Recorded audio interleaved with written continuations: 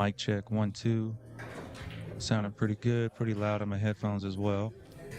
Hopefully the audio is crispy. We have some good audio feedback coming here. Should be getting started in a little bit. Check one, check one.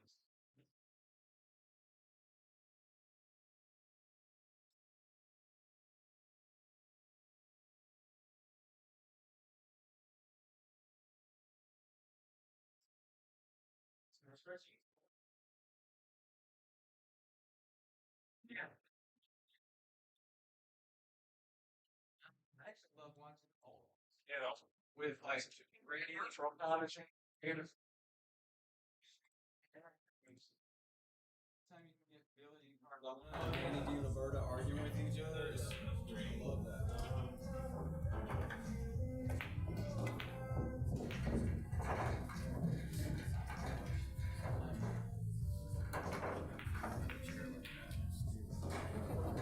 I got it from the bar. They're all at the bar. They're all at that little bar section right there.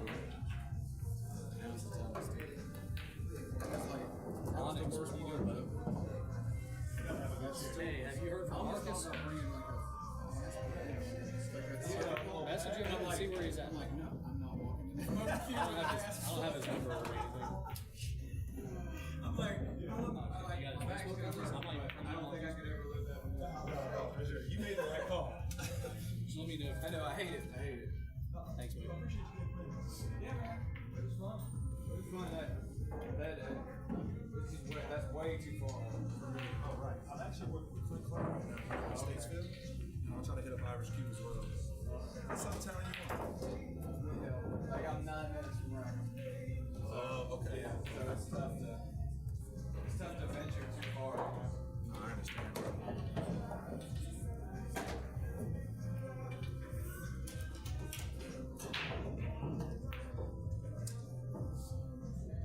I'd like to get into Rackham, but I'd have to wait for 8 long streets to die. Yeah. Well, I would have said you don't have to wait too long, but it's like I don't know how.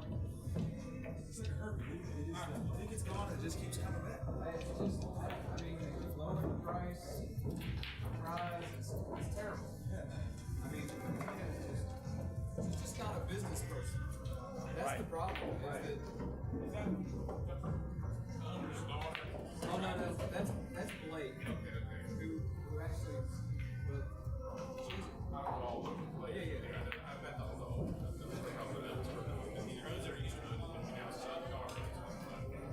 You know, I never really know. It seems like Blake is what I'm in charge, and then Bob makes the rules. So it seems like he every time I work Bob, it seems like he likes making rules. Yes, Bob still makes the rules. He was talking about April Express. It's a smaller league. I see. There used to be, it used to rival APA in this, small area. And now it's kind of well, the owner died and she gave it to her friend. Her friend is just not a business person. Like, she wants to be everybody's buddy. She can't promote it. She can't make a decision. Like, a rules decision. She just, I mean, me and my wife played for 3 or 4 years. And then we're just like, you know what? We don't have to give you money anymore. You suck.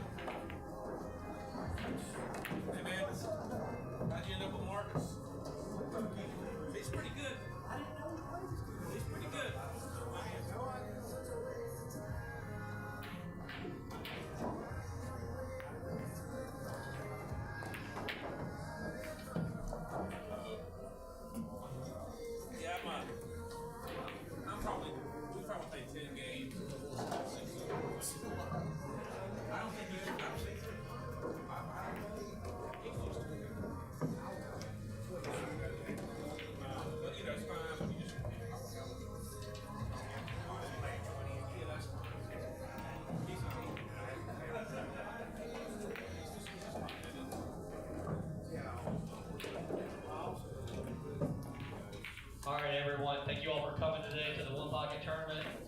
We appreciate y'all being here. We got 32 players. It's gonna be a fun day. I'll be starting in Calcutta here in 5 minutes.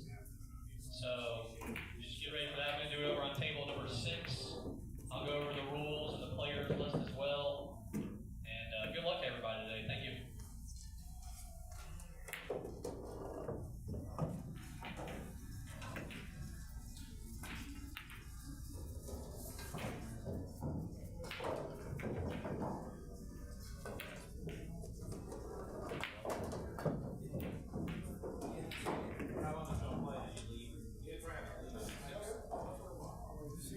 Yeah, they had it.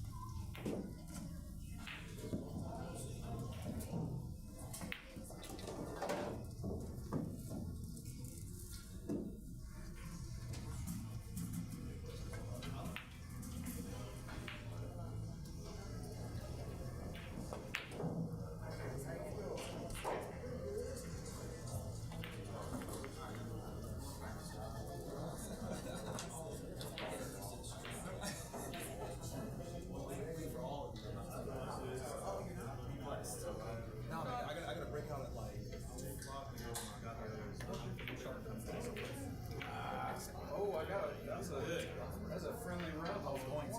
Yes, I was on the list.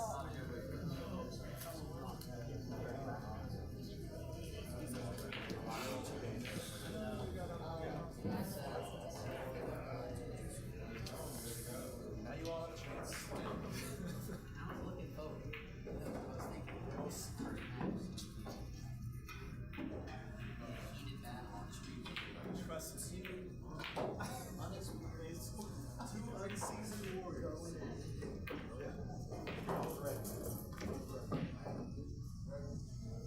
Yeah, you know.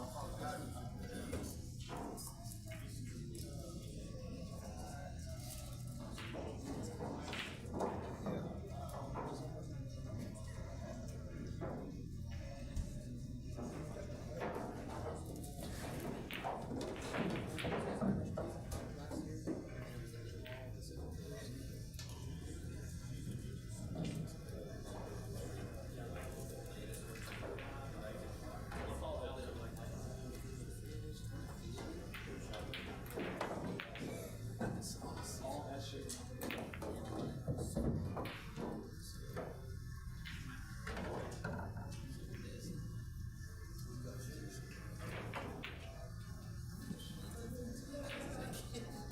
Over and over and until I piss. Come talk to this guy. He's slow.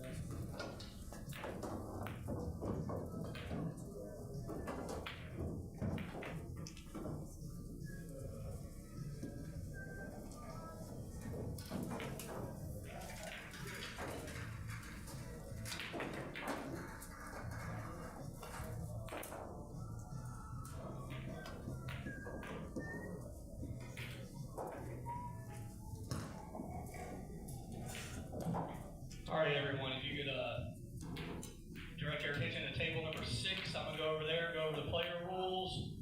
Then we'll do the Calcutta. I'll also read off the player list. So just direct your attention to table 6. Maybe quit hitting balls so you can hear me. I don't want to have to repeat myself multiple times. I appreciate you.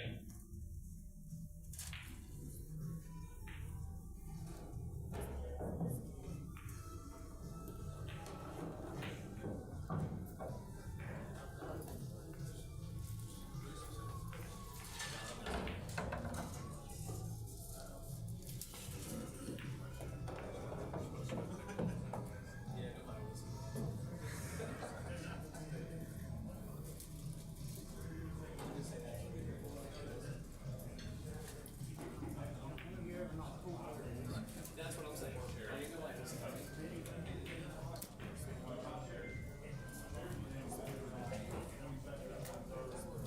All right, everybody, let me get everybody's attention. Thank you all for coming today. We got a full field, 32 players. It's gonna be a fun and exciting day. This is a race to 2 double elimination. It is rack your own. It is alternating break. You can flip or lag for the first break. Do whatever you gotta do to determine who breaks first. Does that make sense? All right, perfect. Some of the rules. If you make a ball on the break in your pocket, re-rack them. Just in your pocket. If a ball goes in another pocket, spot it up. Obviously, if it goes in the opponent's pocket, it counts for them. But if you make a ball in your pocket, re-rack. On the break, one ball must hit the rail. Not the one ball, just a ball must hit a rail on the break. What happens if someone breaks, makes a ball and scratches, still a re-rack? In their pocket, Yeah, if they make it in their pocket and scratch, is it still a re-rack? it's still re-rack. Just if it goes in there, just re-rack, yeah. Even if they scratch.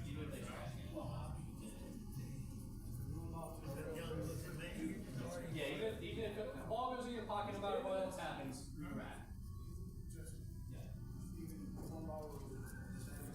That does include the cue ball. The cue ball on the break counts as a ball hitting the rail. It doesn't have to be one of the object balls. We are not playing all ball foul, but if you move 2 or more balls, that is a foul. If you just move 1 ball, if it does not impede the shot, you can move it back, it's not a foul, or you can leave it, it's up to your opponent if it needs to be moved back or not. We are playing 3 foul, that's 3 consecutive fouls. Loss of rack. Let your opponent know if they're on 2 though. Let your opponent know they're on 2. No jump cues. Not allowed to use a jump cue. None of that. You can jump with your playing cue. If you need a hit to be watched, come and get me. Or Brian Francis back here will also watch the hit. Get one of us to watch a hit. When you're done with your match, come and tell me who won. Thank you. It is true double elimination, so whoever wins the hot seat does need to be beaten twice in the finals. Is there any other questions? Did I cover it all? Do fouls cancel each other out? No, fouls are not, no. No, both players could be negative. Both players could be in the negative. No, it's gotta be with whatever cue you're playing with. It's gotta be with whatever cue you're playing with. So no other rules questions? I covered it all? Justin, Yeah. how you gonna treat balls on the line or near the line? Ball's on the line. It's the base of the ball. We're gonna base it off the base of the ball. Okay. Yes, sir. So yeah. So if there's a question on if it's on the line, go based off of the base of the ball. Does that make sense to everybody? All right, perfect. Any other questions? If all the balls come up, are we spot one if they're all past the line? Say what? I'm sorry. If all the balls come to the top of the table, if they all get up there, we spot one? Yes. Yeah. If it comes to the point where all the balls are left, that'll never. Is it beyond the side pocket or the head? What? It's a Grady rule. If they play an up table game, Yeah. just once, as soon as all the balls are up here, just one gets spotted. Oh, no.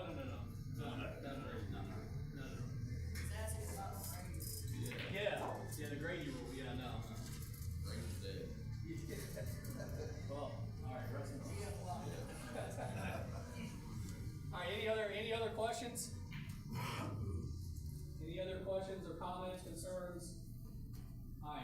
Justin. Thank you. So this is our third event of the year, by the way. We are doing a points tour. You will get points towards our point standings today. Basically, after 20 events, at the end of the year, we'll have our $2,500 added championship. It's 9-ball. Our next event is March 22nd, 10-ball at Fast Action up in Statesville. And after that, we're back here April 5th for 8-ball. If y'all want to go ahead and get signed up for those, that'd be awesome. All right, so let me go over the players list now. We got a full field of 32. Let me read off everybody's name. If I forget you, let me know. If I mispronounce your name, I'm sorry. Correct me if I'm wrong. Clint Shuey, Rob Leeper, Jamie Gonzalez. Jaime Gonzalez. All right. Sorry. Tim Nelson, Dean Welch, Red Alvarenga, Gatlin Askins, Christian Brown, Don Lewis, Chris Steele, Brian Curzel, Scott Howard, Shane Hatley, Jackson Hatley, Cliff Stout, Mike Davis, Chris Brower, Jeff Tate, Chris Clark, Kenton Patel, Hunter White, Brian Henson, Robin Hill, Jack Krish, Hank Powell, Robin Kelly, Pete Horton, Chris Rosenberg, Casey Jackson, Jacob Blake, Ricardo Garcia, and Matt Collins. Did I forget anybody? I got everybody. Perfect. Thank you.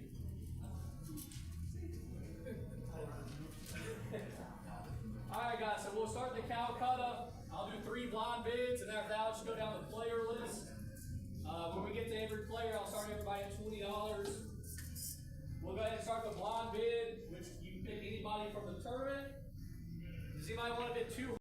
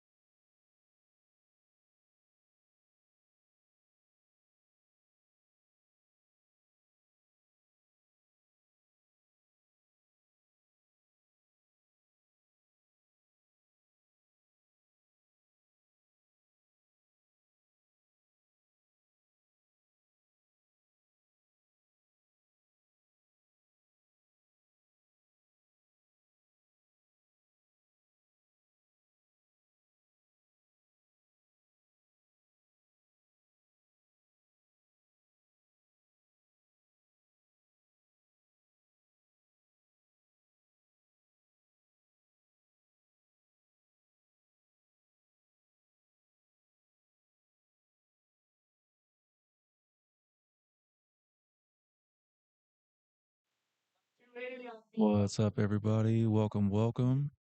We'll be with you in just a moment, going through a few more formalities that I can't talk about on stream. Wink, wink, if you've ever been in the pool room.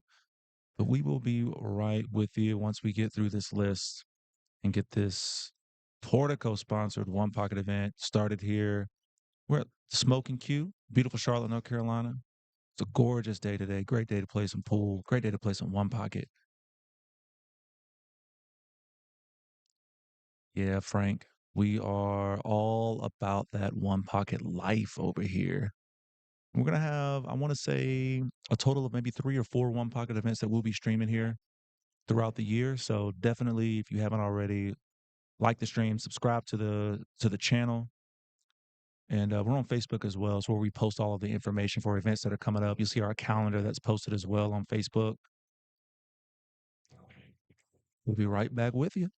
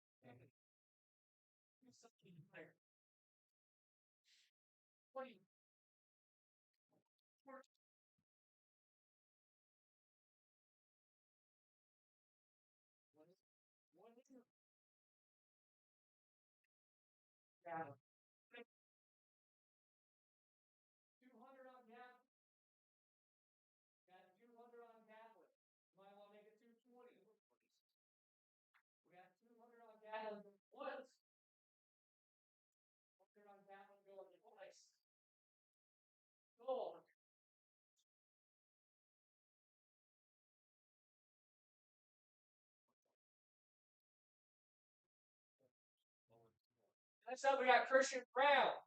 Back here, you got yourself. We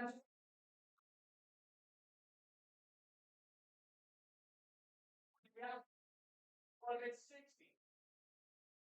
We got 40 on Christian up here. I want to get 60 on. We got 40 on Christian.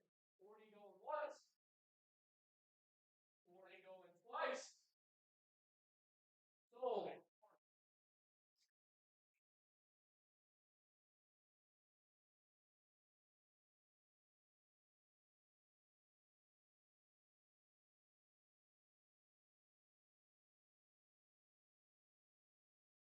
Then we got Don Lucas.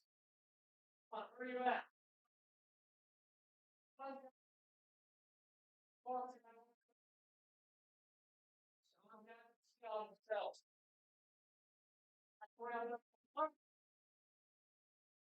Nice.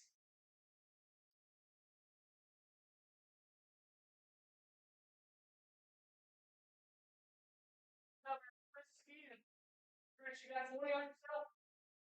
You got 20 on yourself. You got to go there. I want to get 40 on Chris Steele. You got 20 on him. You got 40? We got 40. I want 60 on Chris Steele. We got 40. We got 40 on Chris. You got 40 on Chris going nice. Chris Steele going for 40 twice. Oh.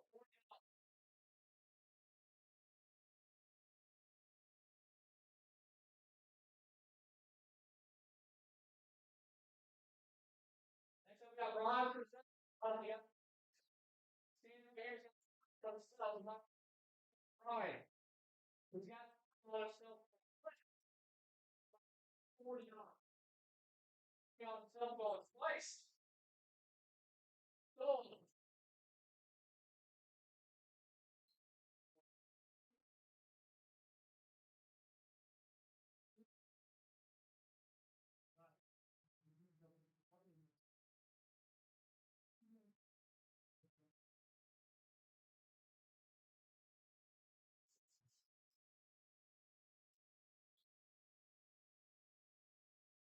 Next up, we got Scott Howard.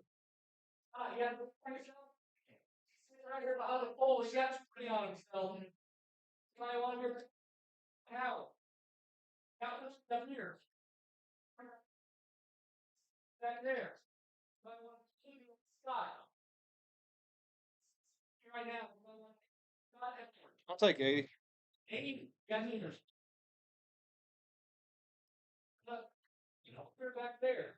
What's 20 up? 23. Okay. Now 120 on not have.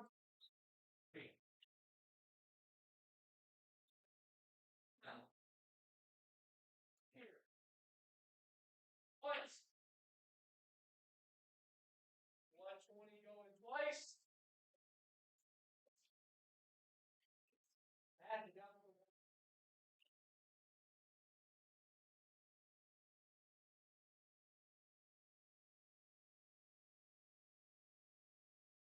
Some guys say, hey, you got 20 on yourself. These guys 20 on themselves. It's over here. I want to get guys are putting on themselves.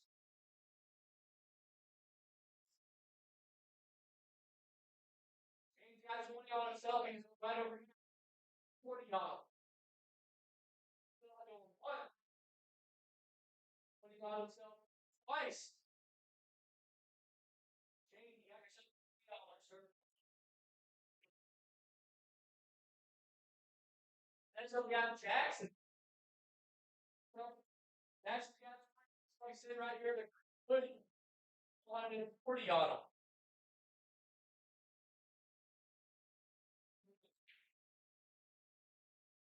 Jackson sitting right here. The green hoodie got 20 on himself. 20 on himself going once. 20 on himself twice. Sold.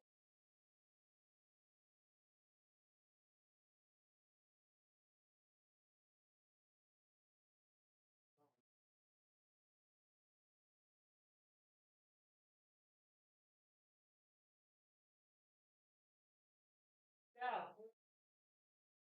Looks in right here. Yeah. He got 20 on himself. What? 20 on himself going twice. Go ahead, you got yourself $20.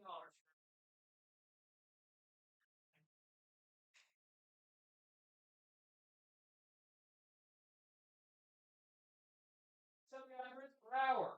Where you at? Chris, stay back there. Got 20 on himself.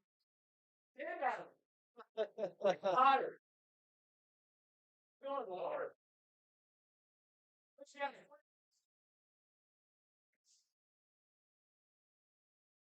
Got 20 on himself.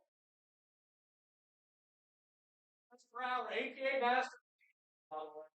Going to Las Vegas. I want to make 40 on him.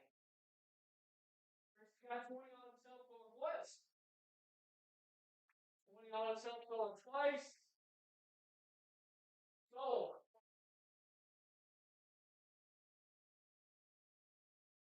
Next up, we got Jeff King. Sitting back there. That's 20 on himself. See, I want to be. Jeff King. We got 40 up here on Jeff. Got 60 on Jeff. I want 80 on Jeff Payton. We got 6. I want 80. We got 80 up here on Payton the Great. I want 100 on Jeff. We got 80. We got 80 on Jeff. 80 on Jeff Payton going once. 80 on Jeff Payton going twice. So for 80.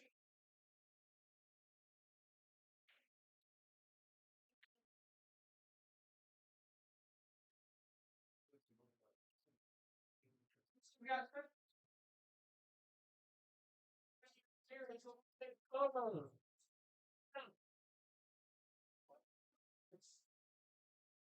Nice up the bottom, you might have extra photos. Got 20 on himself going once. 20 on himself going twice. Chris Clark likes it.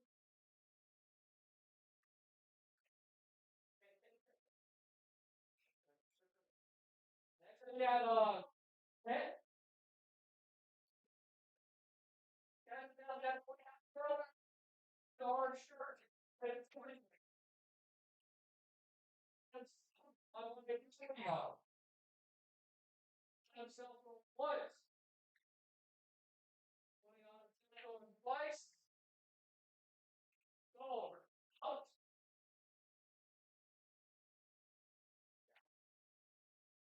So we got Ron Henson right here. Ron, you got 20 yards still? That's one.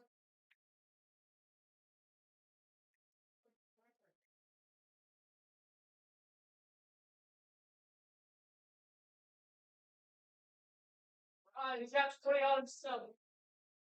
Right. Ron got 20 on himself. Going once. 20 on himself going twice. So, go.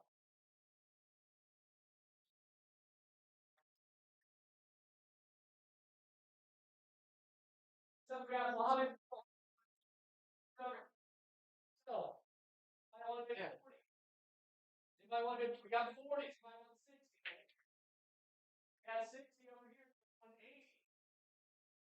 We got 60 on Robbins. Anybody want 80? We got 60. 60 going once. 60 going twice. So,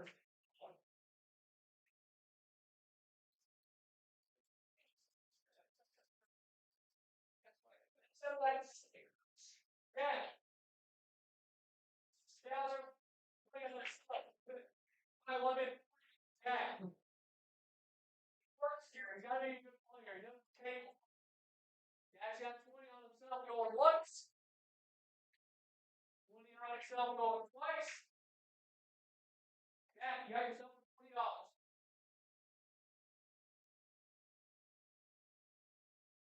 That's what we got 8. Oh. So, 8. We got himself. How about? He's actually our last one by the current. Now, 40 on here. Also 60 on it. We got 60 on it. 80. Got 80 on it. 100. Got 100. We got 100 on 8 pounds. We got 120. 140 pounds. We got 1 pound. 120. 120 going once. 120 going twice. 140 on 8 pounds. I don't know what's favorite. That's 140. 140 going once. 140 going twice. 140. Oh.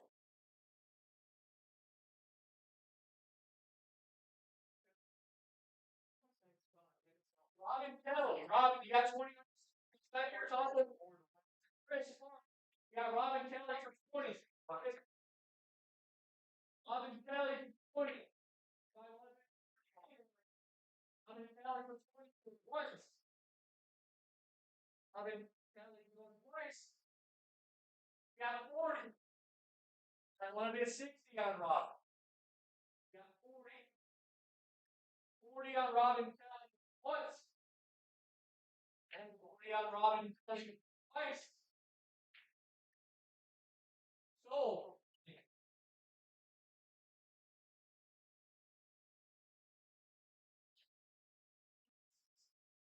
next up we have Jackson. Don't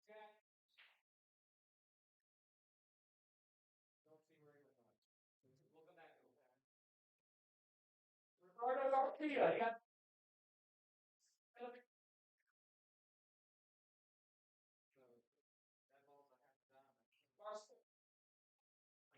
so, my 1140 on Garcia. He's got 40 on himself going once. He got 40 on Garcia. That's 60 on Garcia. That's 60 on Garcia. 60 on Garcia going once. 60 on Garcia going twice. So,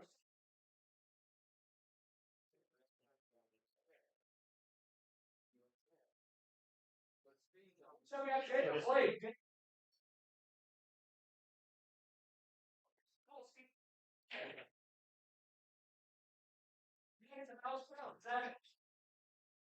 Next time we got Matt Collins. Matt, yeah. Matt, right there. Pressure.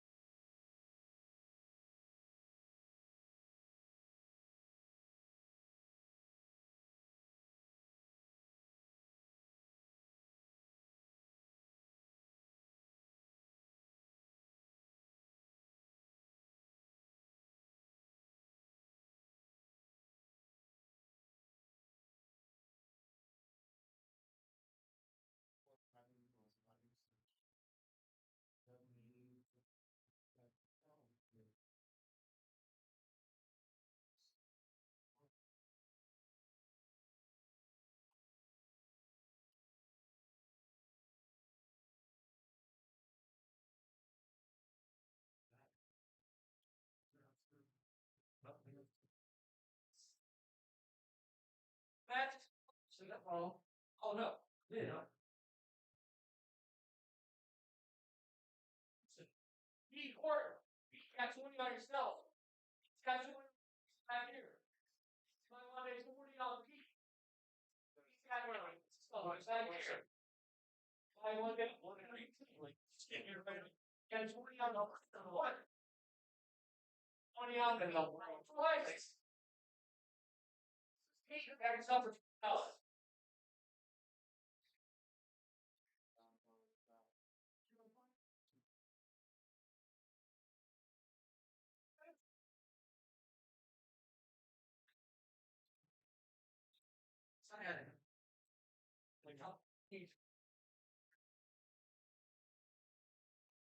I got that.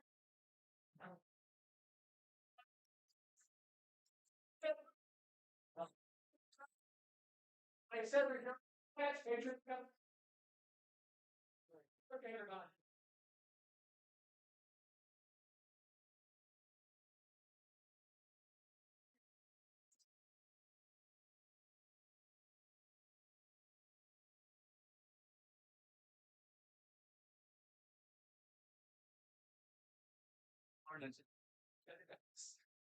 You know, sometimes you just gotta like it. You know what I'm saying? Yeah. Yeah. So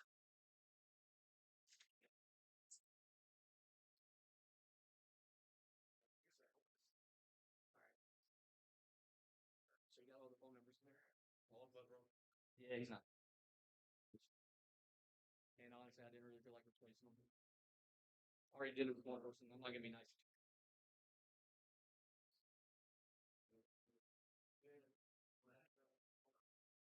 Ron, how it goes?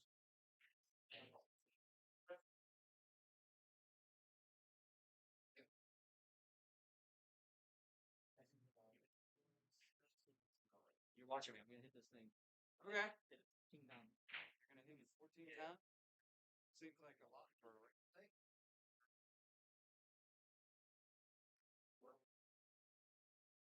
11, 12, 13, 14. So there you go. Sure. Yeah.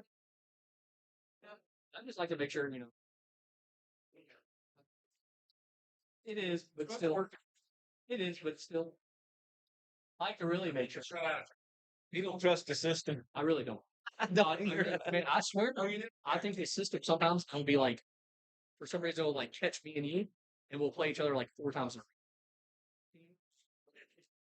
I'll try for that. We go call these. Not going anywhere. Well, I know exactly. We go call. Okay. Oh, yeah. It's right here. Bro. It's fine.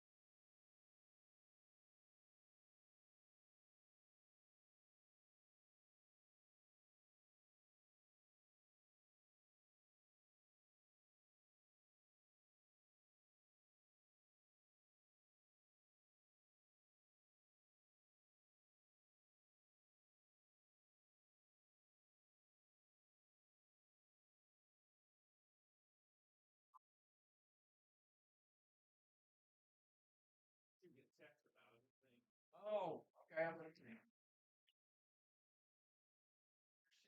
I am. Right.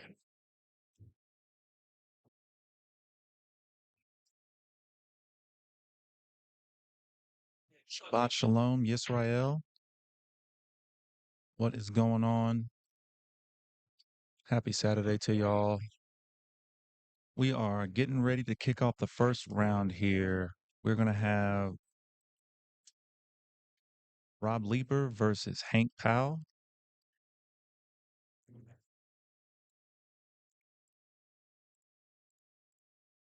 Everything updated for us.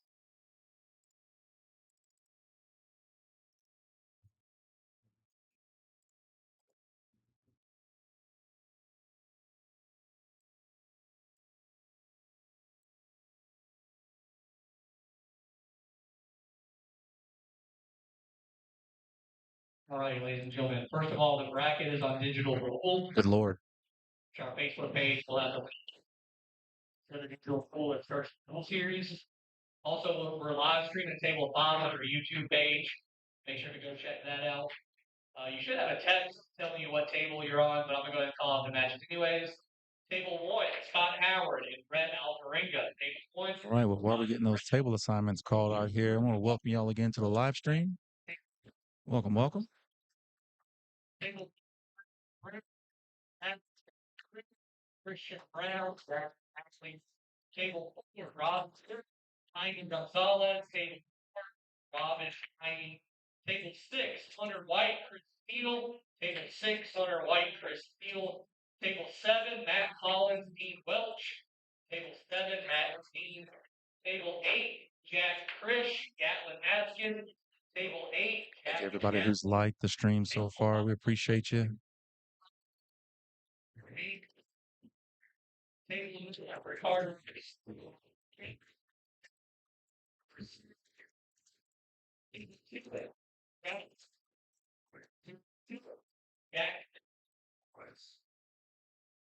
Table 12, Shane Hadley, Chris Brower. Table 12, Shane and Chris. Table 13, Jeff Payne. Ken Patel, Jeff and Ken. Table 13. Table 14, Pete Horton, Tim Nelson. Table 14, Pete Tim. Table 15, Mike Davis, Ron Curzel. Table 15, Mike and Brian.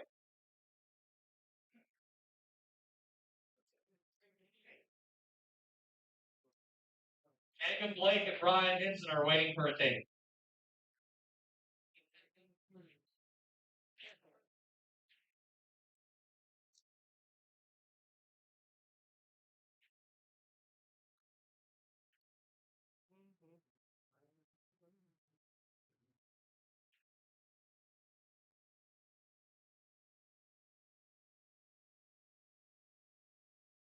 All right, there we go. Shabbat Shalom. Pat Dixon here alongside Brian Francis, bringing you some one pocket action presented by Portico. Portico Licensed General Contractors, the absolute #1 best general contractor in the greater state of North and South Carolina. If you're looking for some fantastic home renovations, upgrade that bathroom, that kitchen, the master bedroom, whatever you got going on. Portico, that's who we trust here. Shout out to everybody out there. We appreciate all the likes, the shares, the engagement that helps us out so much. We thank you. Happy to bring this to you as well. We got some heavy hitters in the house, man. I'll tell you what, rotation is probably king, but North Carolina, man, there is a one pocket community and they come out. I mean, we've got a couple guys who've even driven down from Richmond, Virginia to be here for this. People love one pocket. We love one pocket. We love pool. Glad to bring you guys these great matches are going to be coming up here as well. As always, whenever I'm on the mic, I'm interactive with y'all, man. Y'all have questions. Y'all want to talk about something? I'm right here with you, big dogs.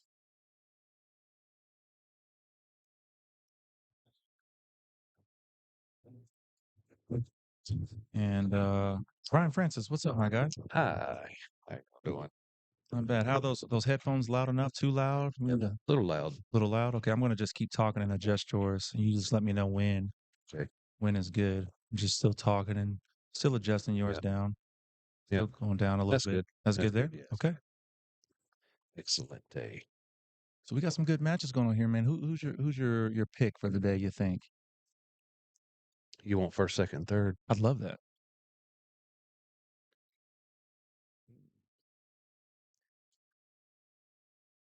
Hunter White, Mike Davis, and what's his name? Collins. It should be on that list. Yeah, Yeah, Matt Collins. Matt Collins? Okay. That's a good first, second, third there. I don't know any. I'm gonna be real. I don't know nothing about no one pocket. Okay. Matt Collins plays really strong. I think he might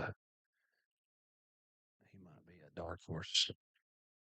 Awesome. Well, looks like we're kicking off here with Hank. And correct me if I'm wrong, the side that he's breaking from, that's his pocket on the right, correct? Yes. No, his pocket's on the left over here. His pocket is on the left. So Yes. where you break from, you have the opposite pocket. Yes. Okay. Who's he playing? He's playing Rob Leeper. Rob Leeper. And I believe he plays pretty decent too. I think he's the guy that drove down from Richmond. See, he's got to. Or Newport News, actually. Sorry, go ahead. He's got to he's got to get under this 2 ball.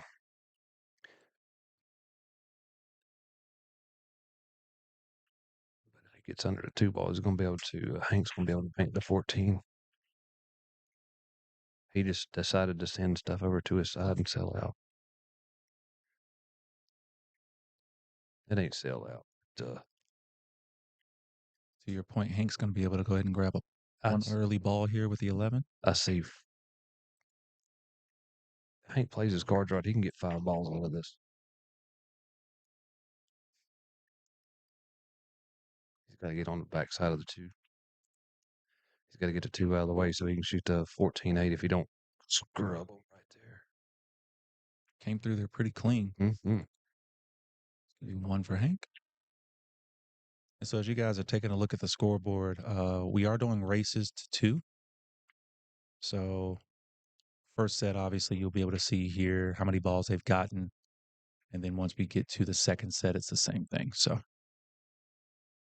easy and clean to keep up with. Now, what would you do here, Brian, after he makes this 2? What's the idea? Well, he's kind of tree-topped. I can't see the angle he's got on the 2, but I would try to get back above this 14 so I can shoot that combination. So that's what he's trying to get. So the 14-8 combo? 14-8 combo. Now, see, now he's on the bottom side of the 14, so he's going to have to cut it backwards and send the cue ball a couple rails back down toward the stack. Hopefully the 14 lays out flat. I'd let me do that. That's what I'd shoot. I'd shoot 14 with the high inside left hand. He's cutting the 8 ball. carom that 8-ball. Now he looks like he's got a pretty clean bank on the 4. It's a little bit of a back cut, but I think it's very, very manageable, especially for how he plays.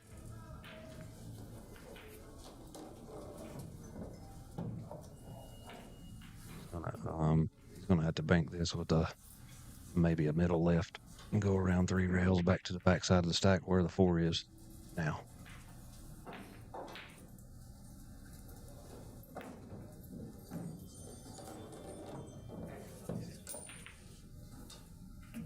He's got a whole lot to figure into this. Speed of hitting the 4 to keep it on his side and getting the cue ball back over there. Or he could leave it long, but I don't like leaving people long where they can rail something at their pocket. Yeah, see, 4. I don't know if that 14's cuttable. It is. I think. Trouble. So I think my math is incorrect. Hank has scored 3 balls. He's got 3 of them down there on the bottom of the table. Okay, I put a tray on it. Okay. I thought they had trays on them at the bottom. I thought they did as well. They did at one time. They were right. They were like the regular trays, but they were screwed to the table. I wonder if they took them off. Yeah. Oh wow! Look at this guy. Just opened everything up. Wow. Lord have mercy. That's Yeah, one he's ball. Okay. He's like, wow.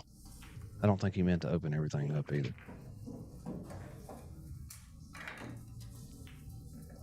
Bank to 10 and try to keep it on the rail near to 5. You're banking at 7. What a shot! Holy smoke! Maybe I want to change my mind about my pick. It's too early for that. Right. All right.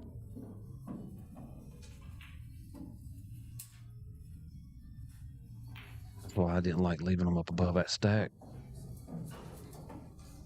When Hank left him above the stack like that.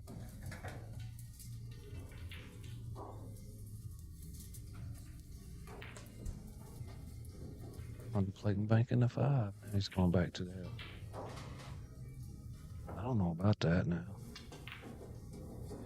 I'm curious as to why he's not just shooting the 10. Well, I don't think it goes by the 14. Interesting. Oh. And if he shoots the 10, it opens the lanes up. It opens the lanes up for Hank to bank across. Oh, okay. I see. That's good insight. He just hit the 5 ball a little bit too hard. He got it up the table. He wanted to leave it near his hole or kind of close. Somewhere in between the first diamonds down there inside that little square. Ideal place to lay the ball.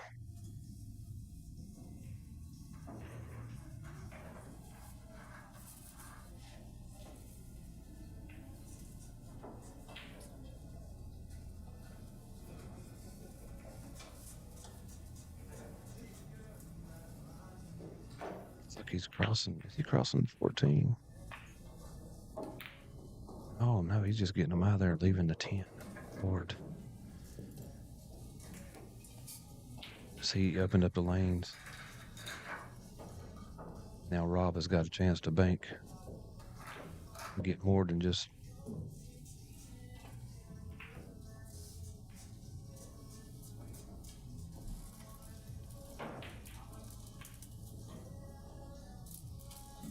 Let the firm miss a little bit to shorten it up.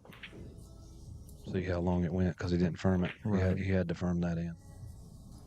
And to your point, trying to get the speed of the table down a little bit. Those last couple of banks, one on the 5, one on the 10, just a little bit strong to where he's not leaving those balls close enough, closer to his pocket. Yeah. Well, he had to go for the absolute make on the 10 ball pretty much, or it wasn't going to go in at all. Gotcha. The speed wise. To your point, firming that ball. Yeah, firm it in. It shortens up the angle to squeeze in. Because if he had hit it on the natural angle with that speed, he would have double kissed or been close to a double.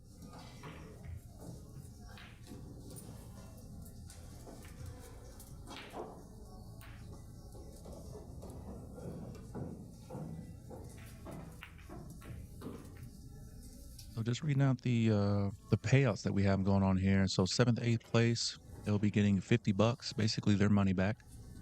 5th, 6th will win $100. 4th place is going home with $200. 3rd, $350. 2nd place gets $550, and then 1st place is going to receive $880 with the tournament earnings today. Not a bad way to spend a Saturday afternoon. Sure. Very nice indeed. We're paying out top 6 for the Calcutta as well. Going for the bank on the 14. He's going for a little straight back on the 14. And cut it too much and left a sell out on the 5 ball with an angle to get on the 10 or anything of his choosing. I was initially looking at the bank, but mentally I was like, that might not be a good idea because this could happen. You're going to leave Rob with a shot on that 5, and then things can happen from there. Yep. Never go for that. Ever. And each game is a race to 8. Whoever makes 8 balls? Yes. Okay. Whoever makes 8 balls first.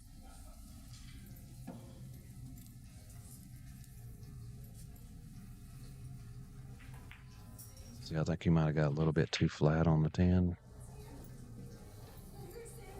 Flat, as I mean straight. It looks like he's going to draw it back, or he's just going to stop it and back bank to 14. That's what he's going to do. It looked like he came up a little bit too high on this. I think, yeah, he's definitely a little bit above that line. That's a really good. Yeah. That was a really good shot, though. See how he had to stiffen that up to get the cue ball out of the way. Right. That's the same way with the 10 while ago. If he shot 10 ball shot the same way he did this, that 10 ball would have failed. Yes. But he hit it at a slower speed, so it just hit the end rail. Now Hank's got to be careful here because he might could bank his 14 with a soft enough speed for it to get there and leave it protected and not leave him anything good to shoot at. I would almost bank the 14 and just send the cue ball up the table. He'll sell out. I don't like leaving open balls. See how he leaves that. He could shoot that 13, 15, leave it in the hole. Or the one cut over there too in his pocket if Hank would have missed. Now that I see that shot, mine probably wouldn't have worked because in my brain the cue ball's going to the top of the table. Oh yeah, that changes dramatically the angle of that ball that he made. So yes, after it hits the other one. Now he's either going to drag this or he's just going to roll this 6 in and shoot the 9 next. I don't think the 15 passes the 9.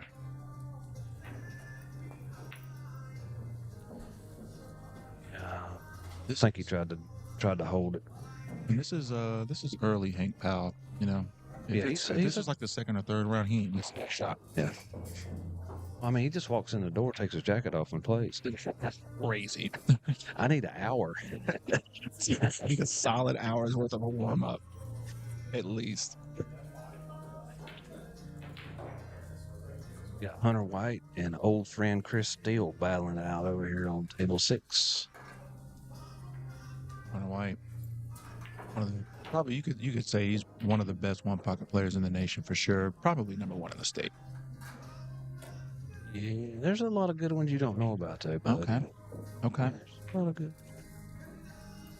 Some people that kind of stay under the radar. Yeah. You know, I used to work with a guy, and you know, I was talking big jump. Yeah. You know, like, oh yeah, we can play. More ribbon than anything. Yeah. But I was like, what you want to do? You want to? We put a little bit of money on $20, $40. He's like, he looked at me. He said, "Hey man, I bet big." I was like, "What you mean, like $100?" He's like, "Nah, man, I bet big, and I play one pocket." I said, "Say no more." Yeah, you better leave that guy alone. So if somebody says you play one pocket, you better leave him alone at all games. I said, "You know what? I'm sorry for disturbing your day." All right, well, Rob laid the 15 down there, but he left Hank some ducks.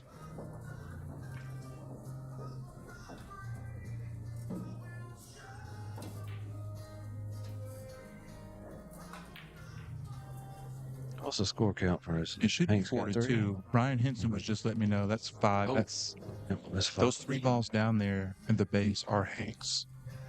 Yeah, I missed the score. Yeah, so that's 6 for Hank right now. Okay. And Rob has 4. So I'm going to update the scores for us here. he's going to have to kick this 15 out of there real gently. Actually, like He's to the my bottom left here. A I little wouldn't left. cross his ball. Okay. Yeah, he's just going to pinch it up in against the rail. That's a good hit. It keeps him covered up from hitting anything else but the 15. See, that's my shot making rotation right here. Like I gotta cross bank this thing to the bottom left hand corner pocket, you know? Yeah. Well, see, now when you get in one pocket, when you get them in a position where they can only have to hit the balls out of their own pocket, that's where you got them good. Right. Where they can only, that's all they can do is hit the ball out of their own pocket. Oh, they were counting the balls. Yeah, they're just verifying the score here, knowing that the whatever the little ball holder count is correct. Yeah, it should 6-4.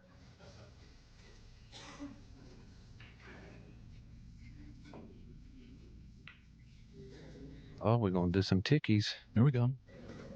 They're gonna decide on if it's frozen or not. You might be up here, bud.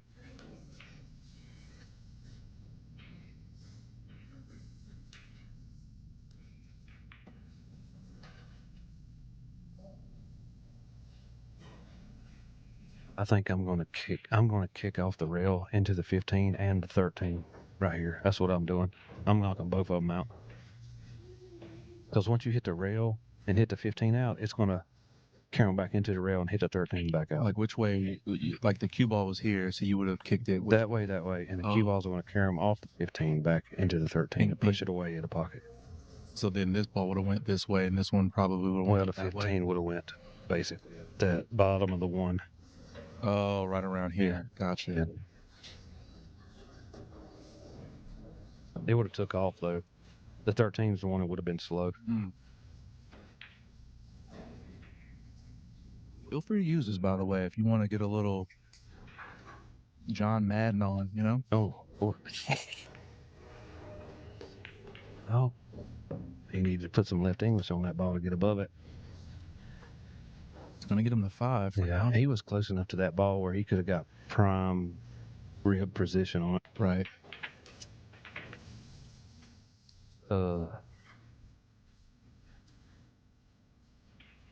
He's got to protect 13 or he's doing something with the 4. Surely he ain't. Okay, he's just sending it away. And did not do a really good job of it. How many does Hank need? 2?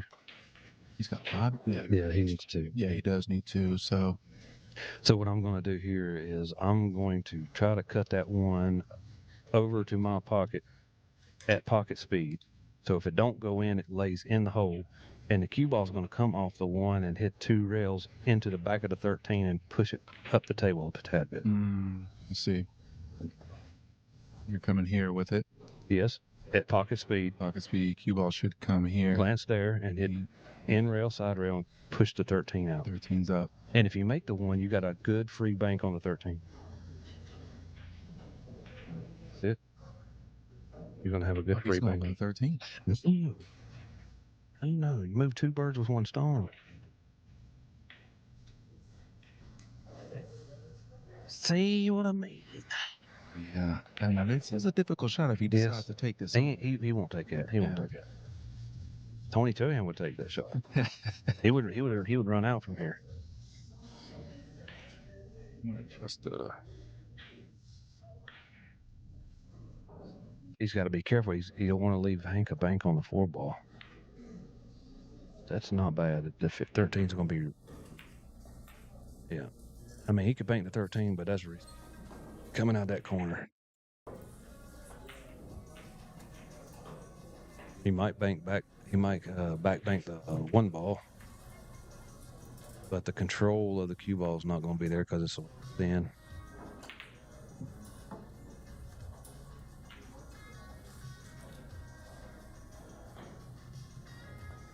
Talking about back banking the 1 here. He might run into the front of the 12. He would bank the 1 which way? Up this way? No, back here. Oh, here. Okay. He's just got to try to hold it below the 12 or move it all the way. See, he just a little hard. He didn't cut the 1. He hit it almost full in the face. He was worried about scratching with the cue ball because It was kind of on a scratch angle with bottom English. You either hit a 12 or scratch, one of them two. Now, if there is a scratch, that means one of your balls comes back out. Yes, if spotted there's on a the foul, table. it spots back up. Yes, one of your balls spots up. And then that's a point taken away from your score. Yeah, that's the ball. Yeah. And then it's ball in hand for the other player No, anywhere? no. How's that work? It's behind the line. Oh, so okay. Yeah. Now, can you shoot anywhere from behind the line, or do you have to shoot out of that? No, you can shoot anywhere behind the line. Okay. What a This shot. guy here. What a ball. Yeah. See, I didn't like leaving him above that 12 ball. It's too far down the table. You know, a while ago, he could have took it too, but the 13 was close. So you might cut this in right here. But he's going to have to put some left English on it to keep from scratching in the corner, because there's a very high possible scratch in the top left corner. I gotta fix the replays, dude. Replays have been like my kryptonite for like the last 2 months. He is double banking this ball. What a champion shot that would be. Yeah, On that small of an angle. Man, that was That was a great effort. yeah, it had to be real close to the point of that corner pocket up there to get down there. See, now Hank has a free cross bank on this. He's got a little bit of high left on this. For everybody that's watching the live stream out there, first of all, welcome. We appreciate you tuning in.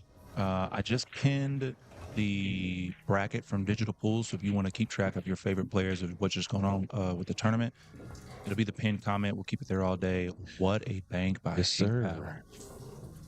Hank said, if it's free, it's for me.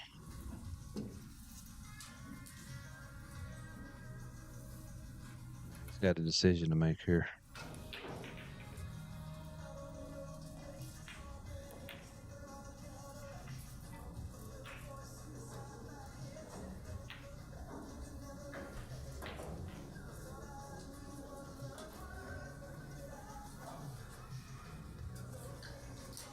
Me, I think I just bunt the 13 and give him a chance on the 2 rail or a in rail side rail.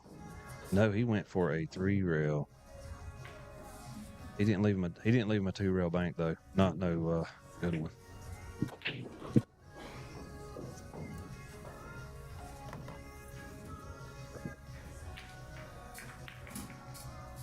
He's gonna 2 rail this 13 like he did the 1 a while ago. Looking at it. This one's a little bit more manageable angle wise. See what I'm talking? Oh, little firm. It would have drifted over there, I believe. Another good effort for sure. I believe it would have lengthened out a little slower. See right here, I'm cutting this 13.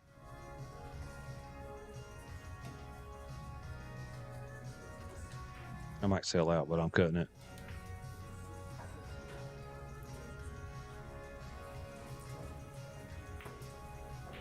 Yeah, I think For Chris Steele to make up his mind. I like your idea though. I like just pushing that ball closer towards my pocket. I mean, I'm right there, on the hill, so to speak. I just need one more ball. Let me just push one closer. Yeah, you can cut it over there. And if you need to get the 13 close to your pocket, and the cue ball's gonna be real close to the spot, speed wise.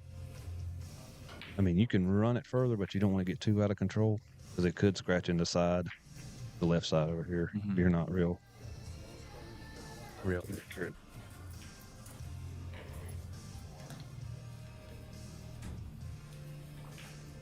My legs keep spreading.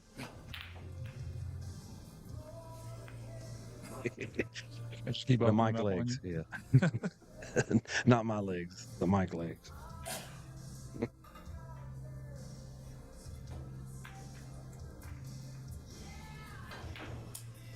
Let's take a look at it. He's measuring the angle to pot the ball and the in and the outs. Don't hit it hard. Don't hit it hard. Just roll it over there. Oh, it's harder. He went for balls to the wall. Make it. Great shot. What a shot. See, I play a little bit safer than Because my ball making skills ain't all that. Hank Powell locking up the first set, 8-6, with a fantastic cut shot to the bottom left-hand corner pocket. Let's see if the replay stays up long enough for you to see the make. Gotcha. The bane of your existence. Every time. Every time, bro. Brutal.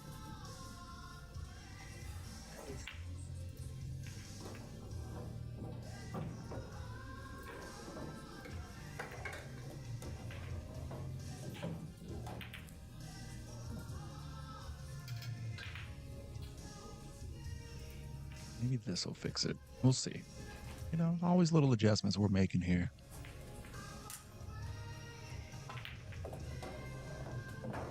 Leaper. So now they're switching sides, right? So now Rob's pocket is going to be his bottom left heel scratched. Oh, no. That ain't no good, man. So he's already given Hank a ball with his 2-ball, correct?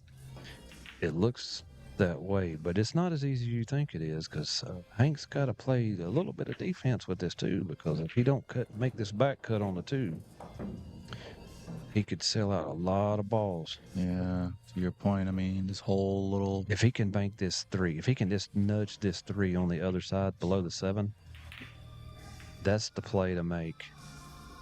You bank this 3, follow the cue ball, and try to get it nudged up against the back of the 13. Maybe treetop the bank on the 9, or no bank at all on the 9. It might glance the 15 coming down for Rob, if that's what Hank chooses to shoot the 3. That's what he's looking at. He's choosing to shoot this. I think Hank's getting mentally dialed in here. He's figuring out the speed of the table. He's getting his shots down. Yeah, I think it's just because the thinking process of one pocket is a lot different than rotation. Like, it's not even a comparison, really.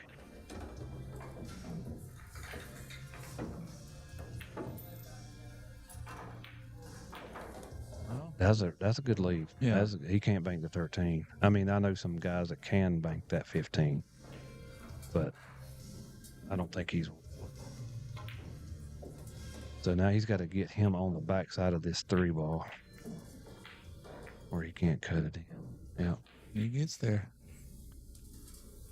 Now Hank's got to protect that 3. He might just move that 5 on out the way. I think I'd do that. So when you say move the 5 out of the way, where are you sending the 5-ball? Up table, past the 15, up to the end rail. You're going to send it up here somewhere, and then try to leave the cue ball. Yeah, ducked in right there. Oh, so right below, right below the, as close as I can to the 15 ball on the rail. You put them on the rail, they can put as high English on the ball. It's hard to control. He decided to go up rail with that. Okay, that's fine. Yeah, he's not leaving him anything. I left him the 2-ball bank, which I don't care for. I think he can clip the... Yeah, that's what he's looking at. I think he can clip that and move the 3 all at the same time. If he makes this 2-ball bank, I think he's going to end up setting up somewhere up here. He might have an option for another couple balls. He threw it in there with left English. That's a great shot. No, he got over and protected it too. Moved the balls like in the favor of his pocket. True. Because the angles of the balls where they were touching together didn't favor his pocket at all. With that 2 coming through there and glancing. That's Hank's in a little bit of trouble right here. He might have to follow through with this 11 with kind of a dead ball with some right English on it and pinch up. So now if you were to, you're saying playing the 3? No. Or Hank going through the 11. The 11 goes out 2 rails, and the cue ball spins with right English and hugs this rail down here. And then the 11 and the 2 get up here. Gotcha. Okay.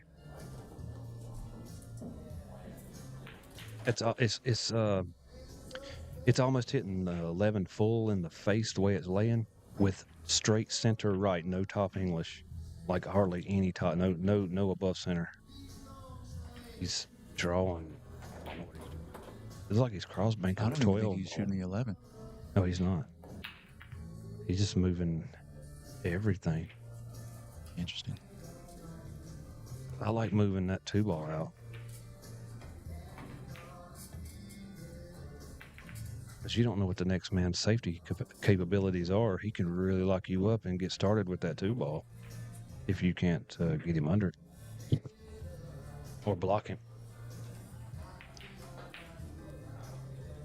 He's gonna roll right through this 11 and put him on the side rail to protect the 2.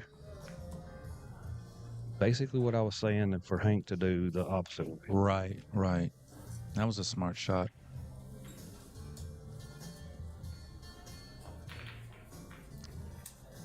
So now if you're Hank, he can triple him up right here. He can bank this 10, and it's a 3 ball makes it a huge. Well, I don't make it a huge pocket, but it makes it a bigger pocket. Hank's just got to worry about getting the speed. he's got to get to the rail first, I think, to get past the 7. He's just pushing. See, my main objective is to get that cue ball to the left side long rail, so it triples up the 15-13 too. Right. Because he's not going to shoot at that combination. To be honest. I mean, he can, but I don't think he plays good enough to not do that. See, now he has to shoot. He can shoot the 12, but it's not a guaranteed shot. The 2 is a guaranteed make. I would almost go rail first into the 2. Be able to If the 2 was a little, if it was 2 was a little bit closer, he just go back to 7 and try to lay it near his hole if possible. I mean, he's going to try to make this 7. Yeah, because if he does, he'll have the 12, possibly the 1. I don't know if the 1 slides by the 12, but he's got the 12, the 5. Yeah, he's just not going to hit it at a speed where the cue ball gets out of control. See how he hit it. He hit it hard enough to get the 7 over there and lay down and protect it for the same protective shot. So that's what I'm talking about. When a while ago when I said Hank needs, you don't know the opponent's safety capabilities. Right. To get below that too, and that's what happened basically. And see, now he's done put the 7 over there in the same spot.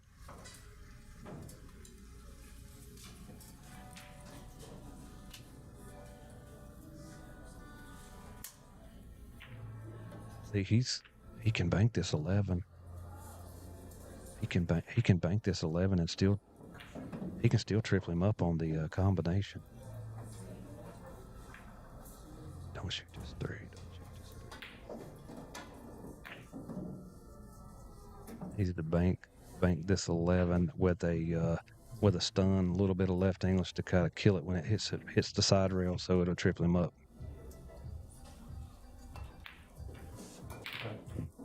What? He's shooting a 10.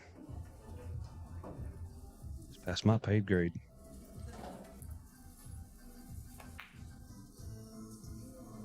Oh, what a ball, dude. I think this might glance and go, oh. It has a chance, but the 3 is a little too far away. It's more than, it looks like it's more than 2 balls, or it might be 2 balls out of the pocket, which. Right. Table number 1, Clint Shuey, Shane Hatley, table 1. And see, he's got the 7 here now and an angle to get on something else. I'm probably shooting at the 7 and then trying to get onto this. I think that's the purple 12 there. The objective is to get in the middle of the table. And he did not get in the middle of the table. I would have drugged that to the middle diamond above the 10 and then back out below the 9. That was very light. Yeah, that was very light. That's, for me, that shot is where you change to that rotation stroke. Yes.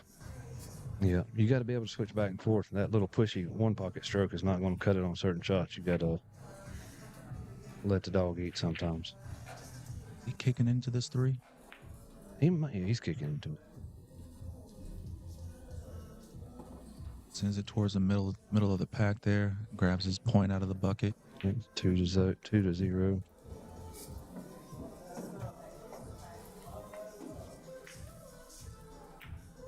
Great, man.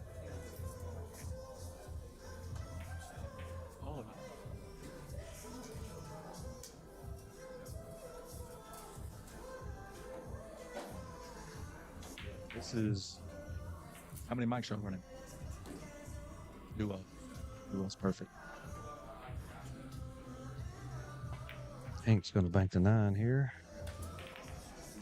He is going all out for the win. Like, he is absolutely trying to get a shot to drop so he can just shoot. He is not thinking about protecting the cue ball at all.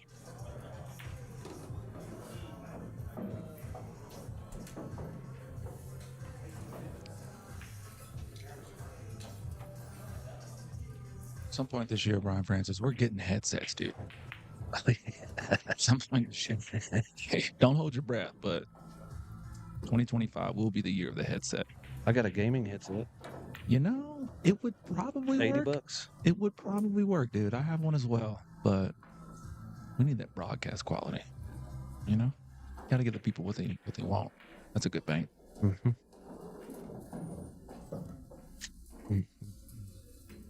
I see, protecting the cue ball is #1 priority when I try to play.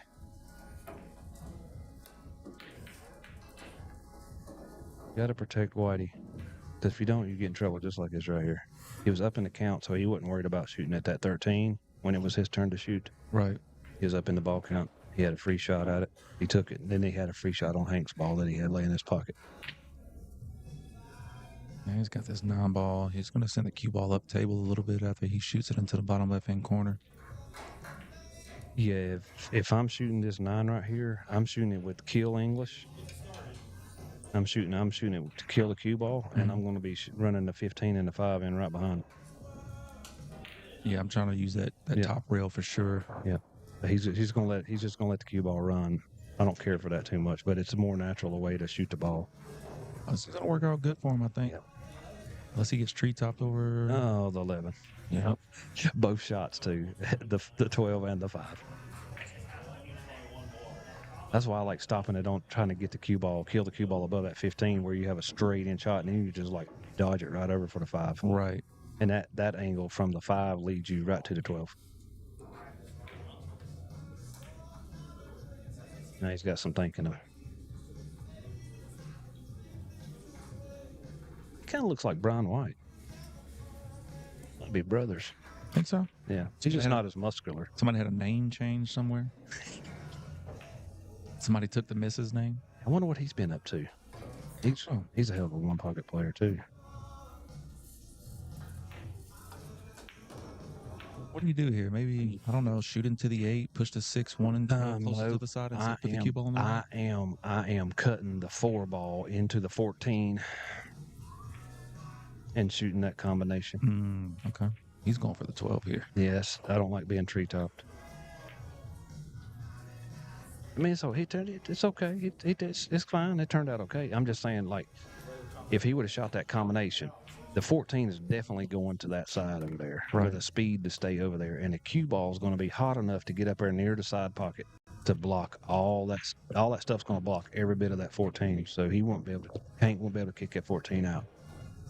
And now he's also kind of covered up the 5 as well. It's where now you have to shoot the 12. He's going to have to shoot the 12 or whatever opens up here. I think Hank's going to move it all.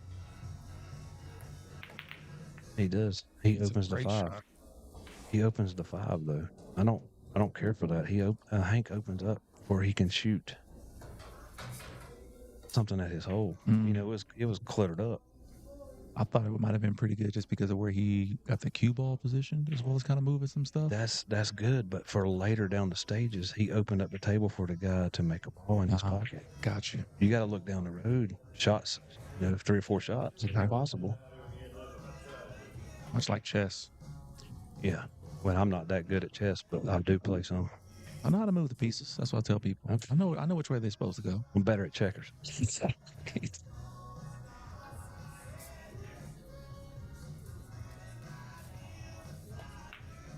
Rob keeping that cue ball in that middle pack there as well. Yeah, Hank is on the ropes right now. That's just because a couple of decisions that he made, just not protecting the cue ball. You know what I just And we realized? all do it too, like. You know what I just realized? Yeah. If it's a race to 2, Isn't there potentially a third set that could happen? No, it's just a well, Right? Because no, Rob could win one, and Hank could win one, and then now there's a third. no, it's just Third a race game. to two. No, it's just, it was a third game, but it's just. I said set, I meant game though. Oh yeah, you could go through 3 games. Yes. So we never should have changed the scoreboard. We should have kept it 3. Oh no, this is. These are games. These are balls. I'm so slow. I'm so slow. Yeah, first block is games. So Hank won the first game. That's what we'll do. We'll switch that up. So it's 1-0. Let's do that. Okay. I wasn't even paying attention to that. My brain was like, wait a minute. What's going on? I was just looking at the ball count. I didn't pay attention to the first block. Let me change this. I'm not a very good sidekick. I'm not bad. No, you're great, dude. All right. Hank is going balls to it right here. He ain't going to try to kick out the 3 ball. He's just going to go shoot the 12. And he's going to make it. He's going to cinch this ball. Great shot. See, now the 14, the 1 is covered up by the 14. Now he's going to have to hit the 3 out. You got to move his 3, Hank.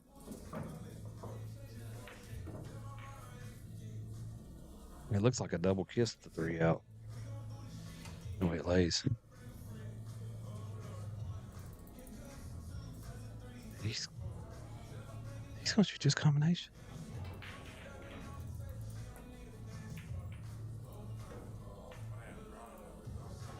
I've never known Hank to play one pocket, so I don't know how he plays one pocket, but I know he plays rotation really freaking good. Yes, he does. So his decision making on one pocket, I noticed, I've played enough to know that some of the shots he's doing is not good for your longevity of the tournament.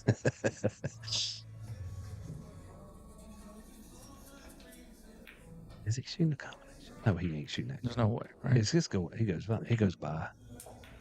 See, my aching heart. See, all I do is get the 3 out, prolong the game, and get back in the game.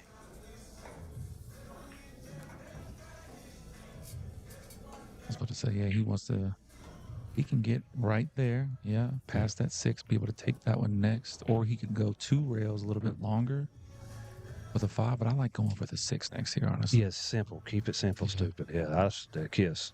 My teachers used to tell me that. So, he's good. He needs one more ball. Okay. Or no, excuse me, one of those was Hank's balls. Yeah, it's 5-1. He needs 2 now. He just opened them up. Oh gosh. 14 first. Well, no. He only needs, If he's got it, no, he needs 7. 2. He's at 7 right now. Is Right? that 7? He's got 5 out. He's got 7 there. This is the Okay. last ball. He just Okay. needs this one. Okay, that's what he was counting. And he rolls The ball. game number 3. There we go. So we're all tied up here.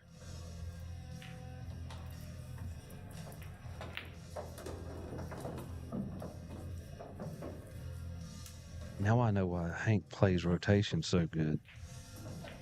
It's all offense. There's no defense. Just roll with it, baby. Just roll with it. That's awesome. Shout out to our sponsors, Branded Apparel and Signage. We appreciate you guys sponsoring the Portico One Pocket Open event that we have going on. For any apparel, signage, you trying to advance your brand, Branded, reach out to them. Appreciate you guys. Shout out to Smokin Cue as well for hosting us here. Delta Xi New Charitable Foundation. They've got some events coming around as well. A couple of golf tournaments, if I'm not mistaken. We've got some flyers posted up for them.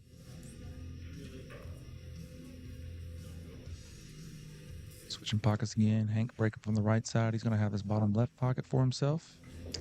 Yeah, right-handers favor that side of the table because of where their bridge hand is. See, like me, I like breaking from the other side because I'm lefty. Okay. That's where my bridge hand lays. It's more comfortable that way. Gotcha.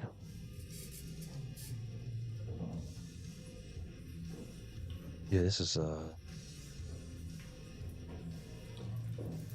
Hank's got a few balls going for him already. yeah, he could just stun follow this 5 ball and leave the cue ball dead rolling toward the corner, and use the 5 to 2 rail the 12 out, and they both come out. And if he hits it firm enough, the 5 comes off the bottom of the 12 and goes through the stack and possibly push something over to his pocket. I think that's what he's doing. He's aiming. Yep. See that dead stun roll? I would hit the 5 a little bit fuller or into the end rail so it'd come out and hit the 12 out.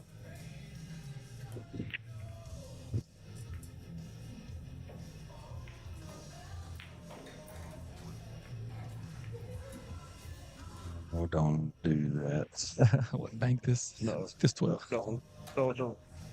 So here's what my brain tells me to do. I'm probably banking at the 10, sending the 10 back this way, and just leaving the cue ball on this side of the table. You know what my shot is? Clipping the bottom of the 15 or the top of the 15 and ducking him behind the 10 so he can't shoot anything else out but the 10. Gotcha. Rob.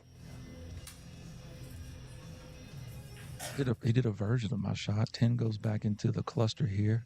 4 ball moves towards his side, and he leaves the cue ball up here. At least Rob doesn't really have too much of a shot. I might bank at this 6 ball now. He's been getting pretty doggone close to making this. He could 2 rail that 6 and pin him up on the 5. No, that's Hank's pockets over here. Never mind. Yeah. He ain't banking at that 6. No. I was like, wait a minute. No. Me, I think I'm going to come in the backside of this 4. I didn't say that good. I hated everything about that sentence. I'm going short rail into the back of the 4. So you're coming this way? Yeah, and kicking like a kicking stick shot, like a regular kicking stick. And he's just going to no. See, just sold out to Hank. See, he could kick that and kill the cue ball up against the end rail, and the 4 would have knocked the 12 out too by kicking it away. So now we got a bank here for Hank. No, this is Hank's pocket. Oh, I'm tripping. Oh, you're right. See, now we're both confused.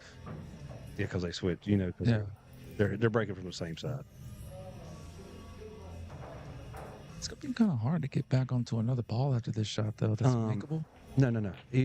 He puts enough draw on it.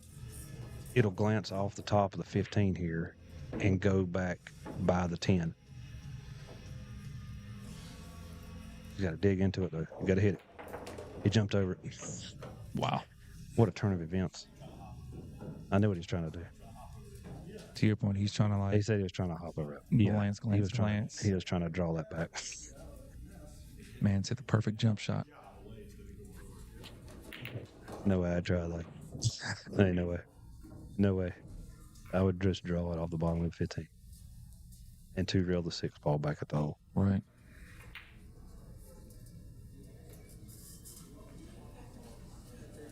Now he's got some figuring out to do. To not knock anything away from his hole and not give Rob anything to knock at his hole. And he's not in a good position. He's pinched, tree-topped over the stack. Yeah, he's almost up on the 8. He's almost only in a position only to where he's going to allow Rob to do something advantageous for himself. Exactly. Whether it's kicking a ball away from Hank's side or possibly making something, because we don't know where this cue ball is going to end up. But man, Hank's going to have to really come with a really special shot right here to get him below the stack, get Rob below the stack to where he can't shoot at his pocket. Because Rob's got 3 or 4 shots out there up table. There we go. That's pretty good. That's pretty good right there. That's about as good as you can ask for. I started looking at the 10 ball and almost doing a stop shot and sending the 10. Send a 10 around. Yeah. Yes, bottom rail. Like sending it down up here, up this way, and that cue ball would have just sat right up in there. That would have been a great shot too. Easier shot. Less risky. Right. But that's also why I'm sitting over here, you know? No, that's a good shot. I'm shooting. See if I can make this 10 ball 6 rails.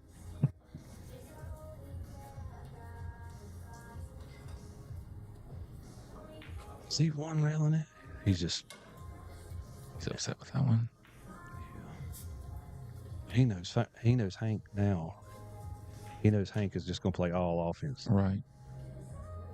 And I don't think watching Rob play, he don't play that demeanor. He don't play that rotation, just all out, all offense. Whose ball is that there on the tray? Is that Hank's ball on the left? Is that what we're saying? Hank made a ball, right? Early on? Yeah, I believe so. I'd have to go back and look. I think it was, because I think the one was sitting below the cluster and he made it in. Yeah, because Right. that's the one where he jumped over to 15. That's Yeah. Hank's ball. Good call. Oh, Hank. God. Just went in the pocket. Good shot. I think the 8 goes, man. This is a 5-9, 2-10, 15 combination. No, Let her go, baby. not on planet Earth. This is Hank Powell. He is all offense. He wants all the balls. He wants all 15 balls, not just 8. That'd be the shot of the tournament. He's looking at it. I'm telling you, he's looking at it. I think He's the shooting 8 at goes, eight. though. I think He's he's shooting at the 8. He's shooting at 8. Thank God. Thank God. He overcut it and sold it. No, he didn't. He's gonna paint. He's gonna scratch. Oh my God, that's good. It's good. I can't see that good over here.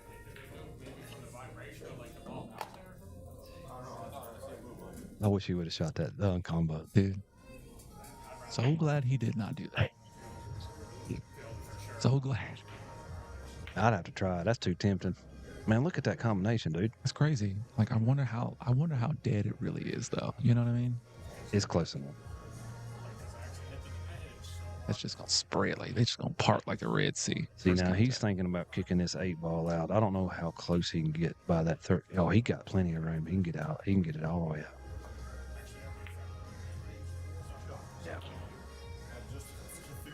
Yes, he said he just had just enough room to get through that.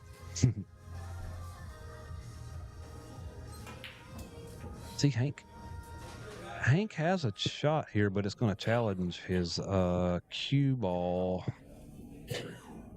position. What do you see? He can bank this 3 and let the cue ball dead drift up onto the 6 and send a 3 down to his pocket. He's going to shoot the 9, 2, 15. He did it. He did the shot. I think it was more makeable with the 5. Gotcha. Yeah. Yeah.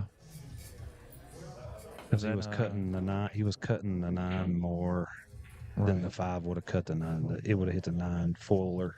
Yeah, because that 15 just went straight to that bottom rail with the way he had to shoot it just now. Yeah. But I mean, that's good. He's got it protected. He's got a straight in 10, 15 combo. Oh, don't. Yep. Got him hooked. You know, Hank. Straight center ball.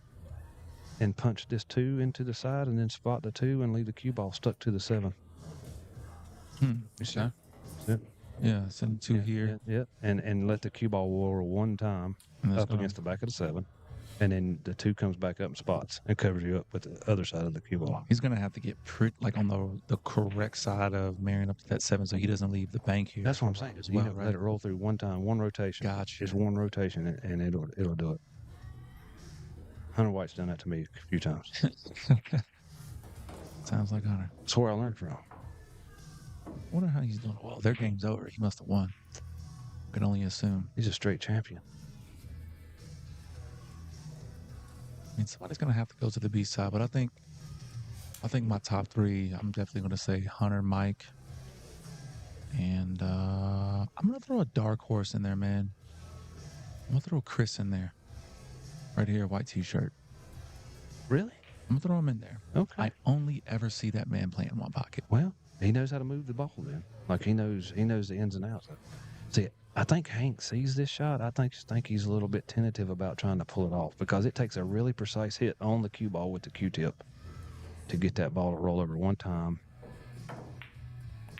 See what I'm talking about? Yeah, and he's not married up to the 7 at all. It just kind of followed the 2. Yeah, well, he didn't have to marry the 7. Okay. But it just had to get it eclipsed enough to where he couldn't hit the 15 out. I think he can see the fullness of the 15 for sure. He might can. This looks like another one of them shots he might have to stiffen up to shorten the angle. Nope. It's dead on. Oh, and it's just gonna roll. Oh all the way my back good time over. alive. Oh, is that cuttable? I don't think that's so. cuttable. No, not cuttable. I mean, I can cut One them more, fairly thin, but one more rotation, yeah.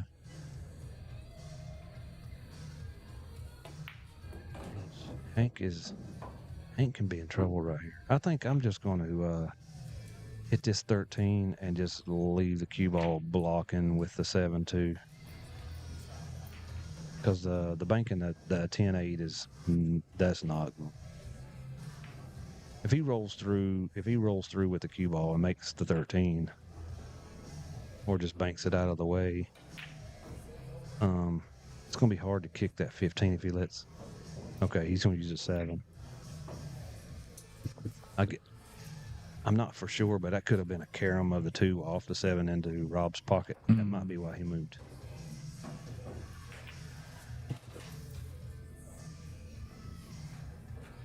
Take a look at the bank on the 10, it looks like. Or he's trying to put the cue ball right where he just pointed his cue. Yeah, that's an excellent shot there. That's a top tier shot right there. And he pinched him into it. That's That tough. is brutal. That is absolute. Yes. That's tough. Yes, it is. They both established that cue ball is frozen. Or that maybe the balls are frozen together. Yeah. Oh yeah, that 15 moved. Yeah, it moved. Good shot. Just wiggle it. You go ahead. I almost think clear this out of here. I'm blasting that 15 away. And the 10. Right. Getting them both Yes, out of there. I'm sir. gonna bank the 15 towards the 10, almost to this gap right here, so that they still have, like, I don't want the 15 to sit. You know, so I'm kind of. He could move the 10 off the bottom of the 7 and still bury the cue ball under the 10, and put the 10 off the 7 to his pocket. Watch him. Oh, he tried to do both. That's a lot to undertake, but it's doable. See what I'm talking about? Yeah. Banks the 10 off the bottom of the 7. 10 comes in this area. Cue ball does the same exact what cue ball. Right.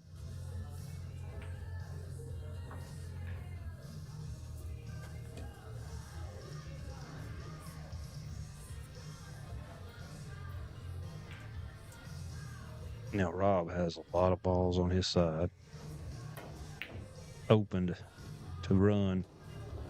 Hank's got one hanging over his pocket, or hanging near his pocket, and he's got to protect that with that big wide open of a table, and he's a distance from all the balls.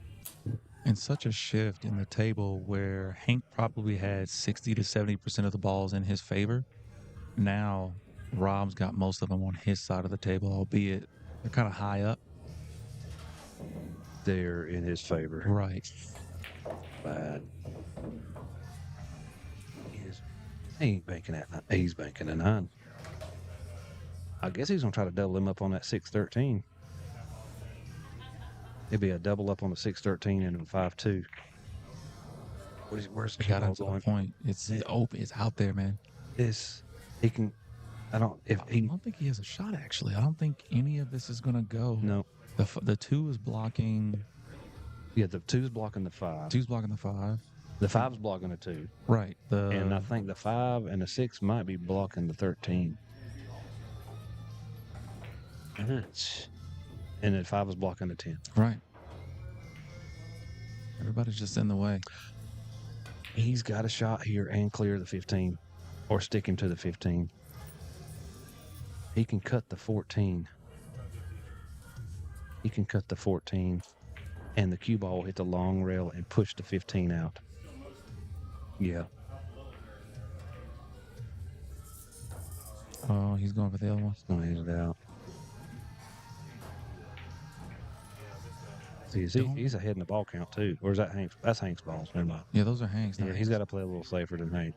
I think Hank is going to have the 7 here. Yeah, Hank's not going to play safe. He's just going to go all out. This is a potential double kiss.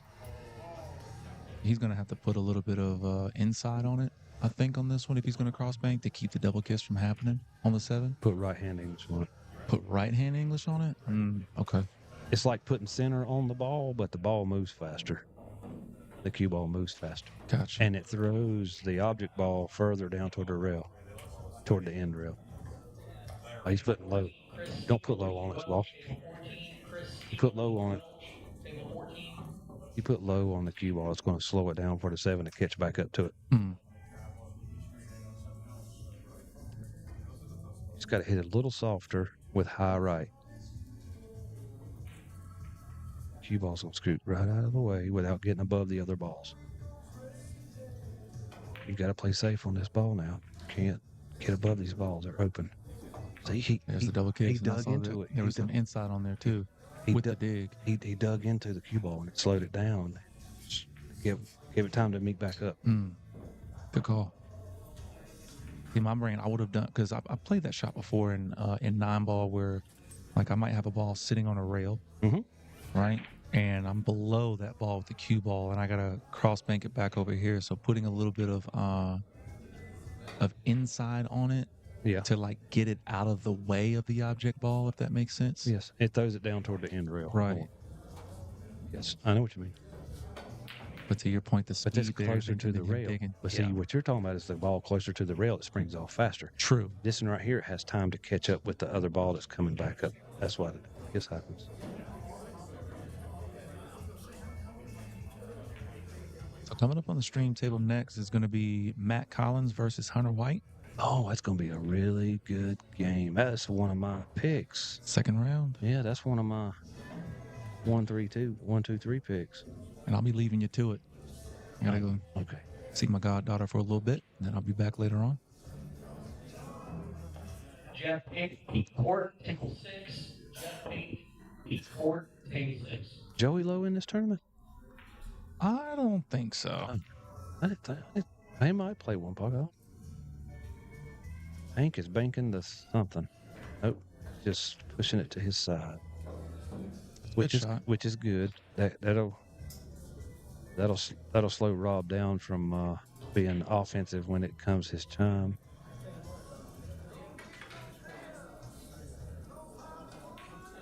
Just gonna tap the 7, pinch him to the 13. No, he's just gonna roll right straight through and scratch an oval ball.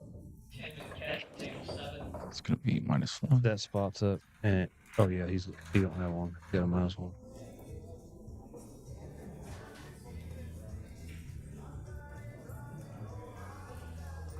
Well, the Trump administration is talking about doing away with pennies.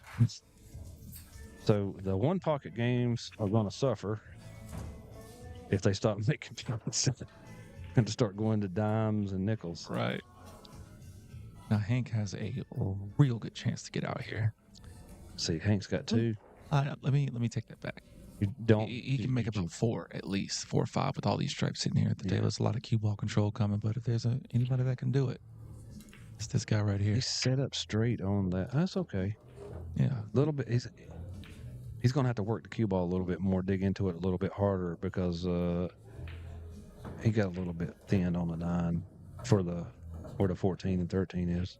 Yeah, needed a little bit more angle on that. I think I'd just shoot for the 2 ball after this. No, don't treetop him. I think he's all right. I don't think he likes it. He's shooting a 13, I believe. Nope. He's gonna dig in and shoot. He going by the 13 or going to hit it? Great shot. Okay. What's going on here? I have no idea.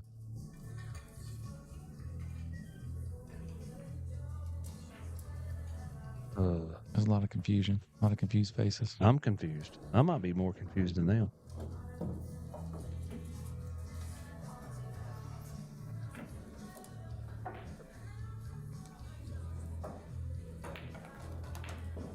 Now the question is, what happens after this shot? Bang the 10. The call. He's eyeballing in right. As soon as he came up with that there's shot. no. I don't think there's an ounce of defense in Hank's body. Absolutely zero. I didn't know he was that offensive, but I guess he is. Now rotation, Hank will play defense. It's just that He's just so good at Okay, offense. that's He can get out. he's playing. He's playing a little strategy. Come on. A little more strategy than just offense. Right. He got the cue ball in a really good spot. Now Rob is in big trouble. Hank is up to 6 now. Yep. And Rob still owes a ball.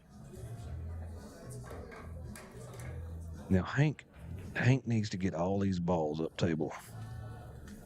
I mean, he needs to leave the 8 and 11 alone. He don't need to break those up. They're off angle. Hank needs to 3-rail this 10 and just stick it to the rail. Stick the cue ball to the rail. That's what needs to happen right here. Because he's way up in the ball count. He don't need to be risky. He's thinking about crossing his 10 ball, I believe. Or crossing. He's banking the 2. This could get away from him. See, he gets him to get away from him. It's going to get away from him. It's going to give Rob a chance here to get this 2 back out of the way. All right, this shot right here, he's going to have to really dig into this ball with bottom right-hand English to bank it in his side. He's looking at... Bottom right hand, you say? Yeah, bottom right-hand English. I like that. So Bending what it that does, cue ball out of the way. Yeah, what it does is it drags the cue ball, slows it down. Then the right-hand English touches the rail and it shoots it forward, and that gives enough time for the 2 to swing by it. Yeah. Or he might be kicking it out. I don't know. No, he went for it. He let her run, though. Oh, nice try. I don't like letting it run because a lot of times it'll double kiss and just stick it right there in front of Hank's pocket. I don't mind that shot because if he makes it, he's probably on the 6. Or the he's 5. You know what I'm saying? He's on it. And this is going to leave a long shot for Hank regardless. But as we've seen the way he closed out that first rack, Hank ain't afraid of these. If I'm Hank, I am shooting this 6 into the 2, making it, and sending the 6 up table and drift the cue ball down to the bottom. He's going rail first just to make the 2. It looks like he's over. I think he's cutting the 6 back this way. No way. Oh, Yeah, okay. no. So that gets Rob out the hole. Yeah, I think Hank has done got up in the ball count now with his offense. And so now he's just dialing it back to play a little bit of, you're going to have to get yours one at a time. That'll wear on you mentally, too, over a long period.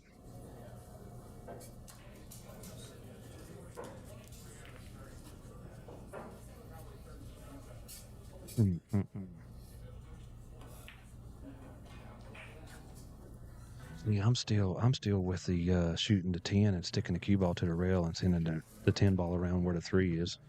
Or So you would send the 10 ball back up the table.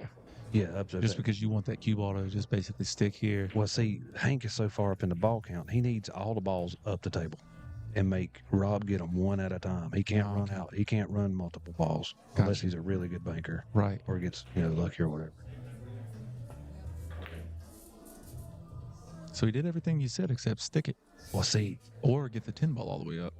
If he would have stuck the cue ball right there on the side rail, it leaves him one shot, and that's that 2 rail, the 12. See, the 12 is a hindrance to Hank because it's frozen, and he can't bank it at his pocket. Mm-hmm. And see, man, down here, Rob could have got more out of that than he got.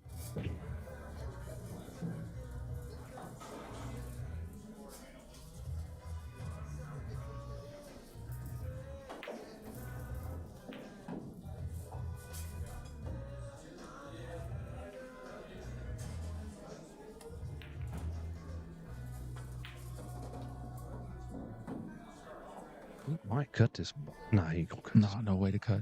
Oh, he can cut that ball too. Oh, it's cuttable. I'm not gonna say that that it's impossible to cut. I'm saying he ain't about to cut it. Don't put it on me because I'll cut it. And I'm not that offensive, but I know this shot goes. Banking on something? Maybe the 2? Oh, it's going to get up there. If it gets up there, it's a bankable ball, and he's got an angle to get up table to gather more. He's got 3 right there for the picking, and they're not blocking each other. That's 2, 5, 6. If he makes the 10 off the bank. Down 6-0. I think I'm taking this chance right here myself. You got to make it happen, because the more balls that are down the table, the worse it's going to get for you. No, the more balls down the table for Rob, the better off he is. Oh, okay. Because there's more balls in play that Hank has to worry about hiding him from not being able to make them. Gotcha. Hide from Rob. So this actually works in his favor. He didn't hit it hard enough to get the cue ball out. He got it laid in his pocket, so that's great. But the thing is, he owes a ball. No, he already got the payment. I thought that was just a spot back. The one that Hank made, he punched that 2 in for him. That was a payback, I think, right there, because they took it right out and spotted it. Okay, all right. All right, so he's all square then. See, that 12 is a pain in Hank's butt. I'd have done moved that a long time ago.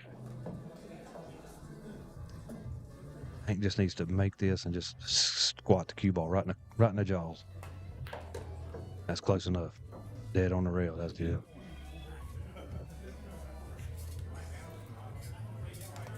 Now, Rob has a risky shot here. He can bank this 5. Well, it might scratch in the left corner. You got to be careful of that. He's already down. But the shot is there to get it down to your hole. Yeah, especially with that cue ball being on the rail. He can only use top, so that's going to kind of take it off that tangent, send it straight towards that corner. Yeah. You might catch a point, but like you said, that's risky.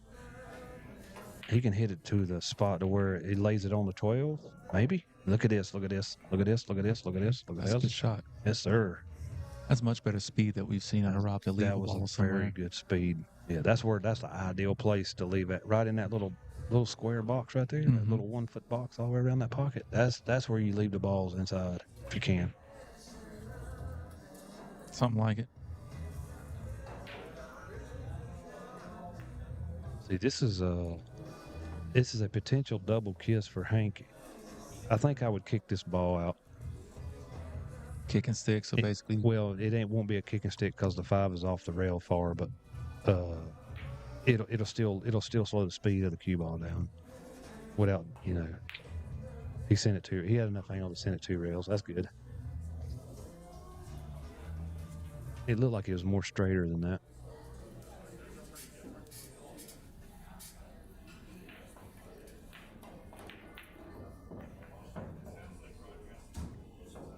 He might bank his 3 ball.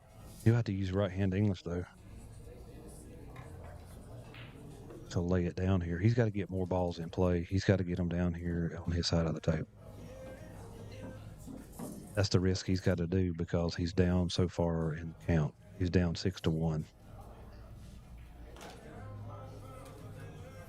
And see, Hank's not going to make the mental errors being up because he's not going to take as many chances. Right. Because he's up in the count. Almost like banking the 3 ball. That's what I'm talking about. Banking it with right English and just banking it down to the gap just like he did the 5. He's shooting at the 7, I think? Just pushing it up. Leaving him stuck. See. Yeah, he ain't going to take a chance. I was going to say you could bank the 2. I was just about to say. He could bank the 2, but I wouldn't take that chance with me being up in a count like that. If it was closer to the rail, maybe a little bit further down. He's banking the 6 ball. I think he's just going to drift it over there. You better be careful to scratch off the 11. Oh, it went the other way. That's a good shot. But yeah, he laid it down there. Can't bank it. He can kick it though. I don't like kicking in one pocket. It gets me in a lot of trouble. I would probably hit this real thick and straight. Stop the cue ball here and then send the 6 ball back up the table if I'm toward the 3. Yeah, if I'm Rob. Yeah. Just spearing at the ball though, it's takes your accuracy off. Oh, look at that. That sticks. This 6 woes. Okay, here we go. This is making him sweat.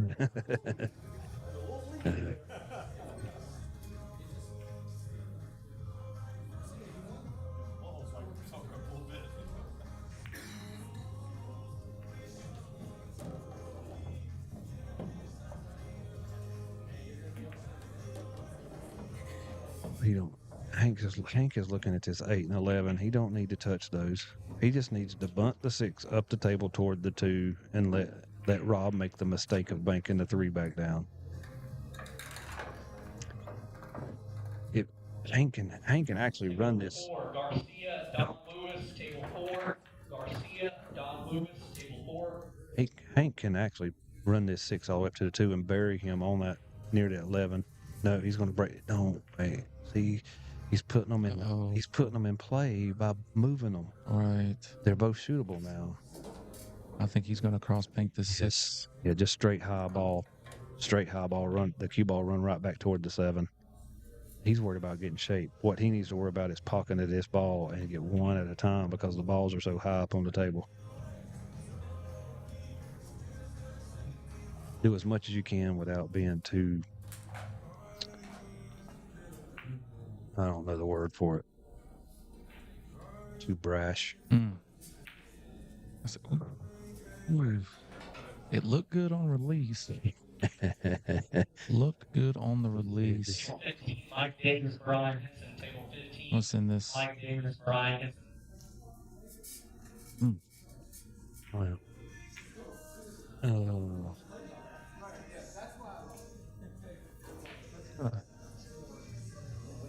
I thought he was about to shoot the stripe that is that the purple stripe up there? Yeah, the 12 and pin him to the 7. Yeah. But see, that's not really a payoff shot for Hank because that puts another ball in play. He don't need another ball in play. He just needs to buy his time and wait for Rob to make a mistake. Now see that not going is a huge bonus. Like, I don't think he was trying to not. I don't think he's trying to leave it in the pocket, but it not going is a huge bonus for Hank. Why is that? If he's got him froze and it don't put another ball down table for Rob to shoot at later. Now Rob has played a great Alex Paggy line, hook him behind the point shot. That is a good shot. Table number 8, Robin Kelly. I mean, the only thing fortunate is Hank has something to hit at up the table. Right. Now, if everything was down here, that'd be real bad trouble for Hank. See what I'm talking about? Hank's got the 7. 7 to hit, but he's opened up the 11 and the 8. Right. So he's going to have to try to glance off the side of this 7, hit the long rail, and bury him under this 6 where he can't cross bank anything back over to, so Rob can't bank anything in his hole. We'll be asking a great deal out of Hank here. Yes. I think he's gonna clip this. He's gonna go 2 rails under the 6. His preferred speed. Nope, he is clipping the 8 ball and doing it. He's opening them up further. That's what I don't like. I think he was trying to just keep the cue ball on the rail. Yes. Bottom rail here, but just too strong. See, off the 7 was closer. Right. The speed is easier to judge to get it under the 6 than it was off the 8 because of the distance between the cue ball and the 8 ball.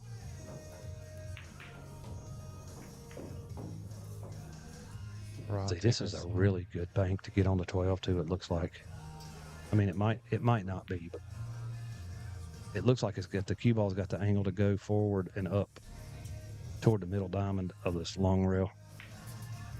Table 13, Brian Curzell, Jacob Blake. Table 13, Brian and Jacob. Table 13. Waiting on the table next to us to complete their shot, which they have. So now Rob can come and try to bank the 6 here.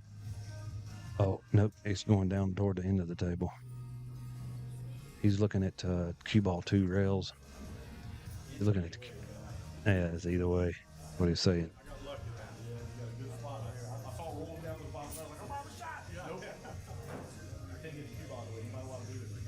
I guess it's not bankable.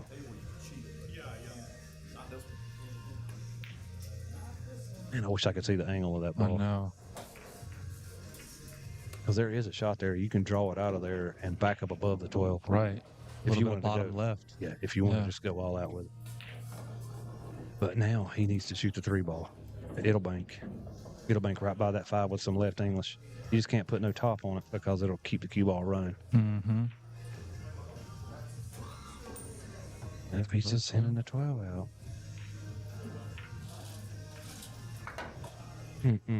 He needs more balls in play. He's just taking them out. He's taking them further away from play, and it didn't accomplish covering up the 6.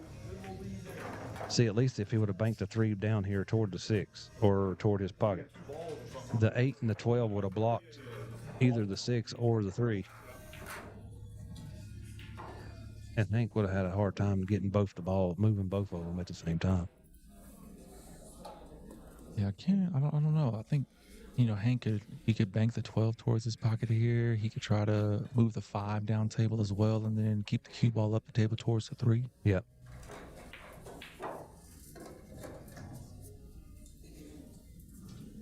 I like sending the 6 up the table, 2 rails, and just pinning the cue ball to the rail, end rail. That's the shot. It's simple, and it does a lot because it could push other balls on Rob's side out of play.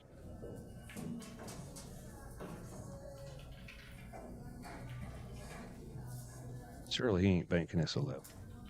It's the 12 is borderline in the line. It's in the line. Yes, there you go. You're looking at the right shot. Just send a 6 out, dead roll the cue. Might hit the 5 out of the play too.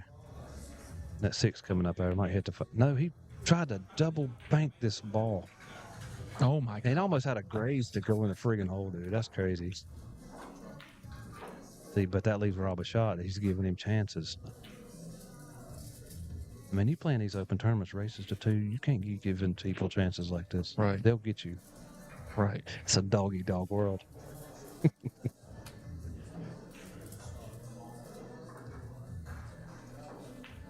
I'm shooting this 12 all day. Oh, 100%. 100% you got to cut this. I'm not even thinking about it. I'm putting some left on this as well. Try to get it between the 5 and the 8 and end up on the 8 if I can. That would be my goal. He's off the rail. He can do a lot of things with the cue ball. In fact, he could put high left on it if he's got good cue ball control. Make the 12 come all the way back across and shoot the 6 almost straight in. See it? What? Yes. So he's coming here. Yes. Shoot that. Cue ball's going to come. Right there. And the cue ball comes straight back across and shoot the 6. It'll be right in there. It is very doable. He'd have to put some top right on that, I think, to kind of kill the angle. to check it. He's cutting. Oh wow. I mean, that's fine. He's getting it away from the hole. It ain't nothing wrong with this shot at all. He's just moving. He's playing the long game. Yeah, but he's moving balls out of play, which he needs. He needs balls in play. But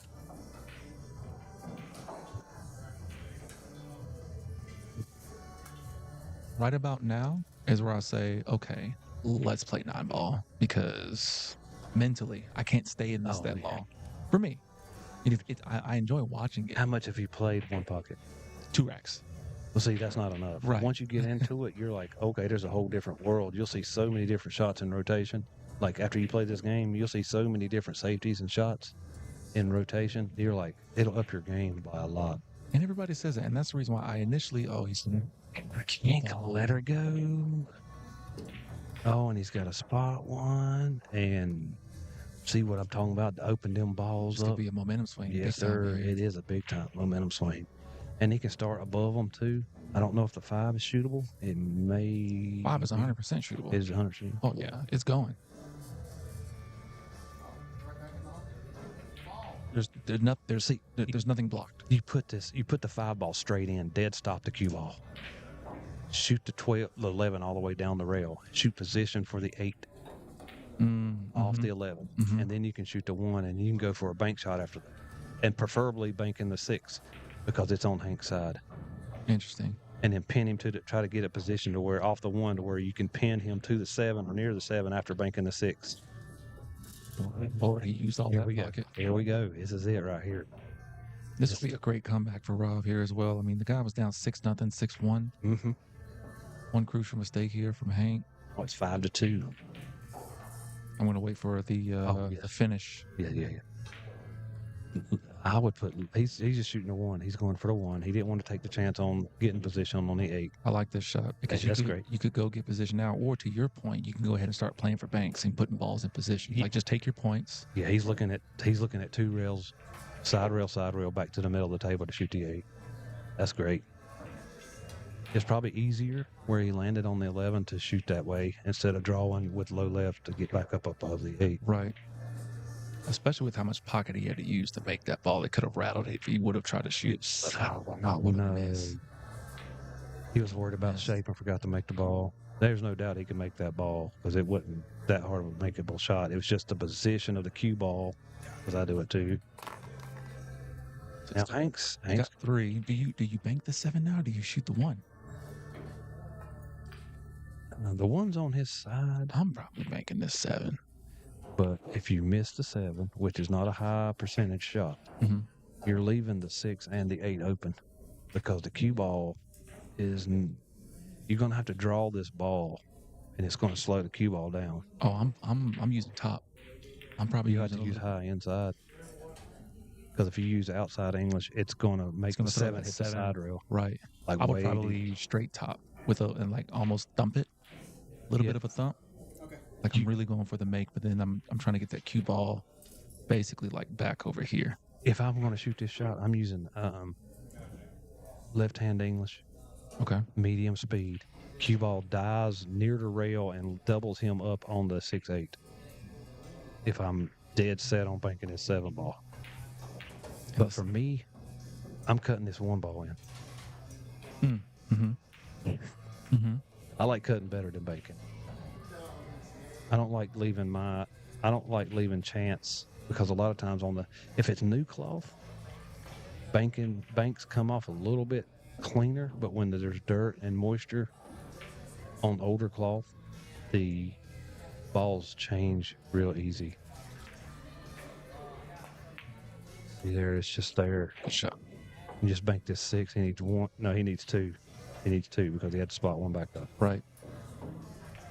Table 1, Chris Clark, table 1. Table 1.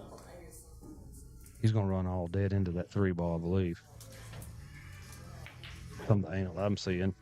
If he banks at which one? The 6? The 6 ball, yeah. Yeah, that's what he's going for.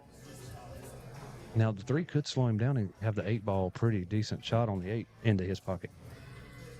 If he makes the 6. I don't know what he was trying to do. He got the cue ball with a double kiss on it. I don't know how he done that. Wow. That wasn't even nowhere near a double kiss angle. I don't know. I think he was trying to. It seemed like he was trying to hold the cue ball right where it was and make the 6 and to be able to shoot the 8, but the angle was just. He was trying to make an angle. Yeah, it wasn't steep enough, or there wasn't enough angle, so to speak, for the 6 to go where it needed to go and the cue ball sit there. Yeah, that wouldn't. For him to make that 6 ball, that cue ball would have gone to the right, and he was trying to hold it. Yeah. Yeah, the only way I could see is doing that with throwing the ball would be right-hand English, and he put inside on it, which made the 6 come off shorter. Uh-oh, he's got a... Oh, no. Hank is 100% going at this 7. I'm cutting this thing. Yeah. I'm cutting this thing, baby. He can cut it with high right and stay on that side of the table. Right. And below them balls, well, you might not be able to stay below them balls, but it'd be near them. So he wants to give him the 8. He could end up underneath the balls because I think with high right, he might end up clipping into that 3. And then sending it down there. Yeah. Either way, just try to get at this ball, cinch it in. He's putting the left on it. That helps you cut it a little bit thinner, the squirt on the cue ball. Look at this. Like eyes, man. Don't do that to him. That was a really good shot. A free bank on the 3. Oh, yeah, because he was at 6. I didn't update the score. Good call. He can pinch this. He could pinch it or lengthen it out with right-hand English and use the 12 to stop the cue ball. Pinching it. You banking the 12? No, he's banking the 3. He is pinching it all the way. See, that's the thing about pinching the ball. you have to hit it so hard that the object ball, if you miss, it goes back up. Whereas if he would have lengthened it out with high right-hand English, he could have hit it softer and the ball would have laid there. Yeah. And Rob would have had to try to kick that ball out of his pocket. Interesting. Now, Cut to 3. What you got to do? He's got to cut the 3. Cut that 3 that way Yes, to the bottom right-hand corner. yes, he's got to cut it. He's got to cut it, this ball. Oh, I'm cutting it. Oh, no. No way he's banking this. No way he's banking. That's a double kiss. All day. He can't get out of the way. I don't think he can get out of the way. He can. You think He he can can get. He'd have to. It's going to hit the side rail. He'd have to shoot like that way at it, and then with some left, Yeah, and it pulls it back. because then this thing is just coming straight down this way with a little bit of right. I think he can avoid the double kiss here. Oh, what is he doing? Yeah, see the little bit of left he put on there? Yeah. Oh, I would have cut that 3. That's way too. Because I mean, if the cue ball don't do exactly what you intend for it to do, you're leaving Hank a 3 ball. Right. And if it double kisses, you're leaving him a 3 and a 12 of choosing. Now, do you cut the 3 again here? I think I'm cutting the 3 if I'm Hank. I don't need one ball. He's done it before. This is it. This is how he won the first rack. That long deep cut, I think. He don't need to take the chances though. That's the thing. He don't need to take the chance of doing that. So you would rather maybe put the 6 in play? Because Hank could actually possibly scratch off of this 8 cutting at this 3 ball. Guess what? He's cutting it. He could double kiss and scratch off the 8.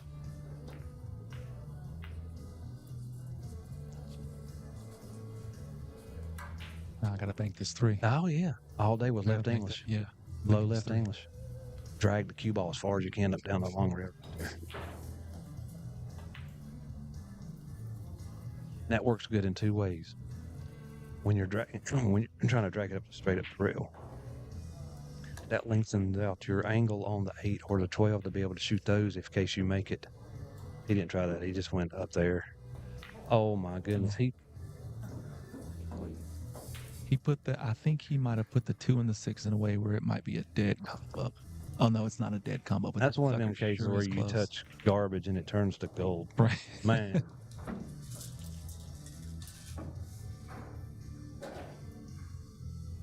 Hank's gonna fool around and get in trouble.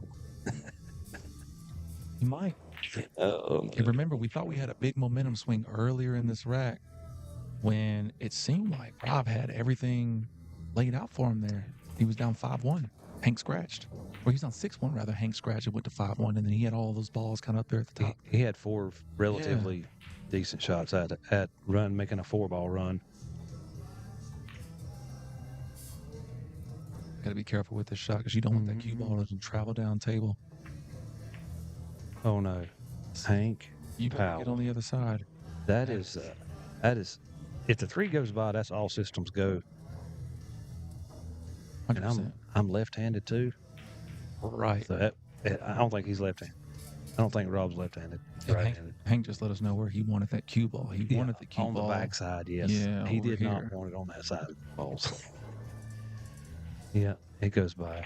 His mannerism. He's shooting it left-handed. He's not left-handed though. I don't think. How does that ball not fall? That's what he's asking in his head right Yeah. now. How He does said, that "Big ball dummy." He wasn't a big dummy. He was just shooting it opposite hand, and it's a thin cut by the 8. That's not bad. It ain't coming out of the pocket. That shot, I'm pulling the bridge out myself. Also, I'm not that great with my left hand anyway, but I'm still pulling the bridge out for that one. Yeah, but you're tall. You don't need no bridge for that. You tall. For left-handed, I do. I'm saying if I have the option of shooting left-handed or using a bridge, I'm about to take the bridge out. He's just gonna roll this down there and try to touch the 3 in, and hope the cue ball don't roll off. Oh my goodness! I thought it missed it. Me too. All right, give Rob 1. Good call.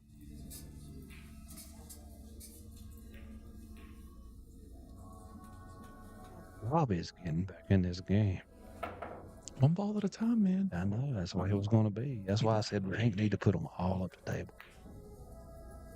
Look at this. Oh, it's bending, dude. Mm-hmm. The downfall was Hank breaking that 11 and the 8 apart. Yeah.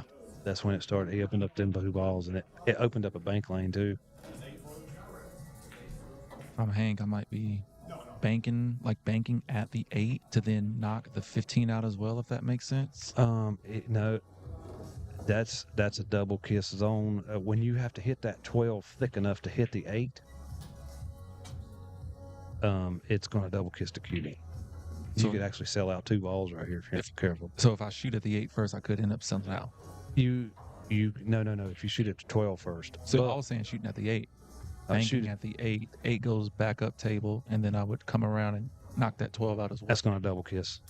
The cue ball will double kiss the 8 trying to hit the 12 before it hits the rail. See, he's shooting at the 12. I think he's kicking it out. No, he's going straight at it. Oh, he double kissed it out. Well, okay.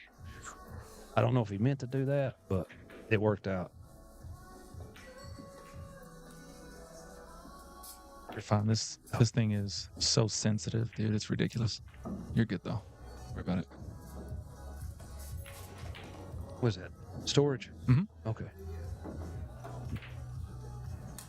I'll remember that. So if you see like flashing of logos or something like that, it's because this is probably being moved and it's like sensitive to pick it up. Okay. This is a 2-rail bank on the 12 ball. I don't know what he's doing right here. He ain't 2-railing this 6 ball, surely. Surely. No. He ain't 2-railing. He's got a 2-rail right there at the side pocket with high left English. Or just high ball. Nope. Do that. He was 2-railing the friggin' 6 and sold the farm. This could be it. Hank's got one shot.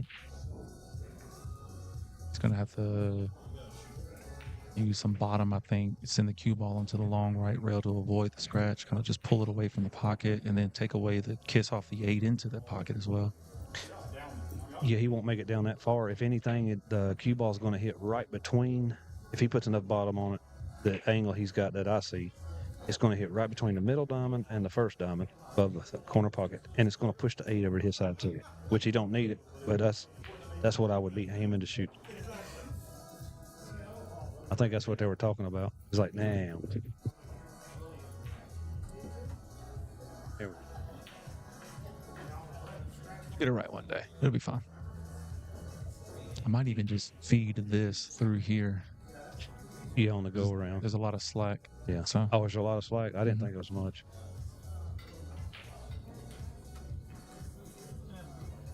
Maybe not a lot. It'll be fine.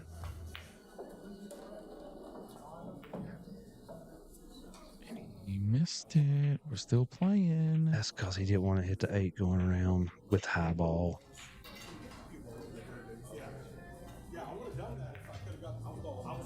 I was thinking draw the ball into the side rail and punching into the 8. I mean, it's more of a field shot than anything because there's the amount of bottom English you got to put on the. See, he's just got to 2-rail this 6 out of here. Right. And run the cue ball up table to not give Hank a bank on the 12.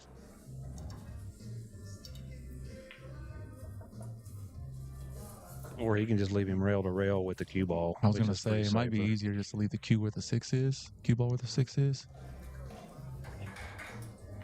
Oh, he ain't going rail first across bank his 6. No way. This is a freaking, that's a Dennis or Colo shot.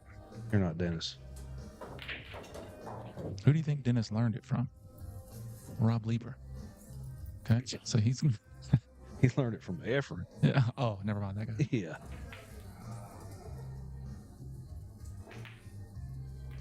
Have you ever seen Dennis shoot in person? No, but Man. Brandon Mullis says that he is the greatest ball pocketer that he's ever seen. Yes, by far. He is. Uh-oh.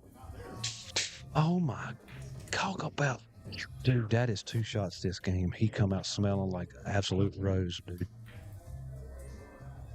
Well, I take that back. Roses stink.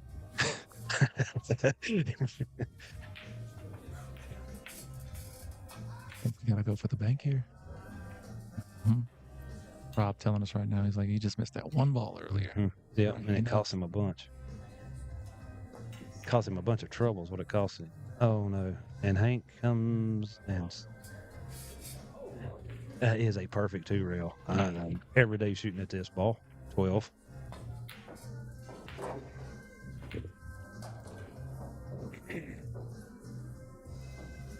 Just gotta not get him where Hank can see the edge of this 6 ball. Or spin it in. Because I think it's close enough to spin it in. Man, I wish I could have played in this. Now it just got me itching. Right. I am in the Statesville tournament, though. Oh, you're going to be a fast action? Nice, dude. I'm hoping that'll be the one that I can actually play in myself as well. I hope so, too. I was signed up for this one, and then, I got to leave and then come back. So I was like, man, I'm not going to take up a spot that somebody could actually play in. Like, as if something miraculous happened and I win that first and I'm going to have to leave to forfeit. Like, somebody could have taken that spot and gone far or something, So I'm like, Justin, take me off the list, bro, but I'll be there. I think, you're not playing? $50 entry fee, too? Exactly, dude. Play some really good one-pocket players. Come on. You don't get that too often. They don't play for that much. Hank Powell with a shot. Einstein shot. What a shot. That's a replay. Pink. Love it. Will it work for you? Oh, it worked for you. Look at you. Is it going to catch it? Let's see.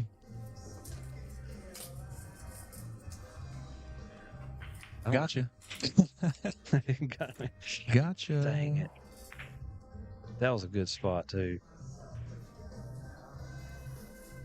What I'll do is I'll go back later and I'll record that spot and I'll just send it to Justin.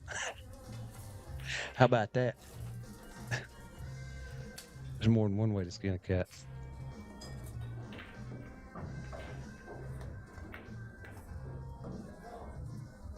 Yeah, a little bridge.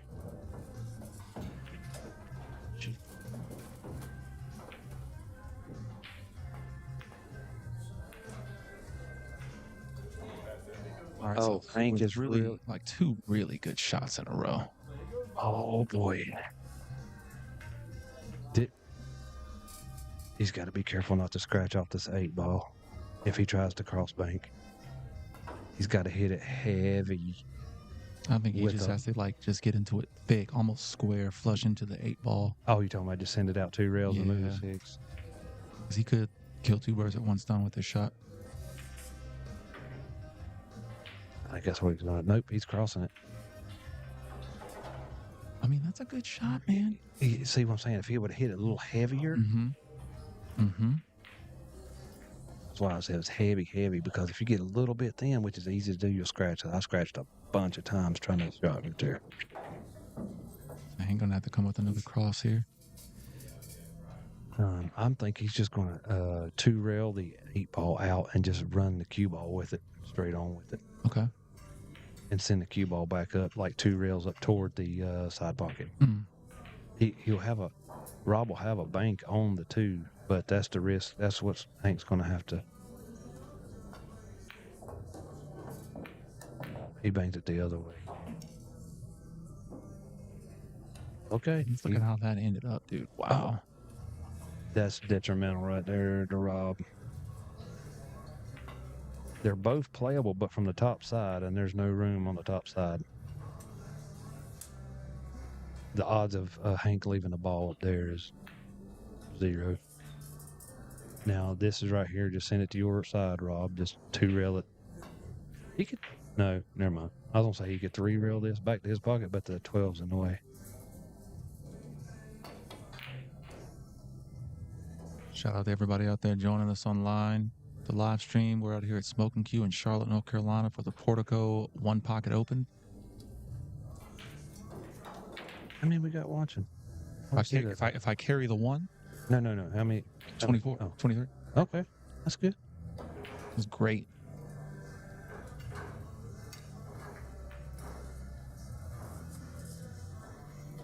It smells like someone toasted some bread and then put tuna salad on it. It smells like tuna salad on toast right now. I like that. No, I want one. Yeah, me too. That's good.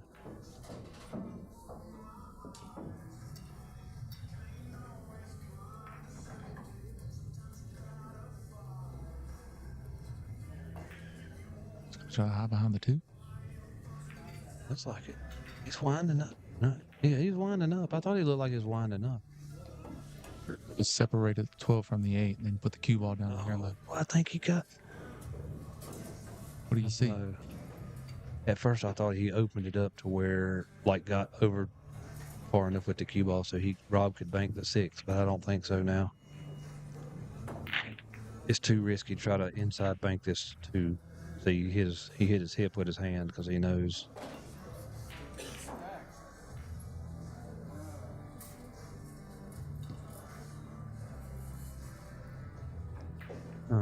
Can't bank the 2.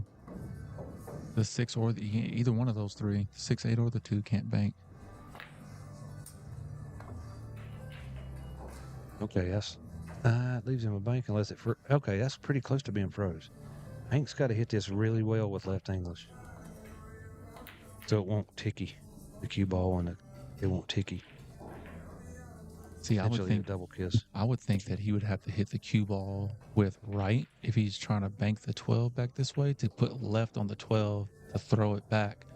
It's the same your shot except it's long rail, the one you said you like shooting. It's the same shot. Okay. It's just longer. It helps you hit it a little bit thinner and gets the cue ball away. Oh, look at the 6. Look at the 6. But it sells out. Yes. He put right English on it and it sold out. If he would have put left, the cue ball would have squirted down the side rail, would have never touched the 6 ball. Got you.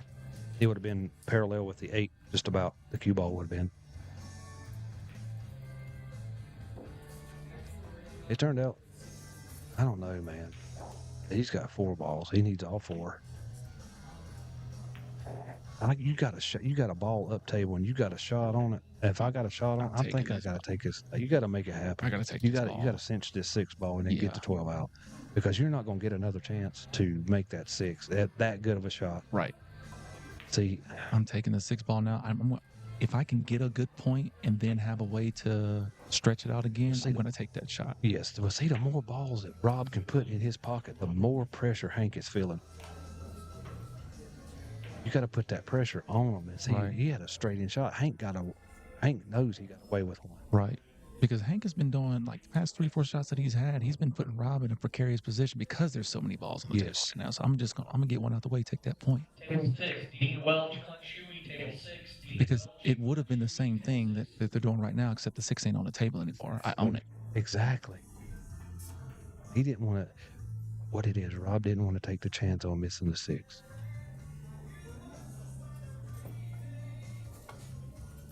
Which is understandable. If you don't feel like you're in stroke.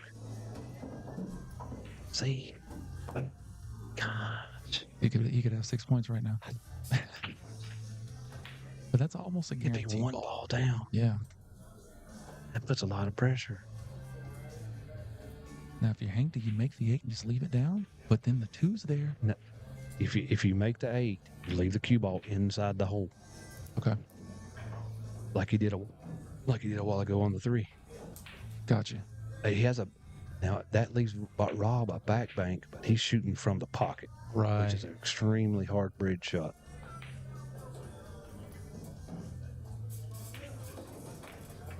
I didn't move anything. No, you're fine. You're fine, dude. It's so sensitive. It's crazy.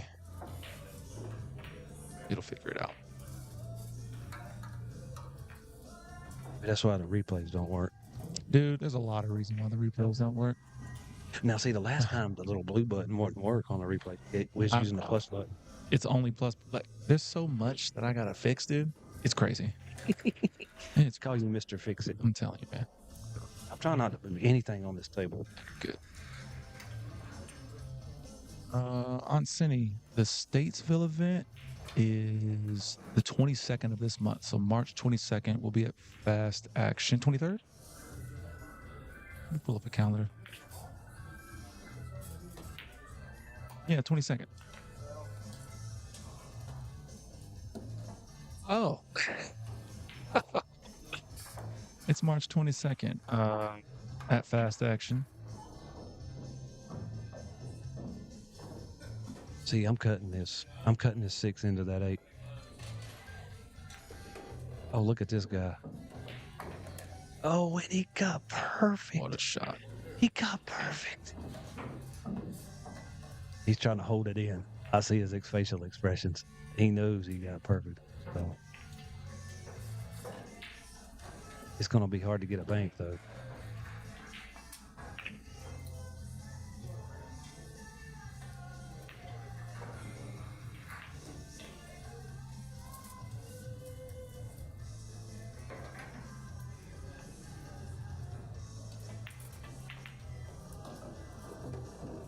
Oh, he got a bank. Use a little bit of right English on this ball.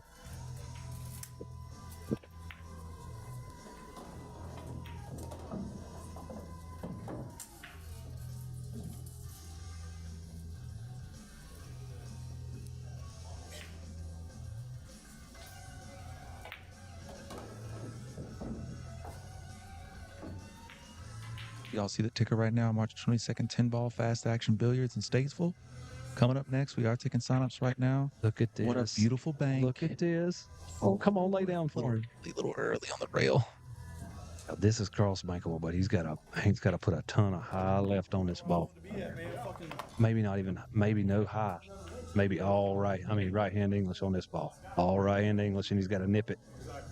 So you would do right-hand English versus left. Oh, yeah, on this inside. shot. Right? Okay. You got to get the cue ball out of the way. You got to hit this super thin.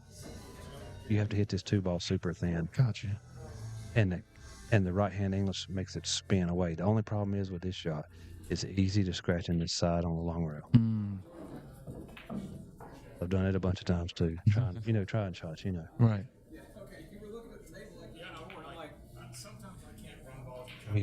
It'd be best if Hank just side rails this with the cue ball and puts the 2 up, 2 out. No, he's going straight at it. I like going side rail first with the cue ball and stopping it. That's what right English you put on it. Right. See, it carries it to the hole. It's risky though. That was a really great shot. Yeah, it's risky. And see now it's really deep in the pocket, and he's tree topped over the 12 and near the rail. Hard to get this out. Hard to get this out and not scratch. Yeah. I think he's gonna go high rail first, high up on the rail, and send the 2 up. But see, that sends the cue ball running.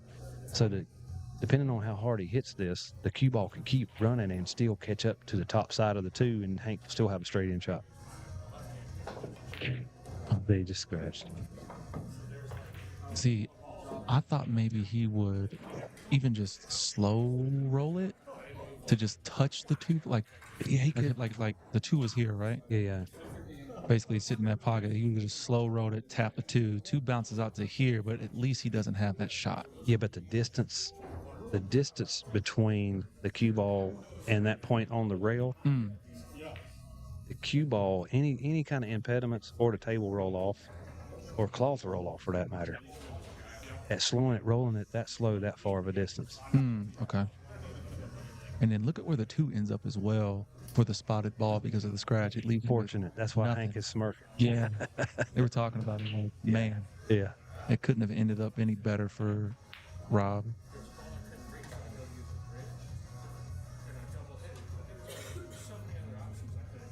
You know what I'm going to do here?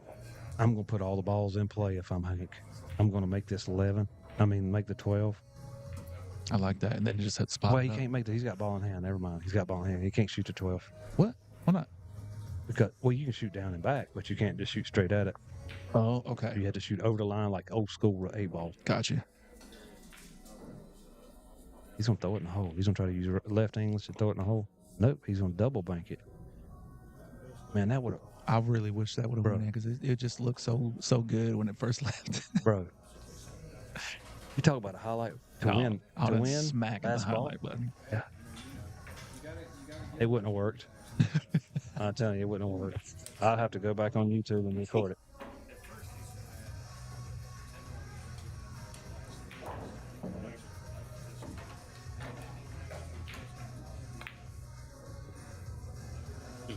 His English straightened it back out.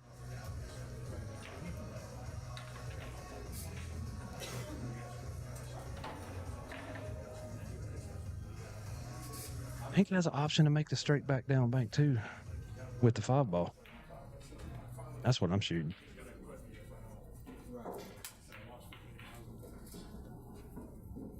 I'm not messing with that 2 and 12. It's in a good non-bank area for Rob, so I'm not gonna do that. I'm gonna run this down and back. A little bit of bottom right. No, I'm letting the cue ball go. He can keep it below the 2. You don't have to worry about that. He can keep it below the 2. Oh, he cut it backwards. And he killed it. Now, it depends on how far to 5 the banks. No. Now Rob needs to get this out. Now, if the 5 would have stayed down near the rail, Rob had a free bank on the 2 rail. Okay. But since the 5 gave some light for Hank to cut it, he's gonna have to move. Yes, he was looking at 3 rail and the 5. In rail, side rail, in rail into his corner. That's it. Here. Yeah, 5 here, there. That he didn't do. He changed his mind. He didn't like the angle on it. Ended up with a good lead though. Doesn't give Hank anything. I'm probably gonna make the 12 to spot it. No. No, I'm going to baby roll this, and I'm just going to hit the side rail with the cue ball and hit the 12 full in the face, real soft. And like you was talking about this other shot. Yeah. So you're coming here. Yes, there and there. Just touch it. He's shooting at the 2, or he's cross banking the 5. That is a lot of angle. He's going to send both of them for a ride. How he didn't hit that freaking 2 ball, I do not know. I mean, he may have missed the 5 bad enough for it to do that, but I don't see how he missed the 2 ball because it was a lot sticking out. See, it's a free bank. It's a free one world bank for Rob. That's where we mess up a lot with like the good players like Hunter and Mike Davis. Mm-hmm. We give up too many of those free shots to them, and they make them. They make these And tough shots. they make the free shots a lot of times, and that puts us in a bind. See, here's a double kiss, Hank. He can do what he did a while ago with the running English. Right. He only needs one ball, man, and he knows it's like the longer this match goes on, the more aggressive that he's going to get at trying to do something. And Yeah, I don't know. I don't think he's doing it this time. I think he's cross banking this sucker. Yeah, he is. He did it. See, it can scratch in that side pocket. I promise, because I've done it a bunch. What a shot. Hank Powell moves on. What a great battle between these two. Shout out to Rob Leeper, excuse me. As I try to get the race correctly here. We're never going to see any replays. Don't worry about it. It'll be broken forever. But coming up next, we will have Hunter White versus, starts with an M, Matt Collins. Matt Collins. Hunter White, Matt Collins coming up next. Great shooting, Hank. Dude, that last 2-ball bank, man. That cross right there, that was sweet. Gotta go for it. Can't move anybody. Yes. And my only thing is that shot, you did it 2 times. My only thing is I've scratched so many times in the side pocket. I know. Like so many times. I didn't know whether to really juice it with bottom right or just shoot it with middle right like I did. I like shooting them with bottom. Yeah. Because it drags it out. Yeah. And it don't. Yeah. Yeah. That's what I was telling him. I was like, I just got to shoot it harder usually. If you shoot it with the bottom. Yes. I don't want to hard. In case I missed it, I didn't want to go over to his hole. I know. Hunter White, Matt Collins, table 5, Hunter and Matt, Well, I got to go to the little girls' room. Time you get back up.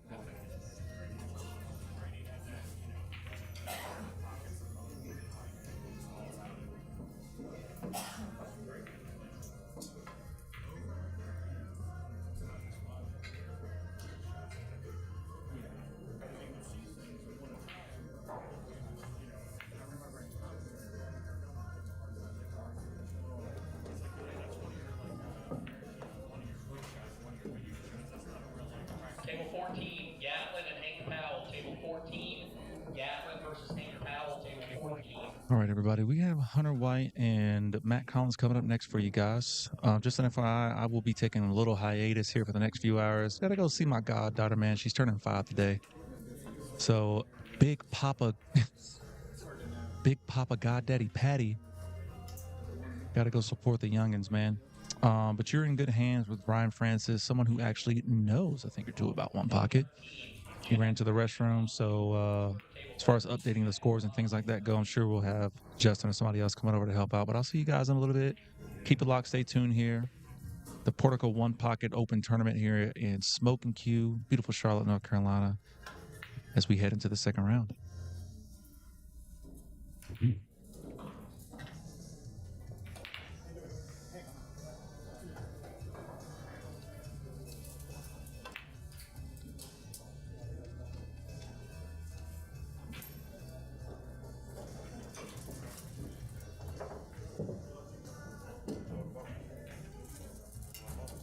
Oh, I guess.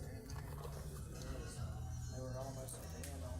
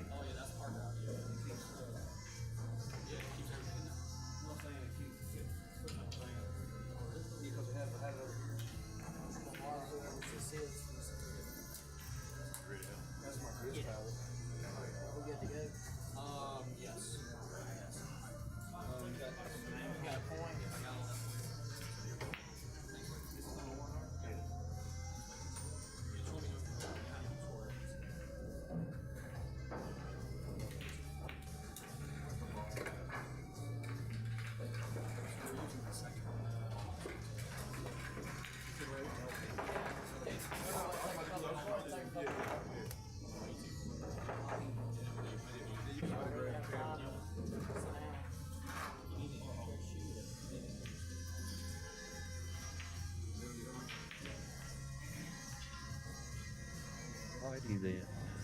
Are back.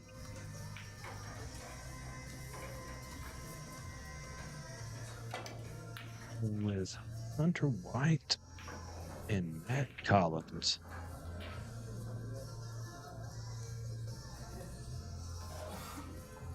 I'm back by myself.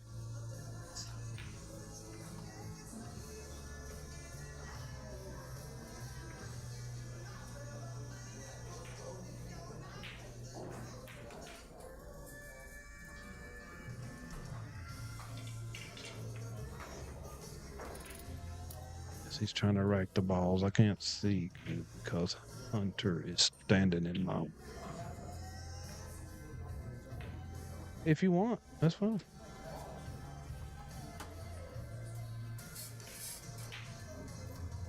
Joining in with him. Say hello.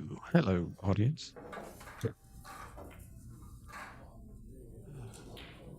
This is Brian Henson with you, with Brian Francis. And start of the match. First break.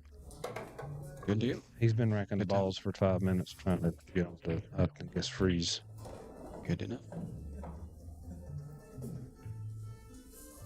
I guess we're going to have to watch the screen because Hunter's going to stand in the way.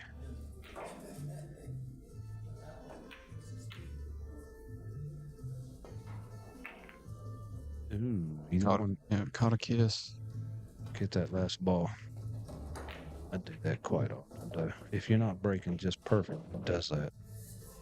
I imagine Hunter's going to play off this 5. Unless he finds something even better than that. Move that 5 over.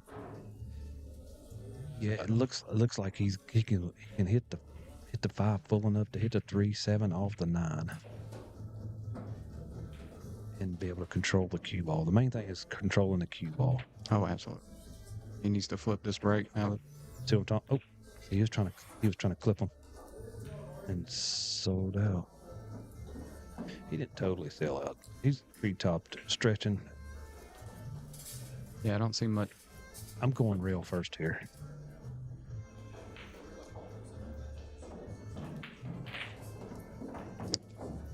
I don't hate it. Yeah, You're not as tree topped. well, you're not as tree topped, and you can move the cue ball to the other side of the stack, or move something that's on the side of the stack to open it up for your pocket, and you might be able to shoot it. He's shooting this ball. There's no way he don't shoot this ball.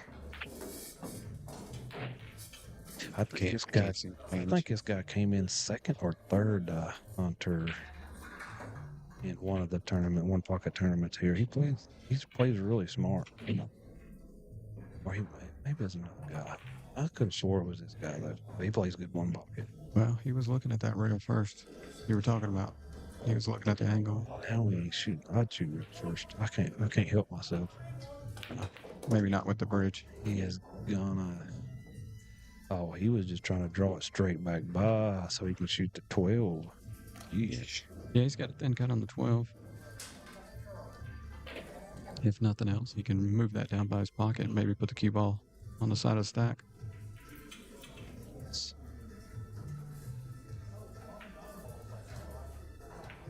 He can bury it right between the 9 and whatever that is above the 9. The 8. Yeah, it's an 8, but he clipped. No, he put left English and clipped the ball, so that deals a double whammy. I don't know what Hunter can stack. I don't think anything leads to his pocket. Yeah, unless Hunter's got a dead one, I'd just see him probably giving this ball. Don't hit the camera, boys. Got to get on the players. Start slamming balls in the tray. Left the camera. Hunter's just like, I'm just going to do this. Let you get yours from there.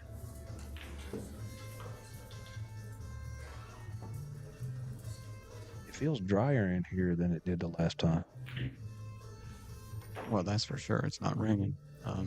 Yeah, the tables are running pretty slick, pretty fast. I had some trouble with the speed, to be fair. They play so good, but the speed is so delicate. Well, I mean, any kind of change in humidity is speed or slow them.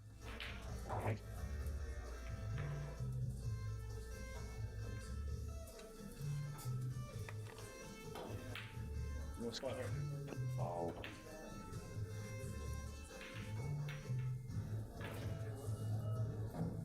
He's just gonna let Hunter do it. That way he can't get accused of manipulating the rack with the ball, which I can't blame. I do it too.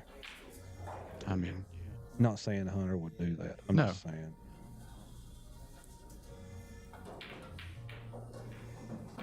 It's just safer to let the opposing player do it.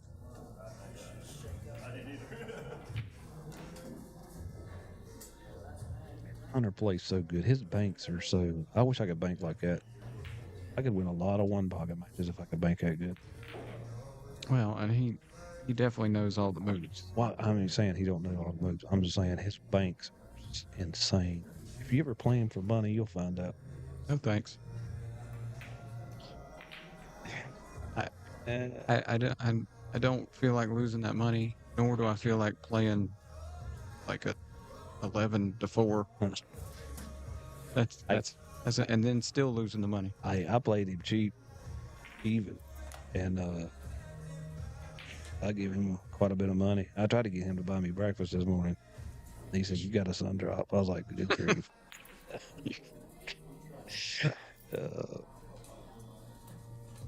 I would. Well, as right now, it's 2-0. Oh, score. Yeah. On the screen. Was that away? It's 2-0. Away. Away has 2. Away 2. But the table doesn't favor anybody.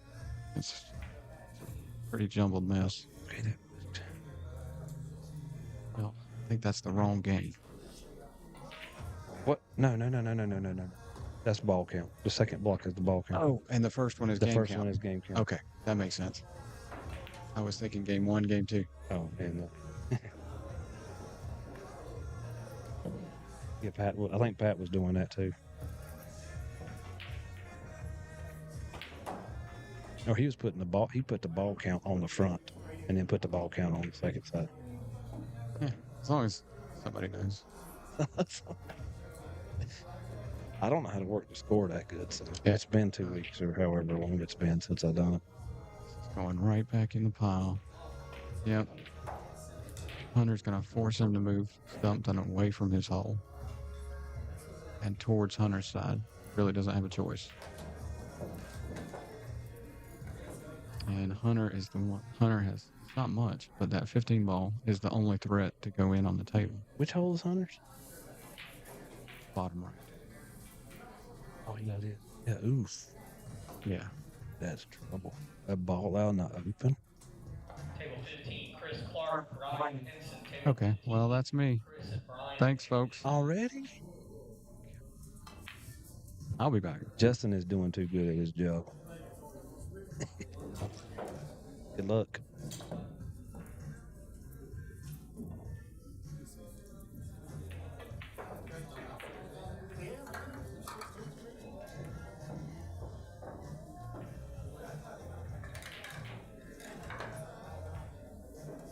Flip the 2. Hunter's probably going to hit the stack and send something over to his way. What? His...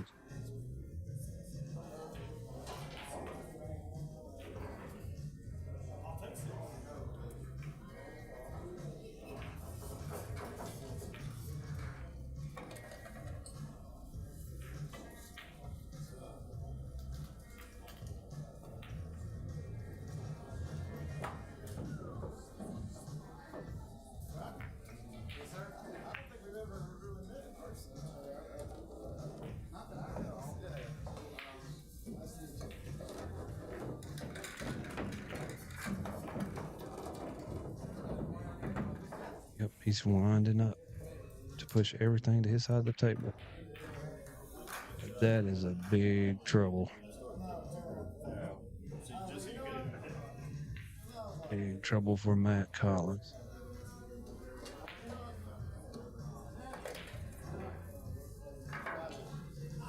Like he's gonna flip the 9. Oh, he banked the 13 and left him on the. That was a really good shot to even go at his hole at something.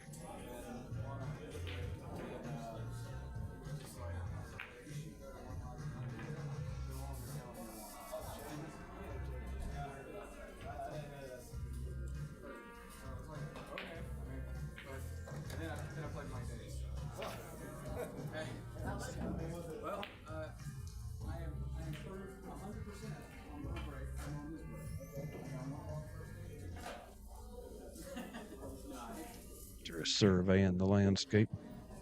See what he can come out with. Make any mistakes? I made a couple. Mainly speed, like stuff wrong with speed, left him is not. We got like What he's doing.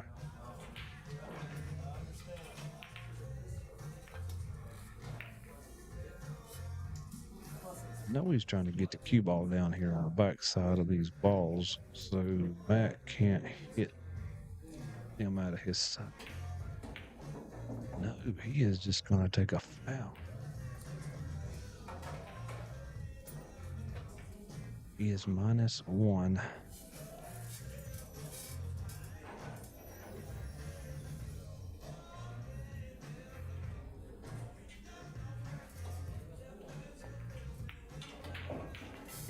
I'm not sure if I can do that or not. Let's see here. Home score 2.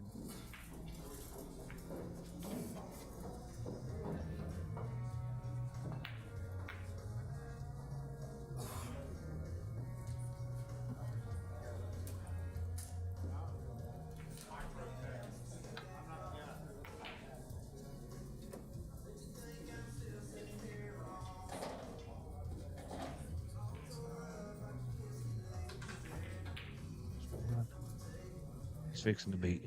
So.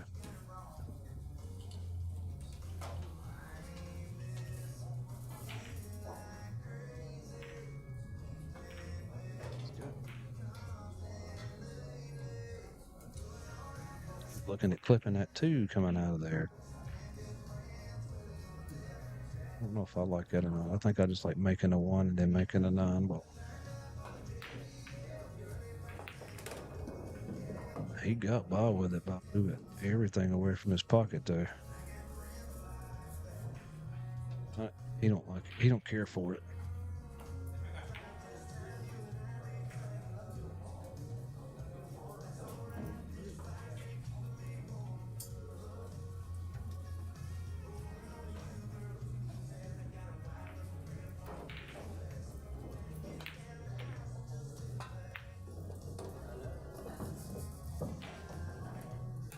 Borderline sounded like a miscue.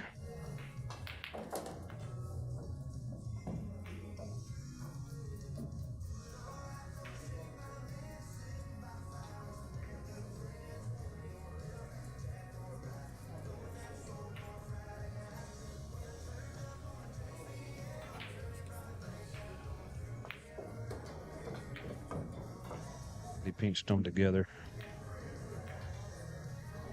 3 right there goes. It's 2-2 in the tree.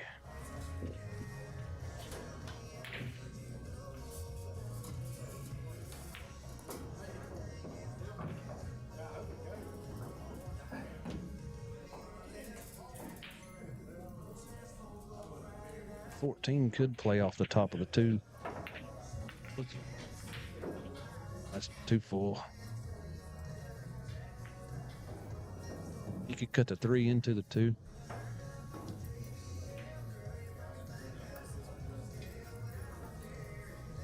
But the 3 could play off the 14, nuzzle it over there to his pocket, maybe not make it close. I think that's what it's going to do. Oh no, he's just going to take another foul. All right, so that's -2, and he's going to be back to even because he's got 2 back to even. He's got 1 now. Excuse me while I fix the score. They got all these buttons.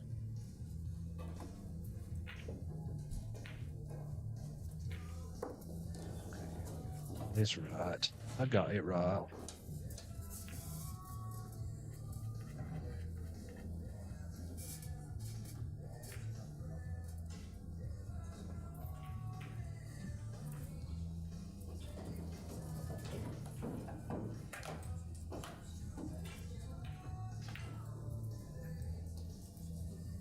Go figure I picked Hunter, Matt, and Mike Davis as my top 3. And they end up drawing each other. I think I jinxed it. I'm good for that though. We're gonna do some underhand action here.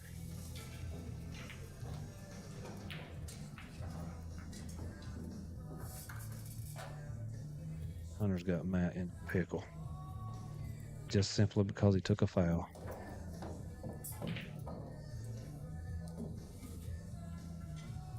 Looking down the road to make some extra balls.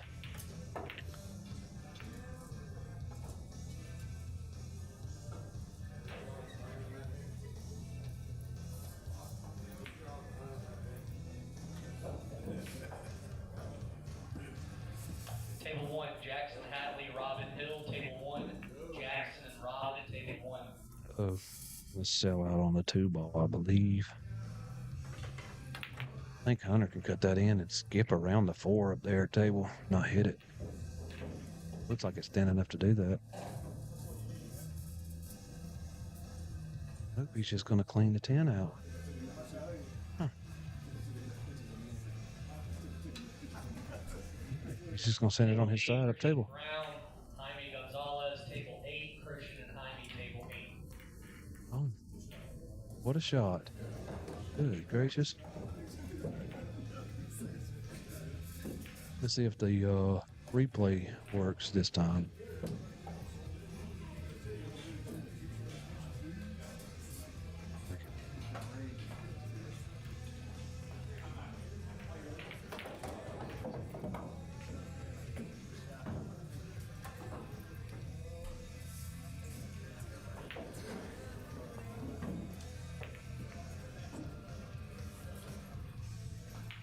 Now it's 2.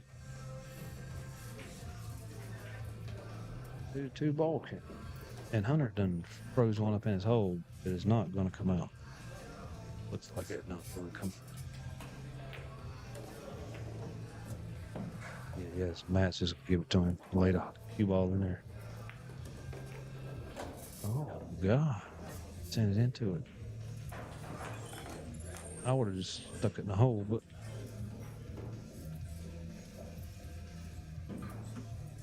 that's a good shot.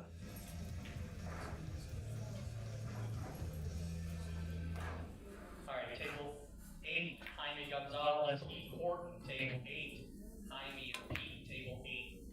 Hunter with a 3 rail.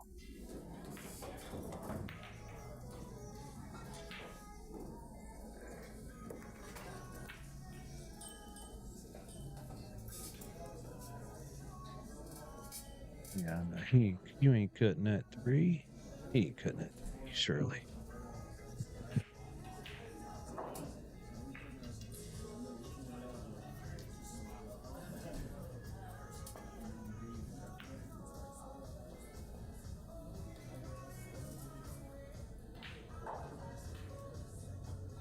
It was tough because can't leave Hunter to kind of anything open shot wise because he's going to take full advantage of it most of the time.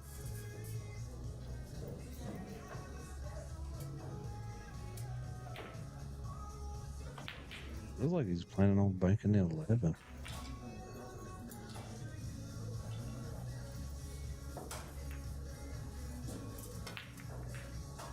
What a shot. Golly.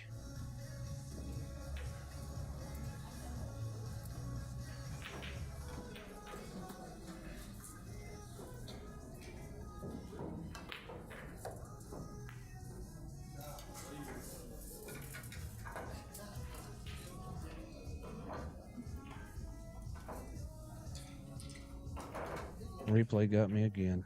Daggone.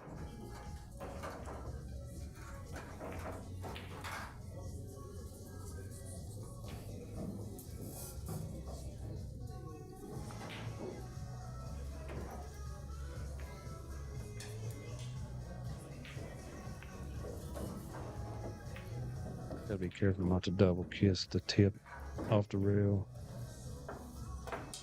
Ooh, that looked like a foul.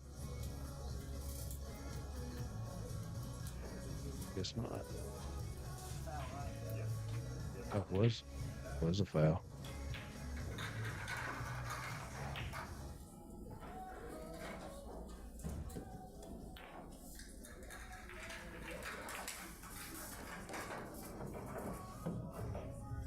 Hunter's covered up with the 10. He's gonna have to like kick at it. Gingerly lay the cue ball. Yep.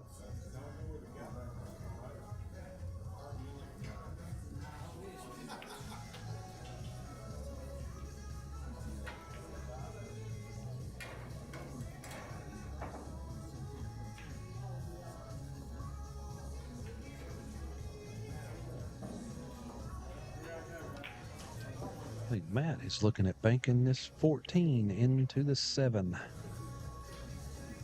Maybe the 15. He might be trying to bank it into the 15. If it was me banking at it, I would just be happy with either one of them.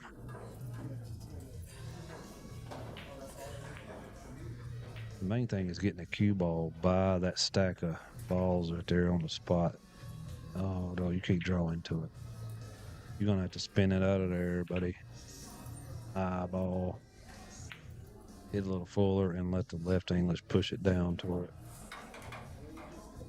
He knows what to do. He plays better than me.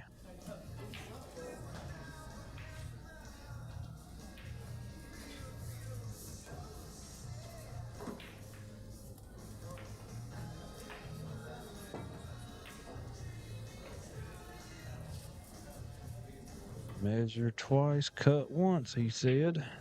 And he's on it.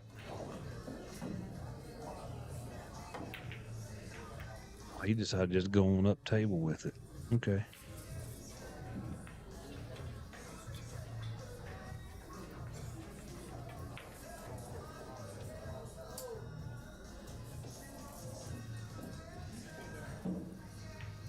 Oh. We can mouse over here on the other computer with the same mouse. Freaking awesome.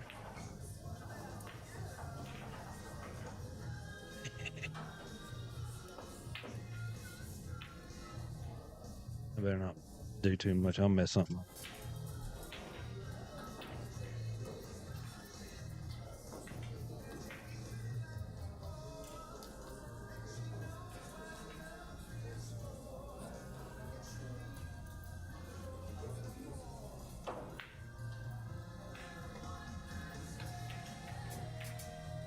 Got a little good kick action. Pinned him up on the 7.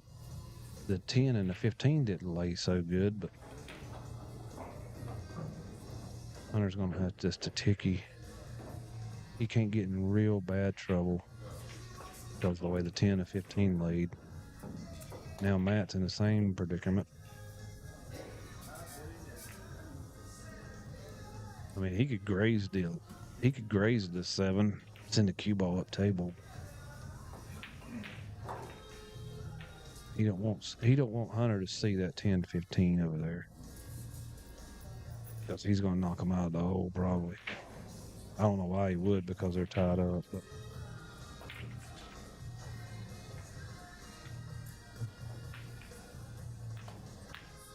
surely he ain't gonna try that.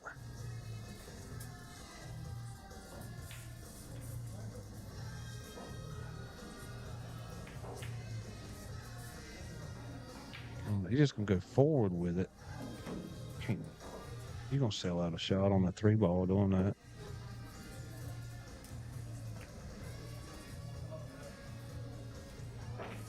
He's gonna try to squeeze it in there and make the ball. The 10.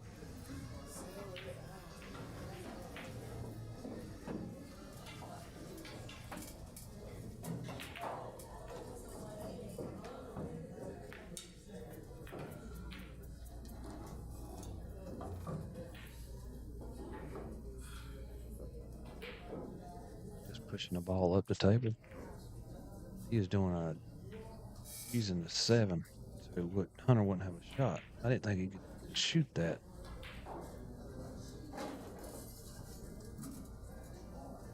I didn't think he was close enough to the 7. Right now it's a 3-3 ball game.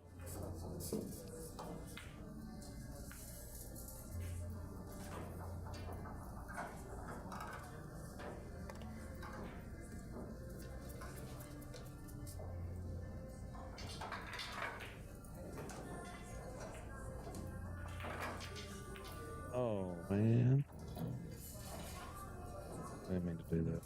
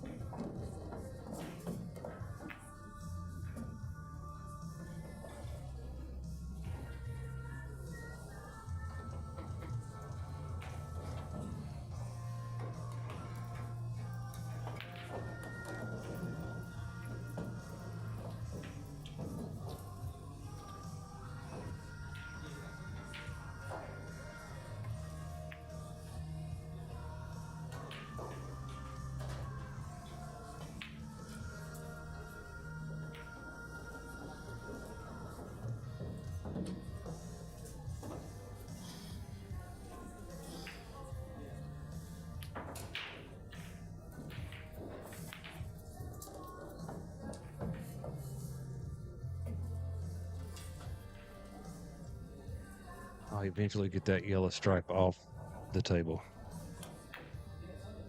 Somehow I pushed a button that did it.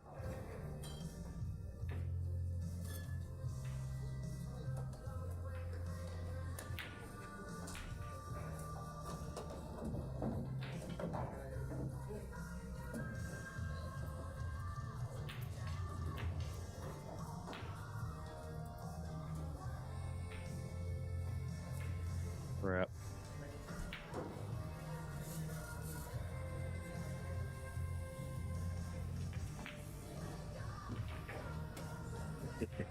Here comes the boss man.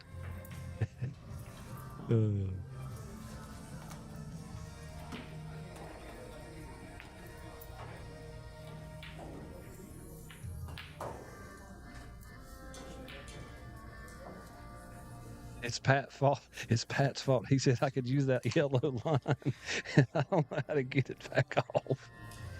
And I done something to that screen over there.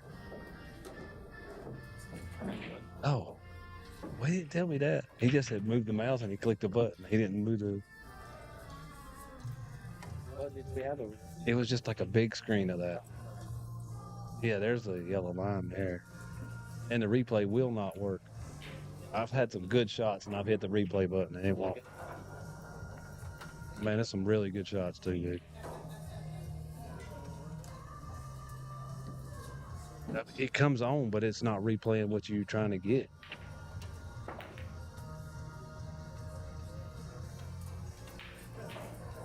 The only thing I can think of is go back and record, watch the match and record the shots. No, you got rid of that. Right. Okay. How do you? Well, I was trying. Yeah, but I'm saying that. But Now you're good. Pat left off the detail of the minus button. Yeah, it's just subtract because you subtracted. Okay. Yeah. Okay. I think I'm good now. 3-3. Yeah. You know when they game. Ain't no way. That's what I've been told. And wins? That's all I know. That's all I know. This guy plays freaking good, dude.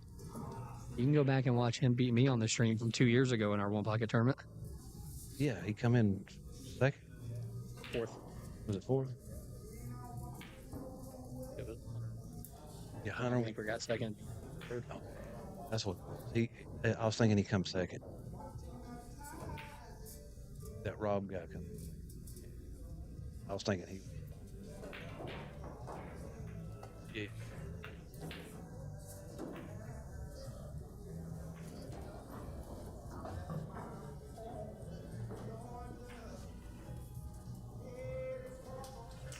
Okay, I think we're back on track.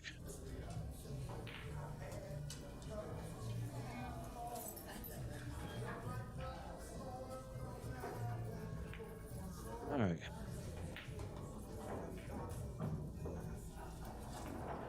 Hunter don't want to take the chance on shooting the 4.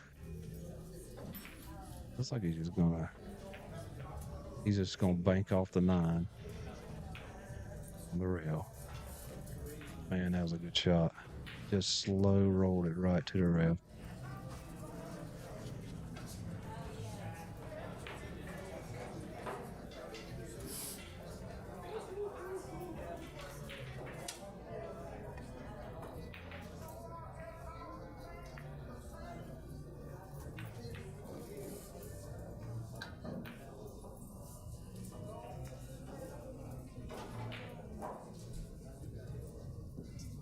Got Hunter tied up. Can't shoot at that 6 and 7.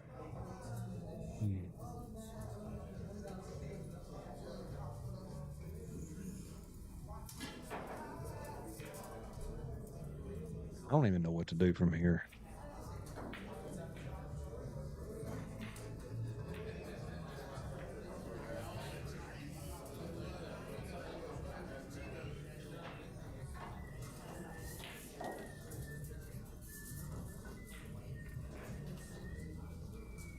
Clipping the 15. He's clipping the 8-2 rails down to the bottom rail. Okay. That was a really good shot, too. That's the perfect spot to leave him, right there on that middle diamond on the rail.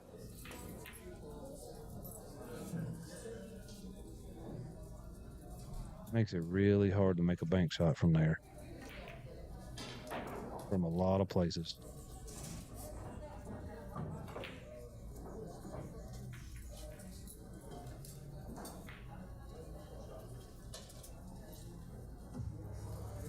Gonna bank at the 3.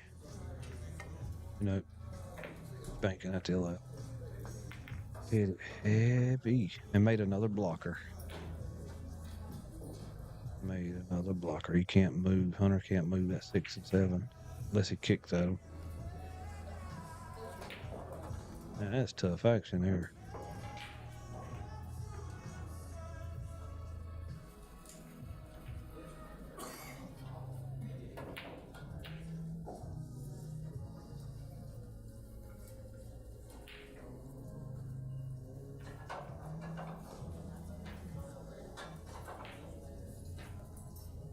Hunter's contemplating on cutting that 3 ball. Yep, he is contemplating cutting the 3 ball. Put it with a speed that allows the cue ball to die down there at the end. Oh, he went 2 rails at it. That was a great shot just to pocket the ball.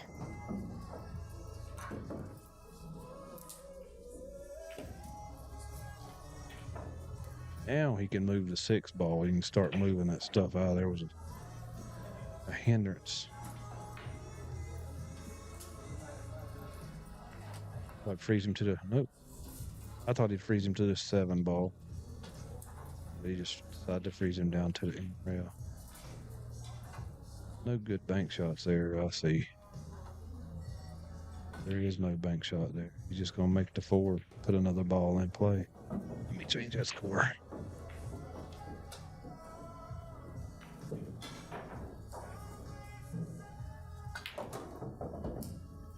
Doing a great job, Ryan. Thank you, buddy. Thank you very much.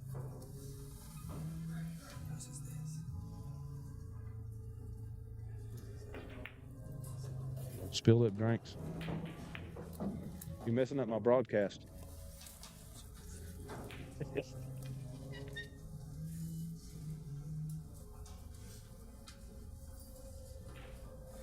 Very low. Oh yeah, donut.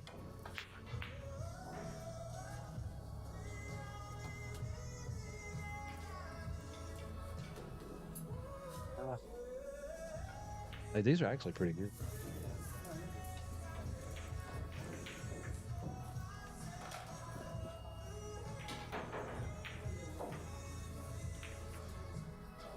Got 8 donuts. 5 for me, 3 for Justin.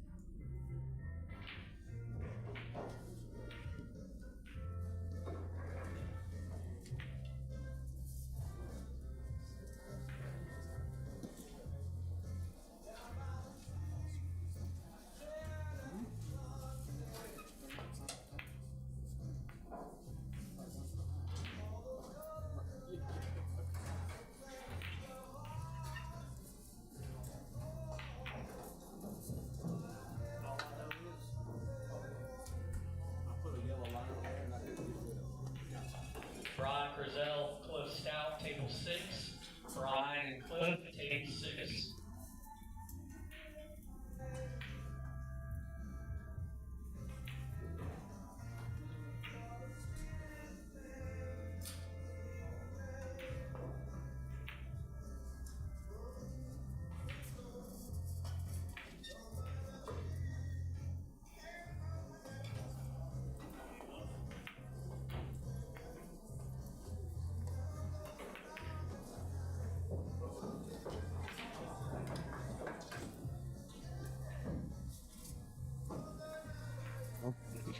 Hunter's got free balls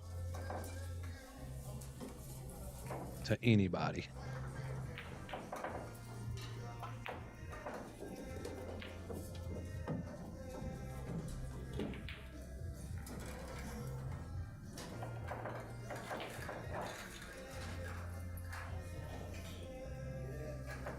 Made himself a little bit of a hard shot on this 11 ball. He's going to coax it down there. If it falls, it falls. It's a good shot.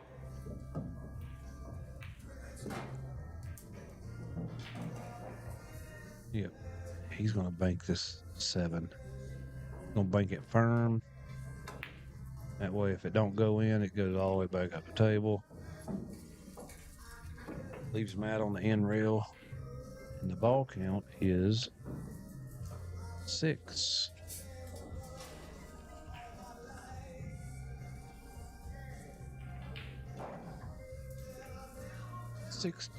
Six to 3. Matt's got his work cut out for him, but he's going to overcome this deficit. Hunter just pockets balls really well, so. And banks superb. Probably twist this in with some left. Shoot. He's just playing tic-tac on him. He's just playing around.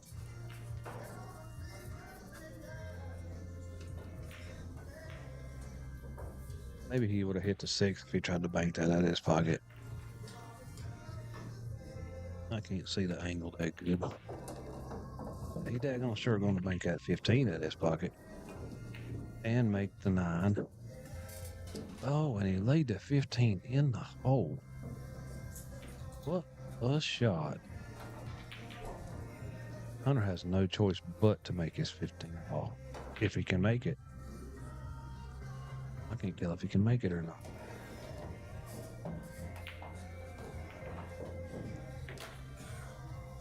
No, he's just gonna move this 9 and just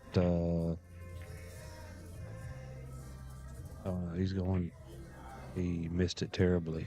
He was trying to lay it in the hole, so there was no chance of Matt being able to bank it. Well, the 15 ain't in the hole. He's got to bank it off the 15. A little bit of right hand English. Pull it in. Oh, it went in. Oh. He made the 15. It looked like it was on the side rail.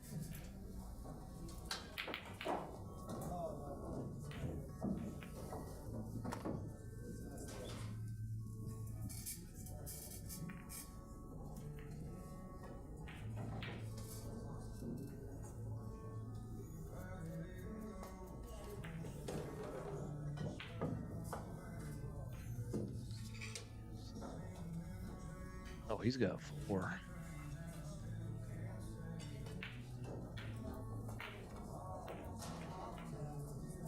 Yeah, sure does. 4, 5, 6 on this 3-railer.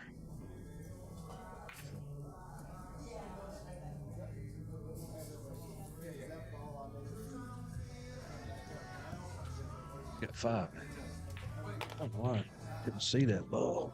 Yeah, no, you're right. I was thinking it came after my turn, but you're right. You're right. Hunter's crossing this with left-hand English and spin it around there. Let the 6 ball just drift right on over there. Yep. That left English throws it all the way down there.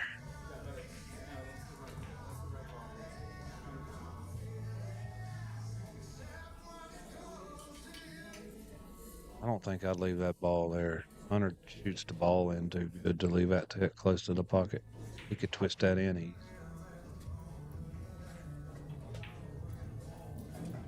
Changes. Like, I'm really glad because I wasn't sure.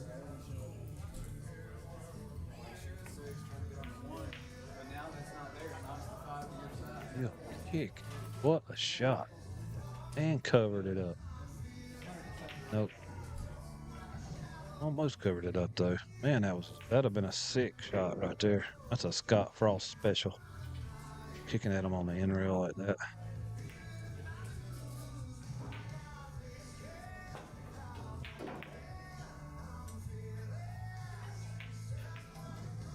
Somehow Hunter got in enough behind it to kick it out. This is a free bank. This is a free bank at Matt's pocket. You just got to worry about the speed of the cue ball coming back across the table. Darn, he hit that thing heavy. Here comes another cross bank with a whole lot of left English.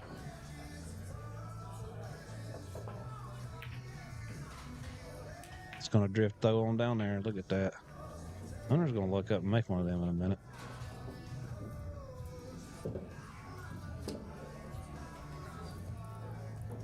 Matt don't like what he sees here. 2 balls in play, 1 near Hunter's pocket. Him 2 inches, 3 inches off the rail, 2 inches off the rail. Surely he ain't gonna shoot that combination down there. No. Shooting that. He's gonna have to cut. Looks like he's going to cut this 7 ball.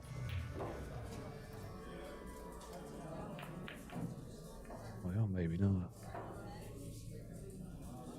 He's like, I'm going to lose out swinging. What a shot. Somebody give me a replay, please. Give me a replay. And it ain't going to give me one. Jesus.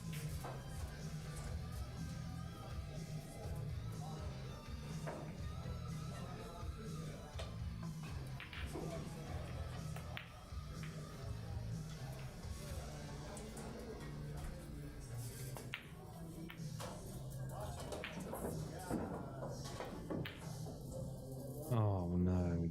Don't scratch him. Wow. So now it's 6. 6-6.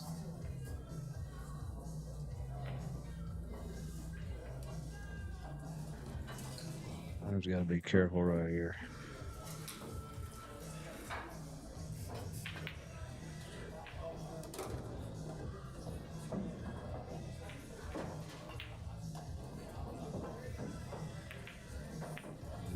I knew you had to be careful.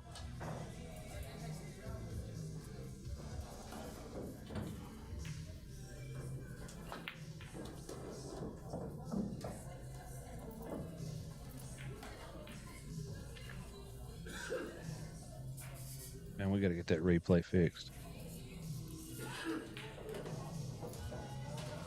There's too many good shots going to waste. Losing good shots.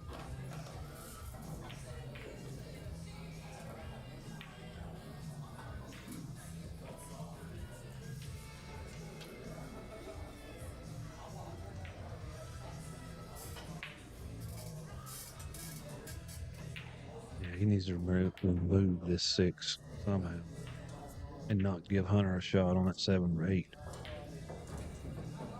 A bank shot anyway. Boy, talk about shoving your chips across the table. That's what happens. Holy smoke.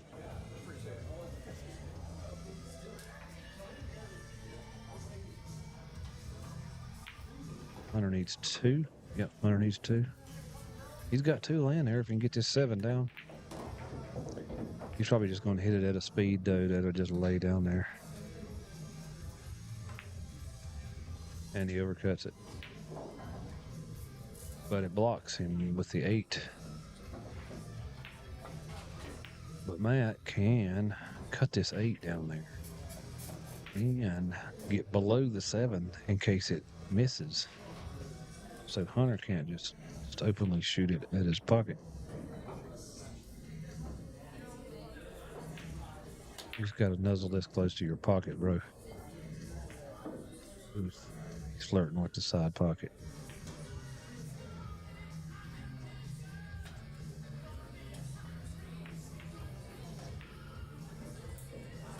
He can get by that side pocket. Just a little bit of high left or high right. Just a little bit. He just overcut it and just went all out to do that.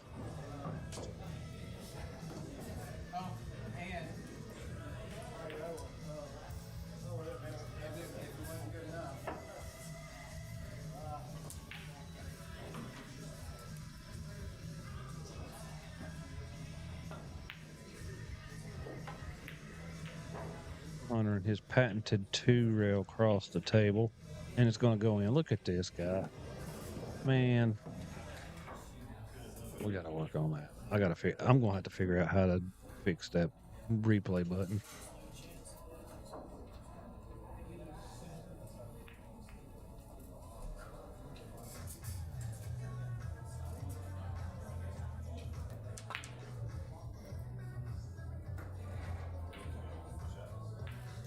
And he makes another fantastic shot. God bless a milk cow. What a shot. Hunter gets... Unfortunately, unfortunately, the highlight reels is not working. Gotta make sure something for the highlight reel. Won't score one game.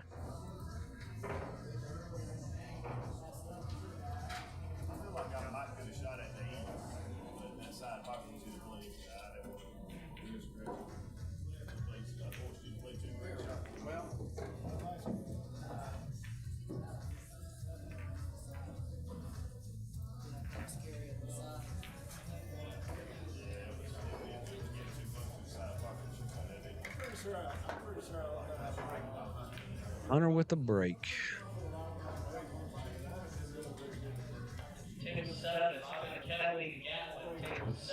And he makes a really good one too. Cue ball a little bit high, but that's good. The people that watch, oh, Brandon, that was disgusting. Both shots was disgusting.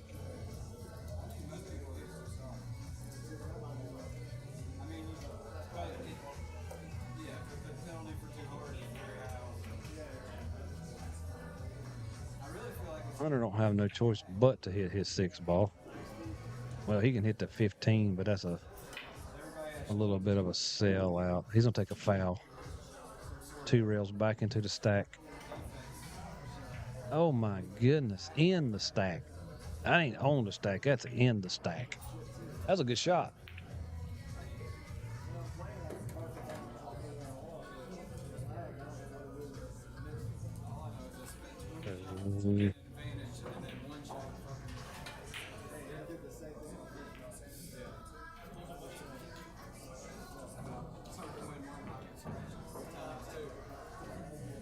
There is -1 for the scratch.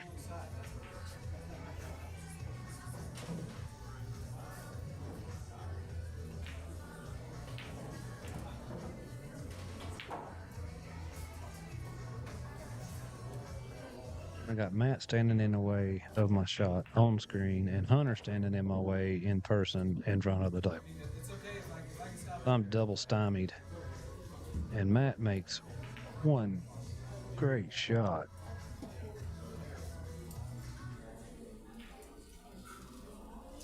I think Hunter's just going to bank this 12.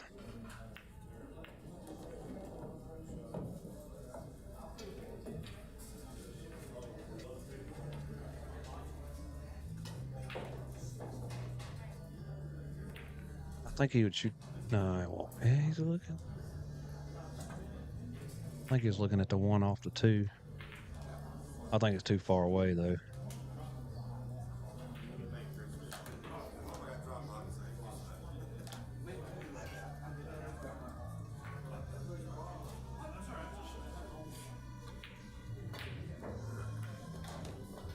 He just give him the. Just gave him all because there's no way to get it out.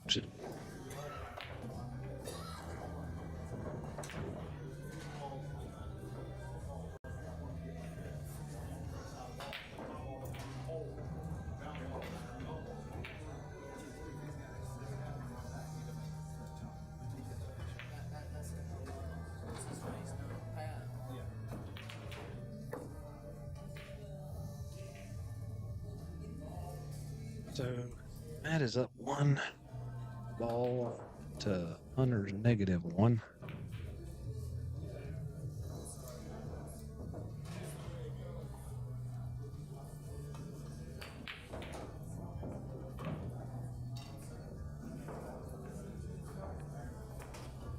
$28 current viewers watching One Pocket. That is a really good crowd for One Pocket.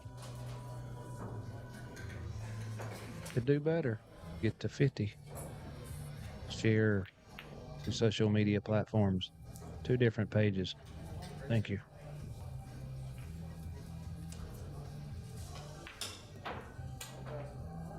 Give a shout out to a sponsor while we wait. PoolDoctors.com. All your pool needs.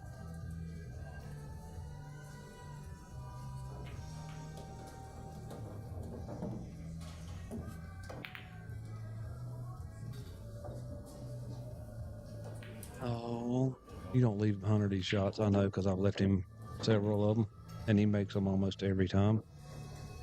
I might have jinxed him, but he just banks so good. Look at this guy. Can't get it out.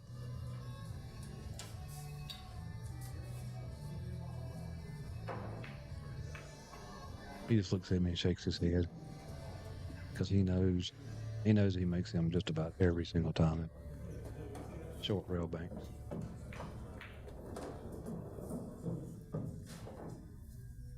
Okay, now we are back to even.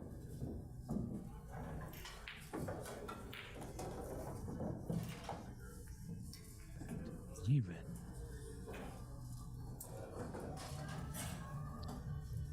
Flip off the 4, send him 2 reels. I thought for sure he would send him 2 reels back into the stack. Maybe I was asking too much, trying to do too much.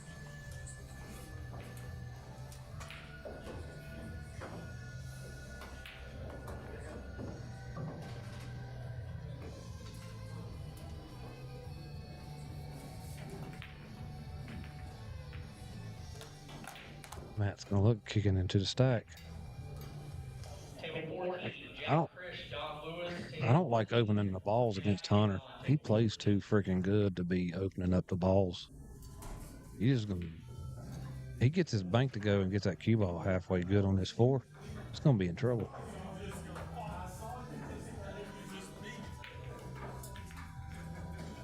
See now, Matt might knock out this 14 ball.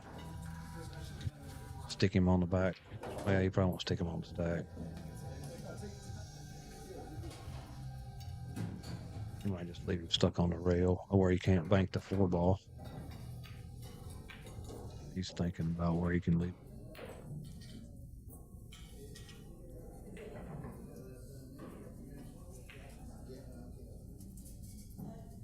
You can't do both. You can't get both them balls out. And yeah, that's what I was thinking right there. I thought he was looking at try to get the 6 ball out too. I was just doing the angle on it. I was just doing too much.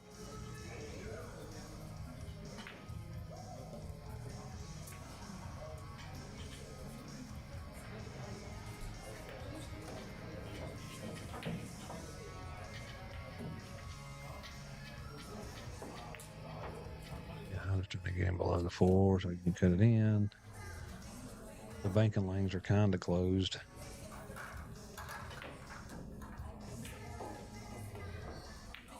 Because of the 3 ball where it lays.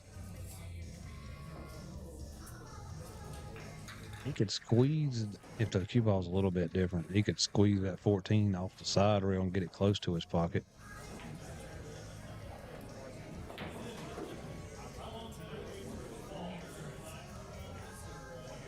He's going to bunt the 10 out, stick him to the 2-5. Yeah, 2-7. Even better.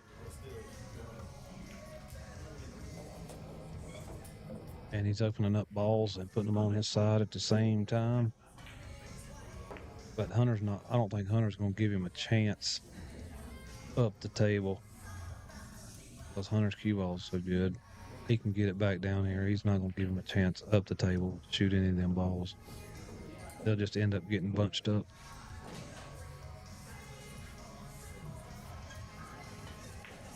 Matt's in a big trouble right here.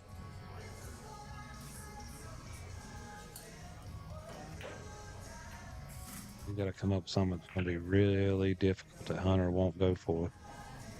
Because there's plenty of shots out there for Hunter to shoot at up table.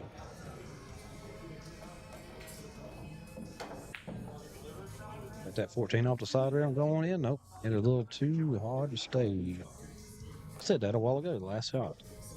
Before the last shot.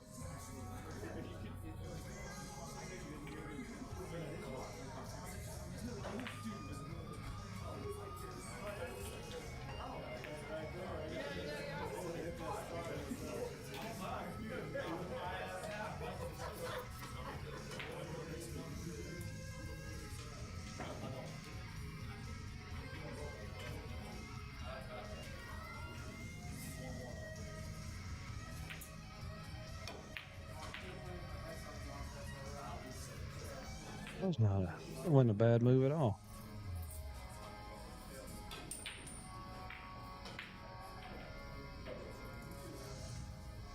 He's really going to have to put Hunter in a position to where he has nowhere to move that ball, move the cue ball,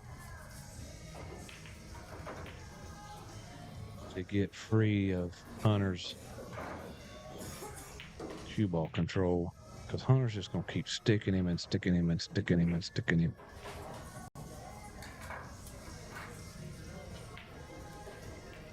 Now he's tree-topped one way, blocked the other way.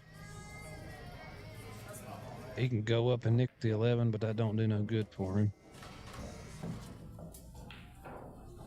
Can he shoot to the 8? Looks like it's froze to the 7.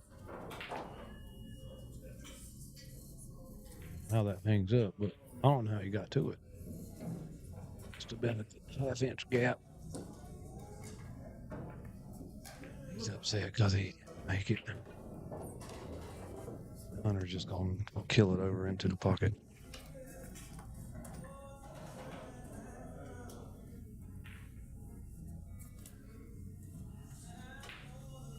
Hunter, did you drop your coin?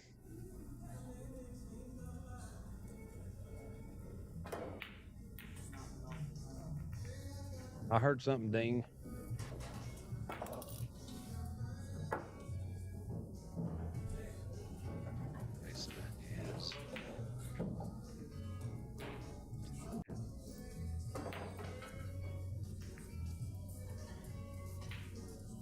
And now Hunter's just gonna move him up table. That's where Hunter can shine, because he banks so good that he can move the balls up the table and still make a lot of feints.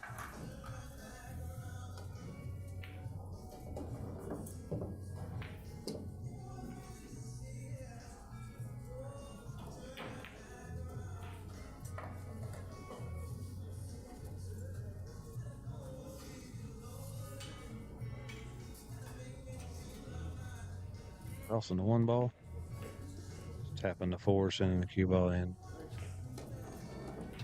Yep. Wait for Matt to mess up. Wait for him to make a mistake.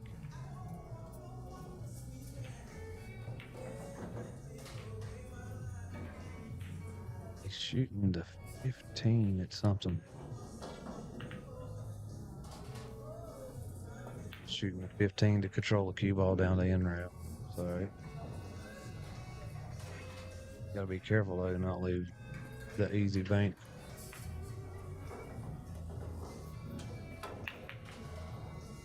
Hunter said, I'm gonna open all these up.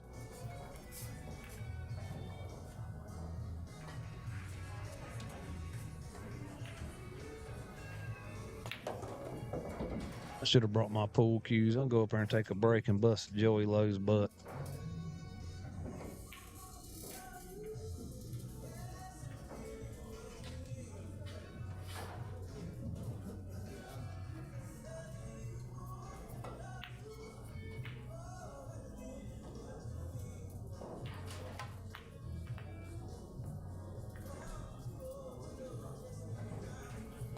This is where the patience comes in on this game, because you're just tick-tacking around.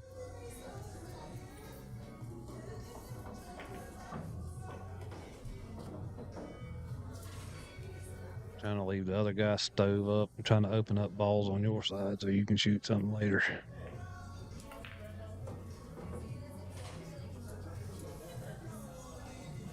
Matt's banking lanes are closed off and he needs to try to open them up and get them balls. It's open on Hunter's side on his side.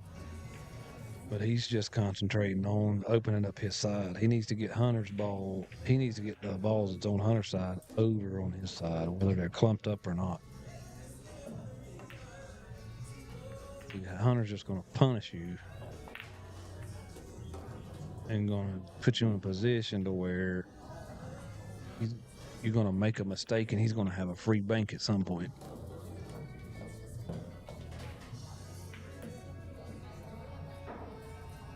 I don't think that 7 will bank by that 4. I mean, I don't think it will.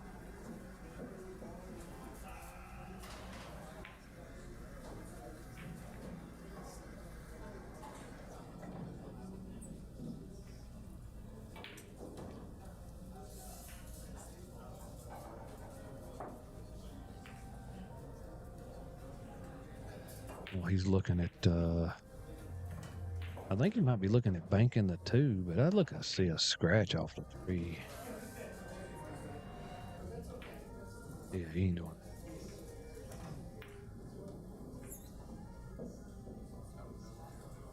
He's gonna come in behind the 10 or 14.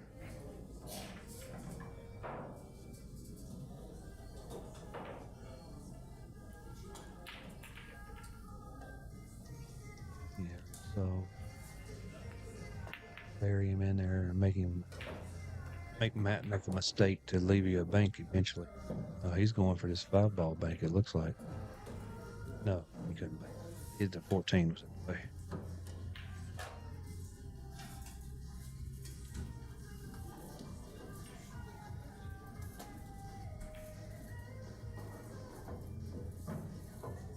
Bank it? No,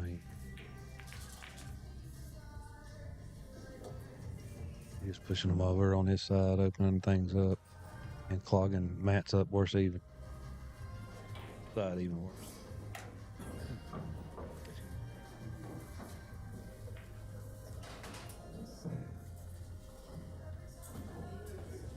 $35 viewers, that's nice. Y'all keep it up. Matt Collins looking at the bank on the 4. Who knows where the cue ball is going to ride to? Like I said, who knows where the cue ball is going to ride to? But the good news is, Hunter's only got 1 ball he can shoot at and make in his pocket.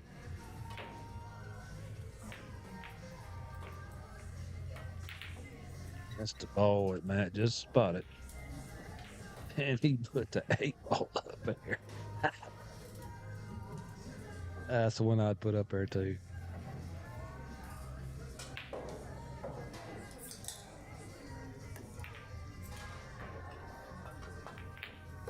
That was a really good shot and a breakout. Oh, that was nice. It's hard to do two things at one time like that.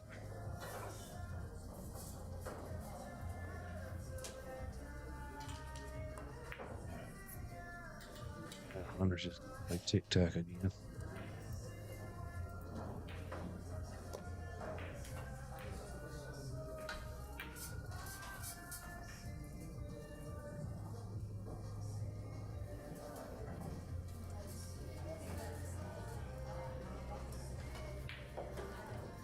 I think Justin Clark is punishing me. He left me a whole box of donuts here in front of me, and I don't want to eat on the microphone. So there, I'm just standing here looking at them.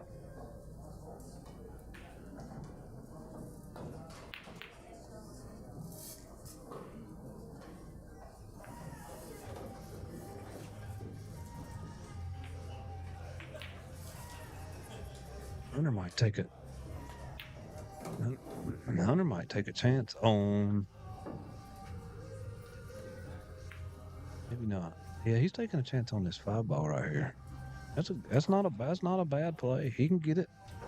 He can get that 4-ball not playable for Matt. At least it looks like he can get the cue ball below it 2 rails. A little bit of high running English. It's a medium stroke because the 5-ball's cutting thin. Yeah, he could hit it good enough to where it slowed down. That's nice.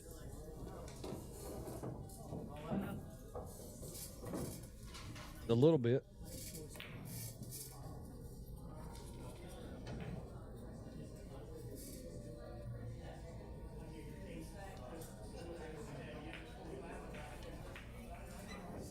Matt's got this banking. He can put the cue ball actually under the 5 a little bit. Yep. Like all the way. That was a really good shot.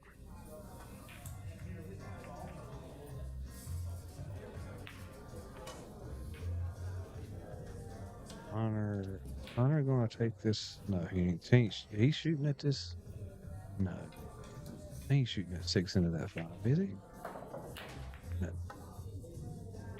Oh damn, he is doing it. He's getting brave in his old age.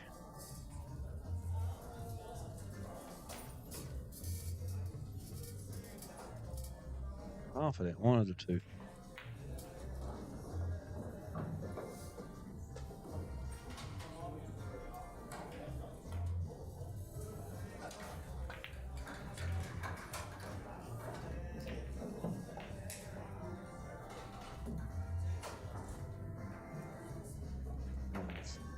I don't know if he has to spin this in or he can just straight cut it.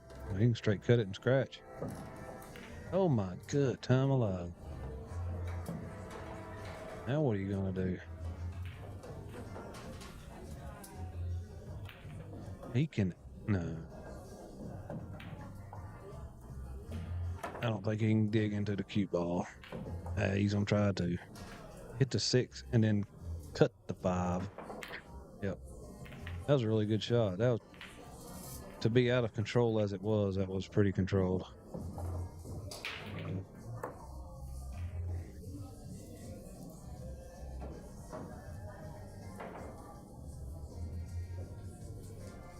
Oh, crap.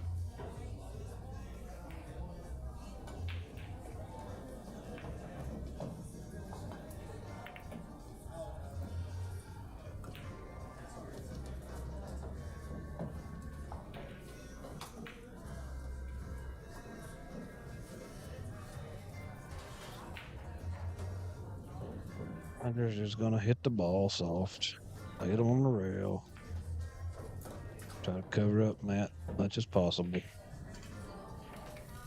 See if Matt will turn one loose and maybe give him a little bit of something to shoot at.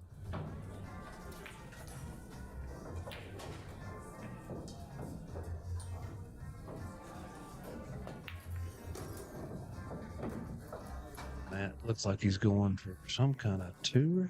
No, he ain't shooting. He is shooting that shot.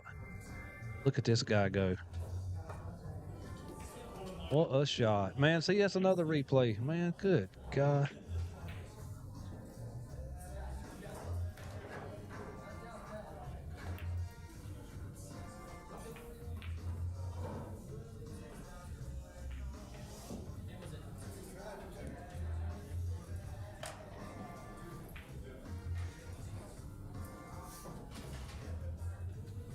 Surely he ain't gonna try to bank his.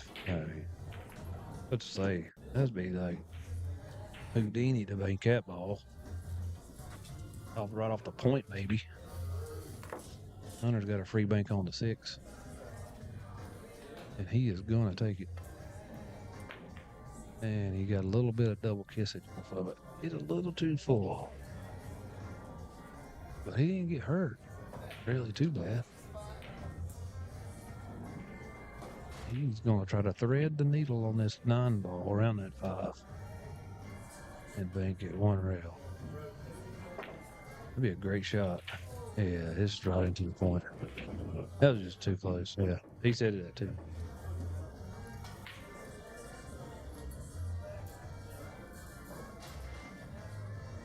Hunter might cut this 1 ball. That's what he's eyeballing. Yeah, he's looking at this 1 ball. Cue ball goes right around the 2 rails back to his side of the table. Nope, he is drawing it for some reason.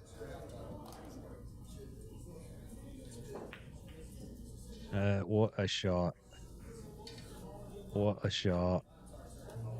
I was about to say, how does that not go in? Man, there's just absolutely insane good shots in this match.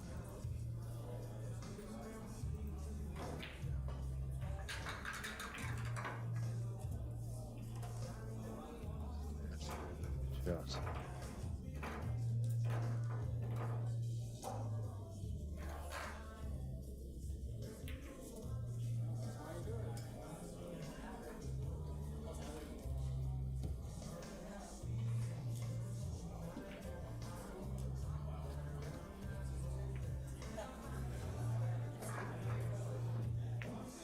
Focus it down there. Is it going to hit a rail? Are we going to hit a rail today? Look at this guy. He's just trying to let it table drift one over there.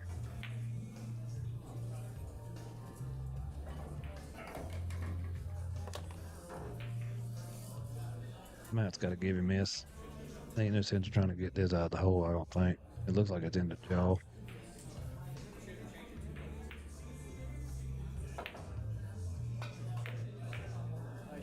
Got it out and made it. What a shot. See, another highlight shot. Yeah, it was a gift, but still, that's still a good shot to even get it to your side of the table.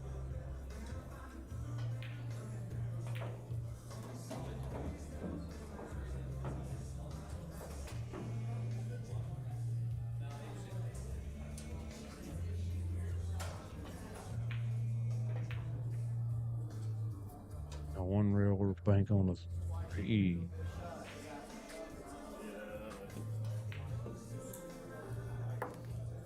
Hunter's probably just going. No, it looks like he's going a free bank on the 2 ball.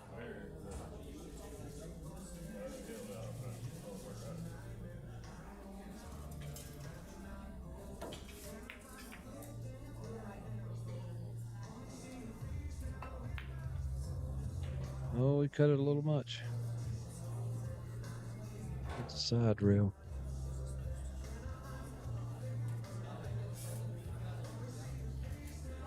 Is he gonna try to twist? No, try to twist that in. I did too at first.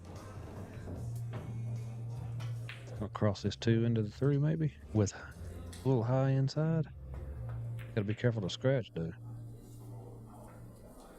How in the world does it hit the 3 and still go in? How does it do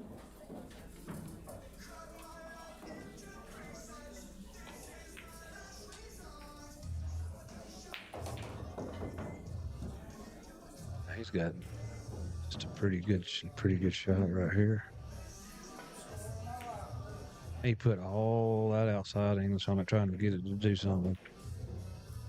But it's okay. It laid in the hole nice.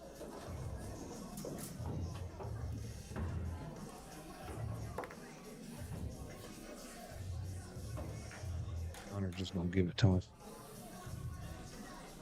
Slow roll. Die right in the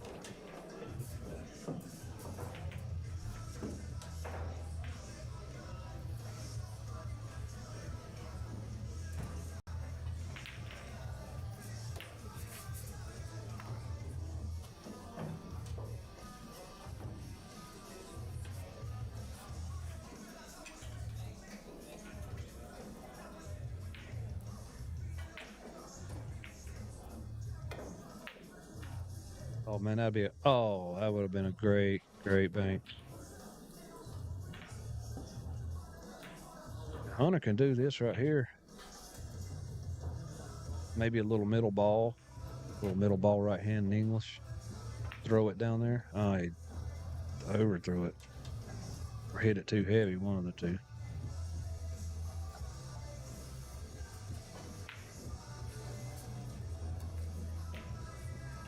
That has absolutely nothing to shoot at other than the 6 ball. And he's got to get the 6 out of there. He can't leave Hunter anything near the pocket or open.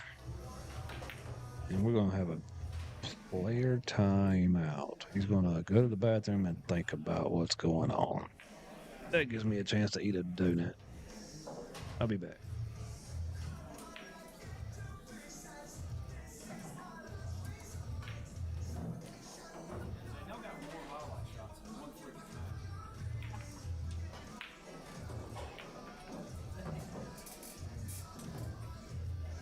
Whether that was luck or not, it was still good to get that on his side.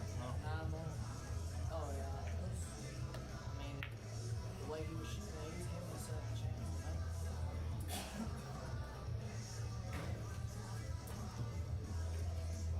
There's been like 2 long runs. It's like a real bad. Yeah, that's 6 ball. That's 6 ball. You double kiss right there. I didn't think you double kissed that.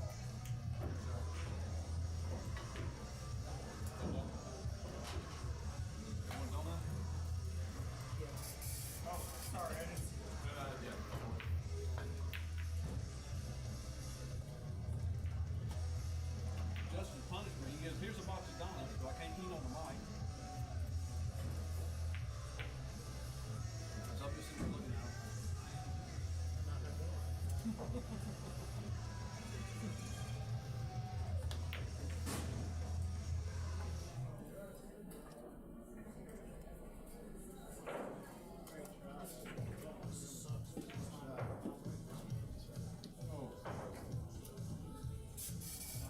It ain't over yet. Well, I know.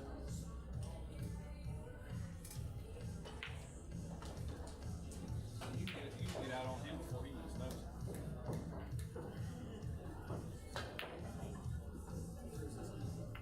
I mean, he plays good. I ain't knocking his game. I'm just saying. Your firepower is better than his. Your ball making.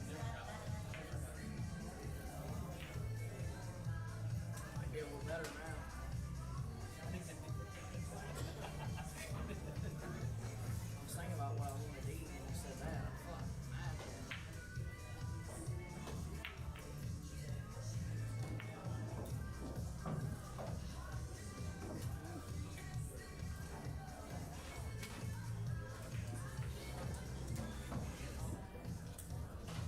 Back. Okay, the saddle again.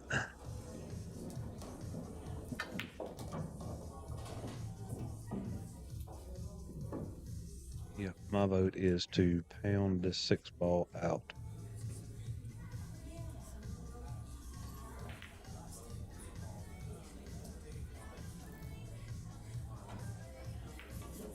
He is going to kick at it 2 rails in behind it. Kick it up to the 14. Nope. He's going to kick it. Oh. Yes. He's got the lead. He can put all the balls at the top and make Hunter shoot them all one at a time. That is the best play. See what I mean? What a shot, Hunter. What a shot, dude.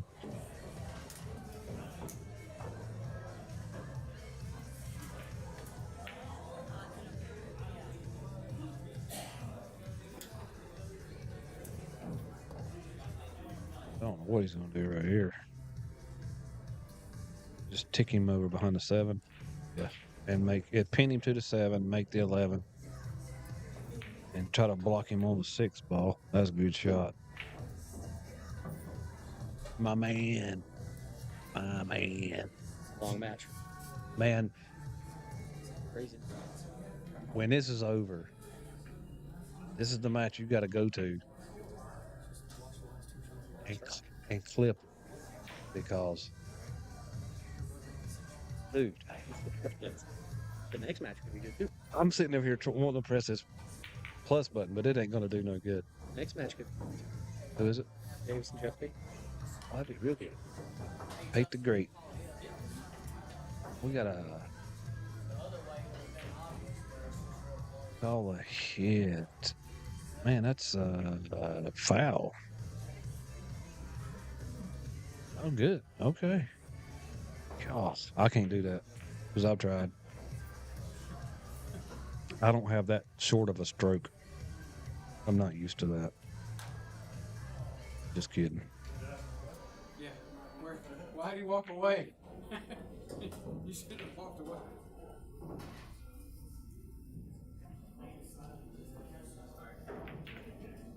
I think Hunter needs to come off the point of the corner pocket back to the 7. That's what Hunter needs to do. But he's trying not to give him a shot, but risking a foul. He made a good hit though.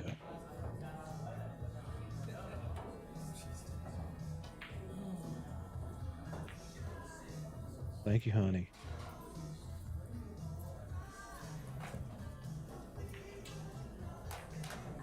Yeah, a little ticky season going on here.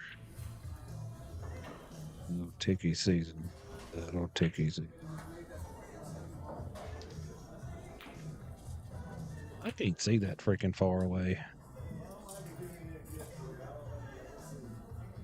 I'm like 18 feet from the daggum spot. Maybe 17 feet.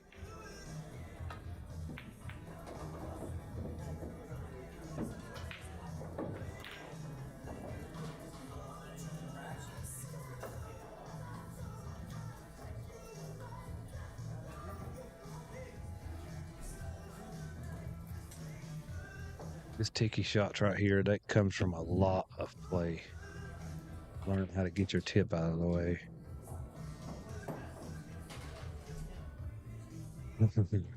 Hunter's not trying to foul. You got it too. Poor Justin having to watch these hits over here.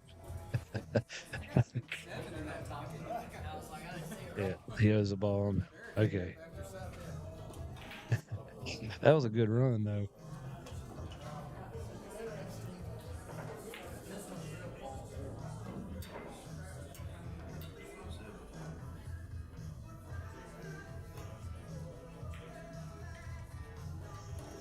We're going to keep on ticking.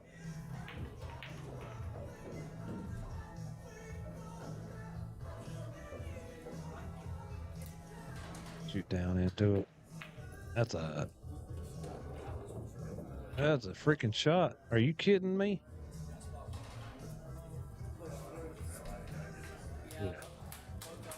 Yeah, that was 100%. I was about to say, no way that wasn't a foul. Shoved them both down the table.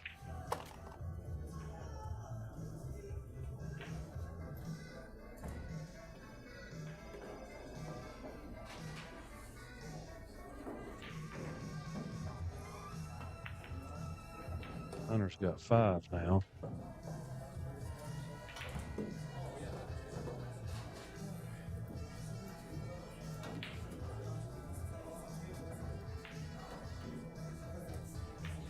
And he pinned himself to the 5 ball. He's going to take a foul.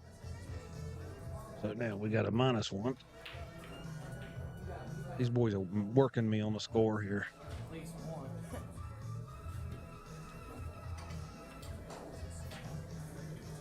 4-4, all square on the ball count. Race to 2.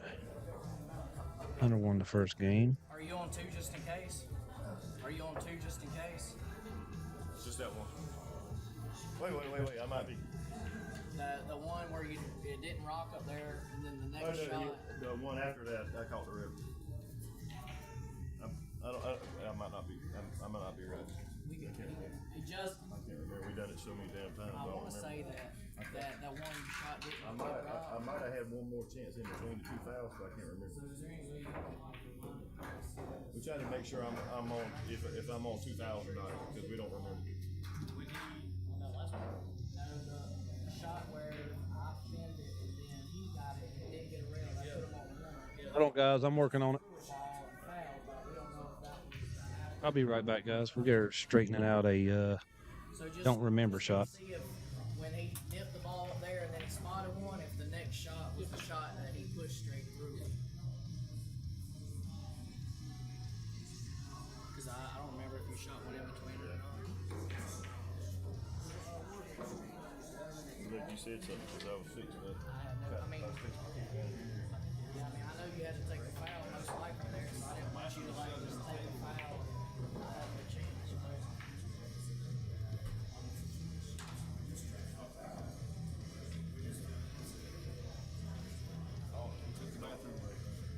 I just can't remember if I had an opportunity to catch the rail after I did hit the rail with 7. You know, a shot in between. Right. That's why That's what the catch. We shot like so many shots up there.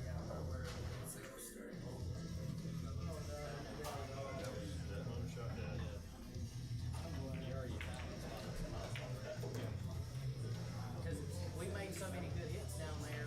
The first time, I think he was the first one to foul. That must have been good.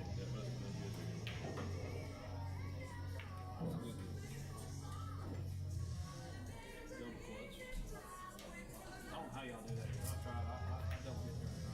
There we go. There we go.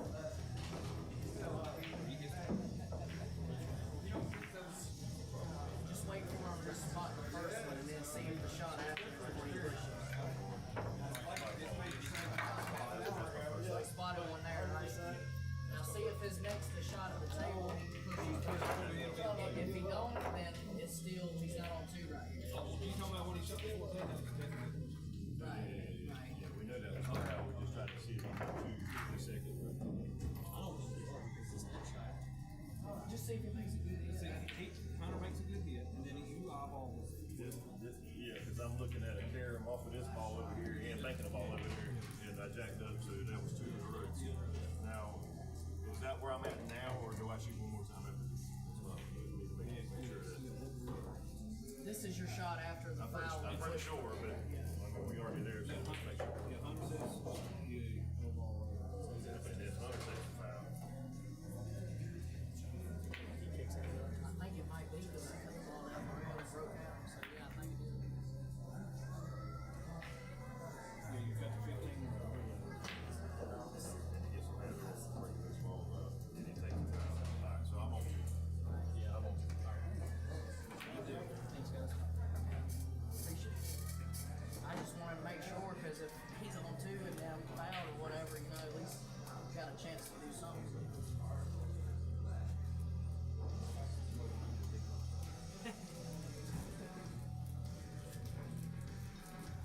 Okay, we are back. Give a shout out to a sponsor, Red's Debris and Hauling. We had to go back to the replay to settle in one pocket a really long time. And that wasn't a small scale, that was a big pros on AccuStats. I think it was AccuStats.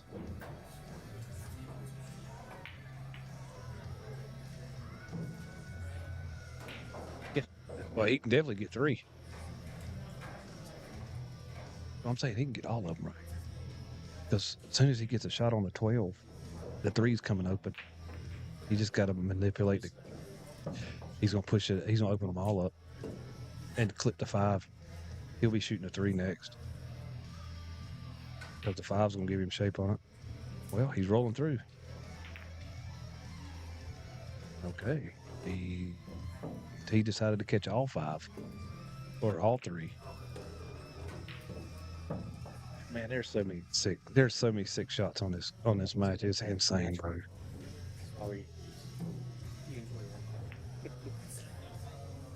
That's a great match. Is there a need for me to put the score up there? Yeah, might as well. Okay. Yeah, no problem.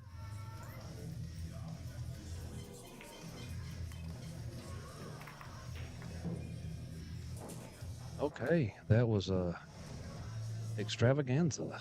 Be right back with the next match.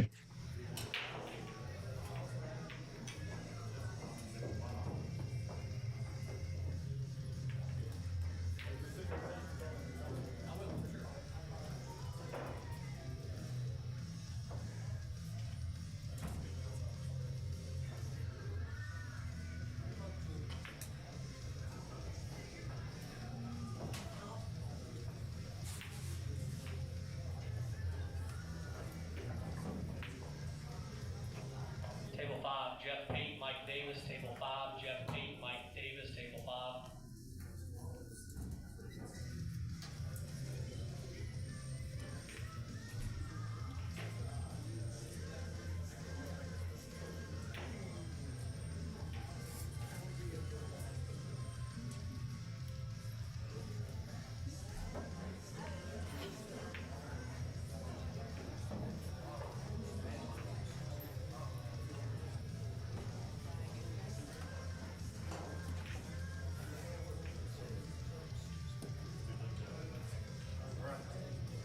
I still messed up. You still messed up. It's too late, Albert. That jacked up shot that I fouled on. I played the combo straight in this hole. That ball's supposed to come back up. Table 6, Garcia, Shane Hadley. Table 6, Shane Hadley versus Garcia. Table 6. I wasn't even paying attention to that. I weren't either. We were trying to figure out if I was on 2,000. Yeah. Yeah, I was on 2,000. Y'all both played good. Y'all made some good shots. I gave both games. I had a beat today.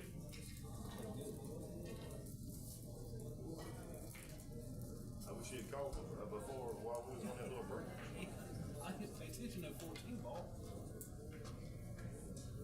Now I'm trying. I don't even remember 14 going in. That might have made a difference. It would have been on the spot. Table 7, Chris Brower, Matt Collins. Table 7, Chris and Matt. Table 7. And I left him downtown. I don't even think he had a shot. Like a maker at that point. He did. Okay.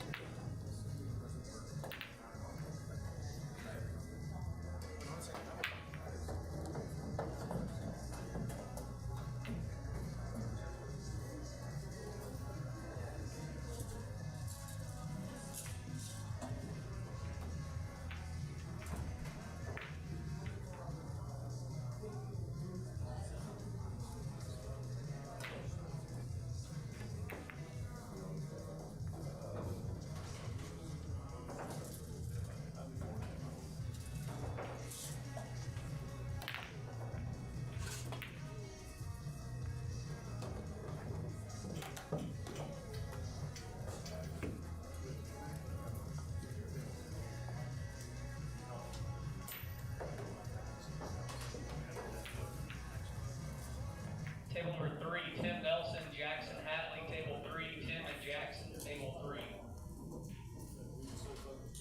All right, we are back with a third round match between Jeff Tate and Mike Davis.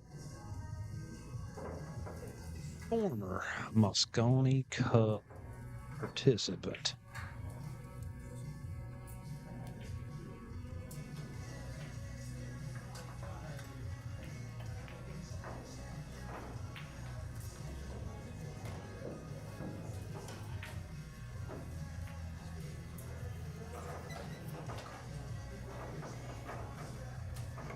Shout out to a sponsor, Deadstroke Media.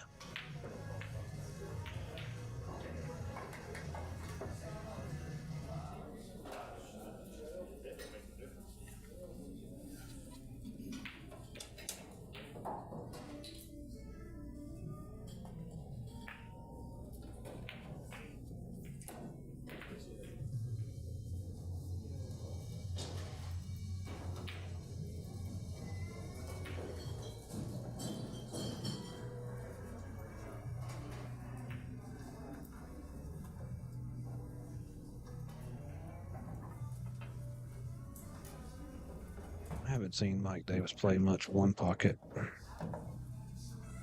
I've always seen him play in rotation. Maybe some 8-ball here and there. But I imagine he plays that just as well.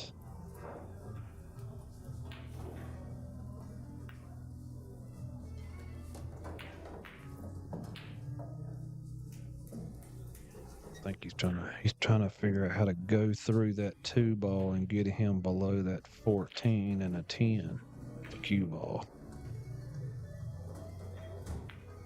I don't see how that's possible though. He's just going to take a foul and double him up on the 114. That was a good break by Jeff. Man can't get down the cue ball down at the end rail. That's pretty good off the break.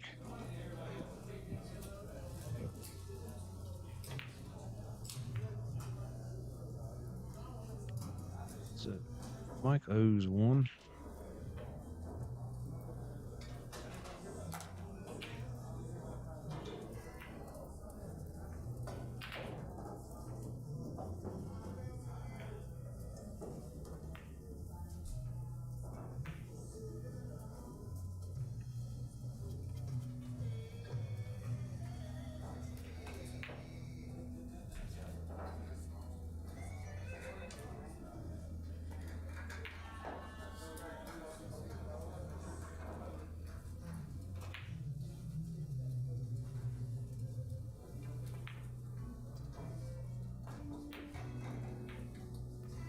I think Jeff Pate cut this 2 off the 13. No. What?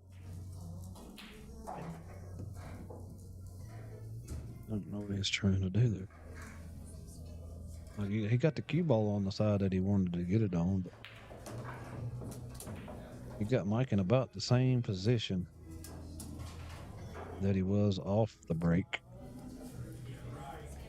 But now he's got the 4-ball. Coming off the bottom of the 7. Or not. Oh, that was a really accurate kick shot. He could have easily had another foul.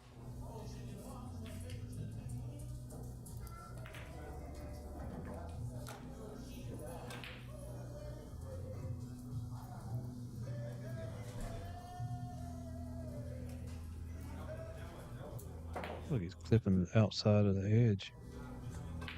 Yeah. The 12 ball looks like. Yeah, 12 ball. Now Mike is getting a position where he can start cleaning that pocket out some, or Jeff's side anyway. That's what Jeff did not want.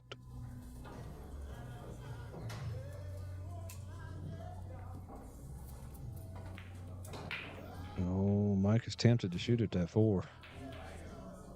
But he ain't gonna. He's refraining. He's holding himself back.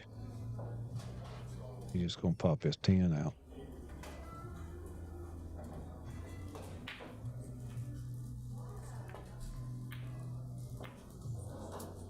crossed the 10 and cleared the 14, which is a very good shot.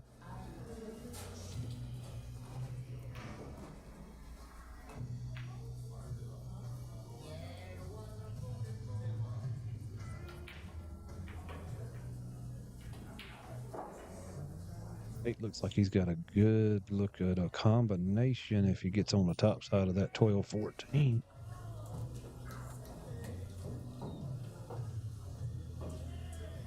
I think he's just going to ticky off the 10 and send him on the bottom rail on the backside of the 4. Lost his mind.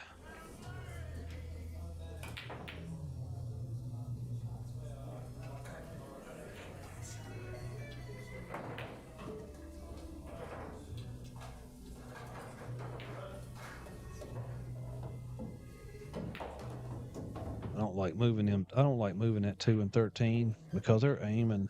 They're a good shoot. They're a good layout to shoot at his pocket.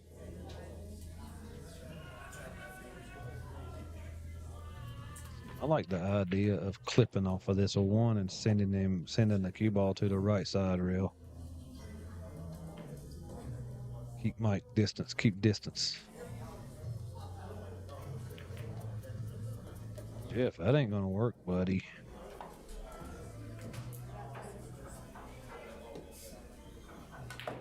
He knows. He's disgusted at his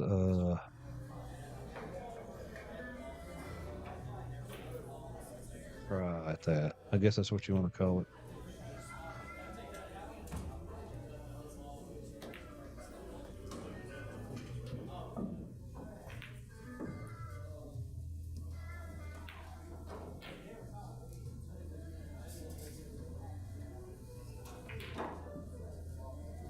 Had to throw it in,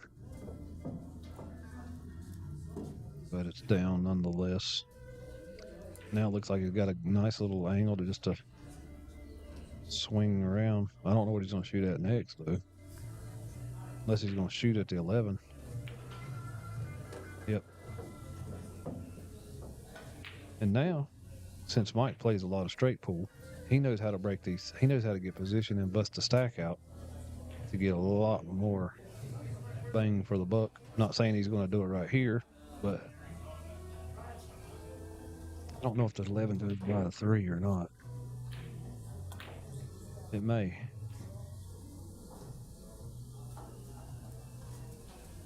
He's just going to lay it over there. Stove up. He owes a ball. So that puts him at +1.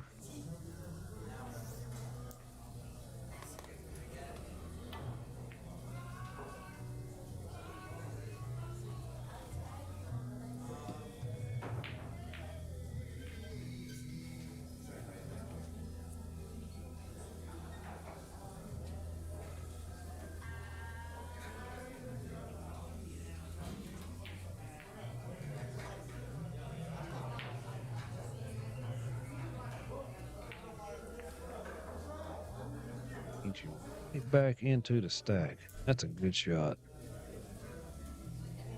That shot can get away so fast.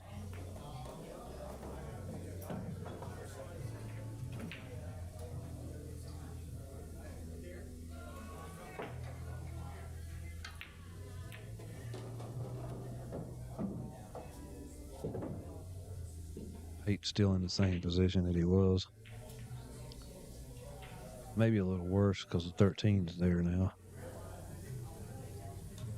I like kicking at this 11. If you got a bridge. If you ain't got a bridge, can't bridge over the stack. Yeah, he can bridge over the stack. He's just gonna move this right here. I don't like opening these up either. I like kicking at this 11 and moving it out of the way because it's not gonna hang over the pocket.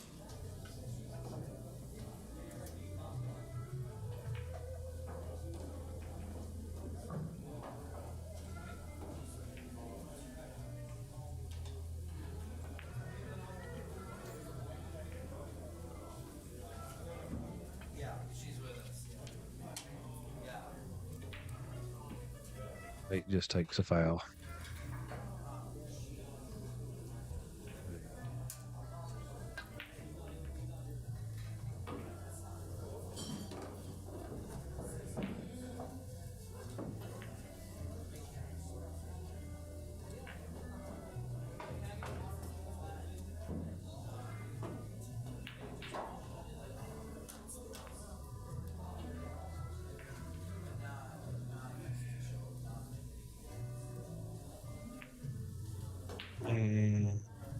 Mike's going to take a foul. Hey, Mike, you got a ball?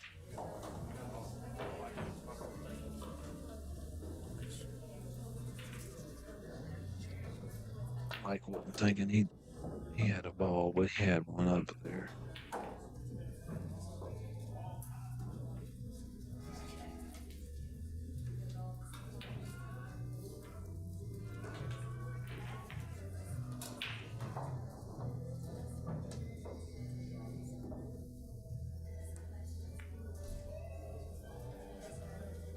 Now Pate's just going to bank this 8 or make it and draw him back over top of the 9.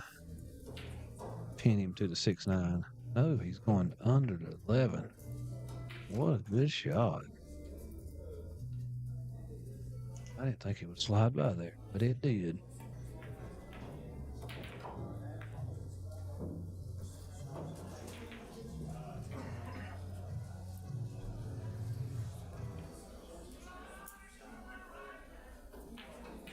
Shout out to a sponsor, TKO Custom Cues, Kirko Cash. Makes some pretty cues. And Mike makes one hellacious bank shot. What a shot that was.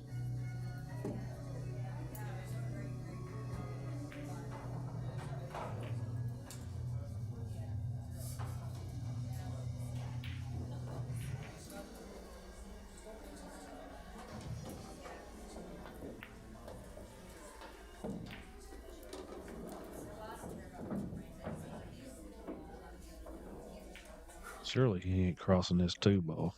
That stack is right there. He's going inside English on it. So you can miss the stack. It was just too much to do. I mean, he landed great first. Make it really difficult for Pate. A long straight in shot. Almost straight. Pate might just elect to bank this 11 out and cover the 2 with the stack. Cover the cue ball with the stack from hitting the 2.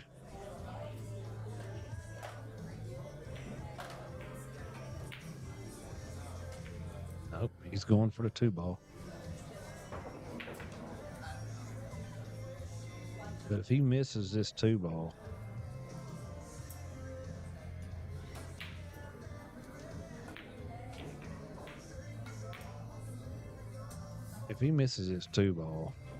Mike's going to have the whole world in his hands with his rack.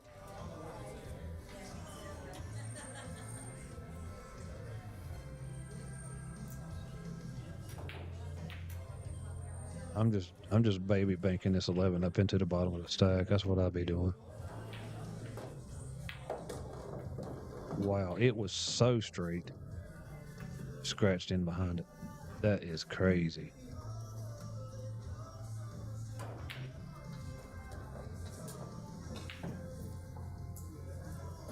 That would be -2 for Mr. Pete.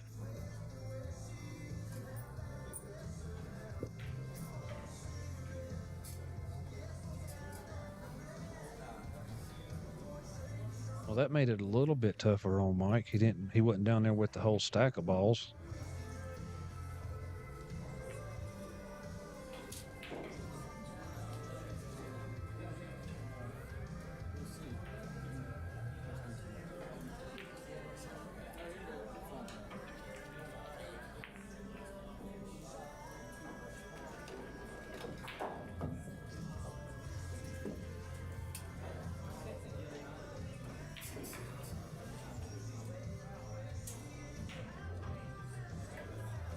I think he's gonna shoot the 4 after this 14 ball.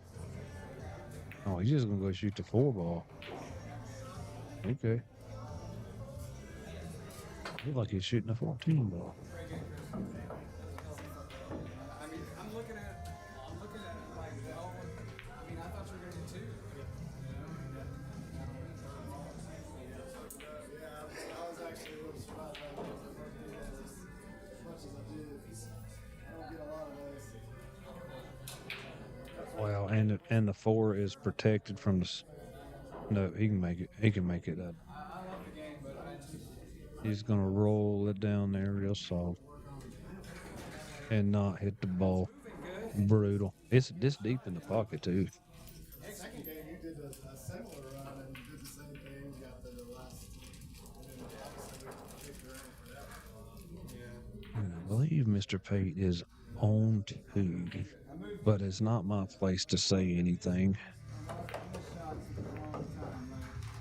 That was, I mean, Mike Davis has to make him aware that he is on two. no way that, like, I missed that first 14. I'm like, it's not going to cost me a game. You know, it's going to cost me a ball or two. Like, but you did good. Thank you very much. He tried to break the stack open. Just watching it on YouTube.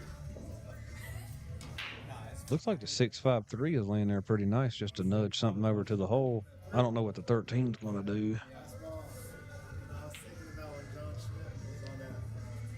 I don't know, he was commentating recently. Yeah, this is the shot to make me a commentator. Same exact shot. Table 15, Chris Clark, P4. Table 15, Chris and Pete. Already? That's why you took a layup on it. I don't. Yeah. Well, I mean, you could have put something on it. I mean, Good. I gotta go pee. Here.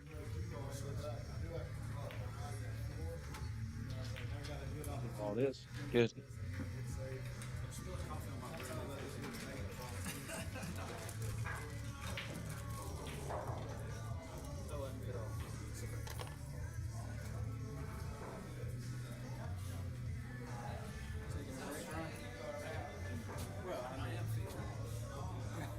I do know. Yeah. I'm 47, so I had a urologist this week. So. Shabbat Shalom Yisrael. And you're listening to the smooth sounds of V101.9. No, I'm just kidding. What up, gang? Pat Dixon back at you again. Back from our little hiatus here. It looks like we got a banger going on with Jeff Pate versus Mike Davis. Give Brian Francis a well-deserved break as Jeff Pate tries to send his 8-ball around 3 rails. Goes 5 and gets it towards his pocket.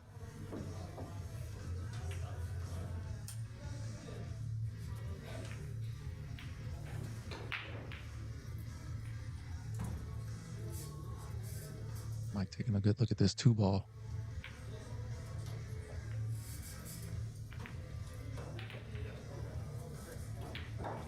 I think he's going to leave Jeff a shot here. Honestly, I honestly don't know whose pocket is whose. I'm just walking up here.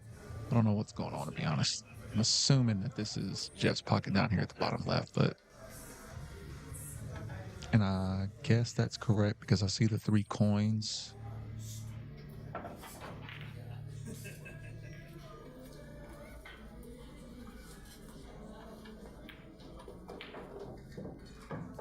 Okay.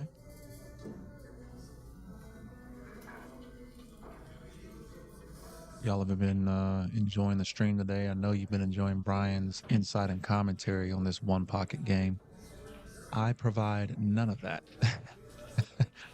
I'm definitely more of a rotation guy. 9 balls my number 1, 10 balls my number 2, 8 ball takes 3rd place, and then one pocket is way down there. But I was actually signed up for this event because I told myself, you know what, I just want to try something new. Everybody always says that one pocket will enhance your rotation game. You'll see some defensive shots in your rotation game that you normally wouldn't have seen before because you're playing one pocket. That's a nice clearing by Jeff to get those balls out of there. Sends the 2 back into the pack and then the 3 up table on his side. But I was signed up for it, and then 2 days before this event took place, my sister hit me up and was like, "Hey, you going to your goddaughter's birthday party?" I said, "God almighty." I said, "I am now." I forgot. So I wasn't gonna take up a spot just to play the first round, leave and forfeit the second one, no matter what. And I mean, you know, somebody else could have that spot and maybe go far as well. Mike hides the cue ball up there at the top of the pack nicely. Brian, thanks for holding it down, man. I figured you was back so quick because you heard the commentary and then had to get back real fast. I was just singing your high praises. Okay. Appreciate it. Of course, man.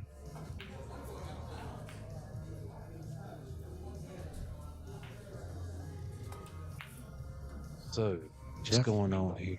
Jeff actually, he's got one of his points back. Okay. He's only 2 down. Okay, good.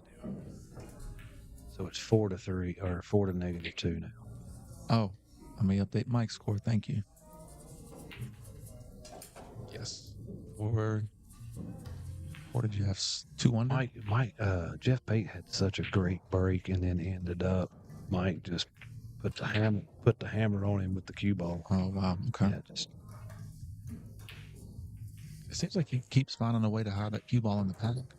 he's kept putting Pate in a position to where Pate had no choice but to leave the cue ball out, and then he'd score a ball or have to foul.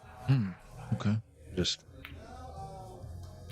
That was a nice little drag shot right there by Mike to just kind of put that 14 a little bit closer towards the pack, but most importantly, leave that cue ball in a way that Jeff might not have too much here.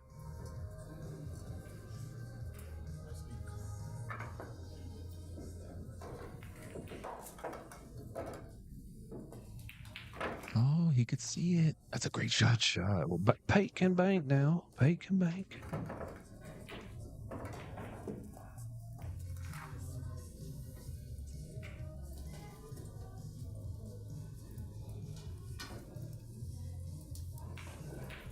You figure out how to get that thing to work. The replay? The replay. Honestly, man, I'm just pushing the button and hoping for the best. I kept doing it, but it kept putting me in a different spot. Like it was like a different spot on the video. It wasn't even like near the shot. Yeah, so it does this thing that when you push the button, it finds the most recent clip that's already there and it'll play it. And then it takes the system as Jeff Peck makes another ball and gets great position on the 9. It then looks for the one that you just went for, and then it'll put that one up. There's a huge delay that I got to figure out, and sometimes it just don't work. So there's that. Man, that Hunter's match, there were so many hot shots in that thing, man. It's crazy. Like there were so many super shots. I hate I missed that one. Oh, bro, it was Hunter made 2 of them sick back to back. Oh man. Brandon Mullis, you out there, Big Bear? What's up, brother, man?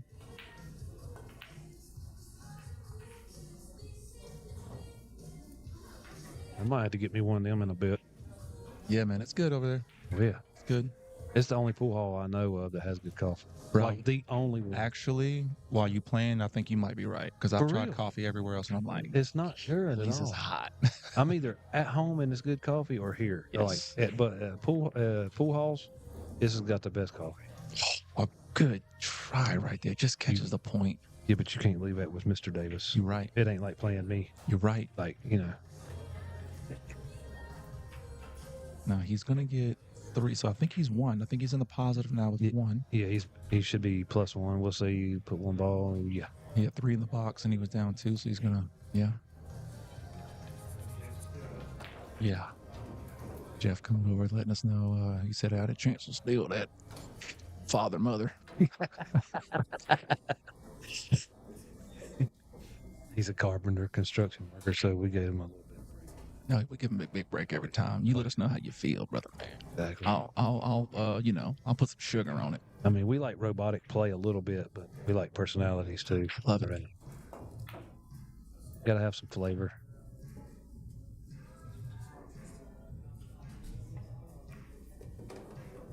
Okay.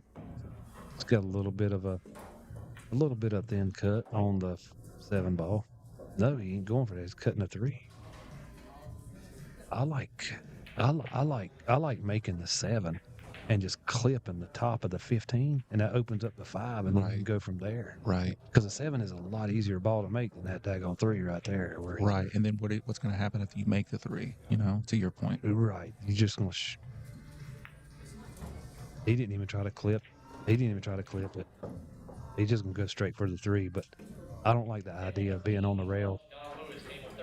Of course, I don't pocket balls as good as he does, so I would almost even shoot at the 14 now rather than the 3. Yeah, because you'll get another shot next. Right. Yes, you're right. Mike Davis is shooting at the 3, then that's the right shot. Oh, He was trying to shove the 6 over. Yeah. I think the force follow just forced its way right on through the ball.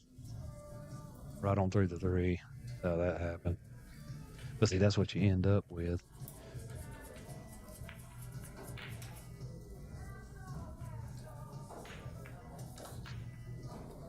That's the best nice way shot. right there. Just pocket it and that's needs 1. Pate's got 2. And then Mike is up to 7 now. Yeah. And then needs 1 more ball to close out this rack. Yep.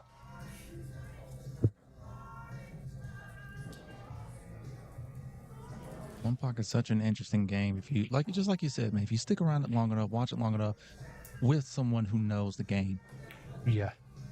you can see the little intricacies that make it interesting and fun. Like that's a phenomenal shot. I told you could bank. What in the world?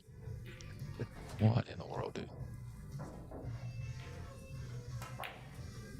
I think the first time I ever saw Jeff Pate play, it was rotation, of course, but the one thing that stuck out immediately was his pace, his cue ball speed.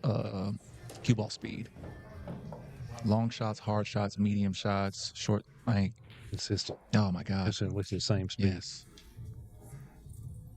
I don't think I've ever seen him smash a ball, you know? No, I can't believe it. I don't think I have either. Like that might be Well, one see- of the hardest shots I've ever seen him make.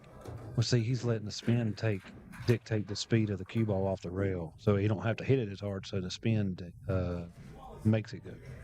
He got really deep on this one as well. I think he was trying to get positioned here over the 5. Be able to take the 5 next, perhaps, the way he was coming around those rails. I think he's debating on whether to cut this or not. He's debating on playing the ticky off the 9 with the 5. But he's got to hit it. He's got to hit the 9 pretty heavy. Right. Thought he heard me. I was like, no way he can hear that good. He's waiting on Chris Clark back here. Yeah, he's got to hit the 9 fairly heavy with a heavy speed to get that cue ball, the 5 ball to roll forward and through. And then what is this going to open up for Mike? Should it Everything. go long? This Right. is a do or die shot right here. He's shooting it. If it goes in, he could be out.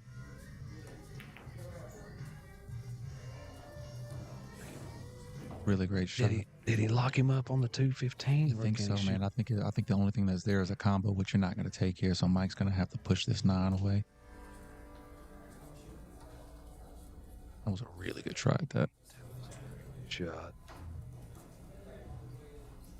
I was thinking of hitting it a lot harder and getting the cue ball back around the table down here. Like, below the. How in the world he get that ball out there off a cue shot? I would have scratched. There was only 98% of the time. There's only one way he could have hit it, and he did. That was awesome. He kind of dragged it with some like bottom inside, I think, to kind of get into the rail first, and then put the check on. Yeah, that was nice. See, Pate he has to shoot down a little bit into the cue ball, but he can 2-rail this back. It's go. He can green light this. He can even get the cue ball to drift up the table. I mean, there's a chance of scratching if you let it go. But oh no, what do you think the idea was there? We're trying to cover him up with the 215, but it's still going to leave him at 9. Like I'm chopping that 9 over there. And Mike Davis he's going to chop it up. Put a little bit of running English on it, a little bit of right English on it. So the ball come off real smooth. Right, he can get underneath the pocket. He's thinking about dragging on it. He's asking for a lot. If it's Mike, it's right. It's like he's digging into it to go to the side or something. No, he's just sending it away. Man, I'm cutting that ball in my pocket. All right. That had to take a little break.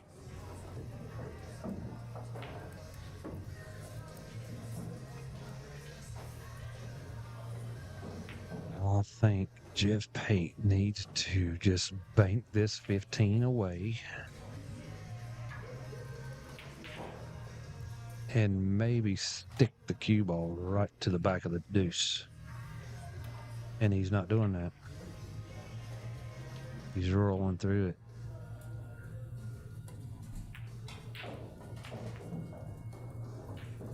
Wow. All right. He's just going to block up all Mike's banking lanes. I need to ask him why he's done that. Not right now, of course.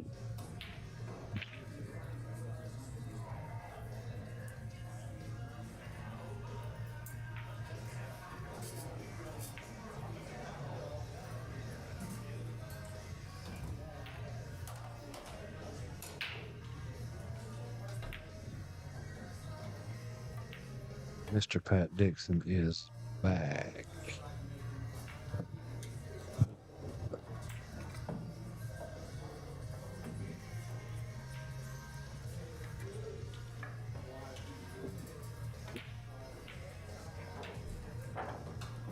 Got some things locked up over here, I see.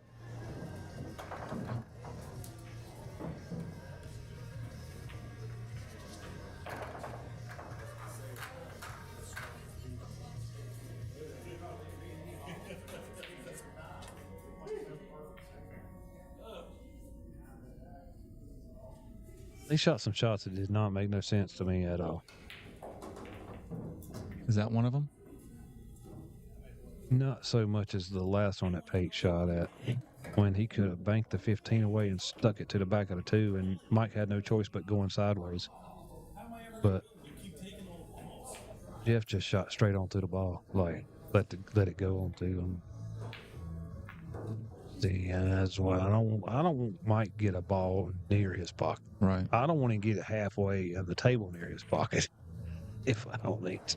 And with the way that 215 was set up, I thought it was dead on. That all he had to do was touch that 2 and that 15 was gone. I think a little side spin on the cue ball may have made the 2 throw the 15 away from the rail a little bit.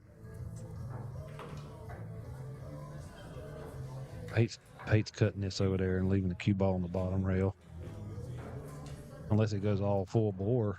I was about to say he can make this. Oh yeah, I ain't saying he can't make it. I'm just saying like the cue ball speed full bore. Yeah, that was a good shot. Great shot right there. Now he's got to send one around the world right here to get that 15 as thin as he hits it. He's got to send it pretty good to get it back at his pocket because it's thin. Nope, he's just banking that away. Looks like it. Yeah, he's just banking it away. He ain't taking no chances, which is very good. I don't think he meant to make it.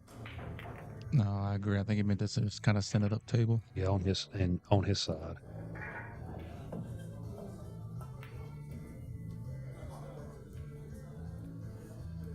The score over it. I think he has 3 now, maybe 4.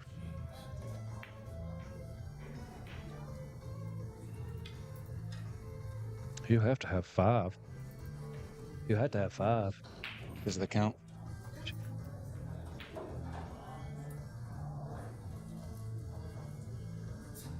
Five of them, yeah.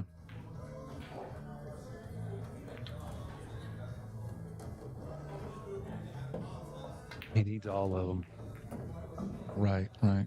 He's 2 railing this 2 ball. Oh my God, he butchered it. I don't know. I couldn't remember where the 2 ball. It might have been pushed down from where Mike shot it the last time, so that might be why it was a little harder. Yeah, I think it did move a little bit because remember Mike had to come off that 2 with that combo. Yeah, the kick banker. Yeah. Whatever it was. He's got a free 2 reeler right here on this 5 ball. I don't like players shooting this shot either because a lot of them, he forgot to hit it. He's smirking about it. He's like, yeah, hit that like a bee. He's laughing. He's laughing at himself. He's talking to himself. Yeah. He's still talking to himself. Oh shit! I think it was like the line was there, like the 5 was going straight forward, but he just didn't. It's like I just forgot. No. That's awesome. Oh my goodness.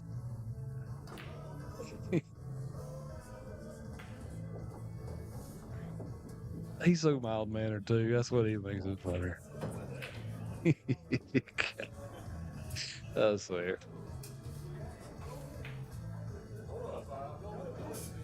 You cut this 5? I don't think you cut this 5. You can if you want to sell the farm. Okay. He's just ready to go home. He's gonna cross bank it.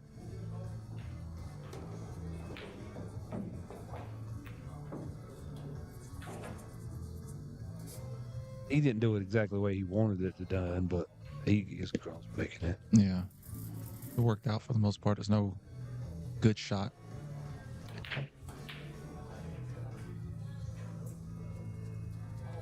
There is a shot there if Fate wants it.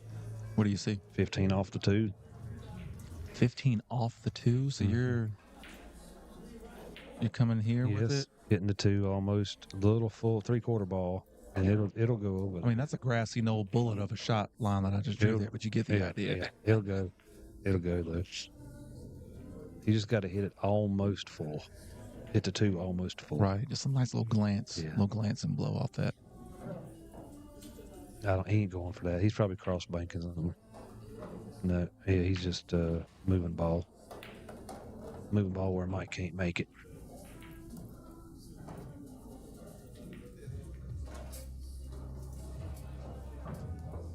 Mike's going to try to come up with something to keep him off the short banks. The short banks is the ones that get you in trouble. I mean, the long banks can too, but the short banks, they can rattle 1, 2, 3 of them up pretty quick. They get a decent layout. See, that's that shot that Pate had a while ago, but he had a chance to pin Mike to the bottom of the 2 with a similar shot. And so what's the idea behind sending the 5 ball up the table? Is it mainly just to keep the cue ball down here without a good shot? Yeah, it blocks him from, on this particular shot, it blocks him from that shot. But I think there's he's up in the ball count. They're playing the ball count too. You know, the man with the least amount of balls is trying to get more balls in play down on his side of the table. And the man that is up in the ball count is trying to get all the balls at the top of the table. So the man that has the least amount of balls have to shoot them one at a time. He ain't gonna run out from the top of the table. Okay. Unless he's that good of a banker. Right. But he just can't flat out run them. So if I'm the guy 6, 7 balls, then I want to push him up because all I need is 1 or 2. Yes. I don't need all of them down here to do something about it. I just wait for you to mess up or get a good bank opportunity. Yes. Take my point, move on, and take another point. Okay. Yeah. When you get to that kind of a ball count, you start playing your ball counts. Got you. Is it making this 5? He can bank. I think he needs to put a little bit more left English on it to hold it, to make it twist back to him. But that was a good bank though, to be as soft as it was. I think he might be able to get underneath this 5 here. Kick it back up. Yeah, he can get under it. But I don't like going to the end rail under it because it's just going to send the ball back to, well, if he clips the edge of it, he might be able to be okay. But a lot of times it just sends it back up the table and Jeff can bake it back down. He tried that shot. The one Hank was doing earlier? Yeah. It's the same shot. Yeah. That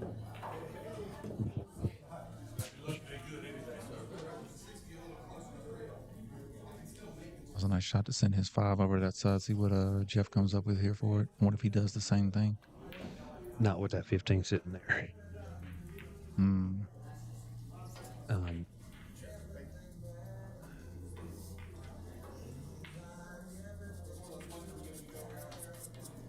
don't know. I like clipping off the top of the 15 and laying the cue ball down below the 5. Because if you don't hit the 5 just right, that cue ball will get loose from you, and you'll give him something on the 15. You'll give Mike something on the 15. This way, this will slow down the cue ball, and you can just like die, and it won't give him a bank either. That's a nice shot. It takes a little bit less control to shoot this shot than it does the other. See, now Mike can't hit the 15. Not straight on, he can hit the 15. If I was Mike, I would try to hit that 2 ball and move it away from that spot. Well, he only needs one, so he don't have to. All Mike needs is 1 ball in play. Right. So he can leave him up there, to your point, and then possibly get a bank from that side of the table on down in his pocket, or a mistake from Jeff and an opportunity as well. Because anywhere on this side rail, the left side rail on Jeff's side, that middle diamond to this first diamond, maybe half of the first diamond down toward the pocket, if there's a ball right there and the cue ball's out toward the middle of the table, Mike's going to cross bank that ball, and he's going to make it 60% of the time. Right. Yeah, this ain't round 1. Yeah, no, yeah. Okay. Hank Powell. That's why Jeff needs to be real careful on how he makes these long rail banks. He needs to hit them at a speed where they stay down near the corner so Mike can't cross bank them. That's hard to do, though. Like, that is extremely tough to do. See, like this right here. He did okay, but it came up too high. Right. Now, if it wasn't for the other balls, Mike's shooting one of them balls. Mike's not going to shoot that 5. No, you don't think he shoots at the cross? He's shooting 5 here? He's shooting at that 2 ball. Yeah. Yeah, that's the shot. He's shooting that 2. But that's real tight, though. I That's know. really tight. He might shoot the 5. He's going for it. Yeah. He wants to shoot the 2. But he's crossing this 5. He can cross it pretty decent. This was, I think, just a straight high ball. He hit a little too full. That's okay though. He didn't leave Pate much. He didn't leave Pate much at all. He can't hit the 5, and I'm not sure if he can cut that 15. But if he does, he's going to turn it loose and give Mike the game. Jeff's in a pickle right here. He's got to get below that 5, and I don't know how with a legal hit.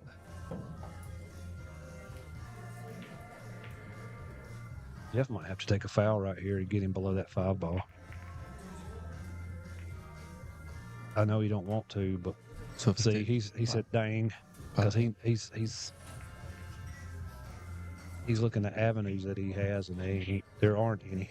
So by taking a foul, what could he do? Like push the cue ball into the 15? You know what I'm saying? Yeah, he could do that. But it's still taking a chance of you miss hitting the cue ball enough to leaving a shot on the 5 or the 15. Like separation. I like the shot of coming off the side rail and laying it below the 5 ball. Also, just resting the cue ball down here underneath the 5 somewhere. Yeah, I like coming the side rail right above the side pocket. You're shooting here? Yeah, right up there. Maybe a little higher than that. And it hits here, and it dodges over here. Okay. He's shooting. He's 3 railing. This will be a magnificent shot, man. I mean, this will be a magnificent shot, dude. That shot is so hard to hit that little spot right there past that side pocket. I've shot it a bunch just playing around. Man, that was a good shot. Now, but Mike can cut this in if he wants to let it go. He's debating on his percentages of making this. Man, that 15 ball, though, it's kind of on that line. For here? Yeah, I think it's going to clip the 5, though. I think it's going to clip the 5 going in. But see, if he cuts this 5 and don't make it, the cue ball's still going to be over on the left side rail.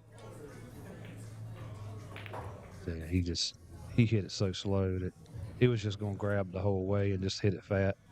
That's what happens to that. Now Jeff's got a. He's got to cross bank this 5, I think, This is double kiss territory. because of the space that the 5 ball is off the rail. No, it's just the angle that he has to hit it. I think he can Oh. put some drag left on it and might be able to get it out of the way. He looks like he's putting something low on it. He didn't have to put. Yeah, he put a little bit of right on it, but it hit the 2 going in. But anyway, Mike with a chance. I guess it's 2 ball bank maybe. It's a steep angle though. That cue ball's going to be running up that table. I like banking the 5. Not saying the 2 ball's wrong. I like banking the 5 because the cue ball's going to be going toward the other ball. He hit it to where it was going to cover up. That's a good chess move right there, dude. That is really hard to hide behind that one ball. Going that far. Table 6, Gatlin and Matt Collins. Table 6, Gatlin and Matt, table 6. Now, I don't know how much Pate can see of the right side rail. It looks like he can see enough. It looked like he was contemplating hitting the 15 into the 2 ball and clearing on both, or clearing the 2 ball. But you don't know where both the balls are going to end up after you hit them. Right. Because you're having to put force on them. So he was winding up. I don't know what he's doing. I can't tell if he's going to hit the 2 or the 15 into it.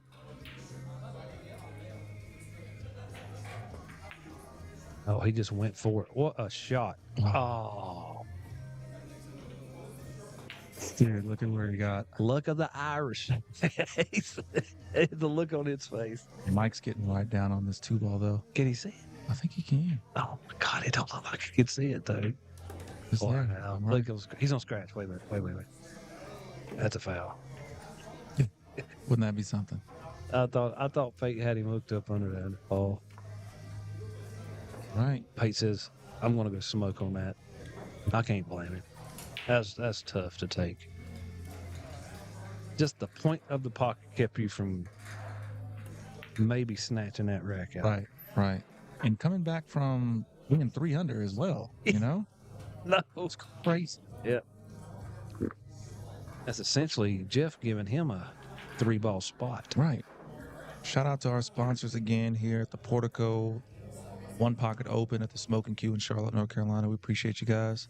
This is an inaugural golf tournament, April 4th by Delta C New. They're really big in community involvement as well. So if you like to golf, you got an early bird special going on as well as a regular pricing. So if you sell $15 and get signed up, they're going to be playing at the Emerald Lake Golf Club in Matthews, North Carolina. Fast Action Billiards, shout out to them for sponsoring us. That's Clint Clark up there in Statesville. They got some really nice 9-foots in there. A few 7-foots as well, if that's your flavor, but great place. Great people in there. Shout out to Alpha Installations. Call the Alpha. TKO Custom Cues, that's Kirk Overcash. Appreciate you always being a big supporter of the pool scene as well as the pool series. You need any kind of cue work, some tip replacement, repair. You want to get a custom cue made that he has. He makes his own custom carbon fiber cues as well as wood cues. So hit up Kirk, 336-262-3760. Shout out to Inkwell Design. They do custom printing on shirts, hoodies, blankets, baby cloths, tumblers, coffee mugs, magnets, stickers, puzzles, trophies, plaques, awards. You name it, they print it. Some draws. Hit up Inkwell Design at inkwelldesign2022@gmail.com, or you can text at 704-239-5973. Deadstroke Media, bringing it to you live. Mike Davis after break.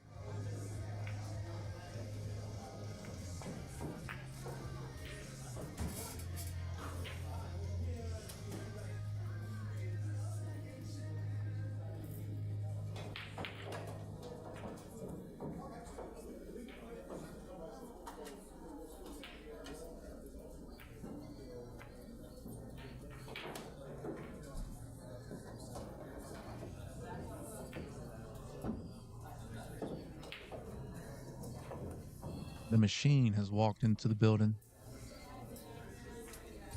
Oh, snap.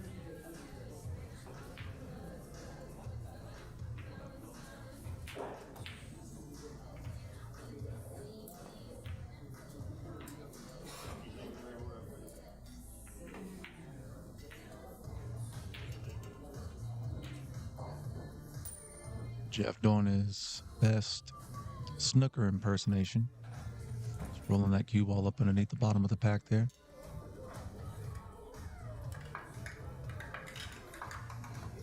One pocket your favorite game, Brian? I won't say that. Okay. What's like top three favorite billiard games? Oh, it would have to be 9-ball, 10-ball, and one pocket. Okay. I'd probably say 9, 10, 8. I don't mind 8 on a bar box. 8 ball on a big table drives me up the wall. Really? Why is that? It's like playing Candy Crush on easy. That's a really good point. Now, 8 ball on a bar box is clustered. God, Like a 7-foot bar, not an 8-foot, but No, a 7-foot. Yeah, 7. Yeah, it's all clustered up, so you really got to play position and know when to break out the ball, stuff like that. But on a big table, it's just like run. Right. Especially if the table breaks fairly easy. If it breaks good, You can make a couple balls on that break. well, the ball's spread out more. Yeah. That's what makes it better. Like easier to run out.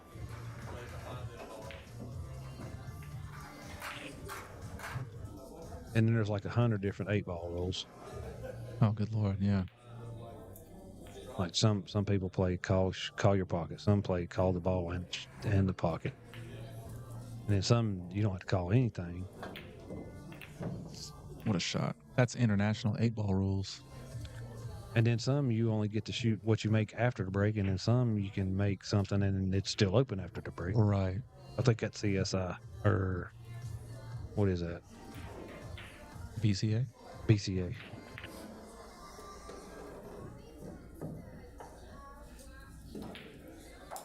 But yeah, Jeff really needed to capitalize on that last game because that was his break. And it's hard to get these guys that play this level right here. It's hard to get out from under their break. And you see what's happening. Like, you got to move the cue ball so good to clear their side out so they can't just run out on you. Mike is 3 balls in. Yeah.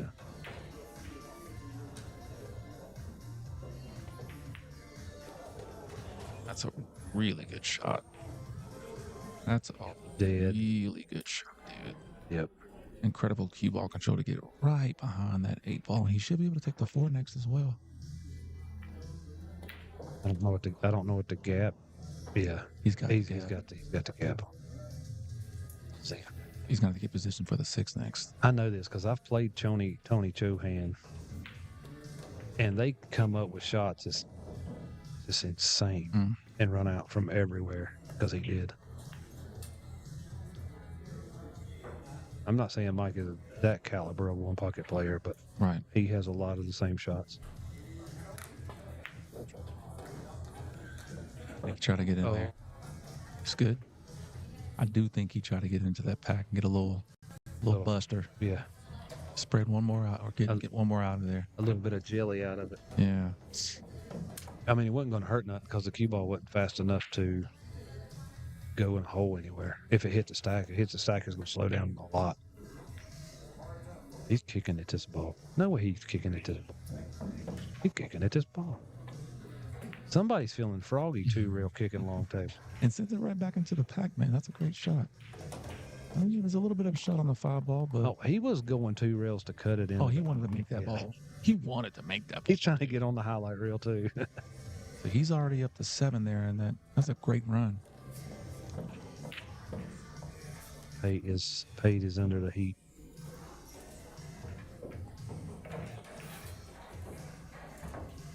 That's a nice shot. Don't do it. I have scratched on that angle before, right? Yeah. I can tell you. Oh, yeah. That's a good shot to lay that over there. I mean, I think Mike can go rail first and hit it heavy, and it'll double kiss it over his side. Watch. He's thinking about it. It'll do it, Mike. Shoot it. It'll be a highlight reel, dude. Rail first, hit the 5 full. It'll double kiss the cue ball and send it to this side over here and go in. Oh, he ain't gonna hit it hard enough. He's just gonna give it to him. Man, I'm gonna get on him for that after this. You want to see some fireworks? Man, that was to win the game. Play it like rotation. No. That was to win the game, man. Right. That'd be a Michael Jordan fist pump shot right there for the finals. And Pate Odeball.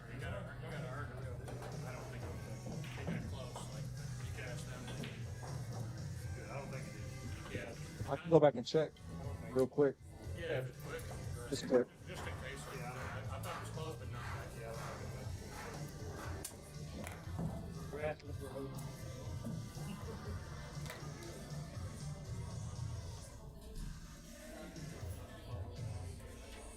No rail. I'm not gonna lie. That felt great that I could go back real quick and check a shot. We had one earlier. We had to go back a few plays. Okay. Nice. So that does. So he's got a ball. So he's at 0, right? I guess. There's no rail. That's a foul. Yeah, he Look at spotted that what. shot. Oh. Yeah, he spotted whatever ball was there. I don't know. Got anything over there anymore. It's 7. Nice. Just get it over there. There's no way he was going to be able to make that bank. But just pushing it over there now. With the game on the line, you got to get it right back up out of there. And I think this might be... No, it's not bankable. Not for Pate. Actually, it kind of... With some right? Some right on it? Some bottom right? You have to shoot down into the cue ball and make it jump. Really? Look. The cue ball jumps out of the way down here to the bottom of the table. 7 scoots by, but the cue ball's gonna go flying up the table. See, he was trying it, but see, the thing is, the cue ball shoots up the table and you sell out if you don't make it. Which is what happened. It's like a Hail Mary from Right. 80 yard line down. Yeah, I mean, what else can you do right Yeah, there? yeah. All right, Mike Davis advances. Jeff Pate's still in it because this is definitely the winner side of things. So he'll move over to the B side of the bracket. And I'm going to go figure out who's going to be playing next here. I can tell you. Oh, you know? Hunter White and Hank Powell. Let's go, baby. That's what Justin came and told me. Now, he might change his mind. He better not change his mind. I bet. want to see this. I want to see this right here.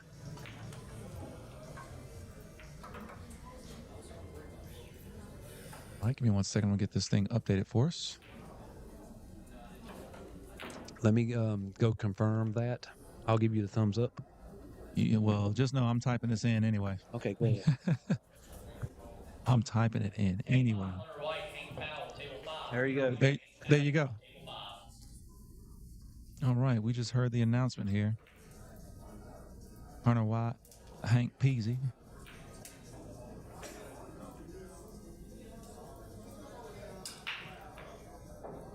And looks like they're already making their way over here to the table. Those. Table 7, Scott Howard, Robin Hill. Table 7, Scott and Robin, table 7. Getting the tournament moving right along.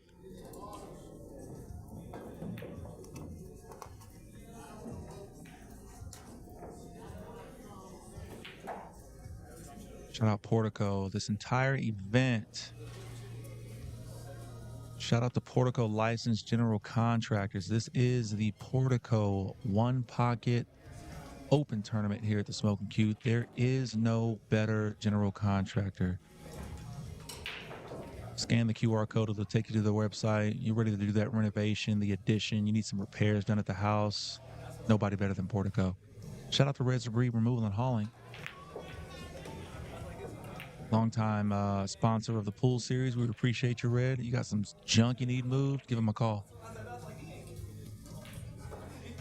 We're going to have Brian Henson joining us here, and I ain't gonna lie to you. If we can get Brian Henson and Brian Francis on the mic, that's what we want. We want both these guys on the mics. Then you don't have to remember whose name is talking.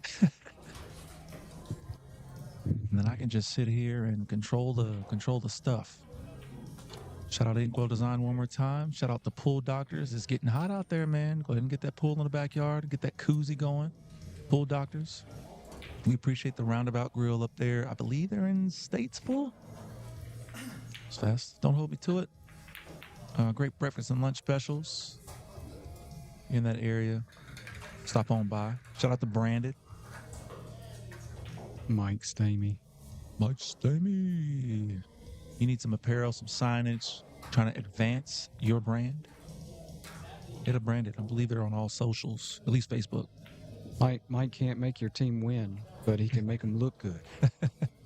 That's all that matters. And you might win with Mike on your team. As long as you look good, bro. You know what? I'm going to... Oh, yeah.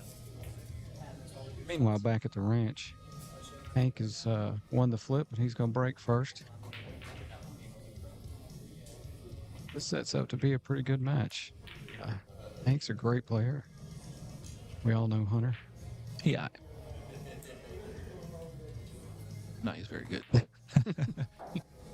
So, Brian, how are you faring in the tournament, man?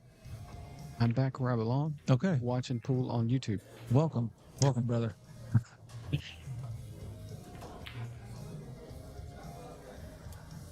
Let's see. Decent break from Hank. He's got Hunter cut off from that 12 ball and the 1 ball, but Hunter's going to be able to play off this 13 or maybe go through the 2. Yeah, it looks like he's going to go push through the 2. Maybe move that up to maybe move it over to his side 2 rails. Leave the cue ball down on the bottom.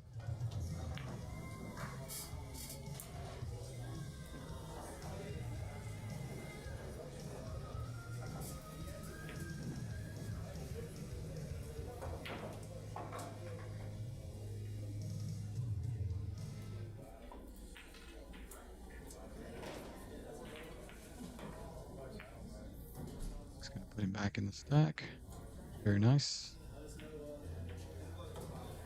Anytime you put your guy in the stack, you cut off a lot of his options. And he has to, a lot of times he has a hard time queuing, as we see Hunter with about a 12-inch bridge here. He's going for the kick. He may. Oh, wow. Sold out the 12.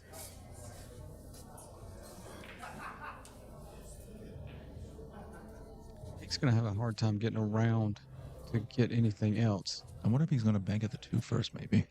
Not a bad idea. Not a bad idea. Sometimes if you've got a threat at your hole, just go ahead and leave it there. He's taking the point. It might just to give him better. No, look at that draw. Oh, it didn't. Back there. Just didn't like it there. Tough to do with your offhand.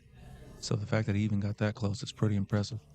Oh, he did that left-handed? Yeah. Or he's left-handed and he did it right-handed? He's right-handed and he did it left-handed. Okay. Yeah. I didn't even notice. He did it pretty well. Now, is he going to... I can't tell. I think we're just 13 between the 1 and the 11. That cue ball over. Shot. Yeah. Got a threat in front of his hole again. Now, if Hunter can see that hole 1 ball, that's not going to be a huge threat because he's going to be able to get under this ball.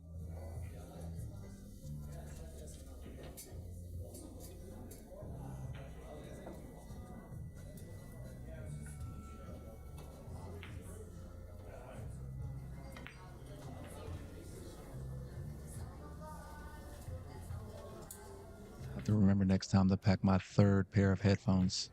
Ooh, that'd be fun. Triple trouble. Well, it would still maintain just 2 commentators, but then I could hear and just run this, you know? It frees everybody up. It's a good shot there from Hunter, putting Hank underneath that 13. Speaking of Hank, he has a ball. Yes, he does. Thank you.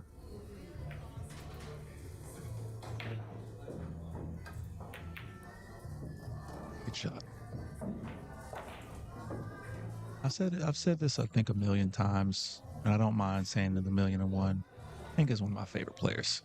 Oh, I mean, except when I play him. Oh, exactly. Been to Hades with him, but as the evening goes on, he gets better and better and better. Well, and I mean, you know, he's just an all-around gentleman anyway, so that makes it easier. Absolutely. When he knocks you out of the tournament. That Cheshire smile.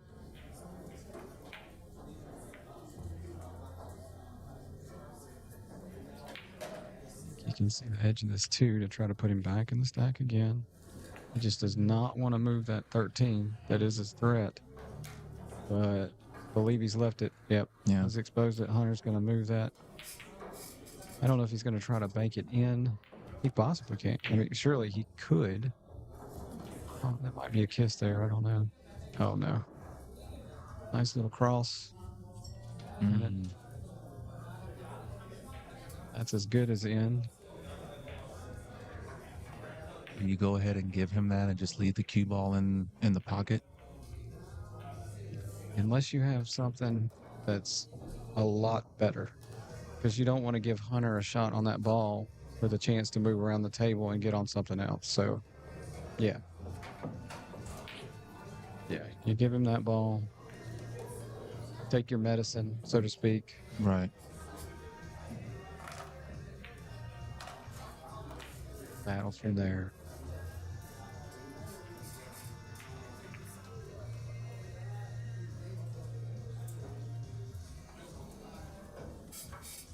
You know, I don't think these two are the type. Now it could turn into an up table from here, but I have a feeling they might do things to prevent that. When you say up table, just sending balls towards the top part of the table? That could easily happen from where the cue ball is and where the balls are. If they were a little more spread out, it would be a lot more likely because I see Hank just moved a ball up table, moved a couple balls, He puts 3 balls on. Yeah, it's starting to go that way. On his side, yeah. I'm curious if Hunter's going to make a kind of a gamble. He could move this 1 to his side.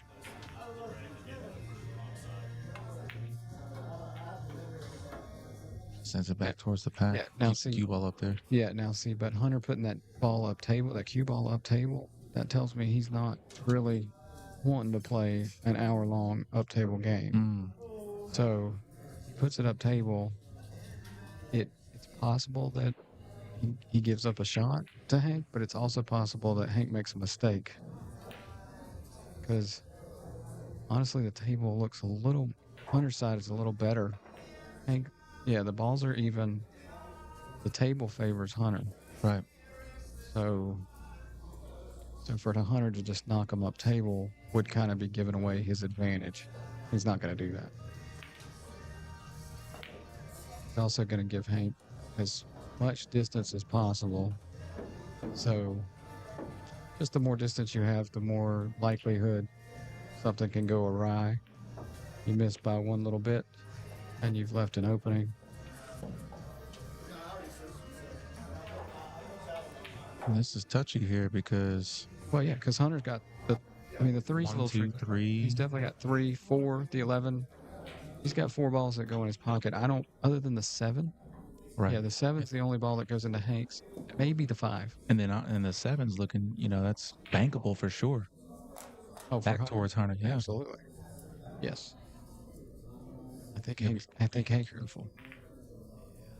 Very nice. Very nice. Like what he did there. He leaves the cue ball in a way that nothing's easy for Hunter. At the same time, he develops 1, 2, 3, 4, maybe even 5 balls for himself. Well, yeah, look how many more balls will actually, if he gets a chance, go in his pocket now. Now we'll see. It's 5 if he is no more. Unless Hunter drains this bank, this combo bank. Ooh, this sells out. And that's... The 2 ball kind of got funky though on the 1, so that's not going to go for Hank, at least not right now. Let's see, after the 4, I would think he'd be trying to. I think he's looking at the 6 and the 7. If he can get back under the 10, perhaps a little inside off this. Maybe even tap the 10. That might give him something on the 7 or the 6. Looking at the 6, probably. I think 7 ball next. I would not be surprised if he took the 6 just because he has it. Because from the 6, you can get the 7 or maybe even get to the 5 if you play, depending on the English that you play. He might, if he were to play the 6, he might even get into the 8 to hold for the 5. You know what? It looks like he's straight in on the 7. He's just going to power draw it back. Or the 5. Good shot. That was a good order. That was better order than taking the 5. Taking the 6 to the 5. Took the 7 to the 5. Now he's still got the 6. This cue ball should go up, heading towards the 3. Good Lord. Overrolled it just a little bit. And that's why it rattled. He undercut that a little bit. And I put the cue ball in. Now here's where you decide. You take that 8 ball out of Hunter's pocket and just turn the table over after getting a couple balls. Or maybe you try to cut the 6 and take the cue ball under the 8 and knock the 8 away while shooting the 6. I think that's what he's going to do.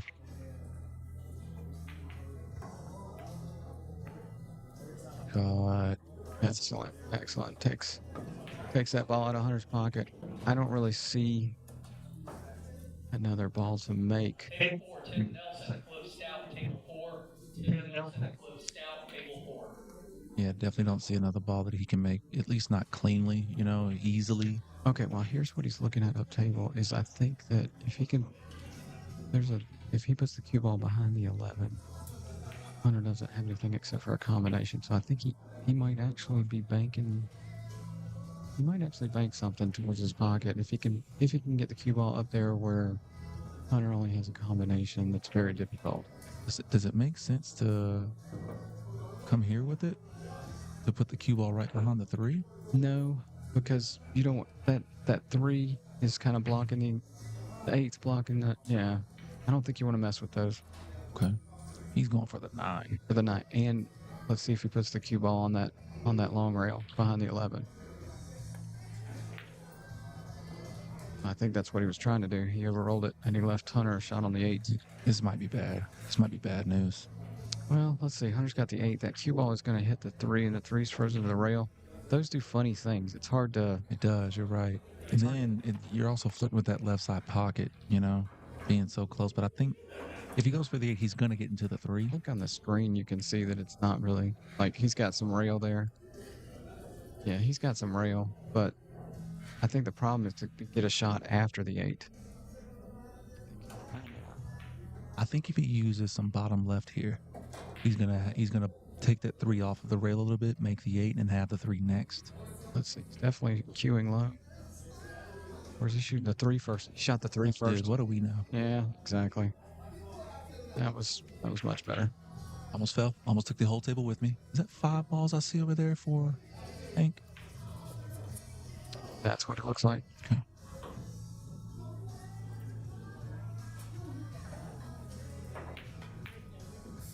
That was a great shot. That was beautiful. 2 rail positions. Going to force out for the 10, or is he going to roll down and bank the 9? Oh. I think he was just going to take that ball and play safe. Or perhaps he was rolling for a bank on the 9. And just didn't get the position that he was looking for.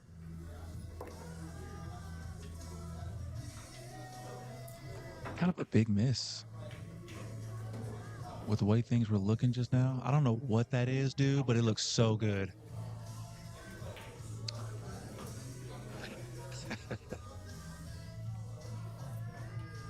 I lose train of thought when I see baskets of food coming my way. Yep. Matt Dixon, food blogger, in the house. Man, I had a grilled chicken sandwich earlier. Threw some coleslaw, lettuce, tomato, light mayo, and some barbecue on there. Coleslaw and mayonnaise? That's like just double mayonnaise. I like some mayonnaise, but just call it double mayonnaise. I could have just taken it off, but I got she asked me, "You want lettuce, tomato, mayonnaise on it?" I said, "Yeah, but light in the mayo." And then I looked down the list of toppings. I was like, "Oh, give me some coleslaw." I Well- blacked out when I saw coleslaw. Well, meanwhile, Hank thinned the ball and just playing safe, and he kind of over thinned it. The ball. Well, Hunter it's definitely cutting at this 10. Now, when you cut at this 10, Brian, are you going to cut at this 10 to get into here, to maybe bump the 1 out, or even the 2 to be able to play either the 8 or the 15 next? Well, I don't think you have much choice. That's where the cue ball's going. You just have to make sure you make the 10. So, because if you miss, you are leaving Hank a shot. And Hunter did well with that. He rolled through it. I think here I almost like banking at the 14 up the table, because you'll be able to leave it. Is that 1-2 pretty dead though? I can't No, tell it's on my not. screen, so I don't think so. No, I think it's going to come probably like right around here above the pocket. Yeah, I'm seeing Hunter moving a couple balls off of Hank's side here. Can he? I think he's looking at can he move the 9, not necessarily trying to bank the 9 into his hole, but just trying to move it to his side and maybe push those balls away, push the other 2. I think that's what he was looking at. So he comes here, these 2 balls get out of here, and it's not just going to float this way. Yeah, you're not even trying to might even not try to make the 9. Just move it to his side, get those balls off Hank's side. Oh, he went for it. He went for the make and got it. And I think that's 5-4 now. Yeah, Hunter's got 2 in the table, 2 on this table. I like to wait for the turns to change, just in Gotcha. case it's like a scratch or something. We Oh, can that's a get the good total. Hey, you do you. Hey, you keep me honest over here, okay? Well, this is the one game where the count is very important. Now we're just that was fortunate. Although he may have Hank could have a bank here. I think it does have a bank on that 8 ball. Or even the 1.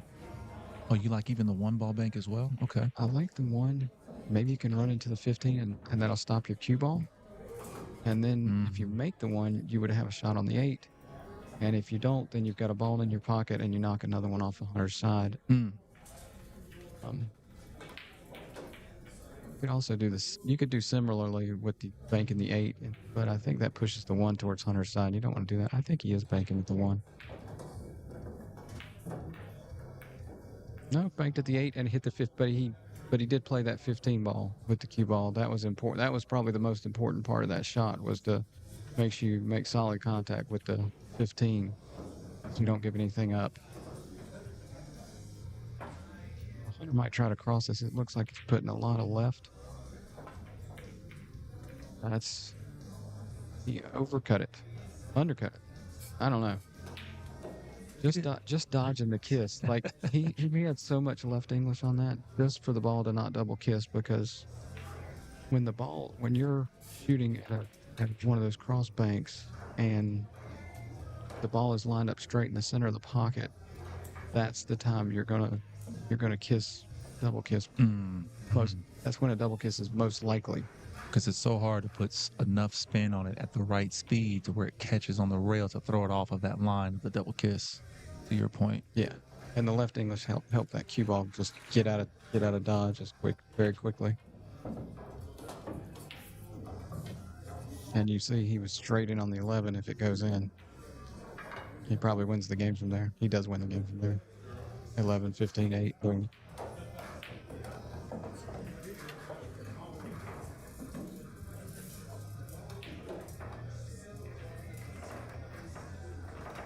I was going to say, I bet Hank's going to be cutting at this 1. Yeah, the cue ball should go safe. The 8 being on that bottom rail there makes the cue ball safe. It's good For him to just roll to that rail. I imagine that he's going to be crossing this one too. Get that 1 ball out of the way. Send it towards this side. Might even 1-8 combo here. He'd definitely play the cross into the 8. Dude, if the 8 wasn't there, the 1's gone. Now now how do you, okay, I'm gonna tell you what I think, right? I think you get up underneath the 8 here, go rail first to get both of these guys out of there. How do you feel about that? I mean, you risk the scratch if you don't hit the right spot on that 8 I ball. think I try to slow roll. Yeah. Slow roll so you don't scratch. Good call. Yeah. Go in there with any power. That's a big pocket. Mm.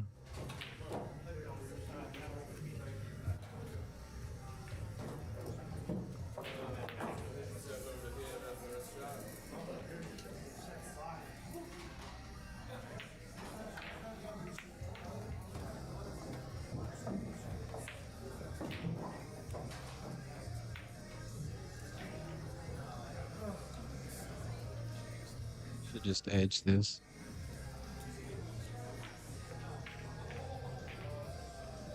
Good shot. Painting shot.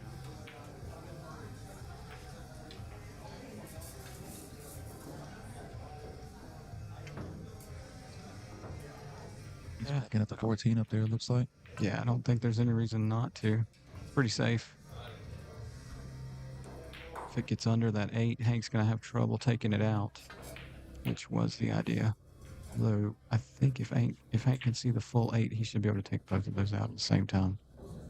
How would you go about taking them out? It looks like you can hit the 8 dead solid, and it'll kick the 14 up to the top left. The 8 should actually bank off the side of the 14 towards Hank's pocket. Okay. Either way, they're both out of Hunter's pocket, assuming he can see the full 8, and you should be able to stop the cue ball right there.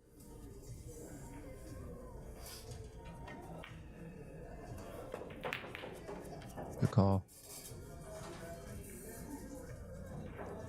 Dean's going to find a pocket and spot.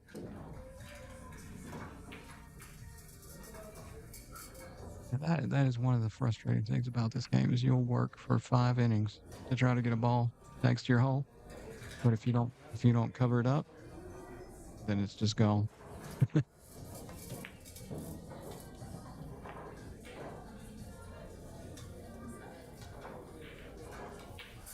And just moves that ball up table. Now we're definitely in an up table game situation. What are you doing from here if you're Hank? Trying to get something on my side. Hank doesn't have anything on his side at all. You know, he doesn't want to touch the 1 and the 14 because those. Well, maybe I'm wrong. Excuse me. I wouldn't have thought so because they don't go for Hunter. You could open them up where they go, but that's also safe. I see Hunter just playing it a little safe.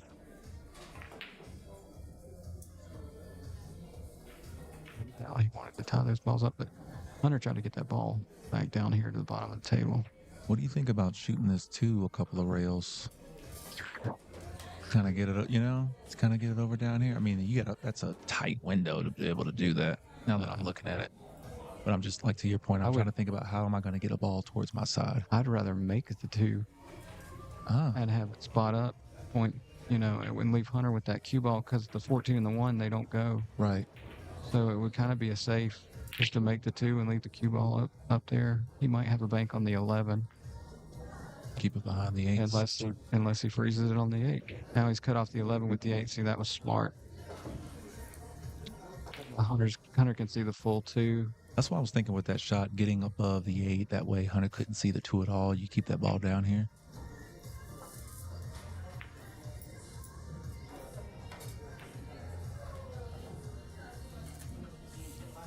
I would almost do it again. I would almost, with just top, try to make the 2 top right-hand corner and then follow the cue ball up because there is a bit of an angle there. Yeah.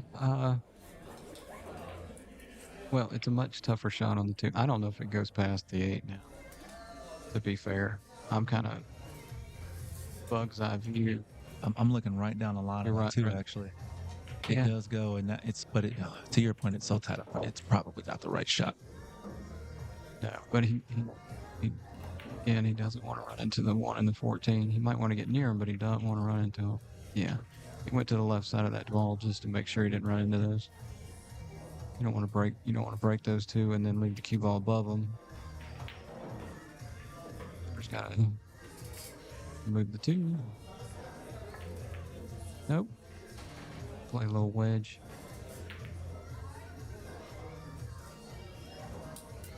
Bank the 1 on your side. Oh, how that happened. Whoops. Thank you. Well, again, you know, when your opponent has balls on his side that don't go, you need to make him break those out. Okay. Make him waste an inning doing that. Now, if Hank doesn't have anything better, I don't mind it at all, and it might be the right shot. But in general, that's a general rule. But then again, if he can bank that one ball down to his side, I mean, like near his corner, yeah, he might be able to and move the 14 to his side at the same time. That might be worth it. Thinking about making it. It's going to spot it then hiding the cue ball behind the 8, perhaps. Yeah, I like that a lot better. Well, he makes that one, but yeah, see, that's the thing about it is that you still let Hunter see that ball, so it's just going to move again. It's just going to move again. But somebody's going to make a mistake at some point. Right. I mean, it's a cat and mouse. Either guy could run out the balls that they need from here. I mean, here's the thing. I mean, Hank keeps doing that over and over again. Is Hunter going to get frustrated? I don't think so. But it's possible.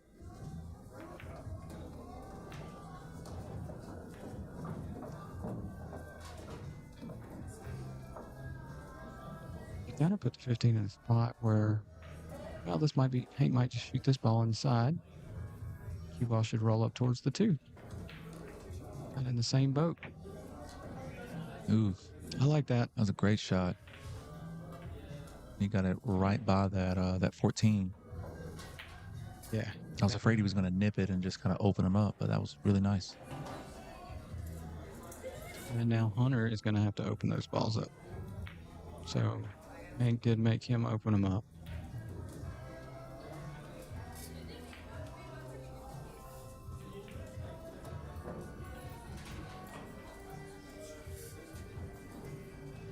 What up, Big Ben? There are more rounds. I don't even think we're in the 3rd round right now. I think this might be... I think it's the 3rd round. Is it still 3rd round? Yeah.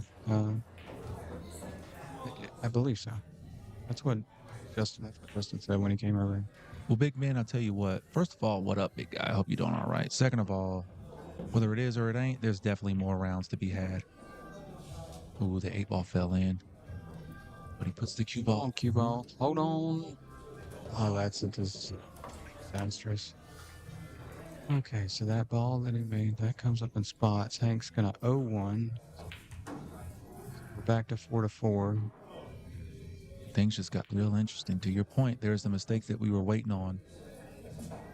That's right. Hank Yeah. blinked first. Blunk. Let's make this 1. And play the bank on the 6. Looks, that would be my guess, yeah. And he can draw back and play the bank on the 8 next.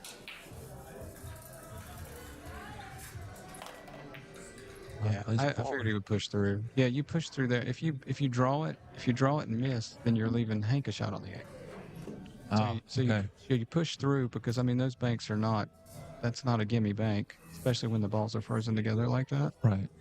So yeah, you push through that ball and make sure you don't leave a shot. He's got a 2-railer here. Well, put along, but he was able to hit it flush and stop the cue ball. Takes its 2 balls, and now the lead's 6-4 for Hunter.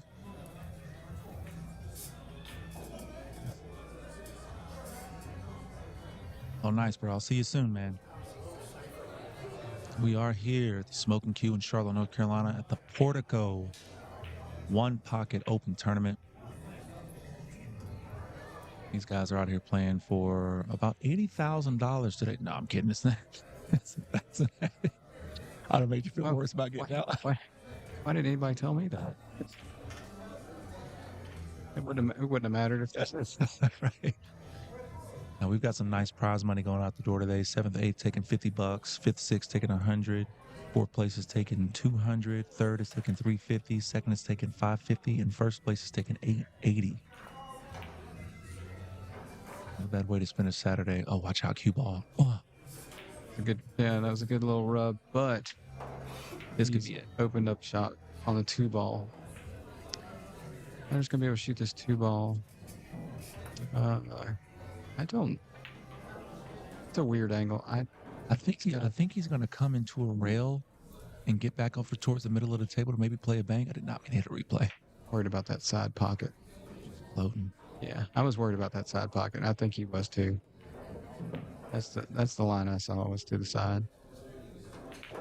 But he's got to cut on this 8 to win the game.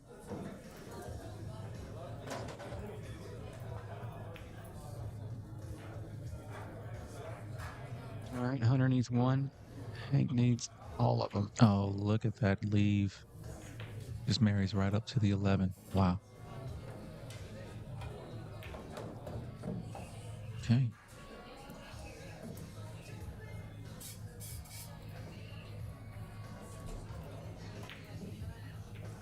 I think Hank's just going to play a little ticky shot.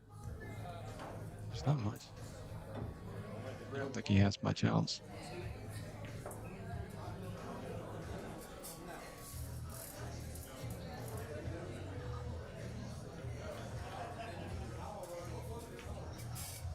Good shot, actually. Not bad. Although, I think Hunter's going to be able to cut at this 11. It's thin, but it's pretty free. This is clean as you like. That's in the hole. What a shot. And look where the lead he would have left him. Hunter White taking the first rack in this race to 2. Very, very nicely done.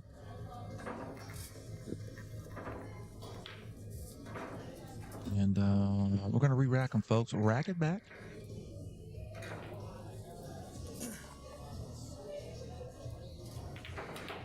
See Hunter take the break here now. Chris Clark getting all the action shots out here, man.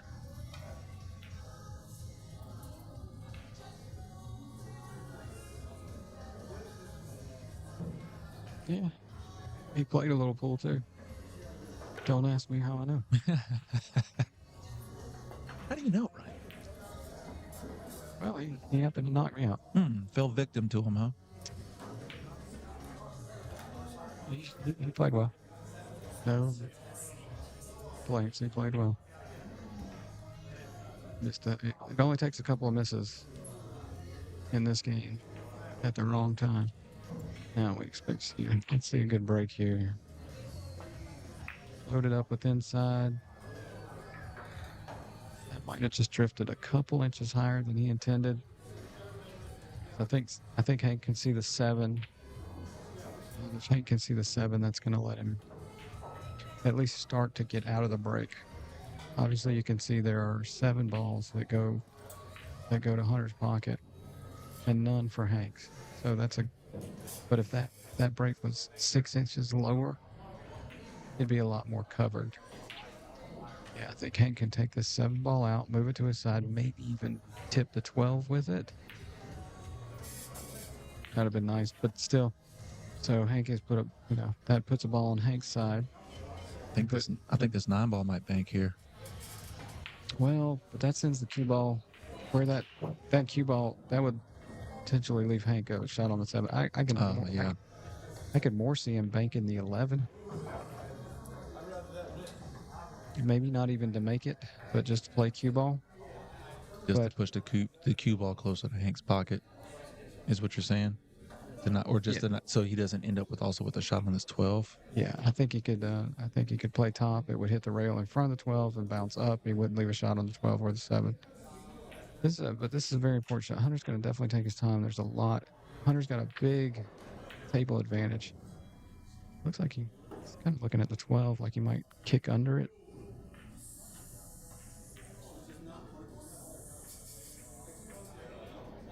I don't know.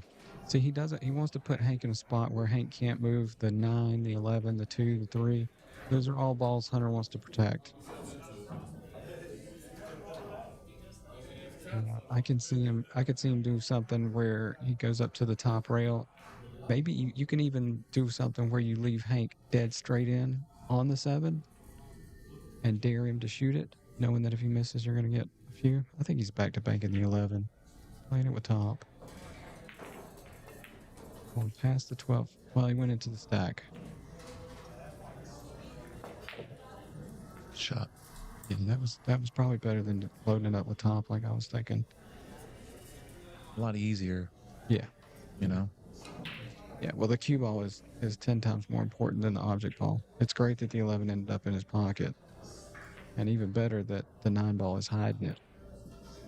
And to your point, more important that the cue ball ended up where it was. Yeah. So that Hank has arguably next to nothing unless he decides to bank at this tonight, but he's going to be tree-topped. Going to be a bit of a reach. I can't see the angle, but I can almost, like, I would be thinking of some way to use the 9 to get that 11 ball out of Hunter's pocket. Really? I'm not sure. I don't know if he's got the angle to do it. But that's what I'd be trying to. And if I get a ball on my side, great. But since he can't see the 11, yeah, I think he's going to push through this 9, bank the 9 to his side, and use the cue ball to hit the 11. Maybe get under it. Or just make it. That was a great shot. Conceded that 11 ball, but he moved the 9 to his side.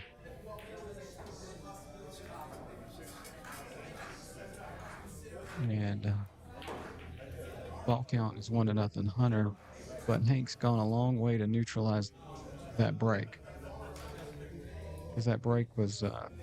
yeah, Hunter had about 4 or 5 balls over there. 7 balls, okay. Yeah. And if you had Hank had made a big mistake on the first shot, Hunter could have just run out. So now, at least he's going to make him work for it.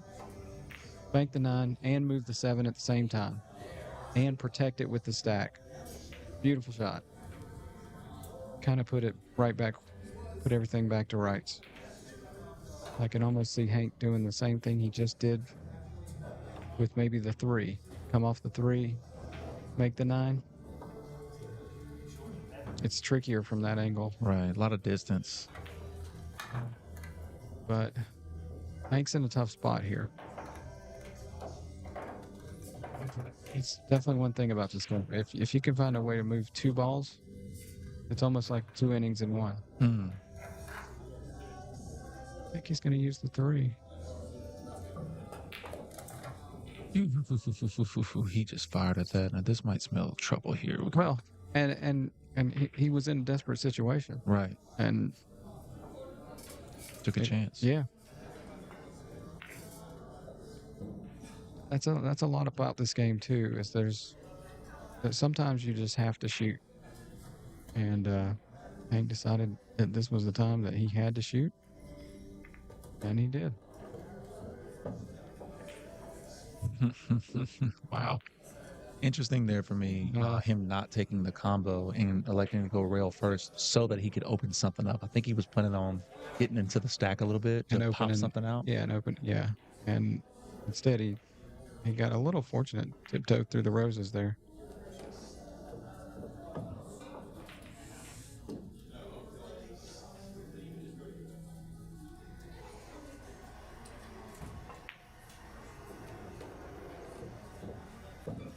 Where's he gonna go from the 2? Yeah, I was gonna say he might have got a little bit deep on that shot. Maybe let that cue ball go a little bit. Feel like if he had a tighter angle, would have been better. I think we're gonna use a little stun low left. Maybe touch the rail and spin. He might have the 14 next if he can get in there. Certainly did not. Yeah, or the 4. I think the 4. Was the 4 there? 4 might be clean. And that'll push the 1 and the 6 over to his side as well. Good call. Yeah, what a shot. 4 opens it up. The now 6. Look at this 12 here now. Yeah, the 6 did open things. You're right. He's got the 12 on the bottom. Or the 10-14, actually. 10-14 is not bad, but I like the, yeah, I was going to say the 12 is just there. Yeah, and it moves him up table. Play it with left, miss the stack. Play it into the stack. Oh.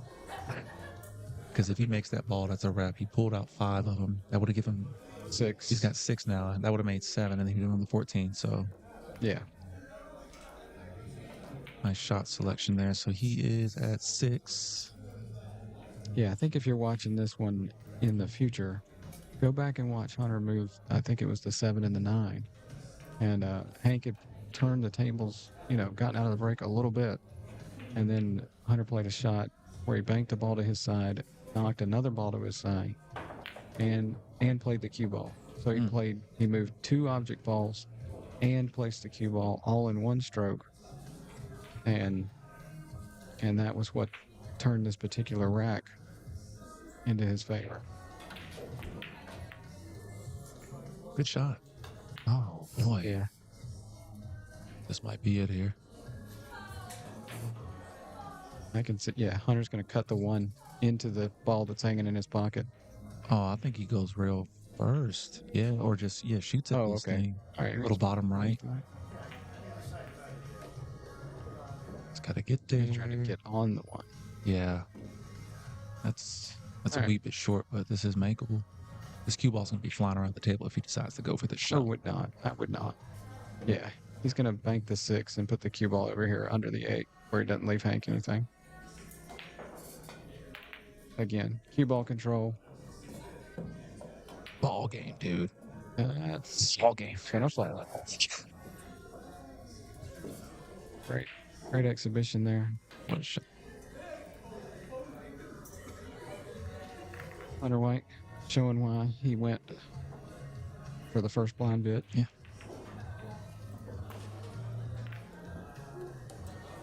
Is the replay gonna work for us? Nope. Think again. Nope. Think again, nerds. Not gonna work for us. Hunter White moving on. That's all right. You got YouTube. You can you can hit that back 30-second button. We'll fix it.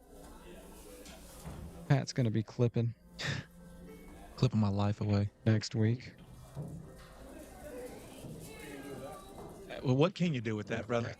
Yeah. Can't move with it, so you gotta try to make some shots. You on the B side now? Yeah. Okay. Nice. It was really, yeah. I mean, I don't know what. all right.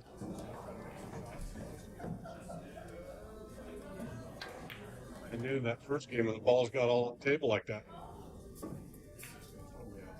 Yeah. Even though I had the lead.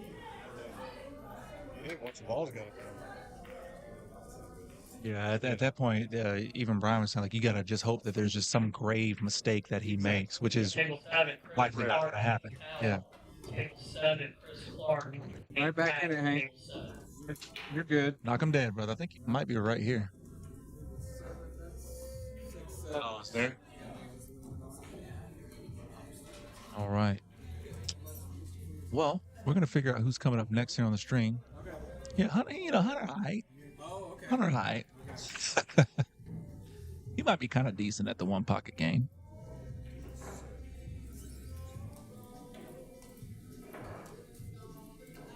We're going to figure out 2 things here. We're going to figure out what round it is. And then we're also going to see who's coming up next here on the stream table. I might go honestly sneak and smack. Sneak a smack of a couple balls. Papa's itching.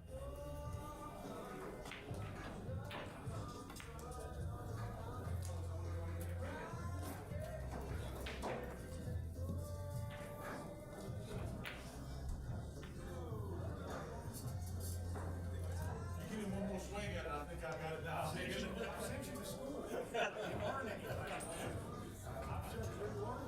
What you got coming up next? Or we wait?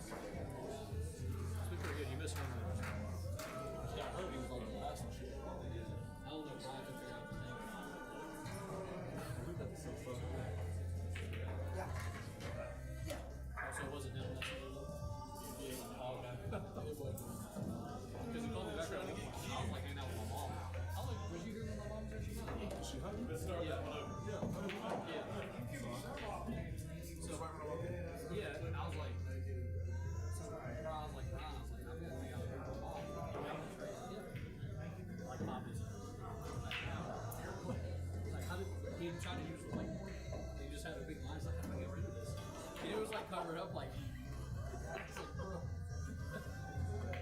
That's why it was closed out. That's why we're out of here. I didn't even realize they closed it out. Right, we had extra shit.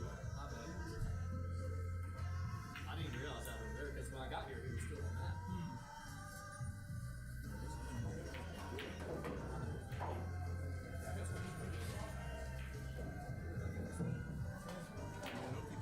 Nice that we're just one round. That's why everything's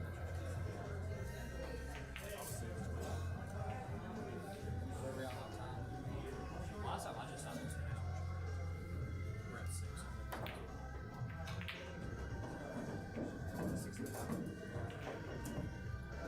Last time I just had it. Just 6. Yeah, because it's what, 12, right? Yeah. We do the same thing. It's like 10. Yeah, I like Rob. I wish Rico was here. Then you could just sit here and run the shit. Did Brian Francis leave? No. I was saying that one too. I wish I would have I agree with that guy. I think I know. I think I know some stuff. I'd say so. All right, folks. So we figured it out. It's going to be final 4 winners. Final 4 winners side. We're going to have Mike Davis and Ricardo Garcia coming up here. Hey, Pat, it won't take earbuds.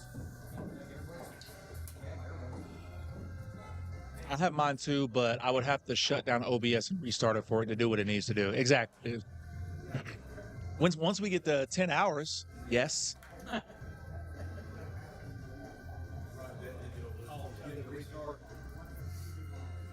I got to get some earbuds. Mine will stay charged for 2 hours.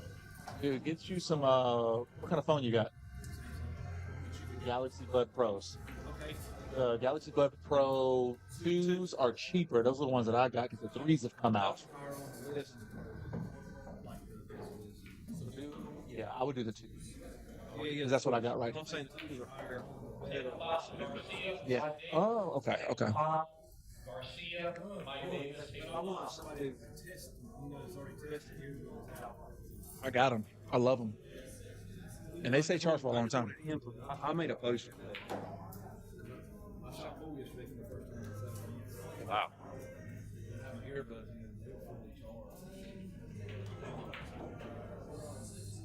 That's nuts. Mine'll last me all day. They're a couple years. It's got to be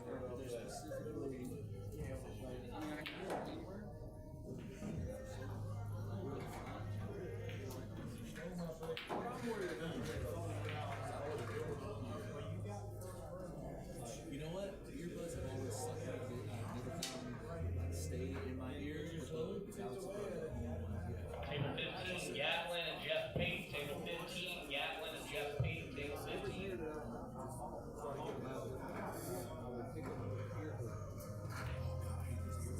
I don't mind them because they don't fall out of my ear. They'll at least hang there before they get waxed. Let me see if there's $5. Table 6, Dean Welch, Scott Howard. Table 6, Dean Welch, Scott Howard. Table 6.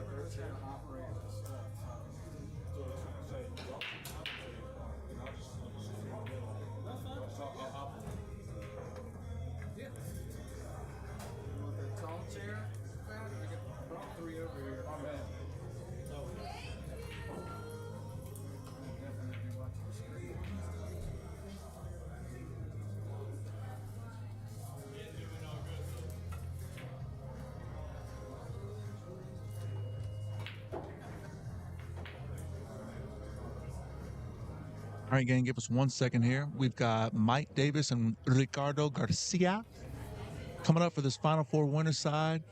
of the Portico One Pocket Open Tournament here at the Smokin Cue in beautiful Charlotte, North Carolina. We're getting down to the nitty gritty, folks. On the mic, we're going to have Brian Squared, B Fran, and B Hen coming at you. Stay tuned. I don't like that. You didn't like B Hen? Let's find a Behind. I drove my Chevy to the levee, but the levee was Brian's.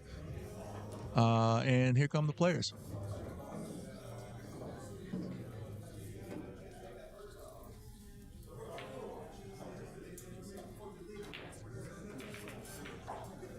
These names, such. Yeah. The names are in there and all that. We're good. I'm literally just going to grab a refill, and I'm coming right back. Y'all are good. All hot. Don't get caught on the hot mic. I think it might have been turned on from that other part anyway. Anyway, They are scrolling through Facebook or figuring out music, or I don't know what they're doing. probably the music.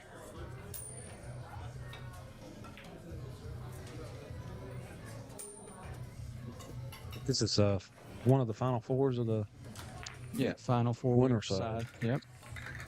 the A side.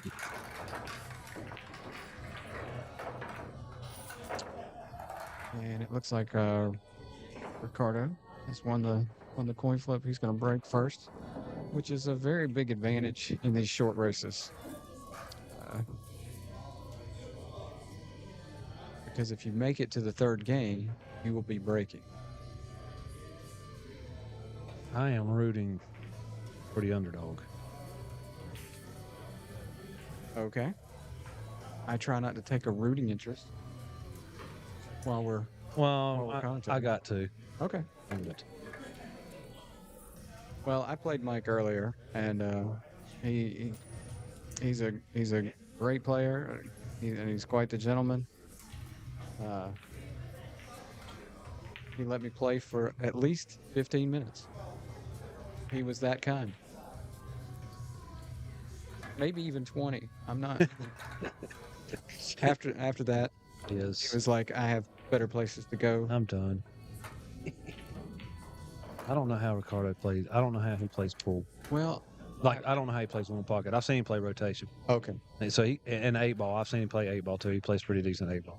Well, I just saw him shoot a little bit on another table, and he looked to know his way around Okay. a one pocket table. I'm sure this is not his favorite break. It actually turned out better than it could have. It could have been real bad. Oh, it could have. Yeah, With that I thought wing it ball was. coming I thought out. it was scratching, for one Oh thing. no, I was just thinking about the end ball coming out like that. Well, yeah, he's definitely put two balls in front of Mike's side. So, and Mike's gonna use that ball. He used the 11 that was on his side to move the cue ball to protect the 4. And push the 9 back over. Yeah, he got the 11 knocked another ball, so he's still got two balls on his side. Mike's pretty much flipped the break. Now, Ricardo still has more balls on his side, but unless he can find a way to hide Mike. Here's the problem. If he tries to shoot straight through the 12 ball to get it out and get the cue ball under the 4, Mike can still bank the 2. Oh, absolutely. Yes. Mm-hmm. The only way I see out of this is to take an intentional foul and lay him under the 4. If he can even get there on a foul. Yeah, That's it. yeah, two rails, the end top of the table, and the side rail. Gotcha. But you got to hit at the right speed so it won't scratch. But that's the only worry which you would have is to put the cue ball down in the pocket. Well, it's interesting that you said that. In one of my games with Mike, I actually had to do that exact. I had a break. It wasn't the best. He played a really good defensive shot, and the best choice that I had was to play an intentional foul on my, first shot after the break. And it looks like you might have called it, or is he going to use the 3? He looks like he might be banking the 7 away and sticking the cue ball down Yeah, he's onto going the to stick eight. that cue ball right on the top of the stack. It's a really good shot. Yeah. Oh, that's Well- going to put another one down there into play. Yeah. He needed that one up top on his side. He's got. It's a good cue ball though. That was good. Yes, I think Mike. If he's got a halfway decent bridge hand and a decent angle on the three, he can 315 bank this. Might be able to just hit the 15 by itself. I can't tell. It looks straight on, kind of like he's got to cut the three up the table. Gotcha. I'm Or set seeing the it 15 seeing it down. on the screen now. I think you're right. Yeah. Yeah. But the thing is, I think he can hit all of the cue ball. Yeah, he don't have to. He's not tree topped. It looks like from here he's tree topped. Yeah, I agree with you. Move the 3 and the 15. Yeah. Cue Or ball. and he could also come off the 3 and bury him right back under the 212. Yeah, he did it kind of both, all of it. He kind of did all of it at the same time. Yeah. How much stuff can I accomplish in one stroke? And it was a lot. Ricardo's in trouble. Like, this is bad trouble. As long as Mike can keep him off that 4 and 9. Oh, he's definitely not going to get. Yeah, there's no avenue to. Well, you last. He could take the 3 rail intentional foul. 1, 2, under the 4. Actually, that's like a cue ball. That is about a cue ball width between the 12 and the rail. Okay, that's from where I'm sitting. It looked like there was a little more room. It's pretty close, bro. Like Okay. that's okay. I ain't saying to not try it. I mean, you got to do something. He's just in jail right here. Yeah. I don't know how much he could cut. If he could get the the cue ball right here. Yeah. I don't know if he can cut the 4 in from there, but not leave a bank on the 2 or the 12. Yeah. That's the problem, is leaving him a cross bank back over with them 2 balls, and not leaving him a cut shot on the 4. He's just in a bad spot. It's gonna cost him.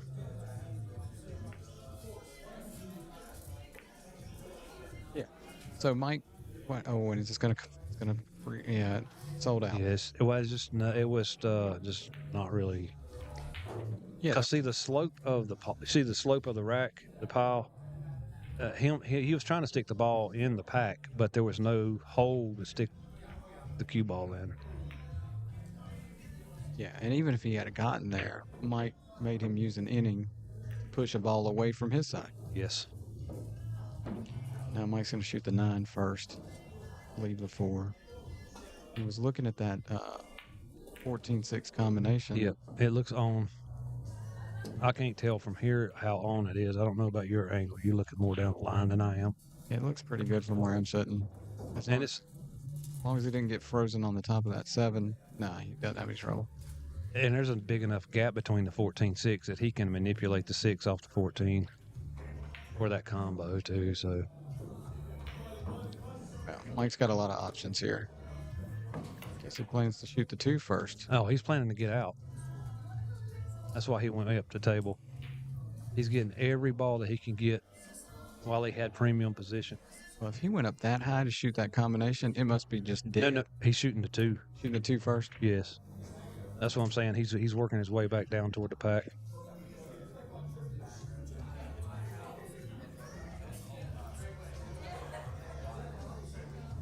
He may run into this 5 ball right here, on purpose.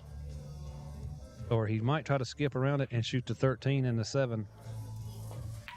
Yep.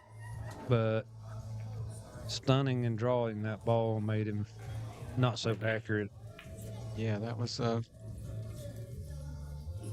he was playing the run out. He seen the whole run out. Ain't no doubt in my mind. Yeah, you're right. He had the 13, the 7. And then he makes that ball either way, 2-0. See, I'm shooting a 12 right here, and then I'm going to shoot the 7.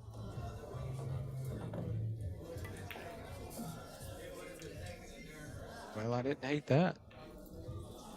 Oh, no, I was thinking the other pocket. My bad. I didn't hate that shot at all. That was good.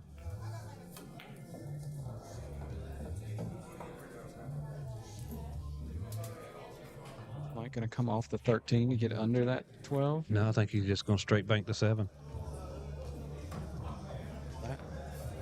That is very aggressive. Just shoot the 7 and not even care about the ball sitting in the guy's pocket. No, he's just going to give him the 12. He's got room to get under it. Maybe just bump it away. No, he banked it. He went rail first. Oh, my Lord. And moved the 7. Moved 2 balls at one time. Yeah, that's the money right there. When you can... Well, at least Ricardo can... he can hit the 12 out of there. He can clear the 12. Be nice if it came up and touched the 13. It might go towards That was close. more. It wasn't bad. But Yeah, there ain't no bank there. You don't like the 12? It's, From where I'm sitting, I think he can bank the 12 past the 13. he'll have to stiffen it up. Looks like it.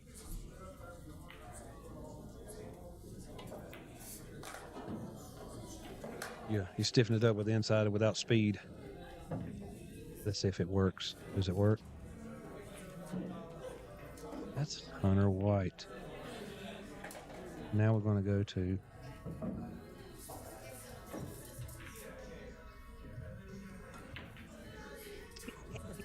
Okay, JL Chain. Negative replay. Did you see what he did? I mean, that was so funny.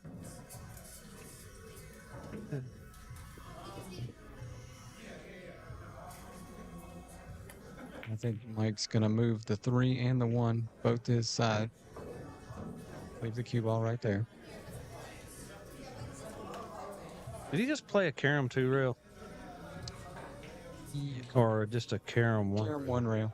I couldn't see it. Yeah, he was standing in the way, but he caromed the 3 ball off the 1 rail at his pocket, stopped the cue ball behind the stack, and moved the 1 to his side as well. It's just hard to beat stuff like that, man. I mean, come on. I mean, that's the thing. That is the thing that I love about this game. Is you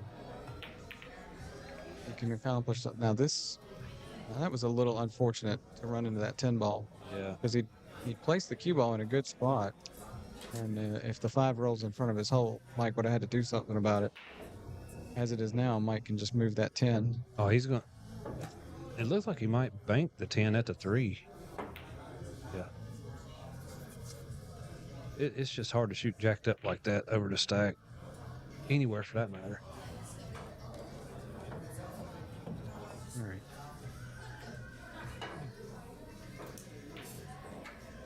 4-0. Cross bank the 10 ball. Careful. The cue ball is going to bump the 3. He tried to cross bank the 3. Oh. That'd be champion status right there.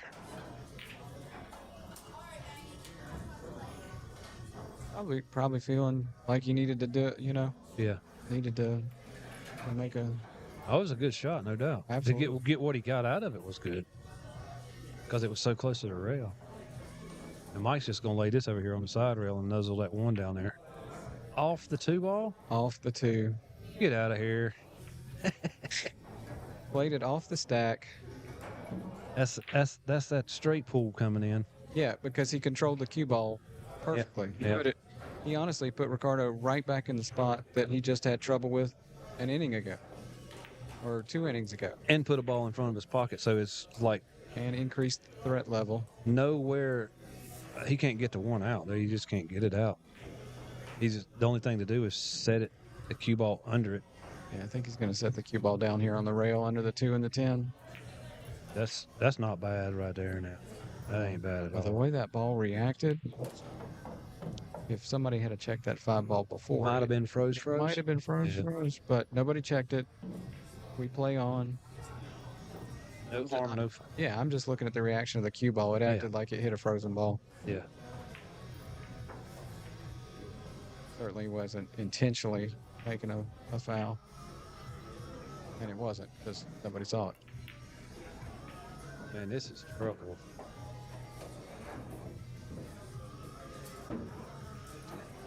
Man, let's see. That is. I might just try to one rail that one out of there. Make it, don't make it. No, okay. Oh, You yeah. can just roll down to the bottom rail again. Yeah. I see what you're talking about. He could go in rail, side rail, and push the one over here down on the end rail. And I don't hate what he did right there. It does open the table up for Mike's pocket, but it also opens it up for him. Yes, it does. So since he needs 8 and Mike needs 4, he needs the balls to be open. It's a risk reward type of deal. He's 2 railing this 8 ball.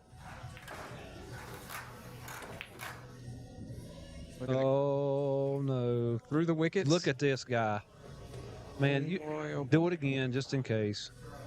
We've Just hit the replay button. hit the replay button just in case. And it ain't gonna give it to us. Hit it again after that goes off. Hit it again after that goes off. It's got to do it. Maybe not, because this is way back delay. Try. There it is. There. Oh, So we know it's saving it. oh. 2 rails through the wickets. Man, come on. That's just. That was sick. Look at this guy shooting a 10 off the 8. That's why you don't want the balls opened up against players like this. It's just nonsense. Like when you get the balls opened up to these guys, man, it's just. And so just for the viewers at home, so Mike took the ball that went in the side pocket, handed it to Ricardo so that it didn't get counted in his balls, because that one needs to spot when his turn's over. If you had a referee would have come put it in his pocket. So how many does Mike have? There's 8 balls on the table. So Mike needs 1. He's looking for something other than his 3-ball combo. He's gonna cut the 5, I think. I think he's gonna spin the 5 in. I wouldn't be surprised if he just played safe. I mean, those balls are wide open. I told you he was gonna spin it in. No, just spin it in. I told you. Oh, okay. He does need 1 more. I forgot about the ball that would potentially spot at the end of his turn, but this is gonna be his 8th ball right there. Yeah. Yeah, that's 8. Show off. That was a sick 2-rail combo, though. I don't care who you are. Well, and the cue ball was perfect. The big deal was that even if it doesn't pull off its magnificent track through the universe, the cue ball was perfect. Yeah, I mean, this is when the game's played this way.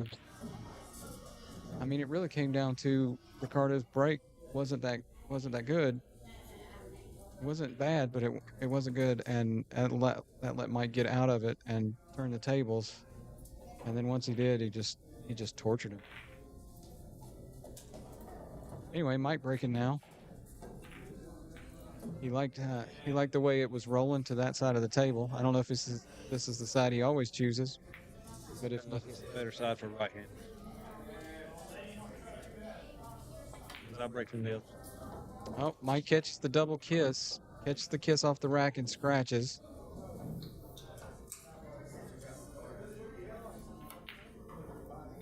He'll put a coin up by his pocket. He's -1. Ricardo will have ball in hand in the kitchen behind the line. See if he can get something going in this rack. He's looking at the 6-15-1, I think that is. Yeah, 6-15-1. He's looking at that, but that is so dangerous of a shot to start out with. Yeah, he's looking to see if he can find one that's dead. If it's not dead, I don't see him going for that.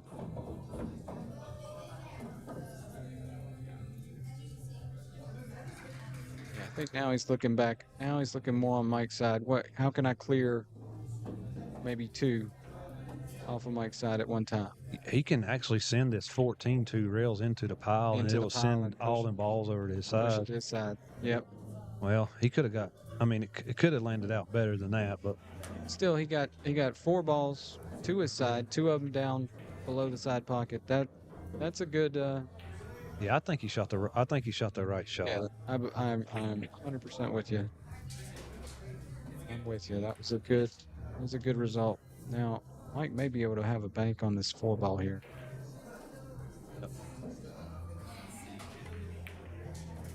Oh, not enough room.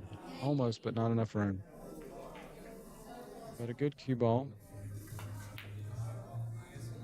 Now what do you do? Well, can Ricardo hit the 13? Can he hit the? I don't think he can hit the 13 enough to bank it, but can he get it off of Mike's side? Yeah, but that's going to open up the bank on the 4 again. Maybe pulls the cue ball down to the bottom rail. Yeah. He's going to shoot off the top of the 12 or whatever that is. Not with that English. He's not pulling it. Oh, he's shooting a 4-ball. And that kissed. Wow. I didn't think the 4-ball would even go through, even if he hit it perfect. Maybe he's shooting a combo bank. Yeah, I think that was the plan. As it is, he left Mike free top, but it's going to make that 4. Oh, he's got the 13 or the 12. Probably the 13 first and then the 12. No, he's going to use the 12. He's going to break that stack open. Yeah, open it up a little bit because the 8-ball is free once it hits the 10. Once the cue ball hits the 10. That's a good cue ball there. He really controlled it off a pile, which is not. That ball can just go flying. I think he's going to try to go back up in between the 5 and the 1. Oh, he went. Oh, he dug. He got to dig into it and get around. Wow. Now he's got the 1 to go up for the 6, the 2, the 7. Shoot the 13. No, shoot the 13 first. Maybe come back and get a little bit better angle on that 1. That's 4. Little bump. Little backstop. I think he's going to run these out. This is 5 right here. If he gets halfway decent shape on that 6 deuce, it's probably not going to last longer. Well, it's pretty straight on the pretty 2. straight on that. And then if he shoots the 6, it's going to push them 9-ball over to the. Yeah, he's just going to draw it straight back to about the middle of the table for the 6. Just a perfect stroke right there. Now what do you do now? Go up and shoot the 7? Force follow? I mean, anything you do to draw into these balls, you're going to be shooting a bank shot. Unless he sees something different tonight. Just power through it. Oh, my God. And leave the 5 there? I think he's a little bit fortunate that 5 stayed there, to be honest.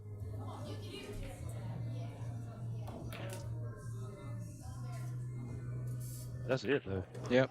Loss for words for me. Wait, he says he needs 1 more. I don't think he's got. Oh, he's got a coin. Oh, okay. Thank you, Pat. Yeah. Thank you, Pat. Pat jumps in at the proper time. Mike's going to spot 1 up. Well, still a good 8 and out. I don't care who you are or whatever it was. He did run 8 in a row.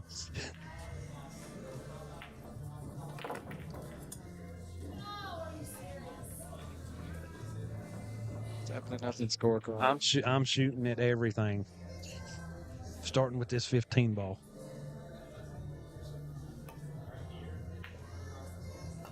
Don't leave him on top of it. Get on top of it. There you go. Good shot. Yeah. Mike, I think you can bank that 15 that was rolling. Think you can bank it by that 10? It definitely goes past the 10. I'm more worried about the 1. Oh, he's just going to move the 1. He's going to cross the 1. He can see the 1. I didn't think no, he couldn't. No, he just.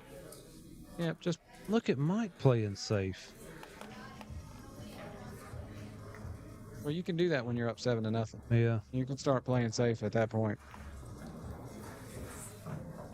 Sometimes I feel like I just need to get it over with if I'm up that high, which wasn't never too often, but I had some games where I just feel like try to get this game over with. You start firing at it.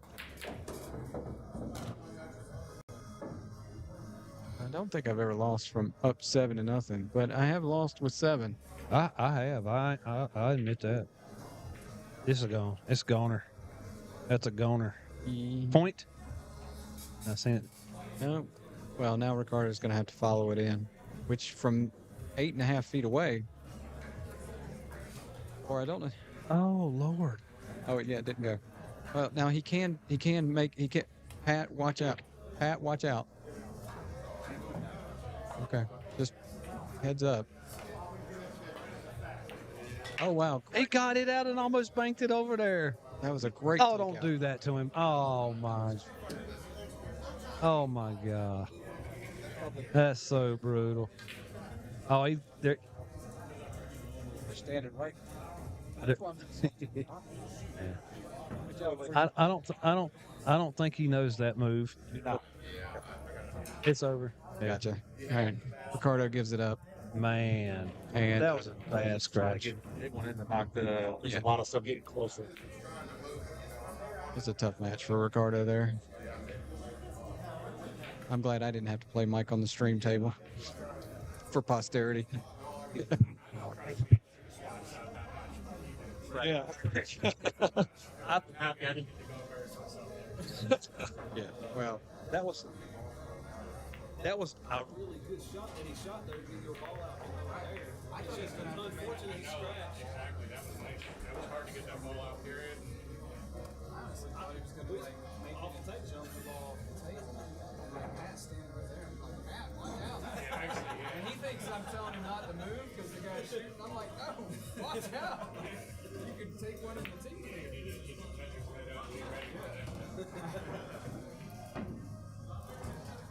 I'm not going to cough. You guys are some bad influence.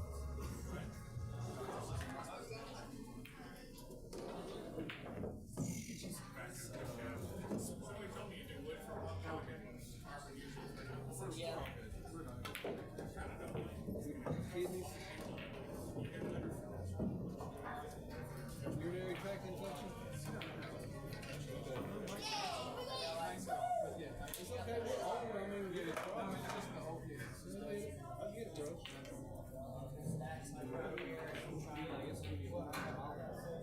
All right, coming up next, we have Hunter White versus Robin Hill on the stream. This is going to be the other side of the Final Four winner side that we got going on, and we're going to get through the B side here till we get down to the nitty gritty. Live at the Smokin Cue, Charlotte, North Carolina, the Portico One Pocket Open. Stay tuned. Be right back with you.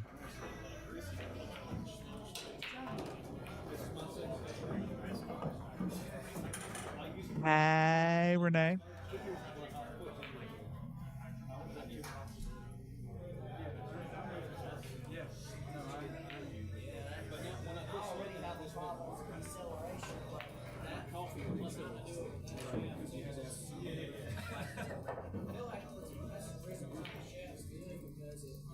That was the best fucking thing I ever did. I mean, I smoked for 15, 20 years. I smoked from 14 years old. Yes, that's when I started. 47. 48. Well, I started about the same time you did. I think I quit at like 35 or something. And just the breathing. It gets better. Like, I didn't plan on quitting. Right. It was like October the 4th. I was getting up, 5th, I was getting up to go to work. And I was like, I got one cigarette left. I'll go out practice before. I'll stop at the store. Frank, I got you. Rob, I got you right here as well, man. We got Hunter White versus Robin Hill. Robin Hill, Hunter White, table 5. There's the announcement. Table 5. This is going to be the second part of the winners, or the Final Four winner side. We will have Brian Francis and Brian Henson back up on the mics for you guys. Appreciate you all tuning in. Be sure, if you haven't already, like the stream. It helps us out so much, just that one click. Share it if you would as well. We appreciate it. And definitely subscribe to the channel, man. We've got a full calendar this year in 2025 for the pool series. I think we're doing somewhere around like 20 plus events. Every event that we do is always a points event. So this tour series is going to lead up to the final frame, the championship match that'll take place in December here at Smokin Cue, and that will be 9-ball. So we're taking the top 64 players and doing a 2-day championship event. It's going to be great. Rob, we really are doing pretty good on time today, but we still have to get through the B side as well. We're seeing some shot making going on in today's tournament, which I think is helping us with the time. So definitely, we appreciate the players not taking 3 hours to get to 2. And Frank, appreciate you, man. Thank you so much. We love bringing you guys some great pool action here. Always, my goal was to help grow the sport and showcase the greater Charlotte area's talent, what we have around this area, man. But we are branching out across the state, so we'll be in Raleigh, we'll be in Statesville. I think at some point we might be in Rock Hill as well. So we're going to be floating around and bringing you guys the best pool that we have to offer. Appreciate you all tuning in. Thanks for the likes, subs, and shares. And these guys are coming up here to play in just a moment.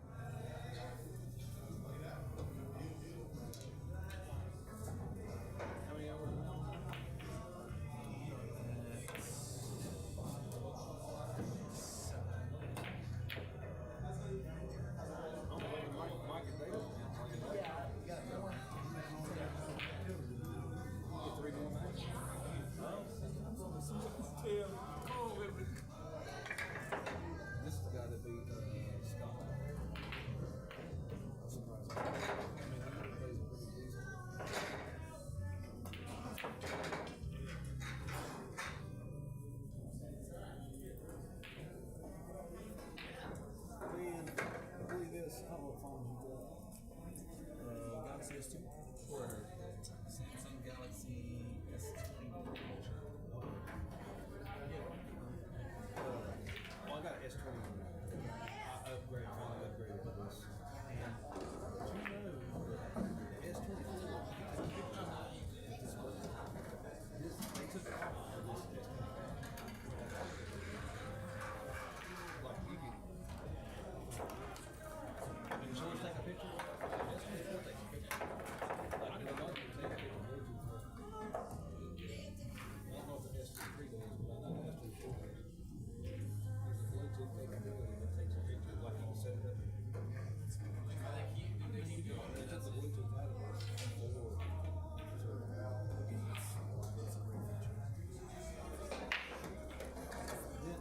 And it looks like we're off to the races here. We're over here messing with our phones. Yeah, Rob, come on up, man. We'd love to see you again, brother.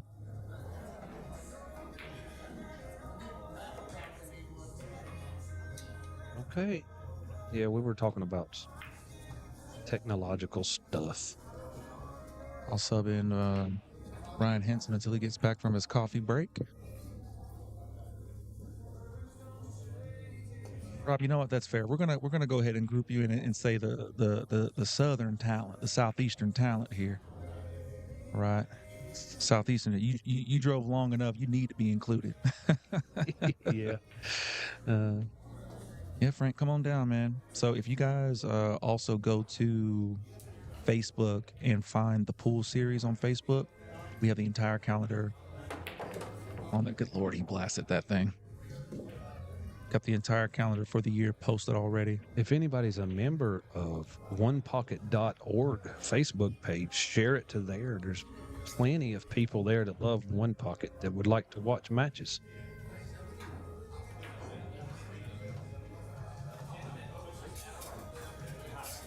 Make sure it's okay to share it to that page, though. I'm sure it'd be okay. It's a One Pocket.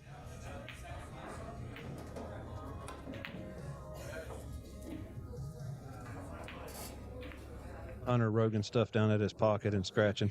Oh, you lucky.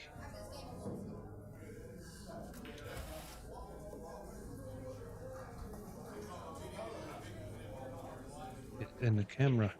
Mm-hmm.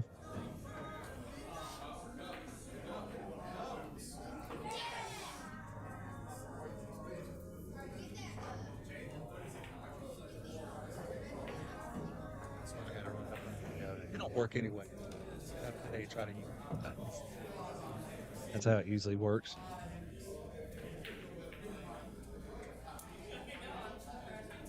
Yes. So Hunter's gonna have ball in hand in the kitchen. Definitely looks like. Is he shooting 15-7 or 15-4? Or is he cutting 11? He's cutting 11-3. No, he's shooting something else. Just the 7? Did the 7 go straight in? Yep, 7 goes straight in. And he shot it with spin that far away. Oh, yeah. Pretty good. Now he's got the 12. I think he'll shoot that 15. Yeah, he's shooting at 15. I think he's going to draw into the 1. No, he just stops. I guess he's going to just shoot the 4 and clear the side so he can get down there to the 10. Yeah, I wasn't looking at the screen. I didn't even see that ball because it was behind the stack. I think the 5 clears, and once the 10 is out of the way, the 11-3 clears. He might shoot the 10 after this. It looks like it's thin. Yeah, he ain't. It came all the way back around for the 12.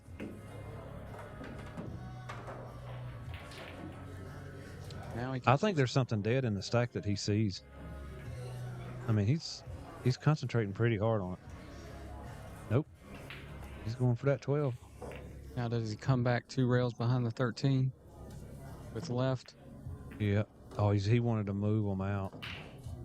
Uh-oh, now he's going to have a combination, I think. Yeah, he wasn't trying to rub the stack there. Yeah. I think he was trying to get on the 13 and not rub the stack. Yes. Yeah, straight on that rail. He might spin this 10 ball. No, he's shooting a combination.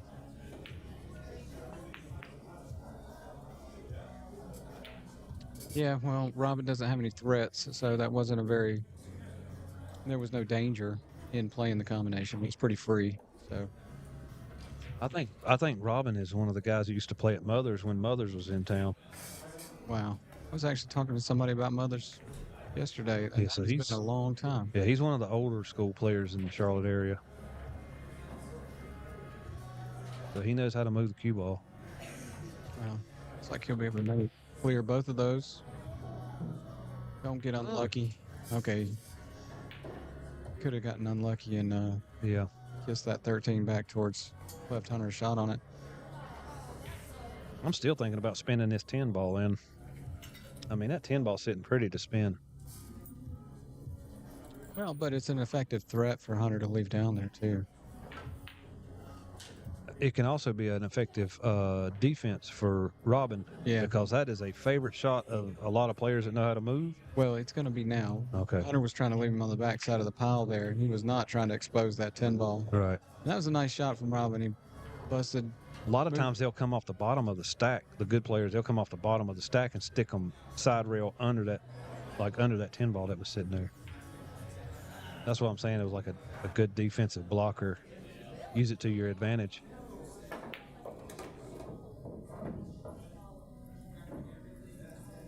Well, this will certainly be interesting if. Got some freebies here. Definitely see him back. I can see Robin there. Oh, he's going to bank the 10. He's going to bank the 10, 1 rail. Good cue ball. That 10's going to float up just a little bit. Unfortunately, going to let Hunter see it. Yeah, Hunter's probably going to cross this 10 ball. I don't know what he's going to do about the cue ball away from the 1. I don't know if he can hit it soft enough to get the 10 over there. Yeah, he can. God, what a touch. What a touch, man. Wow. Yeah. Replay button. That was perfect speed. Yeah. Absolutely perfect.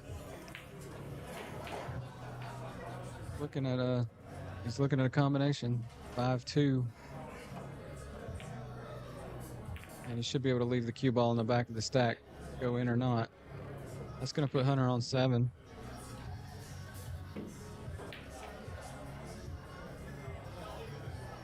So Hunter's on his hill ball.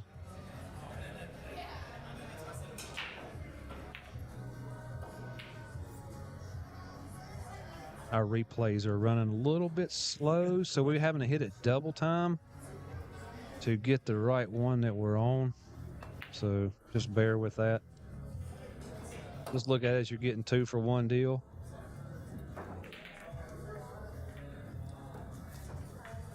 Hunter with a nice little 2 rail on that 1 ball.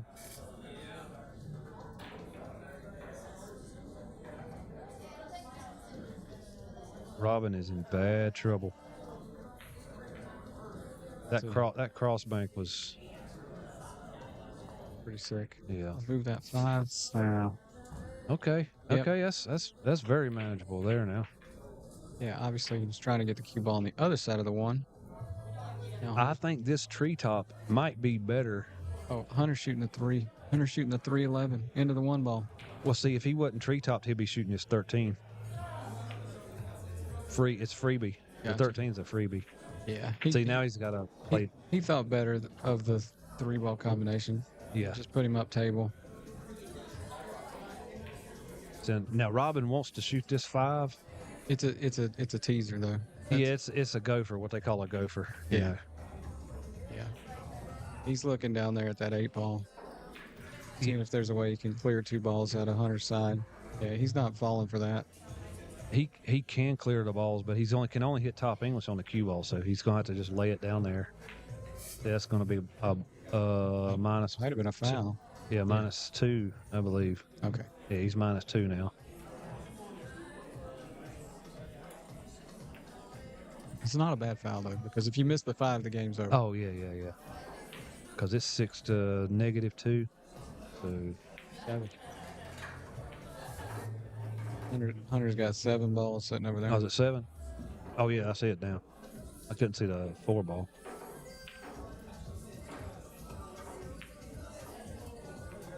Oh, if Hunter can see this enough of this half of this 3 ball, he's gonna bank it.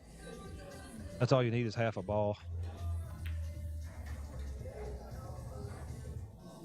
That's gonna fall. Yeah, that's just a half a ball hit. It's no English. It's dead money. Well, we're gonna get to see what Robin can do when he's on the break. Obviously, I missed the break, but Hunter must have had a very effective break. Man, he breaks good. It's the most. I mean, it's definitely. It's a good portion of the game. Is the Some people say the break is the most important part of the game. I think it's the next shot after you're receiving the. It can be, but you can break it so well that you don't leave them anything. You can, but that don't happen. But Doesn't happen so much. often. That second shot though, you can really tie somebody up with. All right. Well, we may have to let's just remember there's 2 coins sitting on what's now going to be Robin's pocket. Yeah, they he need to doesn't know. disappear. Yeah, they need to move that. This is Yeah, no bueno. No bueno. Yeah, he's left Hunter a wide open shot on the 3. Hunter's in the zone, so he ain't paying attention. Right, and it may not matter. It may not. But he doesn't have a whole lot after the 3. That's why he's going to bank the 12 first. Huh. No, he's banking. He's shooting that 3. He's just throwing a little teaser up there. Oh, what a bluff. Yeah, he's shooting that 3 and then banking the 12. He's just measuring the 12 up. He bluffed us. Yeah, he's going to shoot the 3 and then bank the 12. I ain't bluff me. I know what he's doing. He might be going around the table. Yeah. He's going all the way with around the inside table. English. That's sick. Yeah. That's 1, 2, 3, 4 rails with inside English to get on the correct side of the stack for his pocket. That was sick. I texted Brandon Mullis earlier that Hunter was playing strong when I watched his other match. Yeah. That confirms it. Hunter's playing strong today. This is a combination. So, commentator curse confirmed. Where'd it go? No way we missed that one. It just skipped around it. It's safe. It's in there It ain't somewhere. showing. Yeah. It's in there somewhere. If not, paddle clip it. Look at this 2-railer. That wasn't bad at all, Mr. Robbins. So he's one of the old school guys. So he's not all offense or like real heavy offense like the younger players are. They get their ball 1-2 at a time. They don't play like Scott Frost and Tony Chohan where they just make one shot and then bust out the stack and then run the rest of them out. That high offense, high risk, high reward type of play.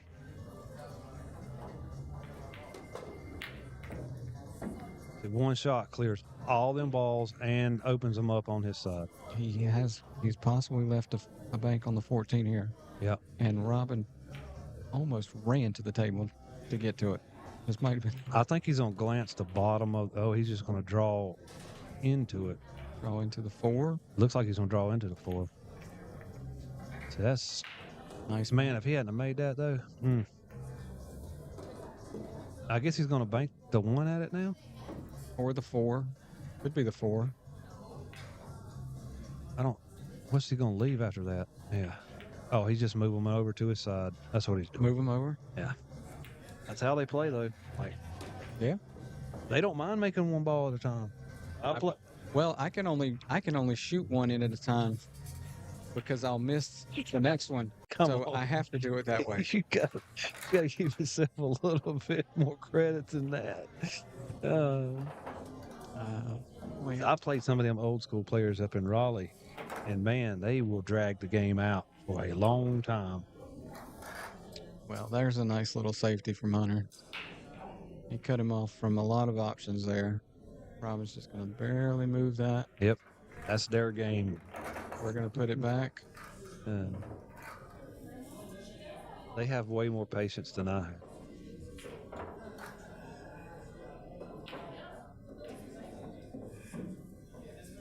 Hunter's just trying to tap it so it won't deaden up. He don't want it to deaden up. I think he's going to do the same thing. I think that's what I've noticed about Hunter is that if you want to play one ball at a time defense, he's like, all right. If you want to play bust them open and try to run them out. That's from being around the block. He's like, all right. Yep. However you want to play, he's ready to play. He's played so much one pocket that he's seen all the styles. And he's adapted to being able to play all the styles. Well, right after we talked about how defensive, Robin went for a bank that if he didn't make it would leave a shot, and so he's left a shot on the 1. Yep.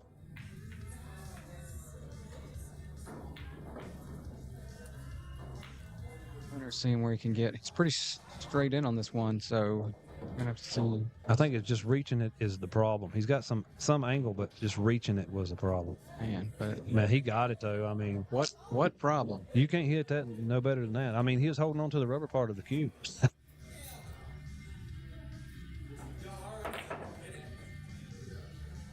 Shout out to I don't know the man's name. The last name was Beasley. Doug Beasley. Doug Beasley. I knew Hunter played with. Sponsored by. He's got the patch on his arm and everything. Oh, okay. Nice. He does make nice cues. Like I've seen some really extravagant ones he's made. They're really nice.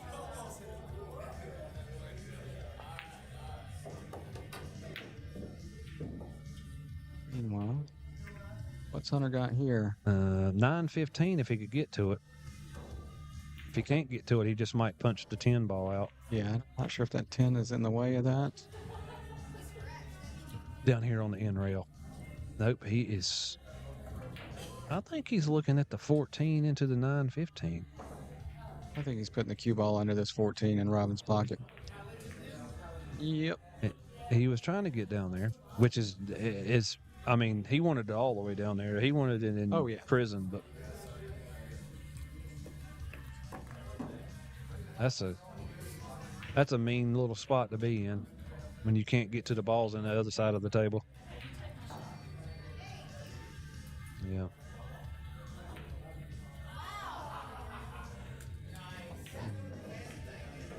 And you can't leave Hunter down there on the end rail on his side of the table because he's just going to bank the 7.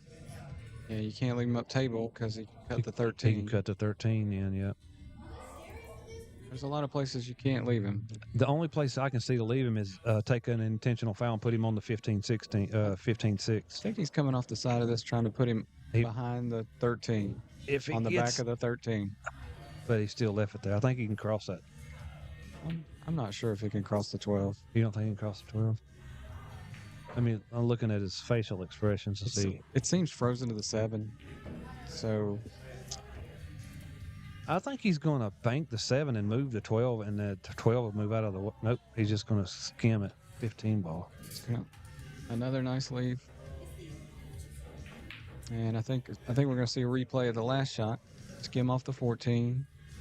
He needs to pinch him on this 13 so he can't get to the back bottom of the stack.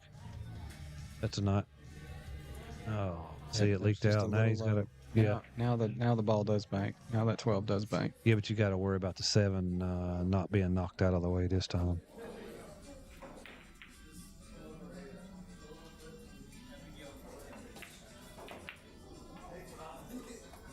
In Hunter's true fashion, he banks it right in like it had eyes. It had a perfect speed to not give a shot up on the 7. Little cross. I think he's going to play this off the 9. He might try to cut it clean. I don't know how he's going to hold the cue ball down though. It's going to be speeding. It's going to take off. That's for sure. I think maybe it comes around 2 rails. He's thinking about it. Yeah, he needs to think about that for a second. That's pretty quick. You'd have to go deep in that top right corner pocket for it to come back. But that's what it looks like. It's keeping this, trying to slow the cue ball down. That's he's shooting a combination. He played the 9, just like, wow, what a beautiful shot. Yeah. And he didn't let the cue ball go nuts, which is Pat over here shaking his head because of daggone the replay button ain't working right. We could have had 60 replays already.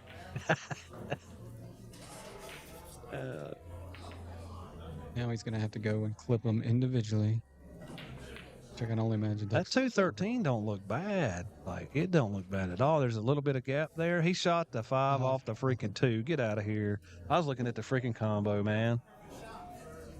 Here's the carrot. He's just showing off now. That's all it is.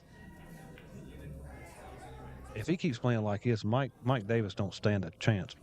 That is insane ball pocketing and sight. Those are some strong words, my friend. But look at the shots, though. I agree. Hunter's head of the class today. Like, he's shooting shots that don't even make sense. Look at this. Look. Another combo. At speed. They're dripping in, bro. Look, Robin's laughing. He's got the drip on.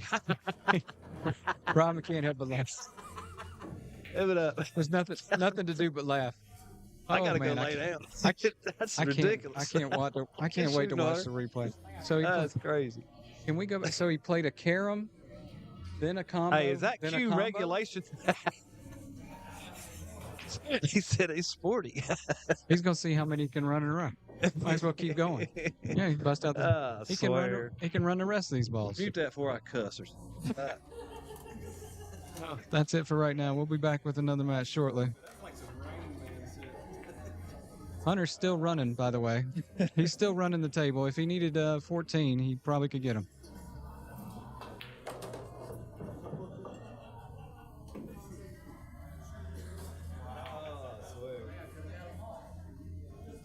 So that's how you roll then? You just come to bar? Did you see some of them shots? I think he played a little a combo, then a carom, then a combo.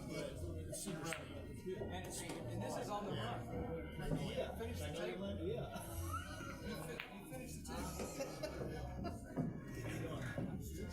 I asked him if that pool cue was regulation. That's spot the ball. He's on like a 12 ball run. He knows it, bro.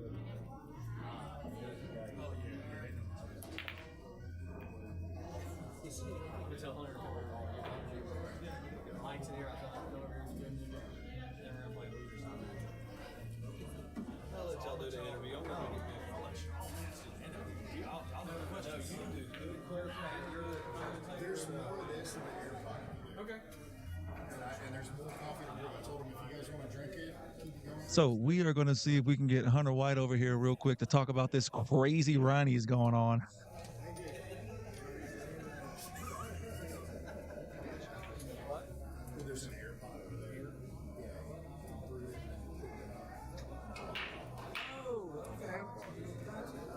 keeps the freshness for a good few hours. I've used them 100 times. Yeah. That makes it because air pumps it out. Right.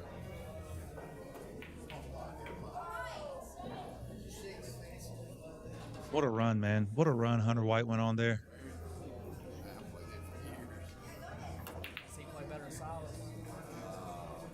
Let me see something here real quick, chat. Let me see how far this mic is going to reach.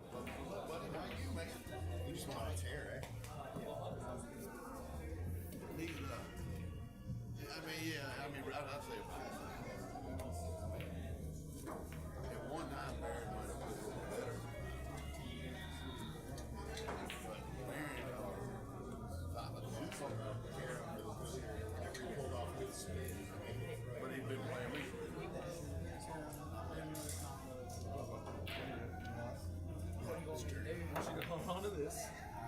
So see how the little slack you have. Call them snow. Do me a favor. Just take some steps towards that camera. Let's see if I can get your head in there. You want me to get on camera? I want you to get a little bit closer if you can. Over here or to you? Towards that way.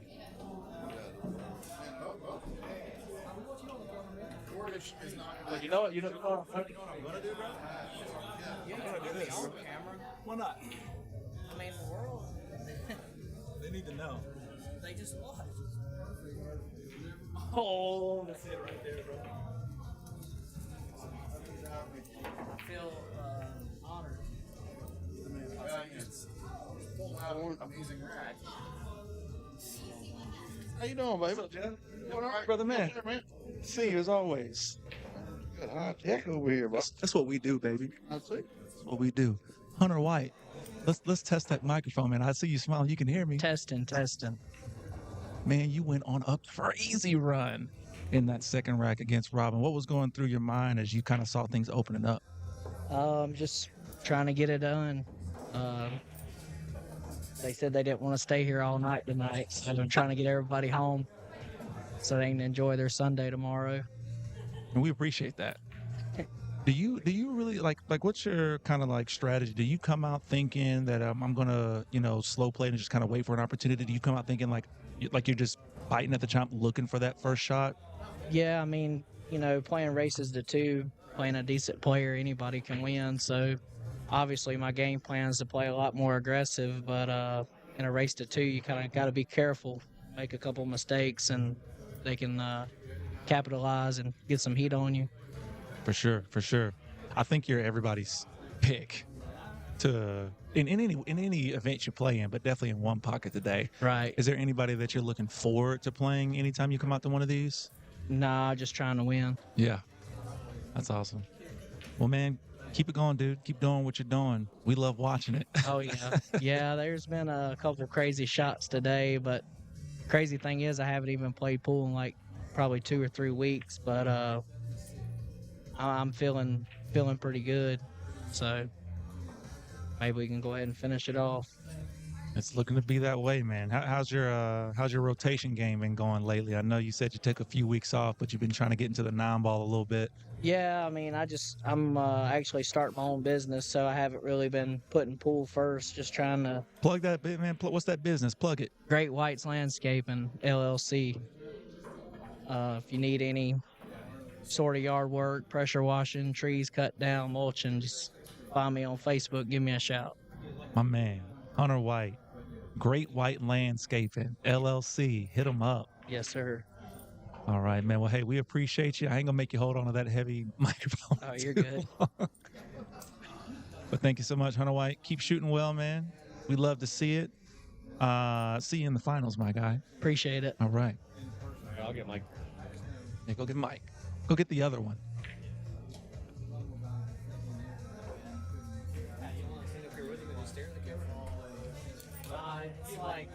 It's weird because whenever a lot of times I'm just playing and I'm not really feeling anything. But today I'm feeling what's deep inside there. You know what I mean? It don't come out too often. Whenever it locks in, He's looking real good. It's looking real good right now, dog. I don't even practice.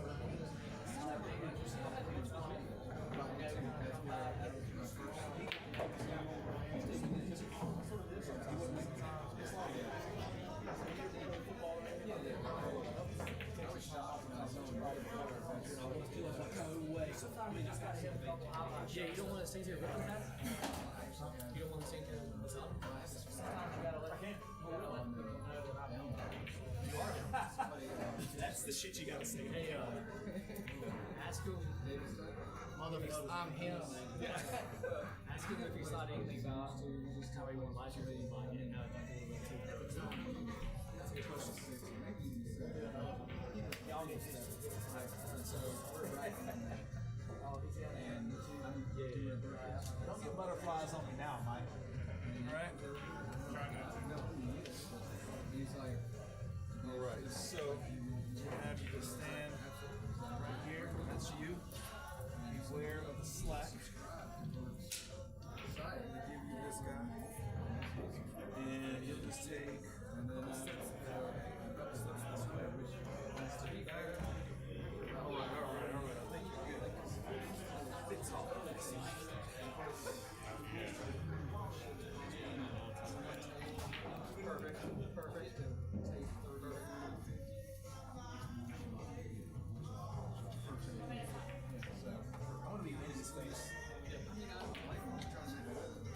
All right, Mike. The tournament director wants us to stand side by side, like we're a buddy cop film here. All right. I'm gonna act like you're taller than me, but you're not. No. Mike Davis, what's up, my guy? How you doing? How are you shooting today, man?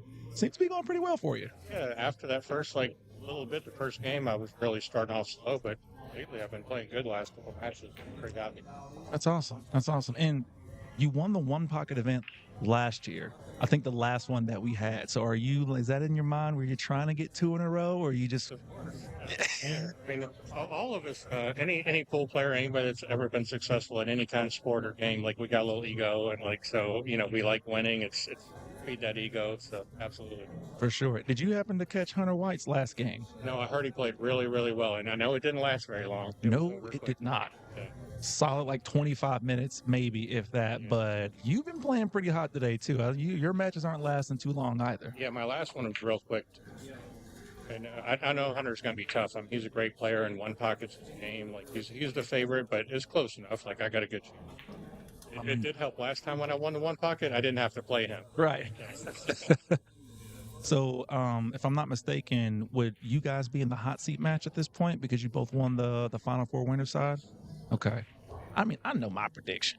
As far as somebody's got to go to the B side. It is what it is, right? I think that kind of collision was inevitable.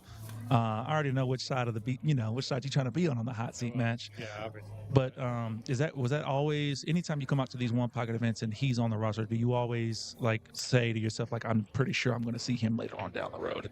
Yeah, I mean, he's the best one pocket player here, and I'm probably the second best, and that's how people bid in the auction, and that's just general consensus. So absolutely, that's how I feel like it is. And like I said, I was lucky last time not to have to play him, but I do definitely expect to play him any one pocket tournament in this area. I'm most likely going to have to play him. I think it's safe to say you're easily top 3, top 5 players in the state right now, for sure, in my book. In one pocket, probably. 9-ball, not necessarily anymore. I don't know. There's a lot of killers out there in 9-ball for sure right now, but I say that to say, what's kind of your strategy, at least in one pocket, when you do have, it's different if you're playing me versus if you're playing Hunter or Runal or someone like that. Does your strategy change on offensive aggression versus kind of being more conservative opening up? 100%. You got to vary your game to your opponent. 9-ball, it's not like that. 9-ball, they always say just play the table. But one pocket is different because you're going to play safe so often. You're turning the table over to your opponent so often, you have to know your opponent's strengths and weaknesses and actually vary your game to play him. So, for instance, when I was playing Justin Martin was shooting super, super straight.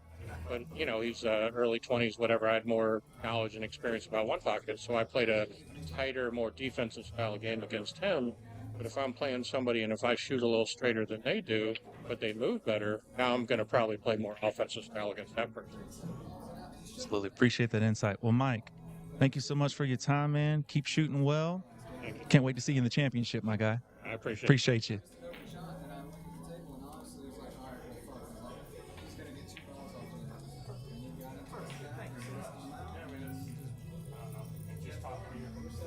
That's all it is. Whatever, that podcast with my buddy. consistent. That's the issue. I'm sure if I did like a TV, yeah, like Channel 3 News comes out and shit, probably be a little different. No, man, appreciate you guys. You're great at like, just in general, like the commentary and even, you can answer. Yeah, you're making what you say. That's some skill to be like, and I feel the same way. It's like I'm just talking. To me, I'm just talking about pool. I don't really know like one way to do it or the other. I'm just talking about what I see. Start doing like innocent. Well, I'm glad it's coming naturally. Yeah. So you're real good at talking to people. If I can't beat them on the pool, I appreciate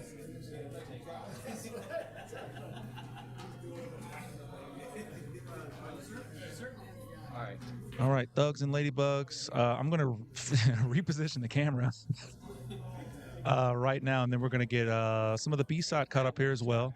So we're going to have Hank Powell and Scott Howard coming up next. Keep it locked right here at the Portico. What is this game again? The Portico One Pocket Open here at Smokin Cue, Charlotte, North Carolina. Be right back with you, folks.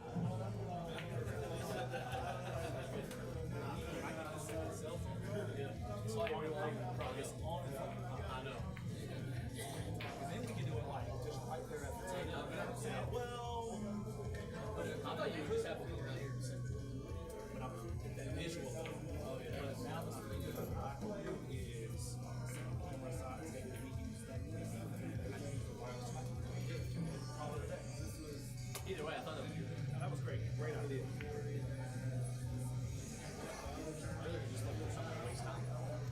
Right, and it worked. It worked beautifully, dude.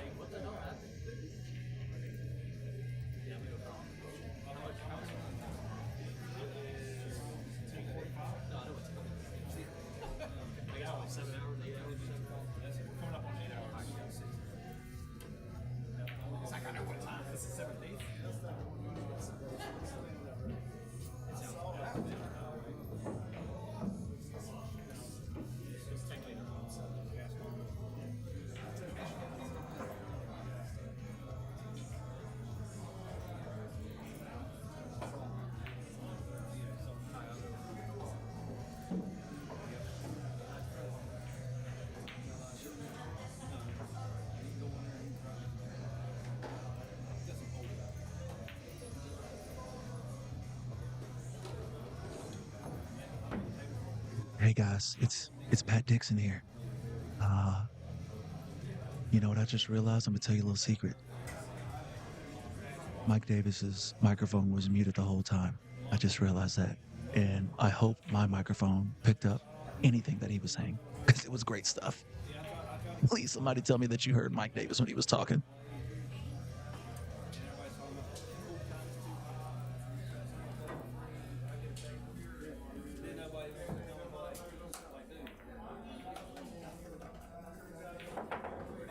Table 5, Hank Powell, Scott Howard. Table 5, Hank and Scott. Table 5.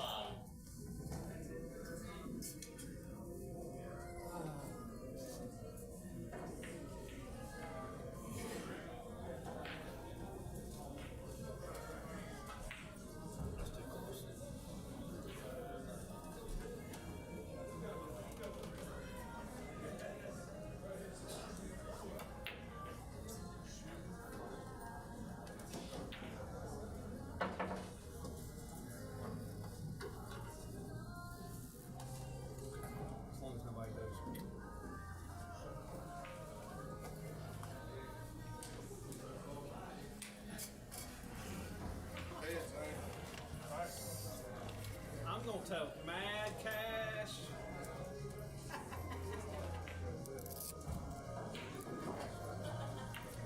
Let's go.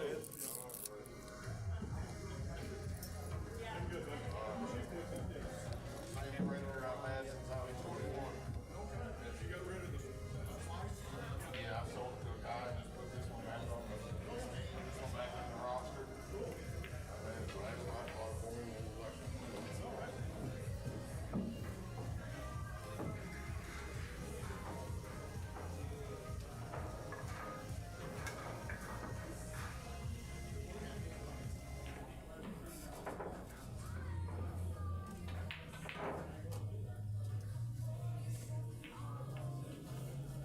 Right back here.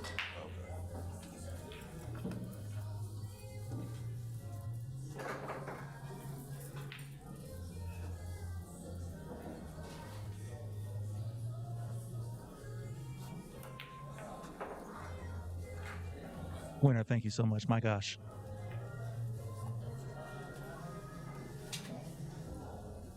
And we are back. We are back with Scott Howard and Hank Powell. What round is this? Seventh? Seventh place. Right. It's B side.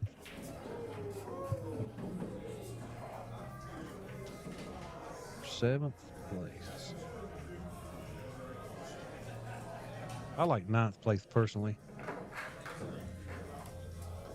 That's where I usually end up, 9th through 12th.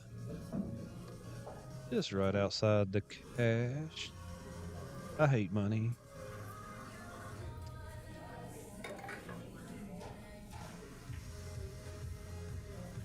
Here comes our third wheel. Our wheelbarrow third wheel. Got Scott breaking the balls. He is breaking from the opposite side of a right-hander. That is my favorite nickname. Third wheel.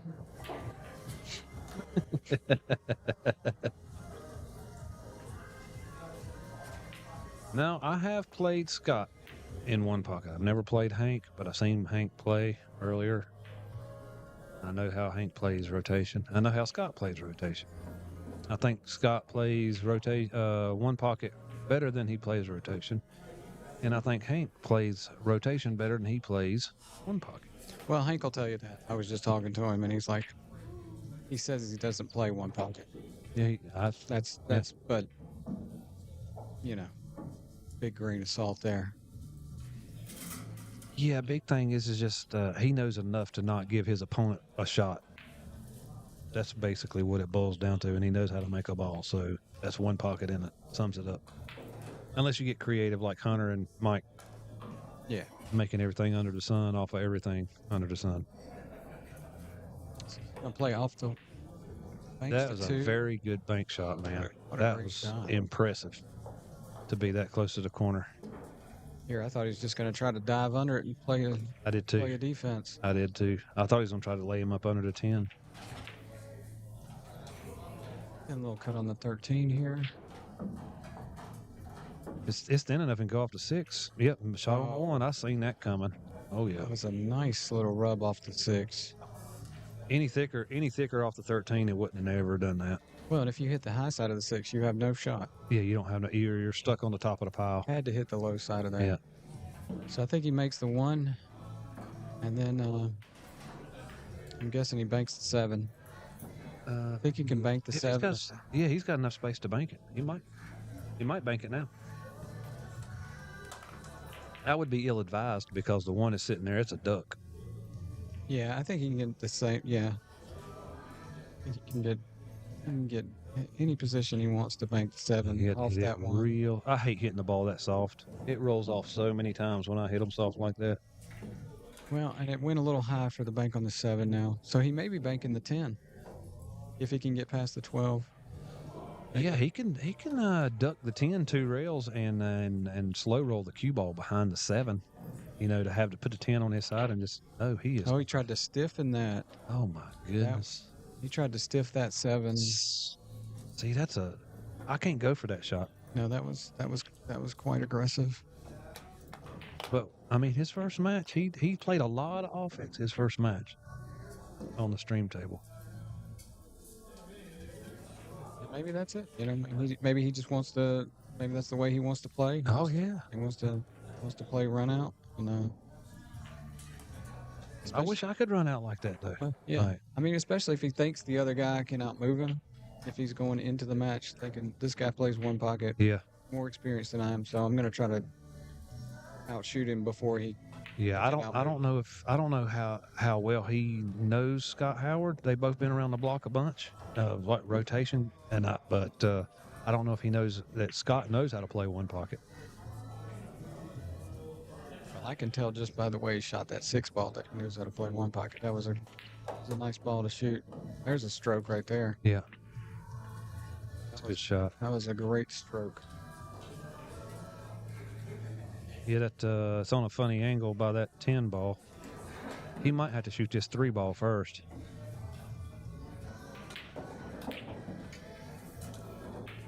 It's looking like he's gonna have to shoot this 3 because it'll run down there no problem. Yeah. And the cue ball get back too without having to hit it. Oh, side pocket. No way. Wow. That was an unexpected scratch because normally he knows where the cue ball's going pretty good.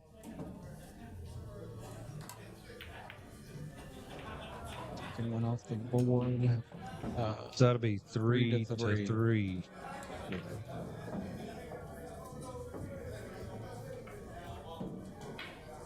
What a turn of events! Because it looked when he made that 4 and drew it back for that shot, it looked like he was gonna at least get to 6 because there were 3 balls out there.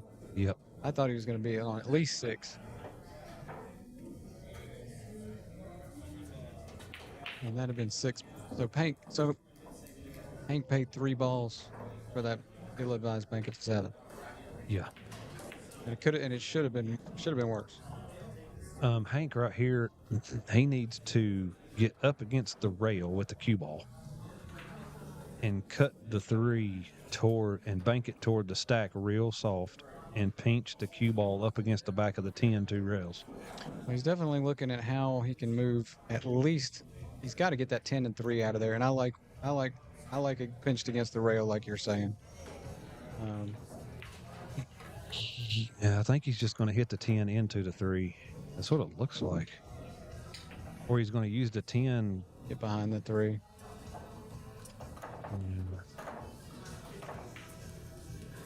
Well, you kept Scott from shooting the 3 this inning, but now he's got a bank with a big huge pocket. Yeah, see, if he'd have moved to 3. See, if Hank would have moved to 3, that pocket wouldn't been like that. And he would have been stuffed up. Hank would have been stuck up behind the 10 with nowhere to go. And now it's going to be even harder for Hank. But do you think that cue ball could wedge?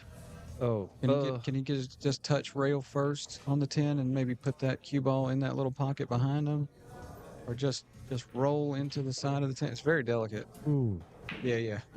It's from distance too, because you got to slow roll it, and if the table rolls off any little bit, you're in trouble. I mean, you actually have to think about just shooting the 10 with power and powering the 3 out of there and giving the man the ball. See what I'm talking about? Because it's better than giving up 2 balls. Yeah. Well, see, when you slow roll one that far away, yeah, like any little roll off is detrimental to your game. Scott's letting him back at it though. Yeah, he didn't want to touch that 3, but I think he could have cut that 14 and went all the way up table. Cut the 14 thin.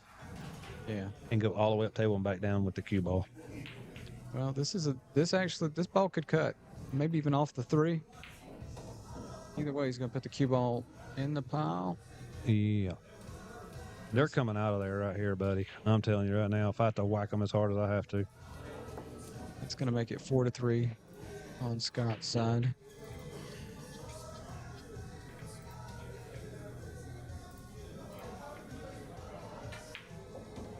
I can confirm that Hank does have a toe on the floor. as per the rules of pocket billiards. He had the toe of his sole of shoe on the floor, not no toe on the floor. It counts. It counts. Meanwhile, Scott's banking this 3. It looked good from my side, from where I was sitting, but I had a bad angle. Hank will be able to easily clear this. He might be able to cross it, although I'm digging into this with hard right hand English, and I'm spinning that 3 ball over here. well, he's going to have to He's put doing something on it to avoid a kiss. He's doing it. Looks like it's on the kiss angle to me. If you're crossing this, He'll outrun it. he put a lot of right hand, and he still almost kissed it. Yeah. But he moved it to his side. Now Scott's going to have to deal with that ball. Scott can't do that, I don't think, with this one. A little bit too full into the pocket straight. I think he's just got to. Just, he's kicking it out. Yeah, I'd just be one railing it up to the top rail. No, he's going to Okay. ultra thin it. Okay, that's No. not bad at all. But see, what's that 8 off the 6 look like? Well, it looks like it moves 4 balls to Scott's side if you don't make it. Well, this is Hank, and he likes And offense. he likes to shoot. I would personally, I would be coming off the side of the 9, and that would push 3 balls to my side. Yeah, that would be the logical play for me. And put a little bit of left English on it, so when the cue ball hits the side rail, it keels in behind the 3 straight in. I would love to kill it behind the 3 Yeah. off the 9. That's Well, he I don't- did what something. in the world? Yeah. He was trying to combo. He saw something I didn't see. Yeah, he's seen for that sure. combo over there. Well, Scott's definitely got a shot here. He's got the 9. He could also start with the 5. The 5 might be the place to start because the cue ball runs into the 8. Oh, he's starting with the 5.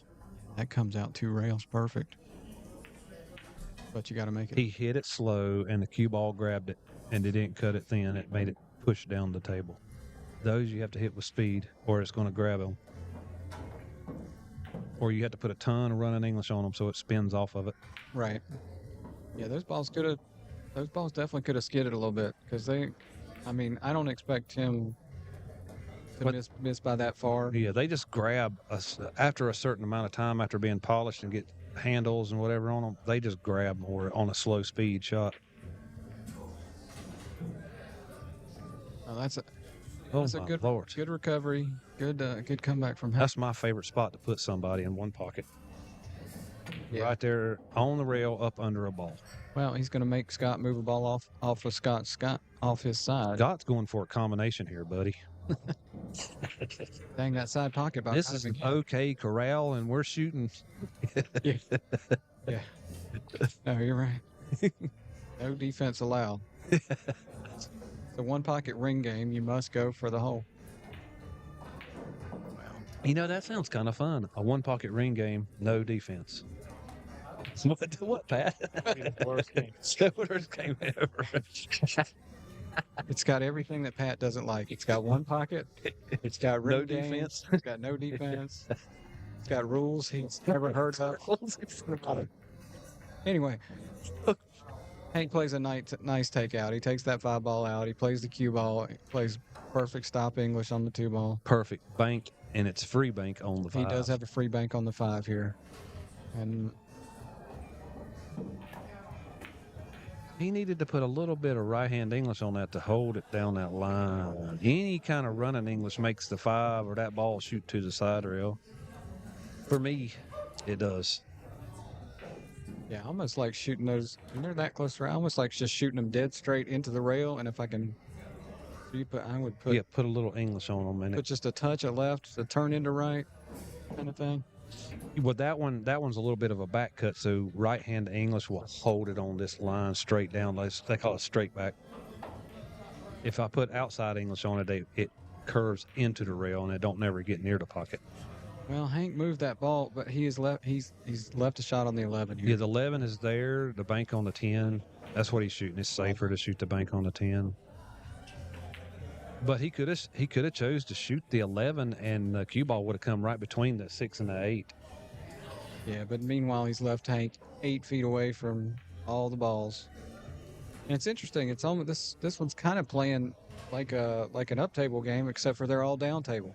which means that if somebody messes up down there, Mm-hmm. the other person could run out Yeah. in an instant.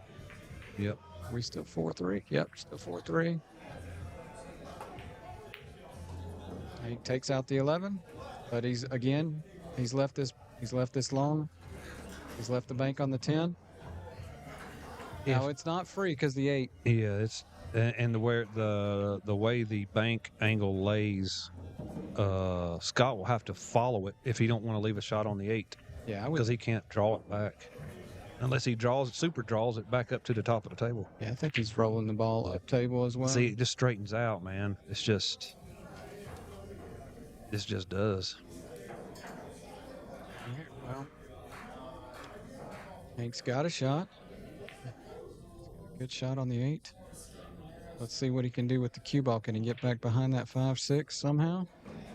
He can go down the table and he's just gonna separate everything. Okay, that works great. Oh, no, now he can shoot the 15 and 15. Can he go forward, bump the 3? No, he's probably just gonna bounce into the 9. It's like he's just gonna draw it into the 9. Sounds good. Oh, okay, that all was right. nice. He could draw it by the 9. Nice. Yeah, moving that 9 out was very effective. Yes. Now here's the problem. He's going to have to bank this 9 anyway, I believe. Nope, he's going to shoot it first and go up table, that works too. Like, good. No, that's a good choice.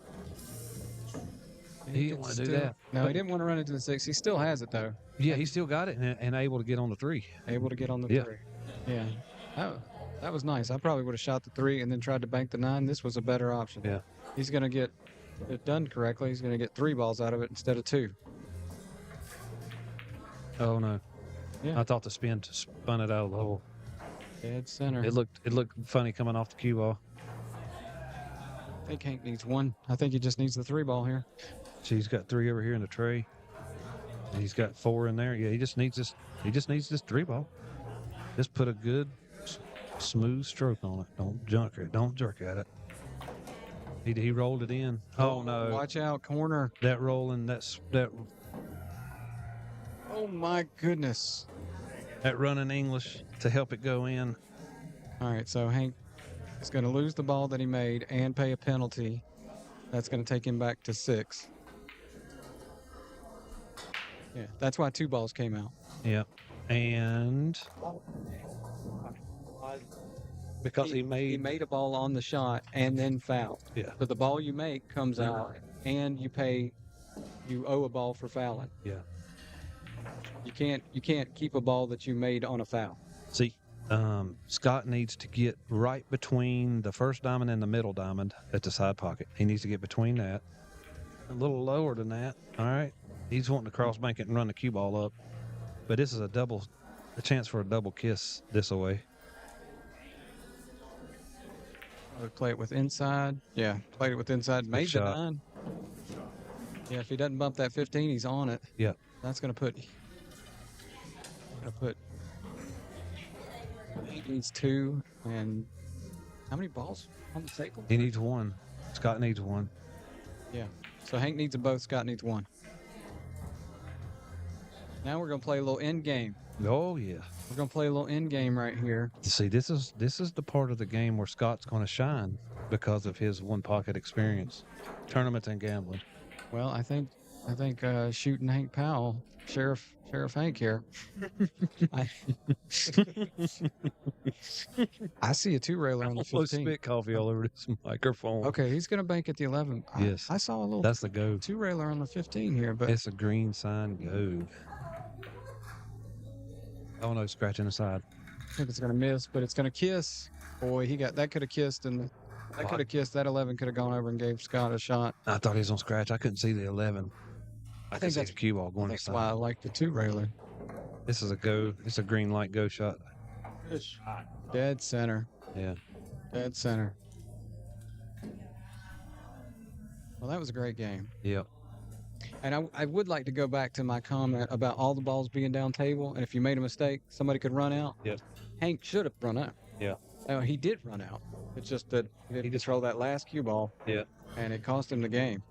He was worried about hitting the 3 a little heavy because it was almost frozen on the rail. So he put running English on it, and it just got away that's the from way him. I like to hit that ball on the rail with a little bit of inside. Yeah, but- it goes in a lot easier, cleaner. Yeah, but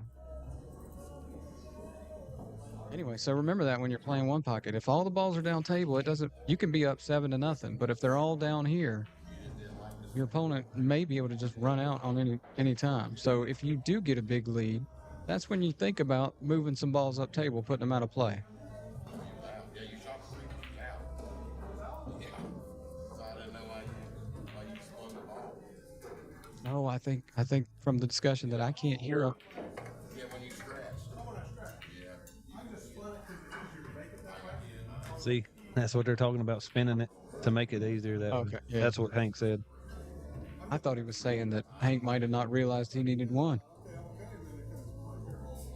Anyway. Yeah, I would have just shot with no English tonight.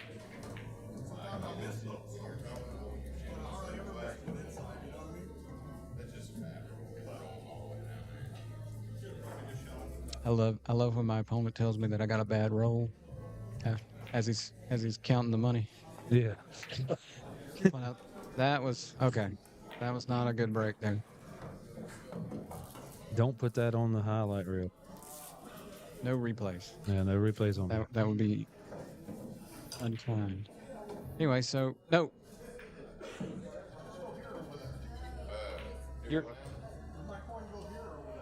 Your side, Hank.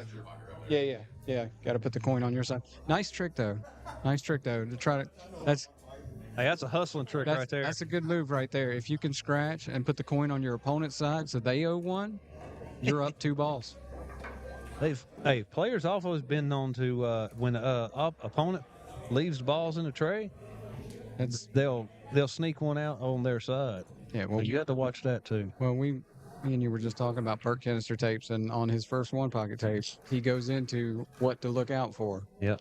Yes, he does. And he's like, if your man's in the tray, yep, you need to be watching him like a hawk. Oh, that's right. Because if they have to spot one, maybe they spot one of your balls. I love Burt Kenister. Yeah. I don't know if it's the way he talks or whatever. I love. I say stuff all the time, and I'm just quoting him, but nobody knows it. That's great. Meanwhile, Scott's taking that ball in hand. He's gotten 3 balls. I think he's probably going to be forced to play a defense. Looks like he might be trying to put Hank under the 4, possibly.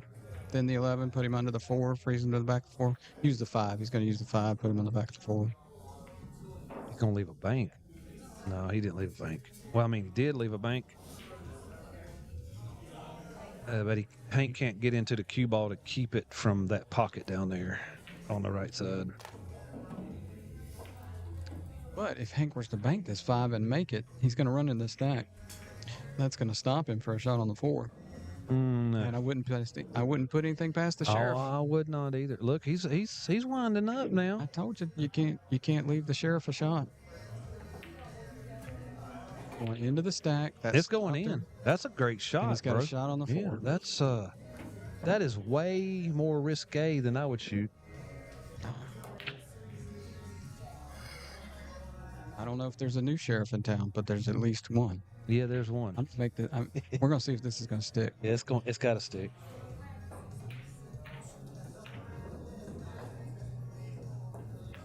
He's got a sheriff's name, Hank.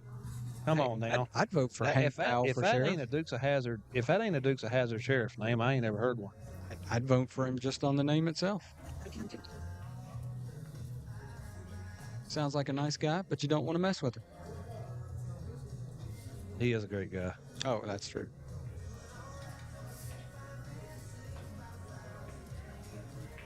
I ain't never seen him get upset about anything, anything in a pool hall ever. I mean, he might be mad going down the road, but he don't show it around here. Me, I'm like tossing. No, ain't that bad. My case costs too much to be tossing it around. Well, and Hank's got himself back in the game here. It's 3-2. Banked at the 2. Combination, baby. What is? But he's left. He owes a ball. Yeah. Hey, Hank. Hank, you owe 1. Wait, Scott. He owes one. Sorry. Well, he'll be all right. Yeah. He'll be all right. Okay. Yeah. I hate to yell like that. I get it, but it's better to get them. Yeah. No, I mean. And then they'll be more upset over the game. Well, you didn't spot the ball, blah blah. No, that was the right call. Well, it was a costly miss. I'm a little surprised that Hank put that cue ball up table like that. I think, you're down 3-0, you get it to 3-2. Maybe it's time to duck and just, take your medicine. I think I'm going to ask Scott for 10-5. He might come back and watch this, so he might give it to me. But I'll have to try it. Well, that ball's going to keep rolling. He wanted the 1 or the 10.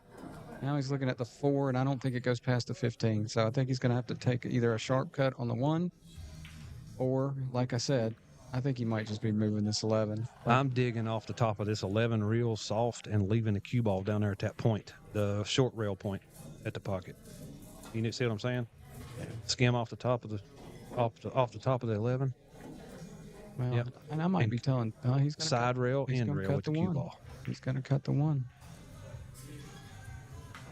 See, it screams sell me out. Well, Just 5-1. don't get me wrong, I sell out all the time. Yeah. No, I'm just thinking the way Hank's playing so aggressively. Yeah, you gotta play. I'm gonna take my 2 balls and duck and let Hank take a flyer at the next one. Yeah, and then he'll leave you 2 more and you take them or 1 or whatever it is. Yeah. Well. So he's got 5 balls right here. He could get 5. That's going to put him at 6 balls count if he makes them. He wanted to go for the 7. He needs to tip that ball. Oh, if he touches that ball, he's golden. Yeah, but now he's dove up. He's going to have to shoot the 9-7. Or then cut on the 2. Yeah. That 14's not going to go by that. No. But he's looking like it's going to, but I swear it does not look like it's going to. Can he take? Is there any way to take the 1 out?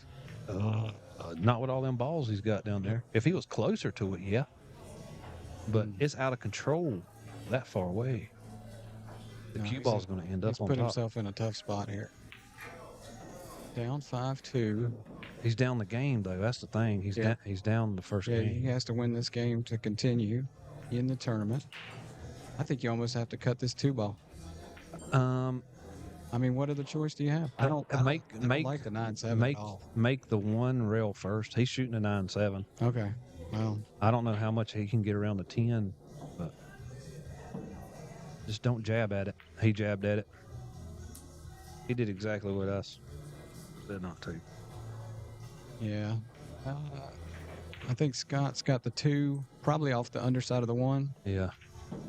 Or just straight in. Oh my! Oh, it just goes in dead. Looks like it's over the pocket. The 1 does.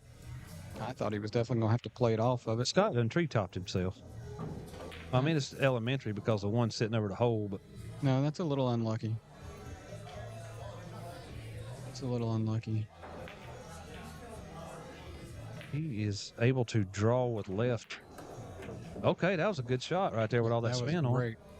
That was great. And by my count, there's 3 balls in the thing, but one of them's Hank's. And so Scott needs 1 ball by my count. Okay. Pat agrees. Because Hank made a ball and then stuck himself. Yeah. Okay. They got it. They're on it. Yeah. They're not no spring chickens.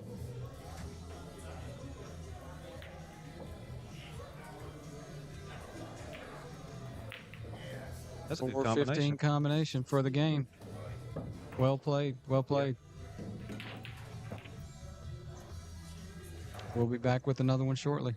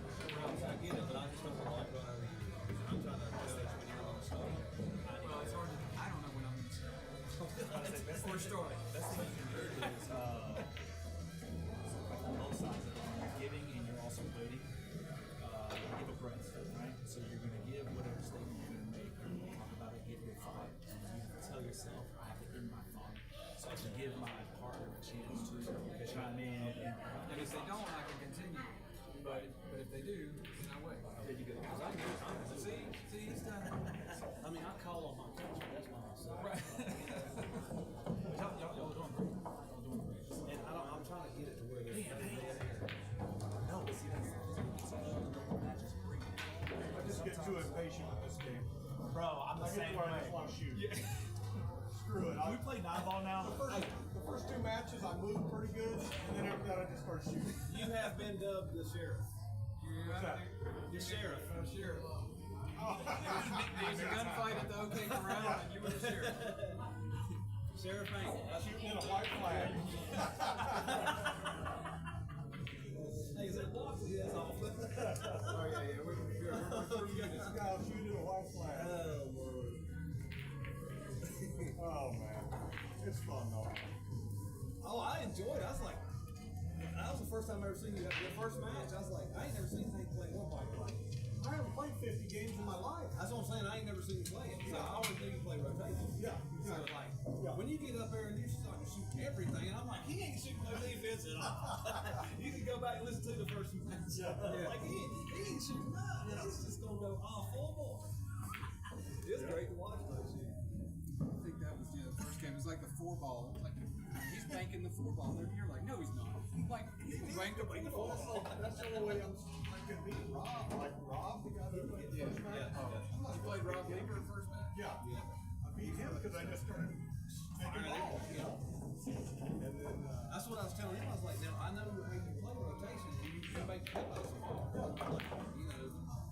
yeah, I just after hours of this, I just kind of can't stay with You have to how you're play it supposed a to. lot to Yeah, feel. to get mentally tough for it. I think. Yeah, because you'll get more Condition. off your pass. That's it. I mean, I gotta think about which pocket I'm shooting at. I know. Yeah, which one is in my hole? You know. Well, see, the old man that showed me how to play, he's passed away now. But Yeah. He on the hill field, Bob Sauer. Oh yeah. He we played for hours and hours and hours, and he played slow. So you know, I'm bored to death, so I'm ready to go. Oh yeah. Freaking wild. He's out doing wild. He's just like, hey, just let me sit out this shot. That's all you need to do. You know what I'm saying? Hey, You get some place. I gotta take a photo. I gotta take a photo. Also, would you like to sit down and like to take a 2D in there? Sure. And I'll take a photo. Yes, sir. I know it's not much. I didn't think I got the one. You there, baby? Yeah, you're always there.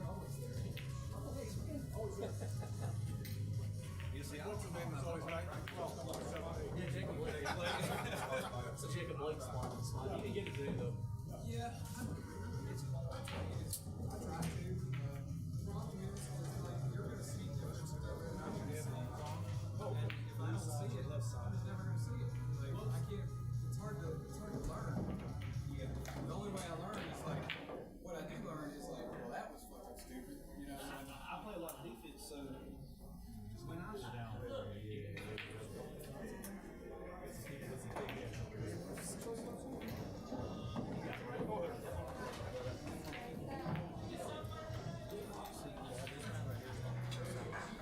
Right, ladies and gents, we are joined here by the man, the myth, the legend, Hank Powell. How are you, sir? I mean, tell us a little bit how you feel about this tournament. I know you don't play one pocket a lot, but how'd you feel about how you played today? I felt like I kind of played over my head the first 2 matches. I beat a couple of guys that I'm probably not supposed to beat, and then I kind of got back on my game. And Hunter White made me look silly, and then I won a match, and then I just kind of went off playing Scott and started shooting at everything. Right. So, interesting point. You say Hunter White made you look silly. He gonna do that. That's what Hunter White does. But this isn't your first one pocket open with the pool series that you played, No, right? it's my second. Your second one. Second, Is it growing on you? Do you feel? Is yeah. there some aspects that you enjoy? Yeah, I like the game. I played pool for over 40 years and never really picked up one pocket. I don't know why, but I just never did. So as I get older, I think I'm starting to settle into it a little bit, even though I have a hard time playing it for a long period of time because of the focus. Yeah. I lose my focus after a couple of matches, it seems like, and then I start reverting back to my 9-ball, just trying to fire balls in, and that'll get you beat in this game. So, yeah, it's growing on me. I don't know if I'm I think I'm getting a little better. I'm starting to, when I'm thinking right, I'm starting to move a little bit better. But when I lose my patience, then I kind of just revert back and get beat. Yeah, yeah. You start looking for that rotation stroke again. Yeah, exactly. That makes perfect sense. And so, you hear it from everybody that really is a one pocket player, how it's going to benefit you so much with your 9-ball, your your rotation game, whatever it may be. That's kind of what I'm excited for now. Yeah. After watching you play a couple of one pocket shots, seeing how that shows up in your 9-ball game, in your rotation game. Are there some shots here that, that you feel that you normally would not have taken in a 9-ball match, if that makes sense? Like some of the kicks and movements, like you said, that you have to do? Yeah. I mean, one of the reasons is, in one pocket, sometimes it's okay just to get it really close, So in 9-ball, you got to make it or you're selling out most of the time. So I definitely shoot some shots here that I wouldn't shoot in 9-ball. But I think it is helping my bank game a little bit because I've always been a person that would rather cut a ball than bank it. Like 9 out of 10 times I'll cut rather than bank, unless it's kind of like the last resort, then I'll go ahead and bank. But I've been practicing a little bit on my banks at home, and my side-to-side banks are pretty strong, but my long banks still need some practice. So yeah. What kind of table do you have at home? Just like that black diamond. Oh, yeah, you got a black diamond at the house? Same, nice. Yeah, Okay. same table. Oh, that's a nice little tremendous help there then. Yeah, when we were looking at houses like 16 years ago, we looked at a lot of different houses, and we found one that was one level ranch with a big old family room. And I told my family, I said, this is a house I want because one of these days I'm gonna put a diamond right there in the middle of the family room. I think they thought I was kidding, but I got with what's the guy's name online? He's like the biggest diamond retailer online. I'll think of it here in a minute probably, but anyway, I ended up calling the guy and told him exactly what I wanted and ordered it, and it was at my house in like 3 months. Oh, wow. It's not bad. Yeah. It's not bad at all. That was before they had all the trouble and stuff, I think. But yeah, it was pretty quick delivery. And the guys that brought it, I guess came from Indiana. These guys were awesome. I mean, it took them like 30 minutes to get it all set up. Oh, wow. Leveled and everything. So. Wow. Oh, yeah. It's a one-piece slate. Oh. So, Is that what you want? Do you want one piece over a 3-piece slate? I like the one piece just because you don't have to worry about the beeswax or the, whatever you're going to put in between the slate. Mm-hmm. You don't feel any joints, ever. And it seems to stay perfectly level. I mean, I've had it now for probably 5.5 years, almost 6 years. And it's as level today as the day they leveled it. That's great. It's been perfect. But the drawback is heavy. I mean, they said they wouldn't put it on anything but the ground floor. Right, you can't put it on the second level, but I only thankfully have one floor. You got the ranch. So it worked out great. But yeah. And during COVID, I mean, it was like the best thing to have because, being locked up, and I did a lot of work from home. I'd go work for a couple hours and then go hit some balls for 20, 30 minutes and then go back to work. So it really broke up the monotony. And I just love having a table. I mean, I had a table years ago and it was a 4x8. Mm. And it was around the time my 19-year-old was being born, and it turned into a baby changing table. Yeah. So I thought, next time I do it, I'm going to do it right. I'm going to spend a little more money. It's going to, hurt at first, right? What the diamonds cost, but it'll probably last for the rest of my life. Right. So you do it right the first time. You don't have to worry about it for a long time. Yeah. Buy once, cry once. Is that there you go. There you go. Saying, but so yeah, I love having it. I mean, my wife's always saying, you're getting so much enjoyment out of that table because, we'll all be at home, and if I'm not working or something, I'm hitting balls. Yeah, absolutely. So. Yeah. Versus having to say, hey, honey, I'll be back later on the night. I'm going to drive out 30, 40 minutes to go find a good table. Who knows when I'll be back? But you're right there. And I've always enjoyed hitting balls alone. It's always better if you do have somebody to bang balls with, but I've always enjoyed hitting them alone too. So, I'm always experimenting a little bit and doing this and that. And sometimes I guess it can be a detriment. You get to fiddle in with your grip or, stance or whatever, maybe too much. But I would definitely, say I enjoy hitting balls alone. Even when a lot of people say they can't stand it. But when I played my best pool in the 90s, I used to hit balls alone 5-6 hours a day. Yeah, I'm the same way. I could play 12 hours a day by myself. It's just practice and do drills all day, every day until it's time for, competition or anything. I can't get tired of it. Exactly. I'd love to play against someone, but if you said, hey, nobody's available, it's COVID, I can only hit balls by myself, I'm perfectly content. That's right. So yeah, it's a great investment, I think. I mean, because especially the good tables like the diamonds and, the gold crowns and stuff, they really don't depreciate. Right. They're going to hold that value, man. Yeah. I could probably sell mine today for as much as I bought it for, if not more, because they've gone up since I bought mine. And I've got the light, the diamond light, everything. So I bought the whole works. That's awesome. But yeah, it was a good investment and I'd do it all over again. Absolutely. See, I have to get the next house. Okay, that's what I'm working on right now. I'm working on building up to get that next house. And I've already told the missus, look, next house we get, I don't care if it's got everything you want. If it doesn't have a room to put a pool table in, we ain't getting it. That's exactly, we probably looked at 20 different homes. And when we found that one, and it was already spoken for, that was the crazy part. Wow. The realtor said, well, somebody's already put a deposit down on this place. And it was a person on a NASCAR race team. And, so, we weren't going to be able to get it. And about 2 weeks later, she called back and said, hey, apparently there were some cuts on that guy's race team and he got laid off and he had his deposit back. So if you guys want that house, put some money down on it, it's yours. So it was just like a lucky deal. Wow. And we were living in South Carolina at the time. And so I came up, put a little money down on it, and we moved probably a couple months later. Rest is history. Yeah. Did you ever have... That was in 09. Oh, wow. Yeah, dude.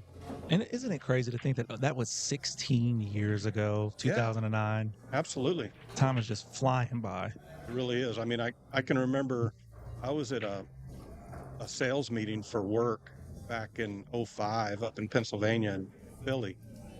And my 19-year-old was being born. So I had to take the red eye home because they were in the hospital, they were going to be born. So I took the red eye home and made it home for him to be born. But now he's 19, he's out on his own. He played high school and college baseball, and it's just like, wow, I can't believe he's a grown man. Right. Right. Just makes me feel old, but it's cool to see what he's doing. That's great, man. So, really, really great. Yeah. So what's next for you, Hank? You coming back for the next one? You got to work for the next one, right? That March 22nd. Yeah, on the 22nd, I've got to work. We have an open house at our campus up in Mooresville. Okay. At NASCAR Tech, and got to run that. But race country. Yeah, love it. I mean, it's been good for me. I started with with this company in 1998. So You're almost at your 30. Going on 27 years. Yeah, man. Yeah, I'm about 26 and a half right now.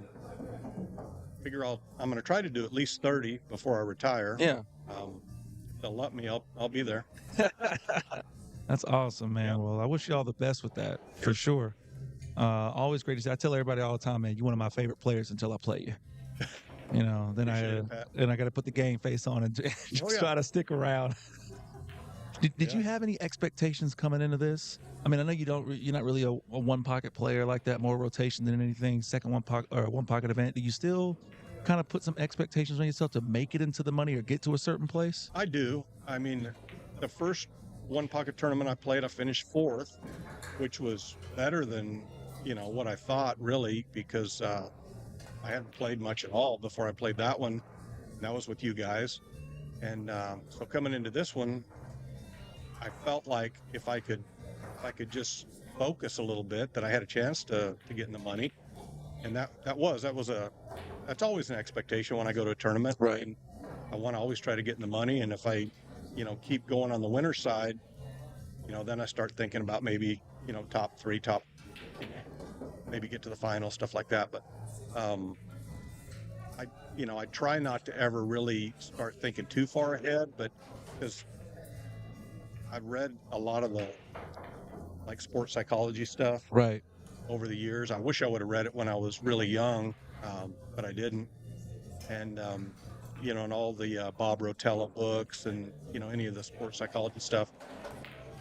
They always talk about staying in the present. Yes. Not trying to get too far ahead of yourself because that's when you lose focus and that type of thing. So I always keep that in mind. But yeah, I do try to set that expectation, try to get to the money at least. I'm the same way. Even, at my skill level, I still make a point to do my best, but I'm expecting myself to break through getting to the money.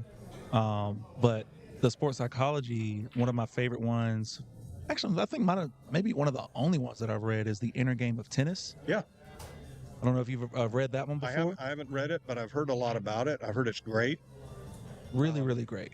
Really great. I did the audiobook because if I sit there and read a book, I'll fall asleep. It's like melatonin for me. I'm that way too. It'll put me right out. Yep. I don't know what it is. So I do the audiobooks, and sometimes I'll even follow along, but the audiobook has to be planned because I'll do that thing where I'll read the same 2 lines for half an hour and can't get through it. But I was terrible about that in college. I was a great note taker because I would write down everything the professor said basically because I didn't want to ever read the textbook. Yeah. So I would go home and study my notes and I always did well on the test because I had the notes memorized and so yeah, I'll do just about anything to avoid reading a lot. But a couple of the ones that I kind of skimmed through were like golf is not a game of perfect. Bob Rotella wrote that, and he talks about it's a game of misses, and whoever misses the best wins. And pool's a lot that way too, and then there's another one that he wrote called golf is a game of confidence. So it's and there's a lot of truth to that, and it applies to pool too. I mean, if you're standing over a shot and you feel in your mind like you're going to make it, you make it. But if you're standing over it thinking something doesn't quite feel right, you feel a little weird over it, that's when you rattle the ball. Right. And golf's the same way. I mean, putting in golf, if you're standing over a 6-foot putt for to win a tournament or, make a birdie or whatever, every time when I used to play a lot, when I would feel like I was going to make it, they would go in. And if I felt a little questionable on it, they usually lipped out. Right. It's weird how that happens, but it's so true. I mean, it's really true in pool too. Definitely in pool because you especially when you start going on one of those heaters, rotation specifically, and it's like, okay, you stay in the present. You don't necessarily tell yourself, okay, I'm in one. You just feel it, and the confidence is there. Yep. And your pre-shot routine is just a little bit quicker because when you get down, it's on. Exactly. And if it doesn't feel right, then okay, I can feel that this ain't it. Let me get back up. I'm going to look at it again, take a shot, come back down. All right, I'm still there. Yep. I love the Inner Game of Tennis book because it focuses on the focus of the game and how you have 2 inner selves. There's self 1 and self 2. Self 1 being the ego that says, I can make anything. Look how good that shot was. That was a bad shot. What am I doing? Where self 2 is just the physical, just the body, just you stroking through a ball or following through on a tennis ball from what they were saying, and just trying to do your best to keep self 1 out of the picture. The guy that judges every shot, whether it's good or bad, keeping him out of it and staying in the present. And giving some different techniques to not necessarily quiet your mind or try to focus, but to just focus. Right? Focus on the task at hand. So for all of you out there listening, if you're looking for some good reading material, Bob Rotella makes some great books. Also look up The Inner Game of Tennis. And if you're like us, by God, audiobooks, man. Listen to them on the drive into work or, the drive home. That's really where I listen to all of mine, the commutes. I want to get C.J. Wiley's latest audiobook about his travels all over the country, hustling pool and I had a chance to meet CJ many years ago when I was in college. Kind of a funny story. CJ and I still laugh about it today because we talk online quite a bit. And he came to the town where I was going to college at New Mexico State University in Las Cruces, New Mexico. He showed up there one night. I was in a bar tournament. I was like 21, I think, at the time, and CJ was probably 23. And he shows up at this bar tournament, this country western bar, and one of his best friends lived in that town, and he was a pool player too. And he had told CJ that I played pool pretty well, and I didn't play that good at the time. I mean, I didn't play that good, but I was pretty good for that town. And CJ walks up to me in the bar, and he says, "Hey,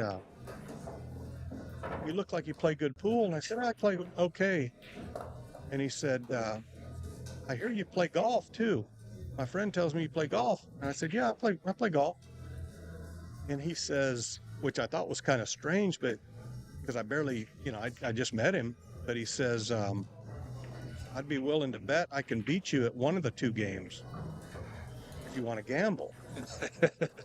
And I said, "Well, we can meet out the golf course tomorrow, and we can play a round of golf for some money." And he says, "I was thinking about playing pool." And I said, "No, I don't want to play any pool." And so we didn't play anything, but we still laugh about it today because he thought he was going to trap me into a pool game. Right.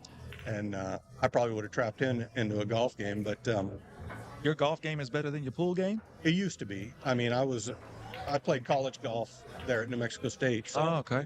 I was definitely a scratch player, if not better than scratch back then. Now I'm not. Now I'm probably a 7 handicap or something. Is that? What does that mean to be a scratch player? That means you shoot around par every time, or your average is right around par. That's about pro level, ain't it? If not, No. What pro level be? Pro level's like +6, +7, which that means they're on a regular golf course. If it's not like a PGA Tour setup, they're going to shoot 7, 8, 9 under. Oh, okay. Like Scotty Scheffler's probably a +12 at his home course. Wow. He's going to shoot around 60, 61, 62 Good Lord. at his home course. Yeah. But when he gets out on tour, he's still liable to shoot 61 or 62, but he's averaging 67. Right. So yeah, a lot of people think scratch golfers is pro level, but no, you got to be about +5, +6 to even play on some of the lower tours, not really lower tours, like Korn Ferry Tour, which is the level right below the PGA Tour. Okay. And then there's several mini tours under that. They're more like semi-pro. Yeah. The Korn Ferry's big time. I mean, those guys, it's probably the second toughest tour in the world. Those guys can really play, but some of them just haven't got break yet, or the tough thing about golf is there's no draft. So you could be the best amateur player in the world, but you wouldn't get drafted to go pro. You have to go qualify. So there's like no professional league, so to say, like the NBA draft or the NFL draft. That's it's right. Just you have to qualify, like you're saying. Qualify. You have to go to Q school. They call it Q school, and you have to play. I can't remember if it's 5 or 6 rounds in a row, and they'll take so many out of everybody from around the world, really, that qualified, because you got to go through a sectional, a regional, and a national. Okay. So it's a grind, and I mean, I've known some great golfers that would get through the sectional and the regional and then play the whole national and miss by 1 shot. Wow. So they didn't get their PGA card. Right. So they have to stay on those mini tours and just grind it out, and not really making a lot of money. So it's tough. It's the toughest sport there is to play at the very top level because of not being any draft. Right. Tiger Woods kind of revolutionized the game. I mean, in my opinion, he's the greatest talent, that's ever played golf. And he was so good when he came out of Stanford, and he'd already won 3 U.S. Amateur Championships. He'd won U.S. Junior Amateur Championships. He'd won everything. That he was one of the only players in history, probably the only player at the time, that he made $60 million before he ever played on the PGA Tour. Crazy. Because Titleist, which, you know, sponsored him. Titleist and Nike, I think both of them, one of them gave him like 20 million and one of them gave him 40 million. Mm-hmm. So he basically didn't really have to go through the Q school stuff. Right. They put him right out there on sponsors exemptions and things like that. And he made enough money right away, because if you get a sponsor's exemption to go to a tournament and you happen to win or you finish real high, that gets you into another tournament. And if you make so much money, then you get your PGA card without going to the Q school. Yeah. That's kind of what Tiger did. Is a PGA card almost like a license, in a sense that once I get it, I have it. I don't have to get it again. Well, no. Okay. Like, you get it. That's again one of the toughest things about golf is there's a lot of great players out there that have their PGA Tour cards, and if you finish out of the top 130, so out of all these players that are playing, if you're out of the top 130, you lose your card. And you got to go back to Q school. Golly. Yeah. So the only thing that kind of gives you a guarantee, if you win a tournament out there, you're exempt for all the tournaments except the majors. You're exempt to all the regular tournaments for 2 years. Okay. If you happen to jump up and win the Masters or the US Open or the Open Championship over in Europe or the PGA Championship, then you're exempt for at least 5 years to everything. But other than that, there's really no guarantees. You got to bring it every year. Wow. And that's what's so impressive about some of the guys that have been out there for 20, 30 years, because the consistency, you know, they kept their level at that very high level year in and year out. Right. You see a guy like Bernard Langer, he's 67 now. He's playing on the Champions Tour, which is a senior tour, but he's like a medical miracle, because the guy is 67, he's still winning. Wow. Excuse me. He's won 47 times on the senior tour. Good Lord. The winningest player in history on the senior tour. So, but yeah, I mean, golf's a tough sport. You still get out there every now and again when you About can? once every 2 weeks. Oh, okay. So yeah, you get some good time out there then. That's good. Yeah. Not as much as I'd like, but when the weather permits, I try to get out. That's nice. Okay. Yeah. And now, do you ever kind of plan out a little bit when you can come out and make it in our Yeah. tournaments? I look at my calendar. I know like all of the Saturdays that I have to work. Right. And if I'm not working, I'm usually good. Okay. If you guys have a tournament, you know. And if you guys don't have one, I'm looking for one, you know, that somebody else has. Right. Unless the weather's just beautiful and my son says, "Hey, Dad, let's go play some golf," you know, then sometimes we'll go ahead and play golf too. But Yeah. That's awesome. yeah. TD standing over me here. What's up? Okay. Right. Well, Hank Powell, my man. Pat, appreciate it. Appreciate your time, man. Always a pleasure to talk to you. Always good to see you. Glad you're doing well in life, man. You Wish too. nothing but the best for you. Same here. Always good to see you play, bro. Oh, Always good to see you play. it's not always pretty, but It ain't, but it's fun to watch. It's fun to watch. Well, yeah. So, what's next for you, man? Getting out of here, heading home. yeah, I think I'm gonna go hit Jack in the Box for some of those tacos. I love those tacos at Jack in the Box. I know they're probably made out of something that you shouldn't be eating, but man, I usually get about 6 of them. Oh wow, that's your guilty pleasure. It is. I love those things. So That's awesome. that's where I'm headed. Beautiful. Well, hey, man. One exit down. What? You already planned it now. You know where it they're is. at. Yep. Awesome. Well, Yeah. you enjoy those tacos, man. We will see you maybe in about a month. Yeah. At the next one. Sounds good. Good shooting, my brother. Thank you, Pat. Always good to see you, Hank. too.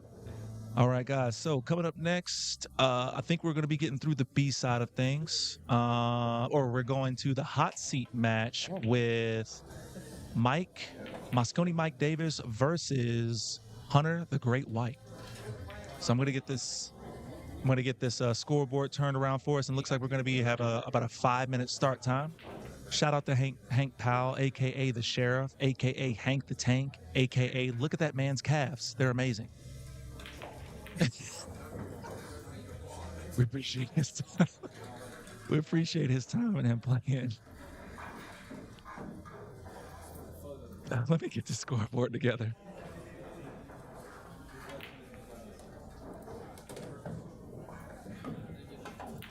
Not seat match, baby. Predictions, by the way. Y'all got any predictions coming up for this next one? I'm gonna not ride the fence on this one, but I'm gonna say something and then I'm gonna make a pick, right? I always thought these two, if the bracket permitted, that they would meet the hot seat match. Or, well, no. Let me not say that. Not that they would meet the hot seat match. I thought at some point that they would meet up, right? Whether somehow, some way they met up earlier than the hot seat and somebody got to the B side and went all the way to the championship. I think it's going to be Mike Davis and Hunter White in the championship. I've always thought that no matter what. And that's no surprise, I don't think, to anybody else in here. I think everybody probably thought that as well, considering the field and that these two guys are here. Now, to not ride the fence, if I got to pick one, I'm probably taking Hunter with the way that cat was just rolling through that last rack, dude. He's had a couple of weeks off. Ron will gladly buy you one. He's had a couple of weeks off. He's feeling good. And I don't know, man. Do you really bet against him if it's one pocket ever? Unless No. Tony's in the house? I didn't even realize you had the headset on. Yeah. Yeah, you don't. There's certain things in sports you don't bet against. You don't bet against Tom Brady in the fourth quarter. Yeah, or Tom Izzo in March. Or Tom Izzo in March. Yeah. Or Hunter White in a local one pocket tournament. Dude. Yeah. I'm just going great, Tom Brady. man. Tom Brady in the fourth quarter is pretty good. That's pretty. That's a He is lot. the greatest of all time. It's okay, man. We can agree. It's okay. He's the greatest quarterback of all time. He's not my favorite, but yes. There's a different word. Yeah. Favorite and best are different words. Two. Because my favorite is Warren Moon, who might not even be top 50 all time. That's what's up, bro. Yeah, man. I like the quarterbacks like him. If you had to I like to think of it like pick one quarterback, one season of who's like if you could take that performance and stretch it out over the course of their career, who would be like the best quarterback you think? Probably Randall Cunningham for the '98 Vikings. That's a really good one. I would say, or Matt Ryan the year the Falcons made the Super Bowl. That's also a good one. Yeah. I would say Mike Vick in 2010 when he played that Chip Kelly offense for the Eagles. Oh yeah. What about Matthew Stafford the year that they went 1-15? But he had like 17,000 yards. Yeah, because all he did was say hike and throw it up the Megatron. It's been a great tournament so far today, man. It's been a fun tournament, man. We've had some good matches. We got a few more left here. Gonna have the hot seats here in just a minute here. We're waiting for one match to get done so they can kind of catch up a little bit. We got one bracket a little behind. There's always a bracket behind, I feel like. Always, dude. You can't get away from And it. that's honestly, that's part of the problem with one-day tournaments, really. You're never going to be able to get through that. Right.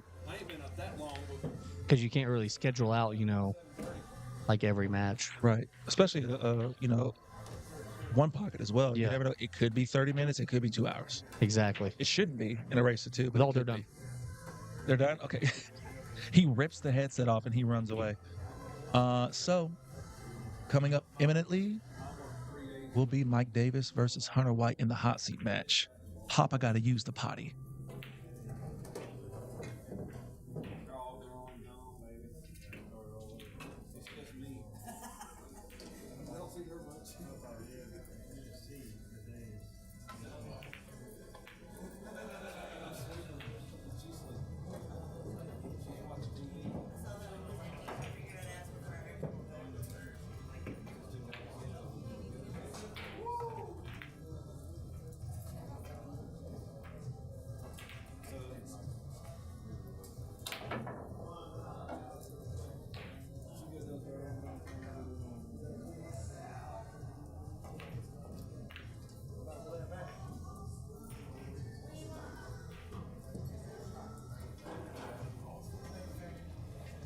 Table 15, Jeff Payton, Cliff Stout. Table 15, Jeff. Cliff, table 15.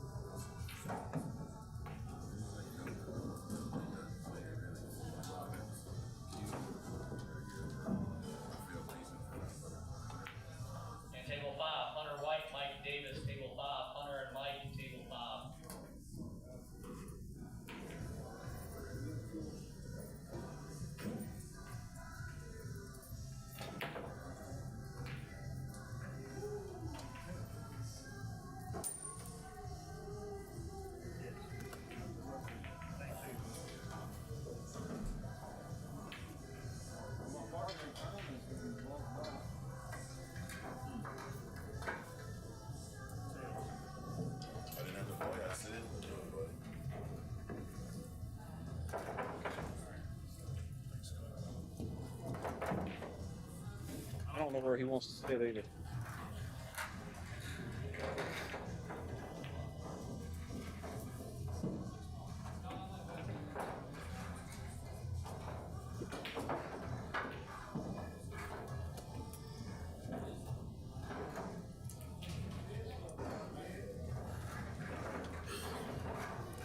Hello. We have a hot seat match. Comes Scott Howard. You want to sit in with me? Get over here. Put them things on. I know it's going to be hard because it's hard for me. No cursing on the stream. No cursing on the stream. You're undone. You're good. I gotta hold this. You have to hold it. You have to hold it real close, baby. This is really weird. That should make better microphones. How many you got watching? Like 3? You'll get used to it. Big old black one there. What? No cussing. I didn't say that. I didn't say that. I didn't say that cuss. Well, looks like Mike won the flip. That's detrimental in the race to two. Yep. That second shot after the break is the second shot. I think he tickies off the bottom of the 4, maybe off the top of the 13. What do you think? Put him up to 7? Hard to see the angle from here. Nothing wrong with, like, you could bank the 9 ball kind of cross towards your side, just float the ball up table. I think that 7's cuttable, but it'll push the set 4 away. Yeah, he'd probably go in behind it and kick it. Yeah. He may just thin off the 13 and try to lay him down underneath him. That's what I was thinking. Try to hit like a dead center cue ball. Is Railing out of the hole and going behind the 7. He's just going to use the 4 to... Yeah, just something simple. That's a good shot. I think I like about this that Mike can 2-rail that 14 towards his hole and just follow it. Ooh, man, that's going to be hitting deep in the corner. Real deep in the corner. Maybe if it was on the other side of the half line, half table. He's going to go off the rail, bank his 13. I hate that shot. Tony Chohan hits that shot. That kick bank. Dennis O'Colo, I've seen him do it a bunch. Yeah, that's why I don't want. That's what I do. That's my sellout. Yeah. Now Hunter can just roll that ball in, leave himself the bank on the 4. Yeah, and he banks so good cross table. It's yeah. These tables play good. They bank good. Yeah, they do. Yeah. They bank a little bit funny when it's raining outside because this is close to the window. Yeah. Yeah, sure. You forget further away the humidity. Get that ball good. Now, the only thing is that you have to make this right here. Yeah, because he's going to sell out to 7. Yeah. I don't think he shoots this. You think he shoots this 4? It'd be hard for me to shoot at this 4 ball. He's digging in. Shoot into the stack. He's just not going to. He's going to pin up on 7. Yeah, that's beautiful. Yeah. It'd be hard for me to pull that trigger, and I can't bank.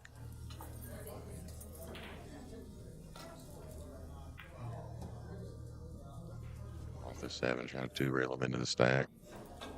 Yeah, that'd be a really good play.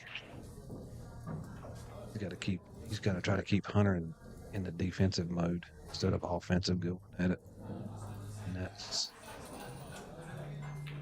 Seeker's keeping that ball on the left rail, the bottom rail, take them hiding spots away. You know, that's yeah.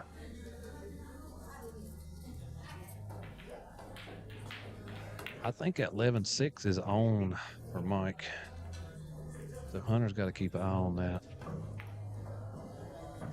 Oh yeah, Hunter's going to keep him down there. That's where you want to pinned right there.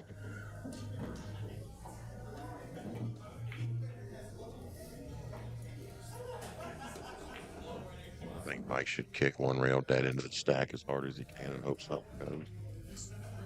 Ooh. That's why I'm on the loser side. This kid, Mike's such a good player that even though Hunter's technically a better one-pocket player, Mike's just been around it so long he understands. I think I think Mike could handle pressure better than Hunter. Yeah. Like over a long period of time, I think. I think he shoots, I don't know. I mean, Hunter's been playing good too, shooting balls, but I mean, that Mike, if you let him, you give him just a little bit, man, he's gonna run some eights on you. Yeah. Because he played a lot of straight pool too. Yeah. So that's where that's coming in. One game I never got in. Did you get into straight pool? You like straight pool? Yeah, I play a little bit practice wise, to try to work on my ball pocket and running out. But I think I played one game when I was like 12. make you want to snap a cue or 10. Especially off the break shot when you try to get the next break shot. You're feeling good. You didn't run out 14 balls. You get a good break shot and then miss the opening shot and you got to start over. Yeah. Justin really does a good job with these tournaments, man. He does. It's good to see somebody that's a good person running a tournament. Yeah, it's about time. And it's a short format, so it don't take 2 days. The race to 2 is good for, I mean, I play the game okay, but I mean, I'm cast suspect to beat anybody a race to 2. Yeah, I mean, yeah. so it's not one of them things where you have to like have the stone nuts. Yeah, I Good. didn't know if nuts was allowed. Yeah. It's not a cuss Full word. form. Yeah, it's not. You got the nuts. Outrun the nuts. Got big nuts. A little bit of a spot right here. I mean, the one thing is that 6-7's kind of like, Hunter, Hunter can get him up there and kind of leave him. Hunter's trying to keep him off of them combos because that 8 deuce will go to if he leaves Mike. Mike will shoot that. Yeah. I took a foul. Yeah, that was a tough spot. That's one thing that some of them good players do is they take fouls when most people wouldn't even think about taking a foul. Give one ball up or give 6, sometimes you can just bite the bullet.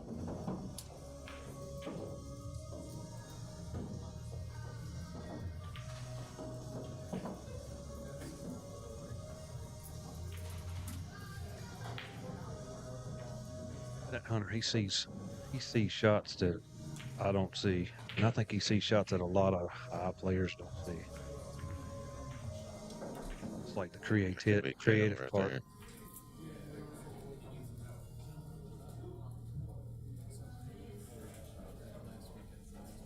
You know what? I think I'm going to true top him over top of this 9 ball. If I'm Hunter. Yeah, I mean that's not a bad. Because you triple him up. You triple him up on that combo. And I don't see anything other than the 15-3 off the 7 in the corner. I almost wonder if Hunter couldn't just twist the 9 and almost kind of like stay there, kind of lag it to his hole.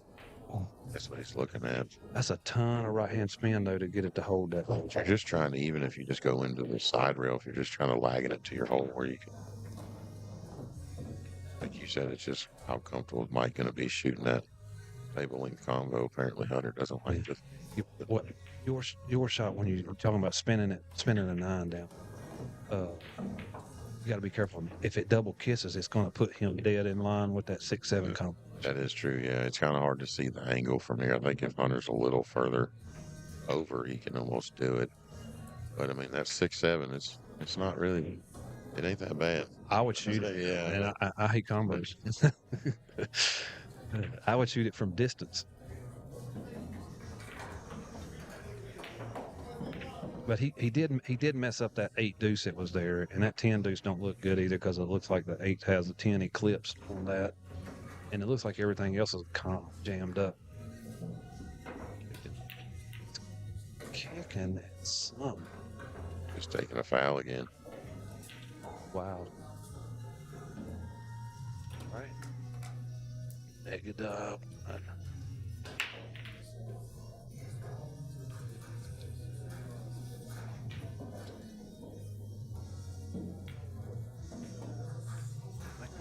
I think Mike's taking a foul, or is he clip the top of the 2 and stick him in the stack? Oh, He's taking a foul, put him right between the little cheeks there.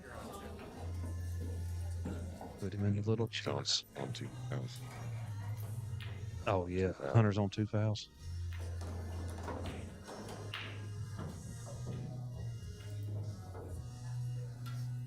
Now I kind of like just stick him in the back.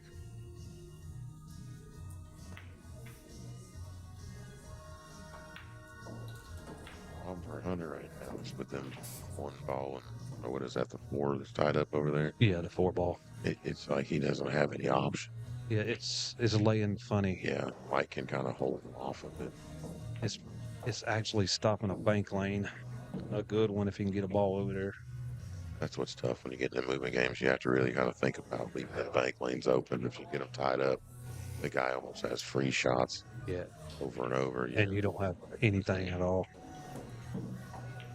He's just banking the balls that's on your side onto his because you can't bank nothing at yours. Can't say. Does the 4 go past the 1? I don't think it does. So say if Mike can just roll down there, bump the 9 as the rail to some Hunter down there. Yeah. I don't like jacking up. Yeah, it's hard to control that thing. Look at this guy. He's gonna play it off to 7. And see, Hunter's gonna have to just kick his 13 in. What's tough too, though, is that 13. It's like laid out just a little bit, so it's not like it's a little bit funny. You don't kick it, hit it good. It'll double kiss and stay there. If you go 2 rails at it, it's going to go up above the 7 if you don't have a perfect speed on it. But Hunter's good on his pocket speed at this table. When you play enough one pocket, these are supposed to be pretty case for you when you're just kicking balls in. That's what I mean, though. That's it, the double kiss and stop.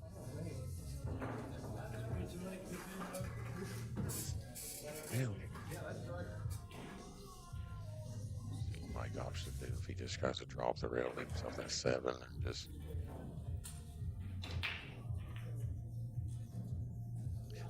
I would shoot down into this one. Yeah. I'd shoot way down into it. Draw up the rail. Yeah, and cut the 7 backwards a little bit. But he's going to go shoot at the 2, which. Bad shot, yeah. That's why I'm commentating it. He's shooting. Yeah. I still have a chance, but I'm not counting on winning it. Yeah. I'll take 3rd and be happy. Yeah.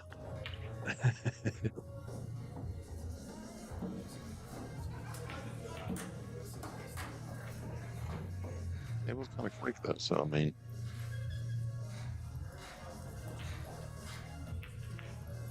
Oh, yeah, this is. Anytime the balls get open with these kind of 2 players. Yeah, there's gonna be a lot of offense going on. So you might run a lot of balls on the match to get to this. Play for the hill. Yeah. Hunter had the first break too, didn't he? Or was it? No. Mike broke first his first game. Okay.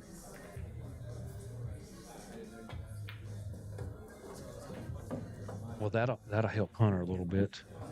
Yeah, winning that flip, man, it's just really huge in this race to 2. I haven't lost a flip all day. I've broke first every day, every match. Yeah, but it's almost worth trying a lag. Yeah. Trying to push your skill level. Say I can lag better than you. The way I felt today, less pool balls I have to hit, the better for me right now. I know your stomach's been a little upset. I ain't been feeling the best. But you're hanging in there. Yeah, we're grinding. I went out and slept in the car for like an hour and then came back in. But my late winter side match, it didn't work out real well. You could run a lap. It might wake you up. I feel too groggy if I try to do that. My naps turn into sleeps, and I wouldn't come back to the table. I'd be stuck out there in the car and get forfeited. Yeah, I don't nap very much. Huh? It's bad when I'm just napping. I think Mike might run these out. I mean, he's got to run 9, but that one might go. That one's going to go. No, maybe not now. I think he's going to cut the 10 in. Yeah. He could have shot the 1 if it hadn't creeped up that. He owes a ball, right? Mike needs 9 to. Yeah. 5-8's not terrible either. No, it is not. That's a lot of catch up. Yeah, and all they got to do is bunt the balls up the table. Spin around. He's got to hit this one careful though, because you just want to lay it get over there.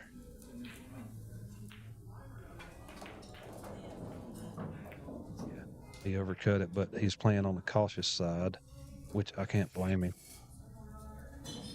So he got 4 out of that.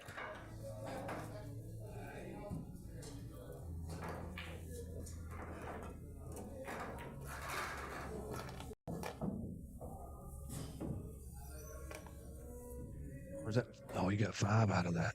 Okay. 4. I know if that 4 ball goes. He's looking at it like Hunter's -2. -2.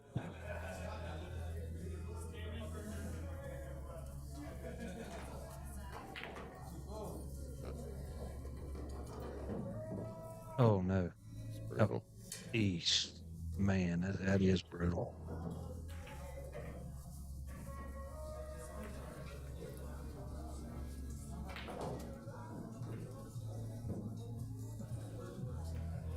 Oh, Your he guy has it on the other side of the pocket. That's why I didn't see it. is your guy back? I might go get prepared to play my match I'm playing here soon. I guess I'm playing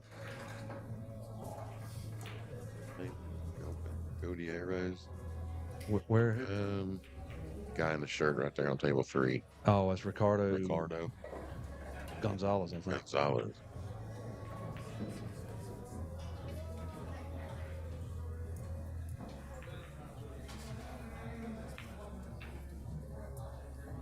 Give it up. Yeah, don't sleep on him. I know. Well, I'm trying everybody hard, especially when you feel very good. Just play hard on everybody. All right. Well, good luck, bud. All right, buddy. Yeah, he plays unconscious. You trying that again?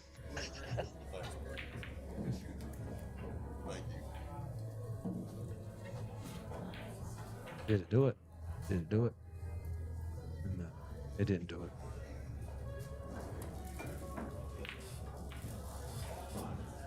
Wait a minute. He went away. That's brutal. Well, hopefully that one's in the memory banks because that was incredible. Yeah. It's the speed that it go in at. Like I don't know how he does it. Mine usually go in pretty fast. Like I can't get them to drip in. They're way short. I don't know how he dodges the kiss. It's so close to the corner. Yeah.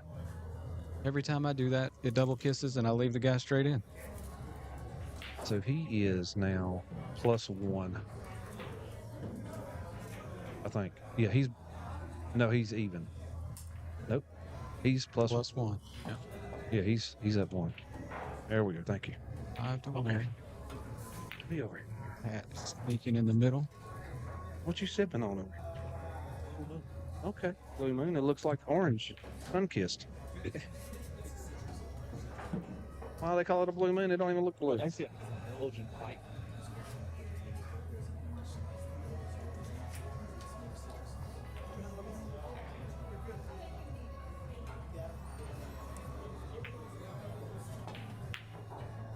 I'm just saying the color don't match the name. That's my observation. I mean, that's on the cup, but not the drink. Right. Orange moon, would it? All right, let's see what Mike's left unread. A free bank on the 12. I hope Hunter didn't hear me with that. I don't think he could, but have we scooted up any? Feels like we scooted up. I guess not. I'm just sitting different. I'm just in a different spot.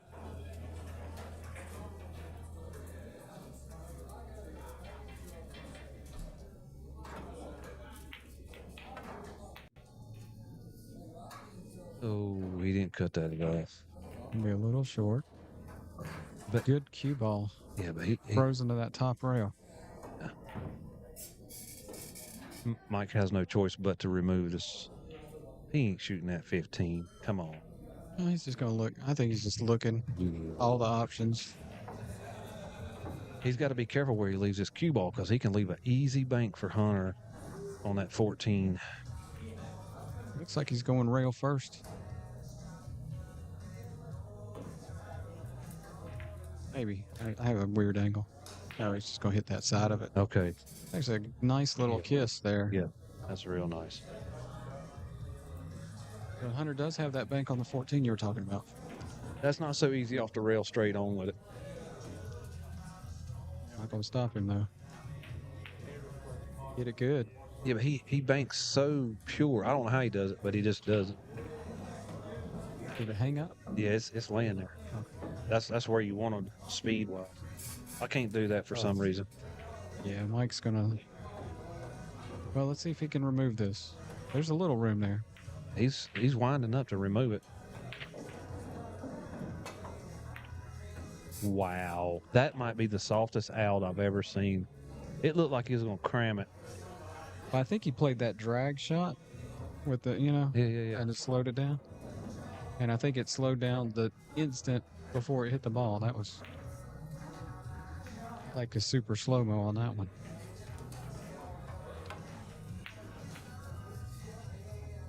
One rail bank on the 14. Uh-oh. If it creeps up there, Mike's gonna cross it. It's gonna cross. Yeah, that was. He's gonna that cross was it.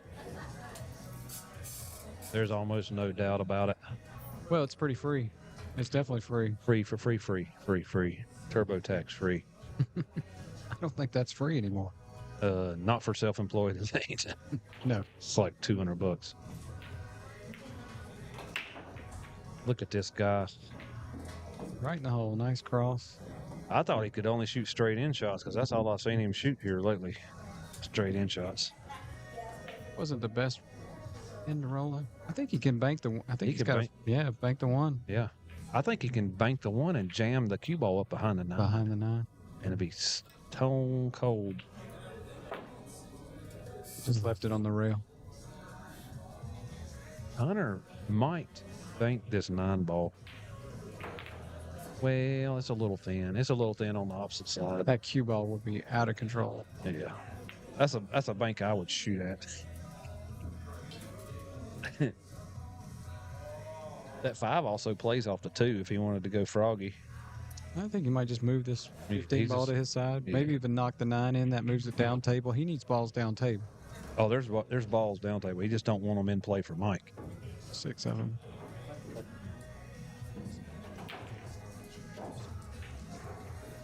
After this match, we are going to restart the stream so we won't run over the YouTube limit. They only allow 12 hours. So it's better to be safe than sorry.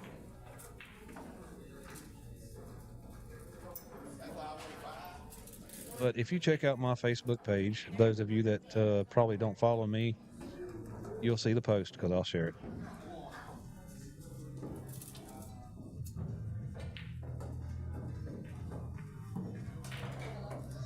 That was nice. Mike just took away any banks that Hunter might have had, tying those balls up. Yeah, Hunter's not going to leave them like that because it's blocking bank lanes in case he gets another ball over there. It's blocking them 2 up from banking. Yeah, but Mike's making him waste an inning to do it. I think I'm going to kick between these 2. You know what I'm saying? Just kick from the side rail back into them. And if the 15 falls, okay, just try to get him hooked behind the 9. I like it, but that might leave that same bank on the 9 that he had before. Hunter's coming out with this craziness here. I mean, it might not be craziness to him, but it's craziness to me. We just had... Well, that was an effective. That was an effective shot. Move that 9 to side. Now he's going to make Mike. He's going to make Mike take that out.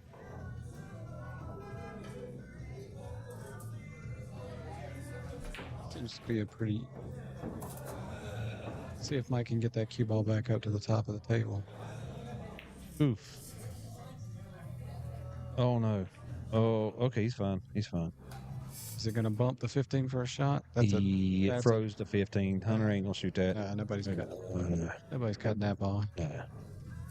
He might be able to, he might be able to move the 9 and the 1 to the side with this one. It's a high possibility of scratching on this if he ain't careful, and he might send the 9 into the stack and send the stuff over there.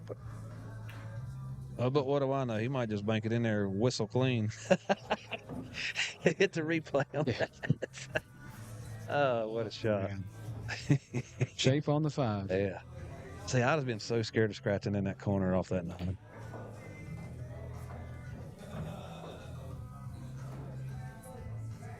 Maybe I need to work on my banks. I'm that scared of them. I think, I didn't think about it, but yeah, being down 6-1, I think that's why, that's another reason you go for that bank.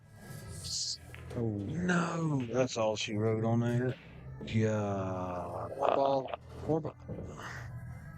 Interesting. So Hunter's gonna 0-1. He's gonna pay 1, and then that 4 ball is gonna come back up to you. He only needs 2. Yeah. And then like 5 and Mike the should be 1 good sitting here. there. I think it's the 1.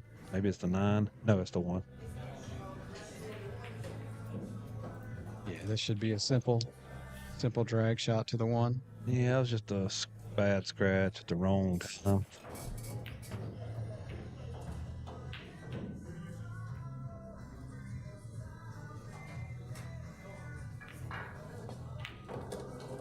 That'll do it. That'll do it. Hunter will give that up. And that was a ball count. He was, he had to shoot that. He needed to catch up. Yeah. So he shot that 5. It was a difficult shot. That was a pretty good game. It lasted longer than I thought it would between these two.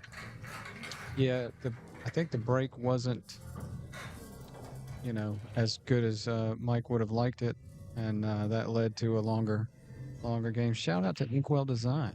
Custom printed shirts, hoodies, blankets, baby cloths, tumblers, coffee mugs, magnets, stickers, puzzles, trophies, plaques, awards, you name it, we print it. Contact JC Riggs at inkwelldesign@gmail.com. And we're into the second game. Hunter's breaking. He's going to take the same pocket he had last game. Let's see if he can lay down a good break here.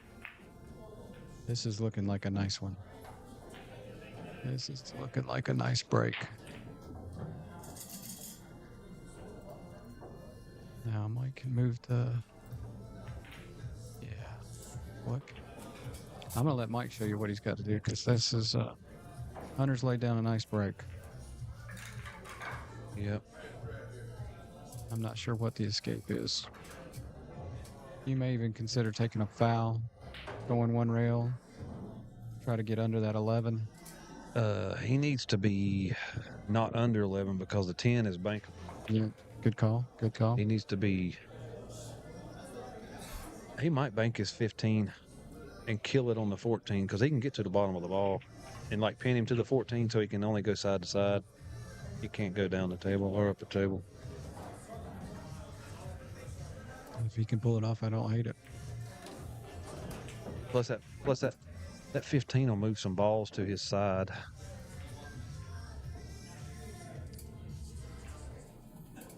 This is a pickle right here. This is.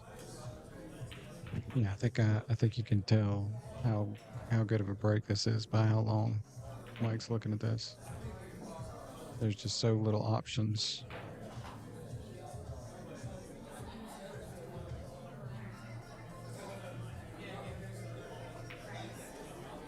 You're still looking at that 15. Yeah, he don't have much of choice. Well, there's a crazy shot that I love, but it's insane. So he's looking at 2 rails. He's looking at taking a 2 rail foul, I think. Well, if I'm gonna foul, I'm gonna go 4 rails. Use the 3 rail path to come short. Yeah. But again, you still got the 10 there, so Yeah, you got to keep him off of that 10 because if Hunter will be off and running if he gets a bank on that 10. He's still going at. I think he's going after that 15. he used the 15 to move the 11 and try to get him up on the rail. That was a nice escape. Right There was just not much to do. I mean, Hunter's got a decent shot on the 7 ball, but he's got to make it. If he misses it, he's going to sell out probably a couple balls. Well, because he's going to push the 3 toward Mike's. He's going to split the 13 and the 3, and the 3 is going to slide right on over to Mike's side out in the open. And if he misses the 7, that's what he's doing now. I wouldn't be surprised if he no. Wow, does he have enough room to play that 9 buck? Oh my Lord! It's past the side enough. Well, it must be. It could be. It looks ugly from here. Yeah, he wouldn't be shooting if it was going to scratch. So right off the point. You see, the travel off that point just dead. Yeah, almost every single time. I think he overcut it just a touch to make sure he got the point. Yeah, that's But he looked at that stack and he made sure The Mike didn't two. have anything in the stack that would go. I don't know. Mike might take a chance on that 2, 4, 8, 1 and just like freeze him to the ball, freeze him to the 12. Nah, he ain't gonna do that. That's too risky. I think he can do something with the 9. Maybe get into that 15-10 with the 9. Maybe move some of those. Yeah, he could cross. He could cross the 9 and let the cue ball ride off the side of the 15 and keep him on that side of the table. I like that a lot. And the 15 will play off the rail, off the bottom of the 10, over into his pocket, depending on how hard he hits it. Yeah. No, he's going to bank out the 15 or split them out. It's like he's shooting the 7. Oh my Lord! Wow. Where'd that combination come from? Wow, that was a good shot. I nowhere even thought about that 3 ball being like that. What's the matter, Pat? Obviously, the key was Seeing stuff you ain't seen before. obviously the key was that he could control the cue ball, and now he's got a shot on the 7. Yeah, straight in. Now he's going to bank the 13. Bank the. I think that might be the 11. I'm not sure. Oh, yeah, it is 11. And he can use the 15 ball to stop. I guess the 10 clears the 6. The 10 must clear the 6.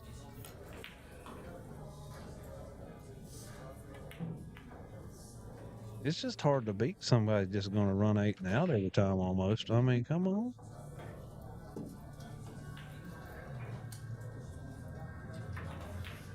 Goes past.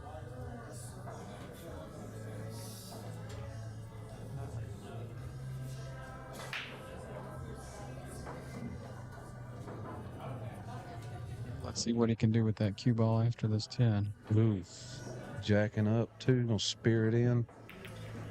Oh, he's trying to spear in a combination. He is not happy with that performance on that shot. I don't know. He shot them other ones pretty sporty. So. Oh yeah. 3-0 lead on Hunter's break. On that great break. This is a turn of events. I don't know if he can slide by that 9, but he might cross bank at 15 if he can slide by that 9. I don't think he can. It's a little bit close. Wait a minute. What are we doing? What are we doing? He's going to 3-rail to 15? Yep. He tried to 3-rail to 15. He certainly did. That was a interesting angle.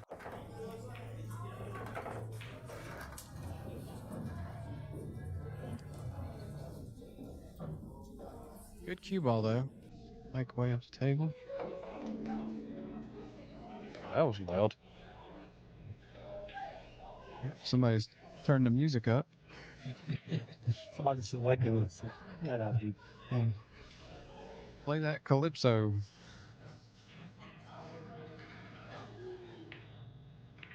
Caught a kiss. And is he going to get away with it, or is he left the 6? He left the 6. And Hunter can go straight into the pack and just open them up if he chooses to.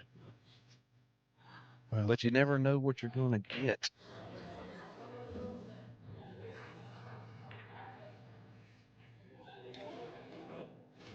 I think he's looking at running into the 1 ball, maybe leaving himself a combination after.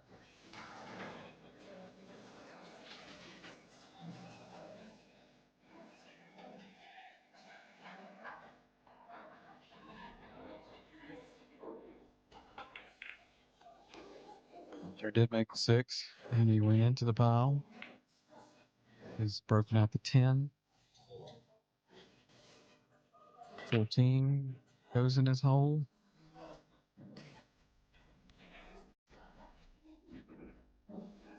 He's got some other. Are we there?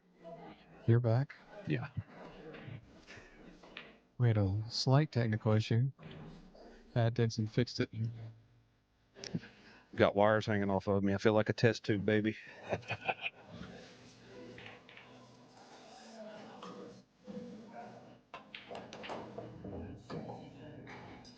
Ooh, honey, Oh. Hunter with a daggone That was a nice nice little follow. spin out. Yeah. New rail follow.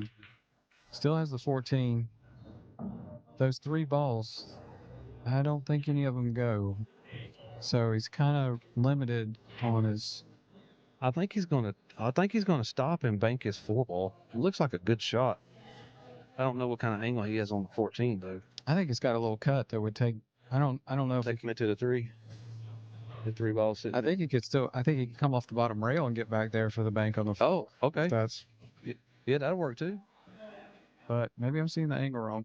It looks like the cue ball's coming down toward the 13, like when he makes the 14. No, I don't. He's throwing straight back. Oh, he's just gonna wide him, makes wide open, and he didn't get paid for it. Like, No payoff. man. Yeah, now he's. Well, now he's got to think about getting that 4 out of there. But nope, he's going to shoot the 5, 15. You know what? He can get under the 4 with that. Yeah, and push it back up table some. Yeah, Because it's a terrible spot to be in.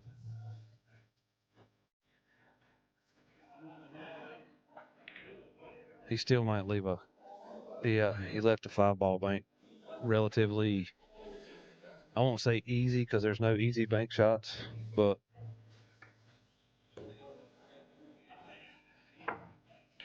not as hard as the regular ones. right. But especially with that ball's hanging right. A little pressure on this bank. Yeah, but he's up. Well, no, they're even on the ball count, so that's Yep. okay. 3-3. You think, Michael? Yeah. Did it come up a little short? He just hit it a little soft and it touched the rail and just kept creeping. I think if he'd have hit it with a little bit more speed, it would have stayed on that line. Now I think Hunter's looking at banking the 13 into the 15. It's a huge pocket doing that. I mean, he might, if that 15 is stuck on the bottom rail, he might not be able to shoot it in from where he is, so he might have to. Yeah. Might not have a choice. Yeah, it is. He can't cut it that far back. I don't believe that close to the rail. You're gonna maybe cross it, use the cue ball, and knock the. Yeah, he's gonna have to run the cue ball through the 13 ball. Yeah. With a whole lot of inside. Oh my goodness. Yeah, he's not. He is very disgruntled about that because he knows.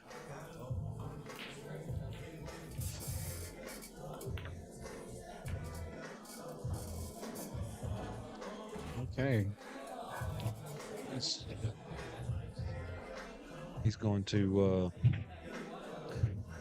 bank this and probably reverse bank the 13. Or he's going to go. He's going up table. He's going up. Yeah, he's going up table. Or 4. Yep. I don't know about you. He's going to shoot balls. Yeah. He's just going to shoot balls and pretend those balls aren't even in Hunter's spot. Just one of the older commentators called them one-pocket blinders. You just don't even look over there. Just shoot your balls. I think this cue ball is going to run into the 4. He's definitely got to shoot the 8 first. But it should bump the 4 into position. Yeah, it's just going to bump it down table. It's not going to hurt the thing. No. I like it. But he's putting center low. They might just draw back behind it. Oh my goodness. Yeah, he is burning up inside over that one. I would have been too. That's a shot he's supposed to make. Oh, yeah, he got back on the 9. Yeah. He wasn't. Yeah. I thought he was just going to roll it, bump the 4 and take that, but he was going for the whole basket of them. Yeah. With that one. And see, Hunter can't shoot the 13, 15. Can't shoot the 15. He's off angle on the 9 and the 8 because the 4 is on the side rail for Mike. So Hunter's trying to figure out. I'm not so sure about the 13, 15. You don't think he can cut that 13th thin enough? If he misses, it's going to sell out everything because it's going to fly around the table. It is going to fly. He might be able to go 4 rails off his 13 back in between the 8 and 9, leave him down there. But that's that's what he's looking at. Maybe it'll run into the 4. Maybe cue ball will run into the 4. It's too thin. Too thin. Yeah. He's putting some right angles on it, so it might. He didn't cut it thin enough. Yeah, He did run into the 4 though. See, it's still a sellout. I mean, if you leave Mike above the ball, It's got the 8. The 9 goes. yeah, Hunter knows he's shaking his head. No, he's grimacing.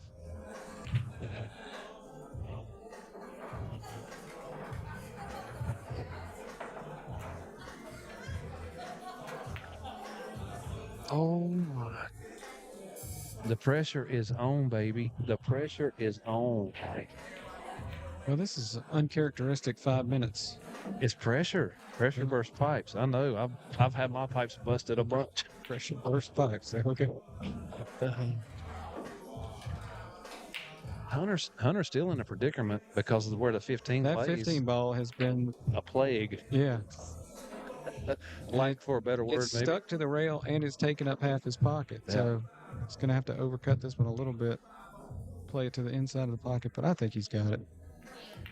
Played it, Got it. played That off was the rail. off That the was a ball. super shot. He's got to be accurate for that. Because that 15 will double kiss in a second and not make it go in. I think he wanted to leave it so he could shoot the 15 next. Yeah, but he's going to, I think. Now, the 4 kind of blocks the banking lane for Mike a little bit. But I think he's going after this 4. He has to go off. He's going to bank this 4 off the bottom of that 15, 2 rails. And that'll let it take the cue ball way up table, too. Yeah.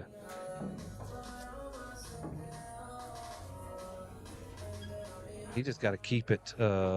He's just got to keep it where Mike won't have a shot on the 1. Look at this. I thought he was going to try to hit it to the end of the rail and play it off the bottom of the 15. It makes it a huge pocket. Yeah. Let's go make it 4-4. Yeah, this is a great game here. With a few mishapped misses. Mike's in a little. I don't know if Mike's going to be able to get to that 4-15 to do something with it. And the way they're sitting, they're ugly. They're not going to want to go very far from where they are because they're going to kill each other. If Mike had an open shot, he's shooting this 4 ball into his pocket off that 15. And he's winding up now. He's thinking about shooting Is that he 8. staring down that 9? No. Okay. He's staring down the 8 ball, buddy. He's gonna blast the. He's 3-2-1 blast off coming. It looks like he's winding up. Nope. He is not winding up. He is going to try to whack his 8 and pin him on the 2. What a shot, man! Boy, what a defensive, offensive that shot was that amazing. was. Yeah. And he bluffed us to. Yeah, I thought he was going to. He bluffed us to boot. That's awesome. He wound up like he was. He was going to go 100 miles an hour, and then he shoots that little touch shot. Hunter's like, what do I got to do now? What he's got to do is kick in his 8 ball. I don't see a lot of. Looking at the 9. And he's tree topped if he decides to try to kick this 8.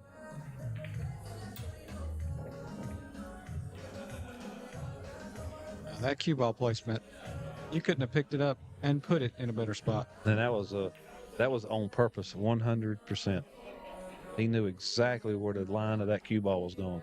Well, let's see if that calms Mike down because, I mean, to pull off after a kind of a sort of. Maybe that'll, yeah. Yeah. I mean, he's in a great spot. He's 4-4. He won the first game.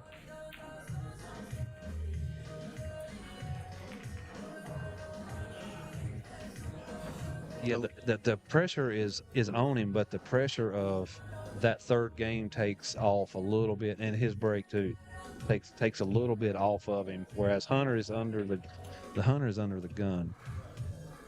I mean, even if Hunter kicks this 8 in, does that leave some sort of bank? It certainly lets Mike clear those balls. It does.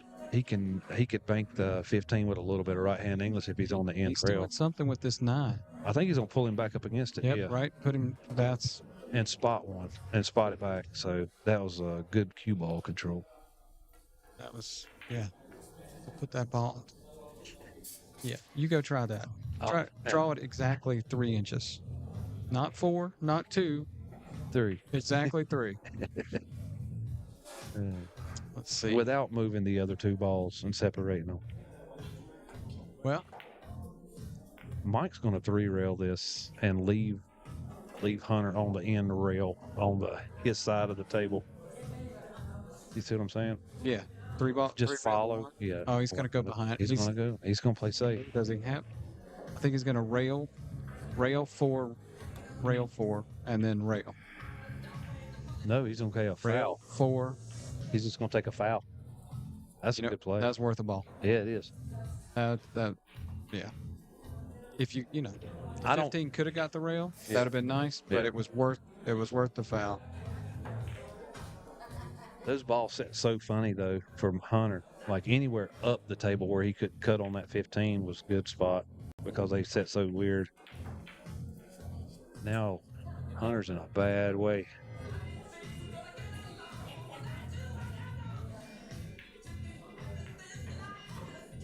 He's looking for spots on the rail where Mike can't make that he's ball, that 8 ball. I think he's going to try to do the same thing Mike did a while ago. Edge it and set him up on that 2. No, he decided that's too hard. Little tap. Just a little tap.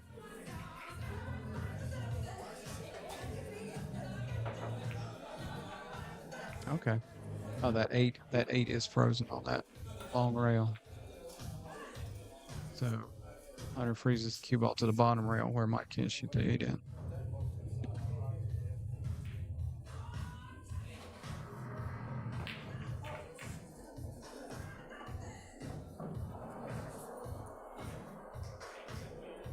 You know what? I don't mind that a bit because those balls, even though they're in front of Hunter's pocket, being frozen the way they were and so ugly, they really didn't help him that much. Right. So take one of those out to put Mike in a bad spot. It's worth it. He's going to bank this over this side. 1 rail. Up.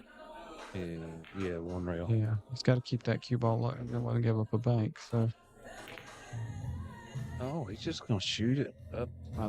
Wow. What a shot. Yeah. That was on purpose, man. You don't think that putting that cue ball up on that thing? He said he wasn't trying to do something else. Did he throw? I thought I saw a little wave, a little Lucky. roll wave. I got a good roll. Trying to make the four. Cue ball there. I think he was trying to just make Okay. the 14 spot. Yeah, but leaving the cue ball in that one spot, though, I mean, jeez. Anyway, even the good players get good rolls. So Hunter's putting back, still in that.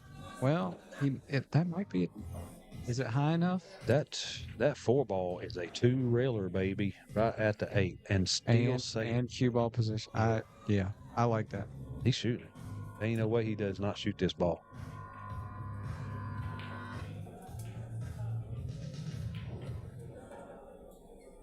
I think he just has to cut it just a touch. Just a little. Look at this combination, baby. Look at this combination. Coming Perfect hit. Gosh, How does that not go in? How does that not go in?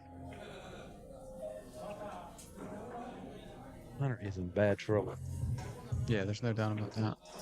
Can he? I think he can see the 4. I almost think you have to use the 4 to make the 8 and somehow clear the 4. Oh, my Lord. No, the 4 is going to lay right there after it hits the 8. It is not going to move. All right. Well, he's going to investigate it And fully. the 8 is on the right-hand side of the pocket, so he can't kick down at the end, and he's kicking down at the end and trying it. He could easily scratch off of this.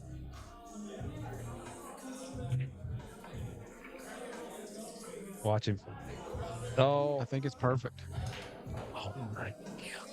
You know how close that was to scratching, bro? He hit it good.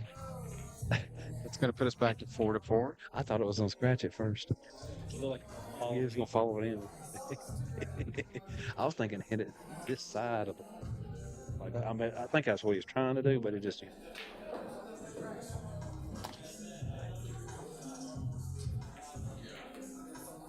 But anyway, it keeps the game going for him a little bit longer.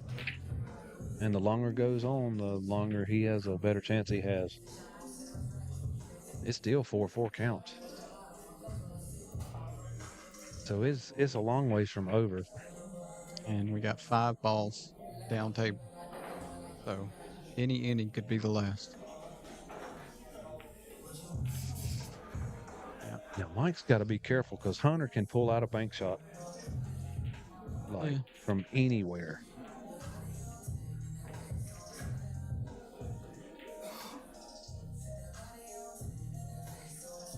He's gonna 3-rail this 15 ball. No, he ain't gonna 3-rail that. No way he does. No, he's just gonna lay it down. He's gonna lay it on the 4. Oh my God! Wow, that is sick, dude. That is sick. That's great.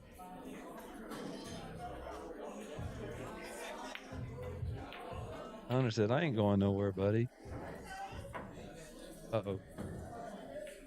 All right, if he gets over there, Hunter's gonna take a swipe at this 7. 7 ball. Yep. And I think the cue ball tracks to the 4. He might be able to get. It's just holding the cue ball, keeping it from getting away from you. A little low. Uh-oh. Okay. He's okay. He just made sure he got it back to that middle diamond. That's where you got to be. Because anywhere else he could bank that 9 or the 4. Well, maybe not the 4, but the 15.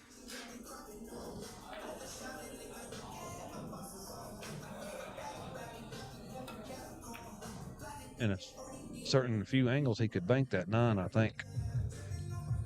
Oh, yeah. I'm saying if he's not on the middle diamond. Yeah.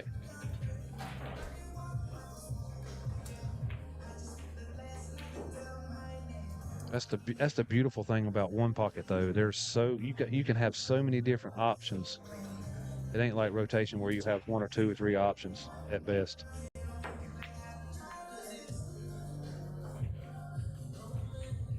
Another one up table. I think he's going to try to throw this 15 in. Yeah, he's going to try to hit this 15, cut it a little bit, and spin it through the 7-8. Through the 7-4. Yes, it didn't crawl. Oh, it's crawling. That's good. It's crawling. It's crawling. That's short. Amen. But it may be defended. Yeah, I think it's blocked by those 2 balls. No, Mike can see it. It is crossable. Oh, he can see it. Okay. It's crossable. My angle is not. Okay. But if it's crossable, he'll cross it. Yep. And it hangs. How does that? I think it touched that bottom rail. It just barely touched that bottom rail. And that's all it takes for a ball to hang. Maybe it's getting a little bit more humid for the people that's in here now. Like, Hunter's just going to give him this one. Has to. Yeah.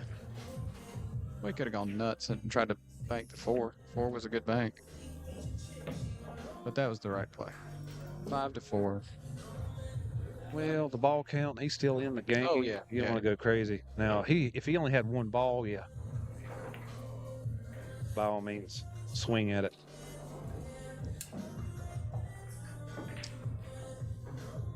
See, Mike's got some decisions to make here because he's froze up on the reel. The point at that. I certainly don't see much offense.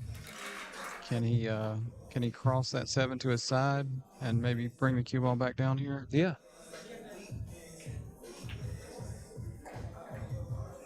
If he wanted to, he could hit it hard enough to move that and the 4 over to his side.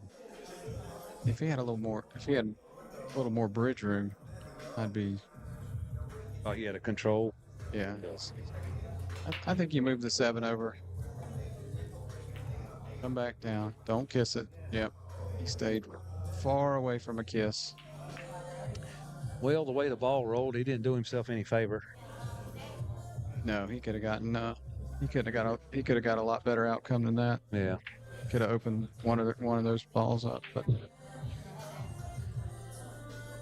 I think Hunter's going to try to spin this 9 ball in and stick him on the 1. Yep. Go in there. Now, if he would have stuck him up behind the 7 off the 1 now, see, and made the 9 too, dude. Yeah. That's, yeah. I told you.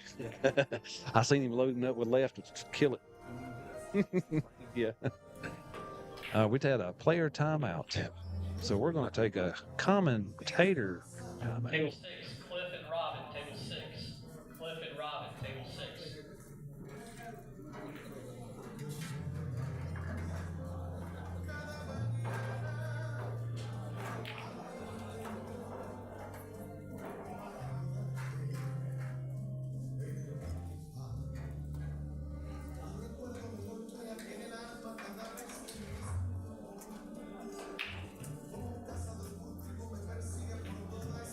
Table 15, Scott Howard, Garcia. Table 15, Scott and Garcia. Table 15.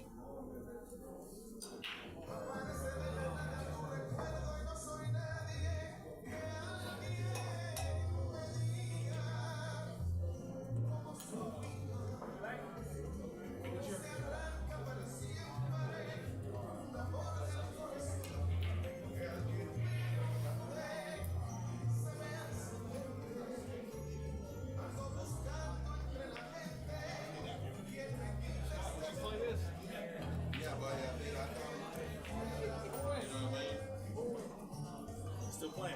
Little break. Baño. Baño, yeah.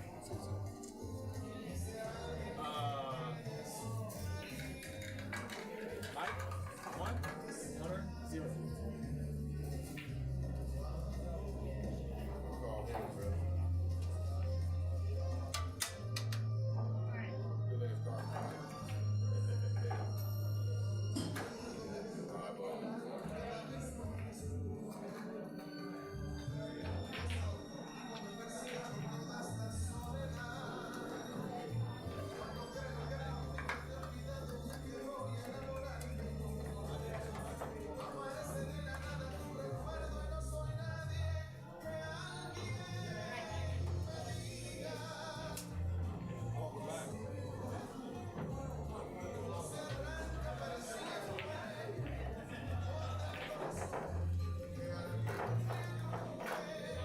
Okay, we are back already. Oh, looky. Jesse Draper is in the building. Did I say that out loud? Maybe I ain't supposed to say he's here. He might get mad. He likes staying incognito. This hold'em shot. This hold'em shot, baby. That's what's up. I hope that's, yeah, that needs to be redone. Man, there's more highlight shots today than I've ever seen, like, in tournament. It's been crazy. I don't know if because the tables are slicker.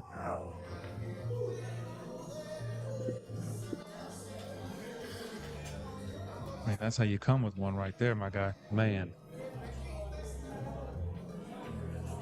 He held that with, like next to 0 after spin. Like you put the right spin on it to hold it. Right. But it was no spin after it hit the ball. That is, usually it's too much or not enough. Like, We're tied 5-all right now in this crucial rack to see who's going to go to the B side.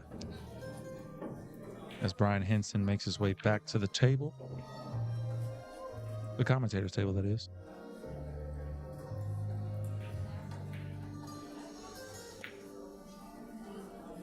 what? Uh-oh. Uh-oh. Uh-oh. He did not want to break them out. Uh-oh is right. Just wanted to slip that in there. Uh-oh.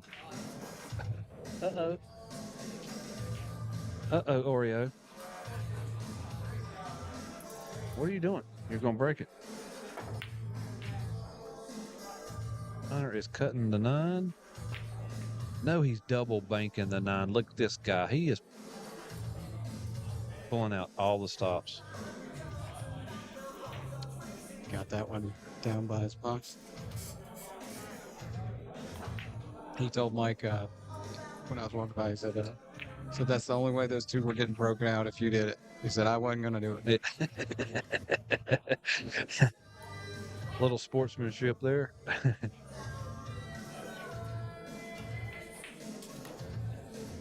This is a tough ball for Mike to remove. Yep, because that 12 was there saying, bank me, Hunter.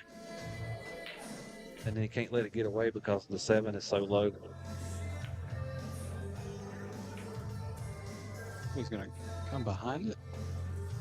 Nope. See, it's friggin'. The only thing Mike can hope for is it creeps all the way up there in treetops and on the 1 ball. This still ain't easy though. Like, this ain't no gimme shot. You can miss this because that stun, when you put that stun on it, it just kind of throws it out of the pocket. When it hits, it just like, the pocket don't like accepting them unless you split the wickets. Like that. Like that. Yep. He hit that real smooth. Underneath 2. He'll probably just sling it right over for the 12. Yeah. Yep. Yeah, baby. We got us off. Mike's gonna give it to him. Is this our first heel or second heel? Second heel. Well, race to 2, you know. I guess you wouldn't get too many heels race to 2. Because if somebody's hot, they're on it for 2 games.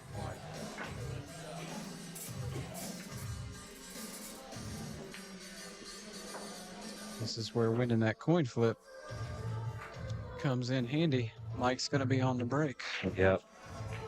In the crucial 3rd game.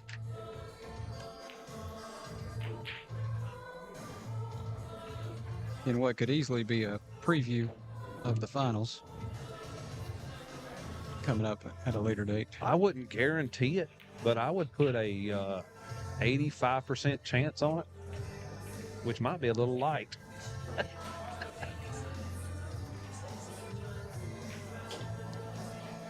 No, you're right. There's still a couple players. There's a couple players here that could make a dent. Well, I get it, but these 2 guys, they're a notch above most of the people around here. They're gonna have to have something go real good for them. It is a short race. Anyway, Mike to break. See if we can put a good one down. A lot of inside on that one. And a pretty good result. Let's see, Hunter can see the 10.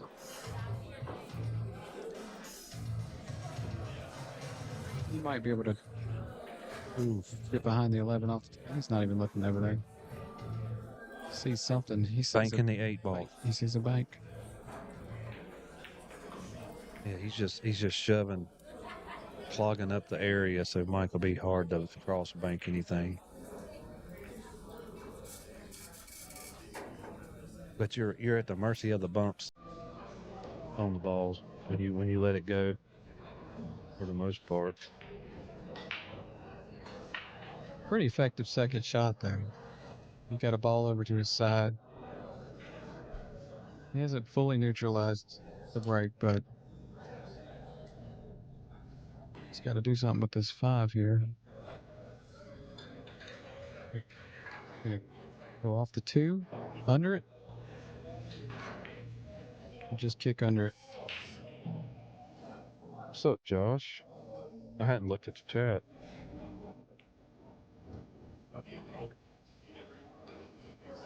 Yeah, I don't think Mike wanted to expose the 11 there.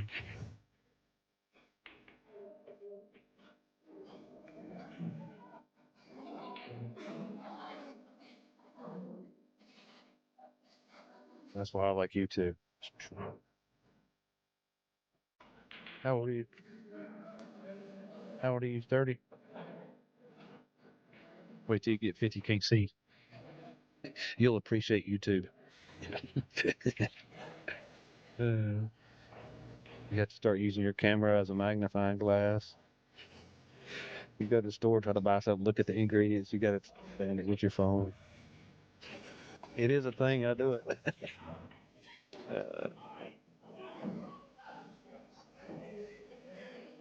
I think he banks this 11 up table off the bottom of the 14, or off the top of the 14 this way. And the cue ball is going to go down to the end rail back up. Nope, he's changing his mind.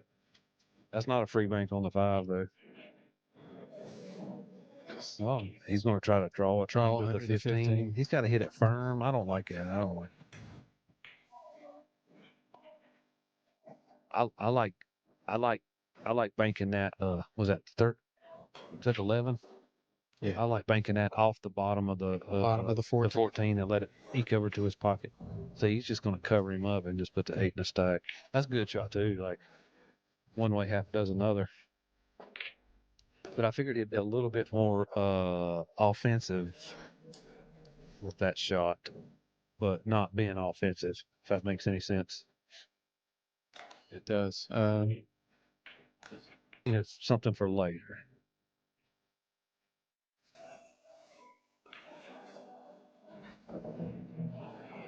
Well, this is gonna like if this does turn out to be a preview of the finals, this is a very important game because whoever wins it only has to win one race.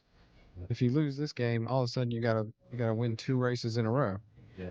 And that's beating either of these guys once is hard enough. One game. Yeah. You know, for players like me, you maybe. That's tough. And playing on the stream table. Hey, maybe. I was in the positive category against Mike.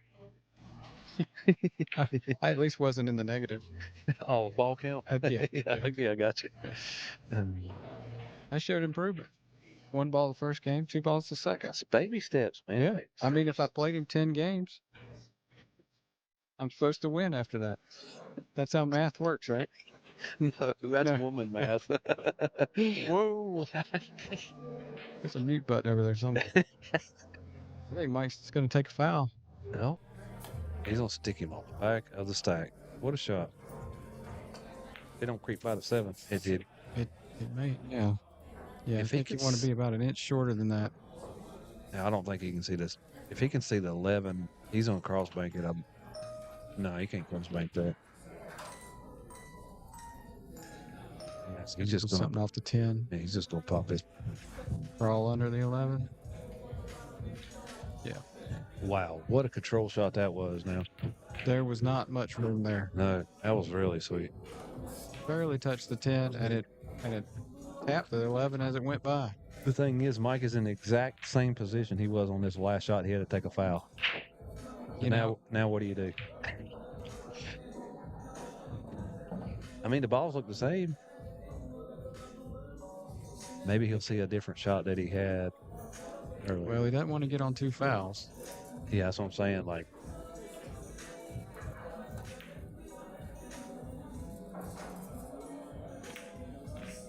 oh my goodness, he tried to twist that into the 10. That would have been an awesome freaking shot, dude. But look at the cue ball. Well, how does is that 14 frozen to the 3 or not? I need the overhead, Matt. I need the overhead. I've been talking to Justin about that. Yep. Well, he's not cueing it like it goes. So it must be frozen to the 3. So he's going to play. I'm going to mention to Justin to sell feet picks on OF. And they might be able to get some overhead cameras.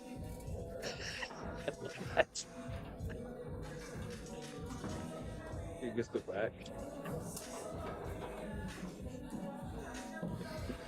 I just want this for our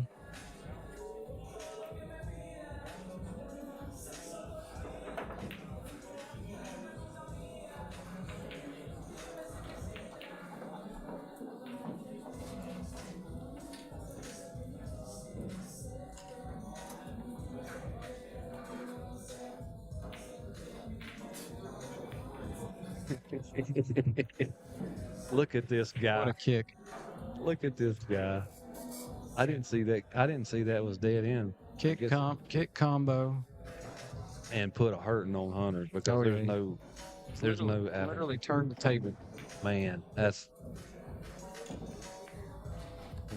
See, I just fold up like a chair right here because I don't know what to do. Like, there's so much clutter. See a path? Well, that's Hunter's looking for a spot. Put that cue ball where it might be. But I don't know if that spot's. I mean, I mean, he may end up taking a foul. If he can find a spot and can roll to it, then it's certainly worth a foul. Mike's got him in a tough spot here. Mike owes a ball. Mike does owe one. So But- he but needs the- 9 to Hunter's 8, but the table favors Mike a lot right now. Yeah, big time.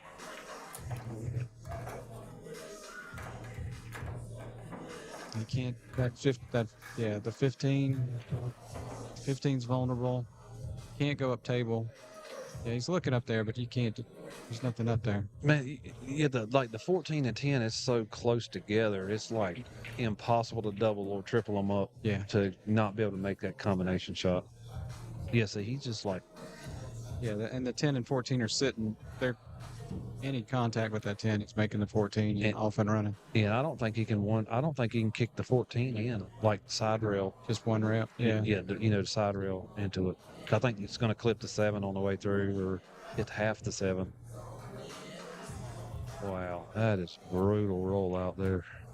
He's found something. I don't know what he's doing. Banking the 11 to make the 14. That would have been sweet, dude. And put the 13 over there too. That he didn't. Yeah, that's unfortunate because he hit that ball good. But that was his only way to get that 14 out, was to make it for him. Yeah, but I don't know how you got them other 2 balls over there the other side of the table. Well, for what? I'm under the gun now. For our 71 current viewers, concurrent viewers, I don't know what that means. Hey, my wife is probably watching this, so I'm in trouble when I get home too. Okay. Well, I want to know that comment came from Brian Francis and not from Brian Henson. Yeah, I want that on the record. Meanwhile, Mike makes his ball. He's got leave on the 13, and the table is pretty open. It's not looking good, man. It's not good at all. I think there's a good chance this is the last inning of this match. He's got the 7 or the 3, whichever he likes. He's gonna wait till Robin shoots. Oh yeah, there's no reason to rush.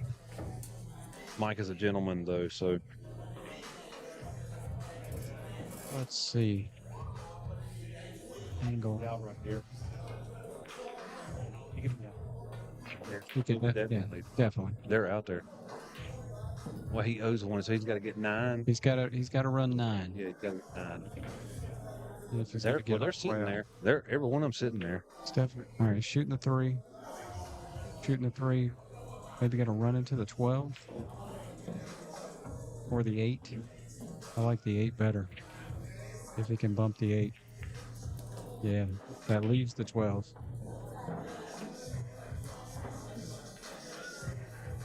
All right.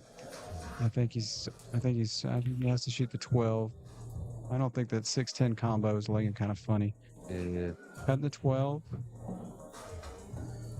Can he get between the 7 and the 11? Get some bottom left and kill it for the 7. Oh, yeah, that's good. Oh, that's great. Oh, he's got the 7. He might bump into the 9 on this. He's counting the balls to see what he's got. He's got 4. He needs 5 more. He needs 5 more. He's counting right now. He's counting what direction he needs to go in to get 5. And they're laying there pretty. Oh, he keeps shooting until he misses. If he runs 9, yeah. I'd asked if he needs to spot 1, not if he runs 9. You'll wait till the run is over. Yeah, you wait till the inning's over. Yeah. They'll know. Like, he knows he's got to get 5. So that's what he's calculating right now. The best way to get those 5 right there, that 9, 7, 2, 6, 10. I kind of think he's going to run into the 9 to slow his cue ball down here off the 7. Or either that or he's going to go up. Go up table. He's not digging into it, so. Yeah, so it's going to run. Oh, he's going around 3 rails. Uh-oh. This could turn out sour. Okay, it didn't. But it did. He got tree-topped and a little covered by the 9 on the deuce. He's got the 10, though. Yeah. He's got, but he is. Oh my! He looks like he's lining up the 2. Lord, I don't want to move no muscles because I'm right on his aisle. But. Looks like he's going to hit the friggin' 9 with it, though. He twisted it in. That's how he got it to go in. He twisted it in with left hand. Comes around. He's got the 9. Good He's got the shot. 5. And that's 6 balls down, 3 balls to go.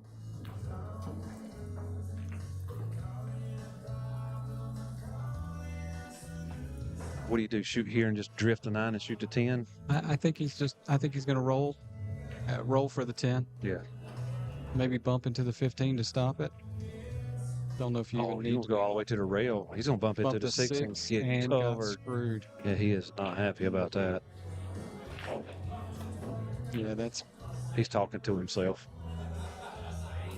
Yeah. I mean, he might have missed the spot that he intended to hit on that 6 by less than half an inch, but that's all the difference. Yep. I thought he was just going to like gingerly roll up with the cue ball and then just take a cut on the 10 and then use the side rails to get shape on the 6 or whatever.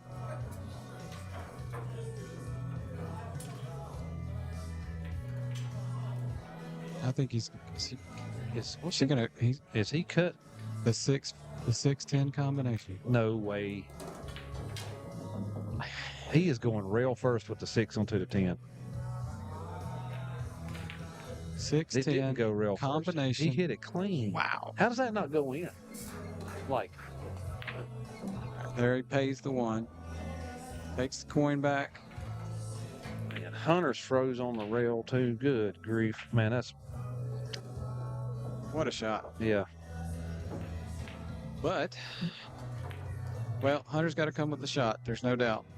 There's just no other choice. Mike's got a ball sitting in his hole. There's no defense that I see except behind the 8. But even then, that's the 3-ball combo. Yeah, he's shooting the 9. Good. Fired it in. Dude, under the pressure of you have to make it. Man, that was a good shot, man. That was a great shot. Now he's got the 11.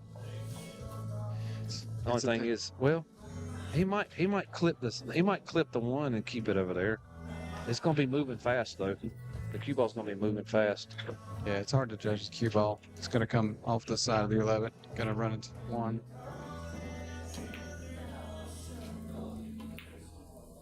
Double bank. What? Man, if that would have jawed it. Oh, dude. And he gives it up.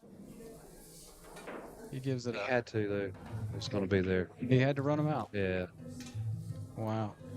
Man. What a match. Can you imagine if that daggone 2 reel would have fell in and he run the rest of the way out? That'd be... It was right there. Yeah, it was. At least to get to like 7. I mean, I don't. Well, Hunter moved them around, so I'm not sure how many there were. Well, Mike needed 2, but they were laying there. You know, the 10 was already in the hole. Yeah. All right, we're going to be waiting on another match. Yep. We'll be back. Stay with us.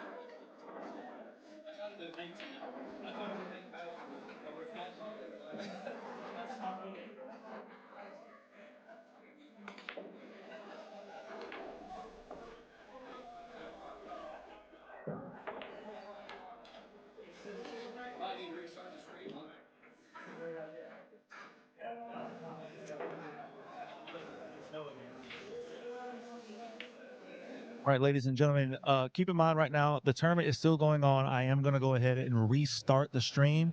So give it about 60 seconds, 90 seconds. Refresh your screens. You should see us coming right back on. But we just don't want to hit that 12-hour mark and lose the stream in the middle of a great match. So we're going to restart right now and bring it right back at you. Preach.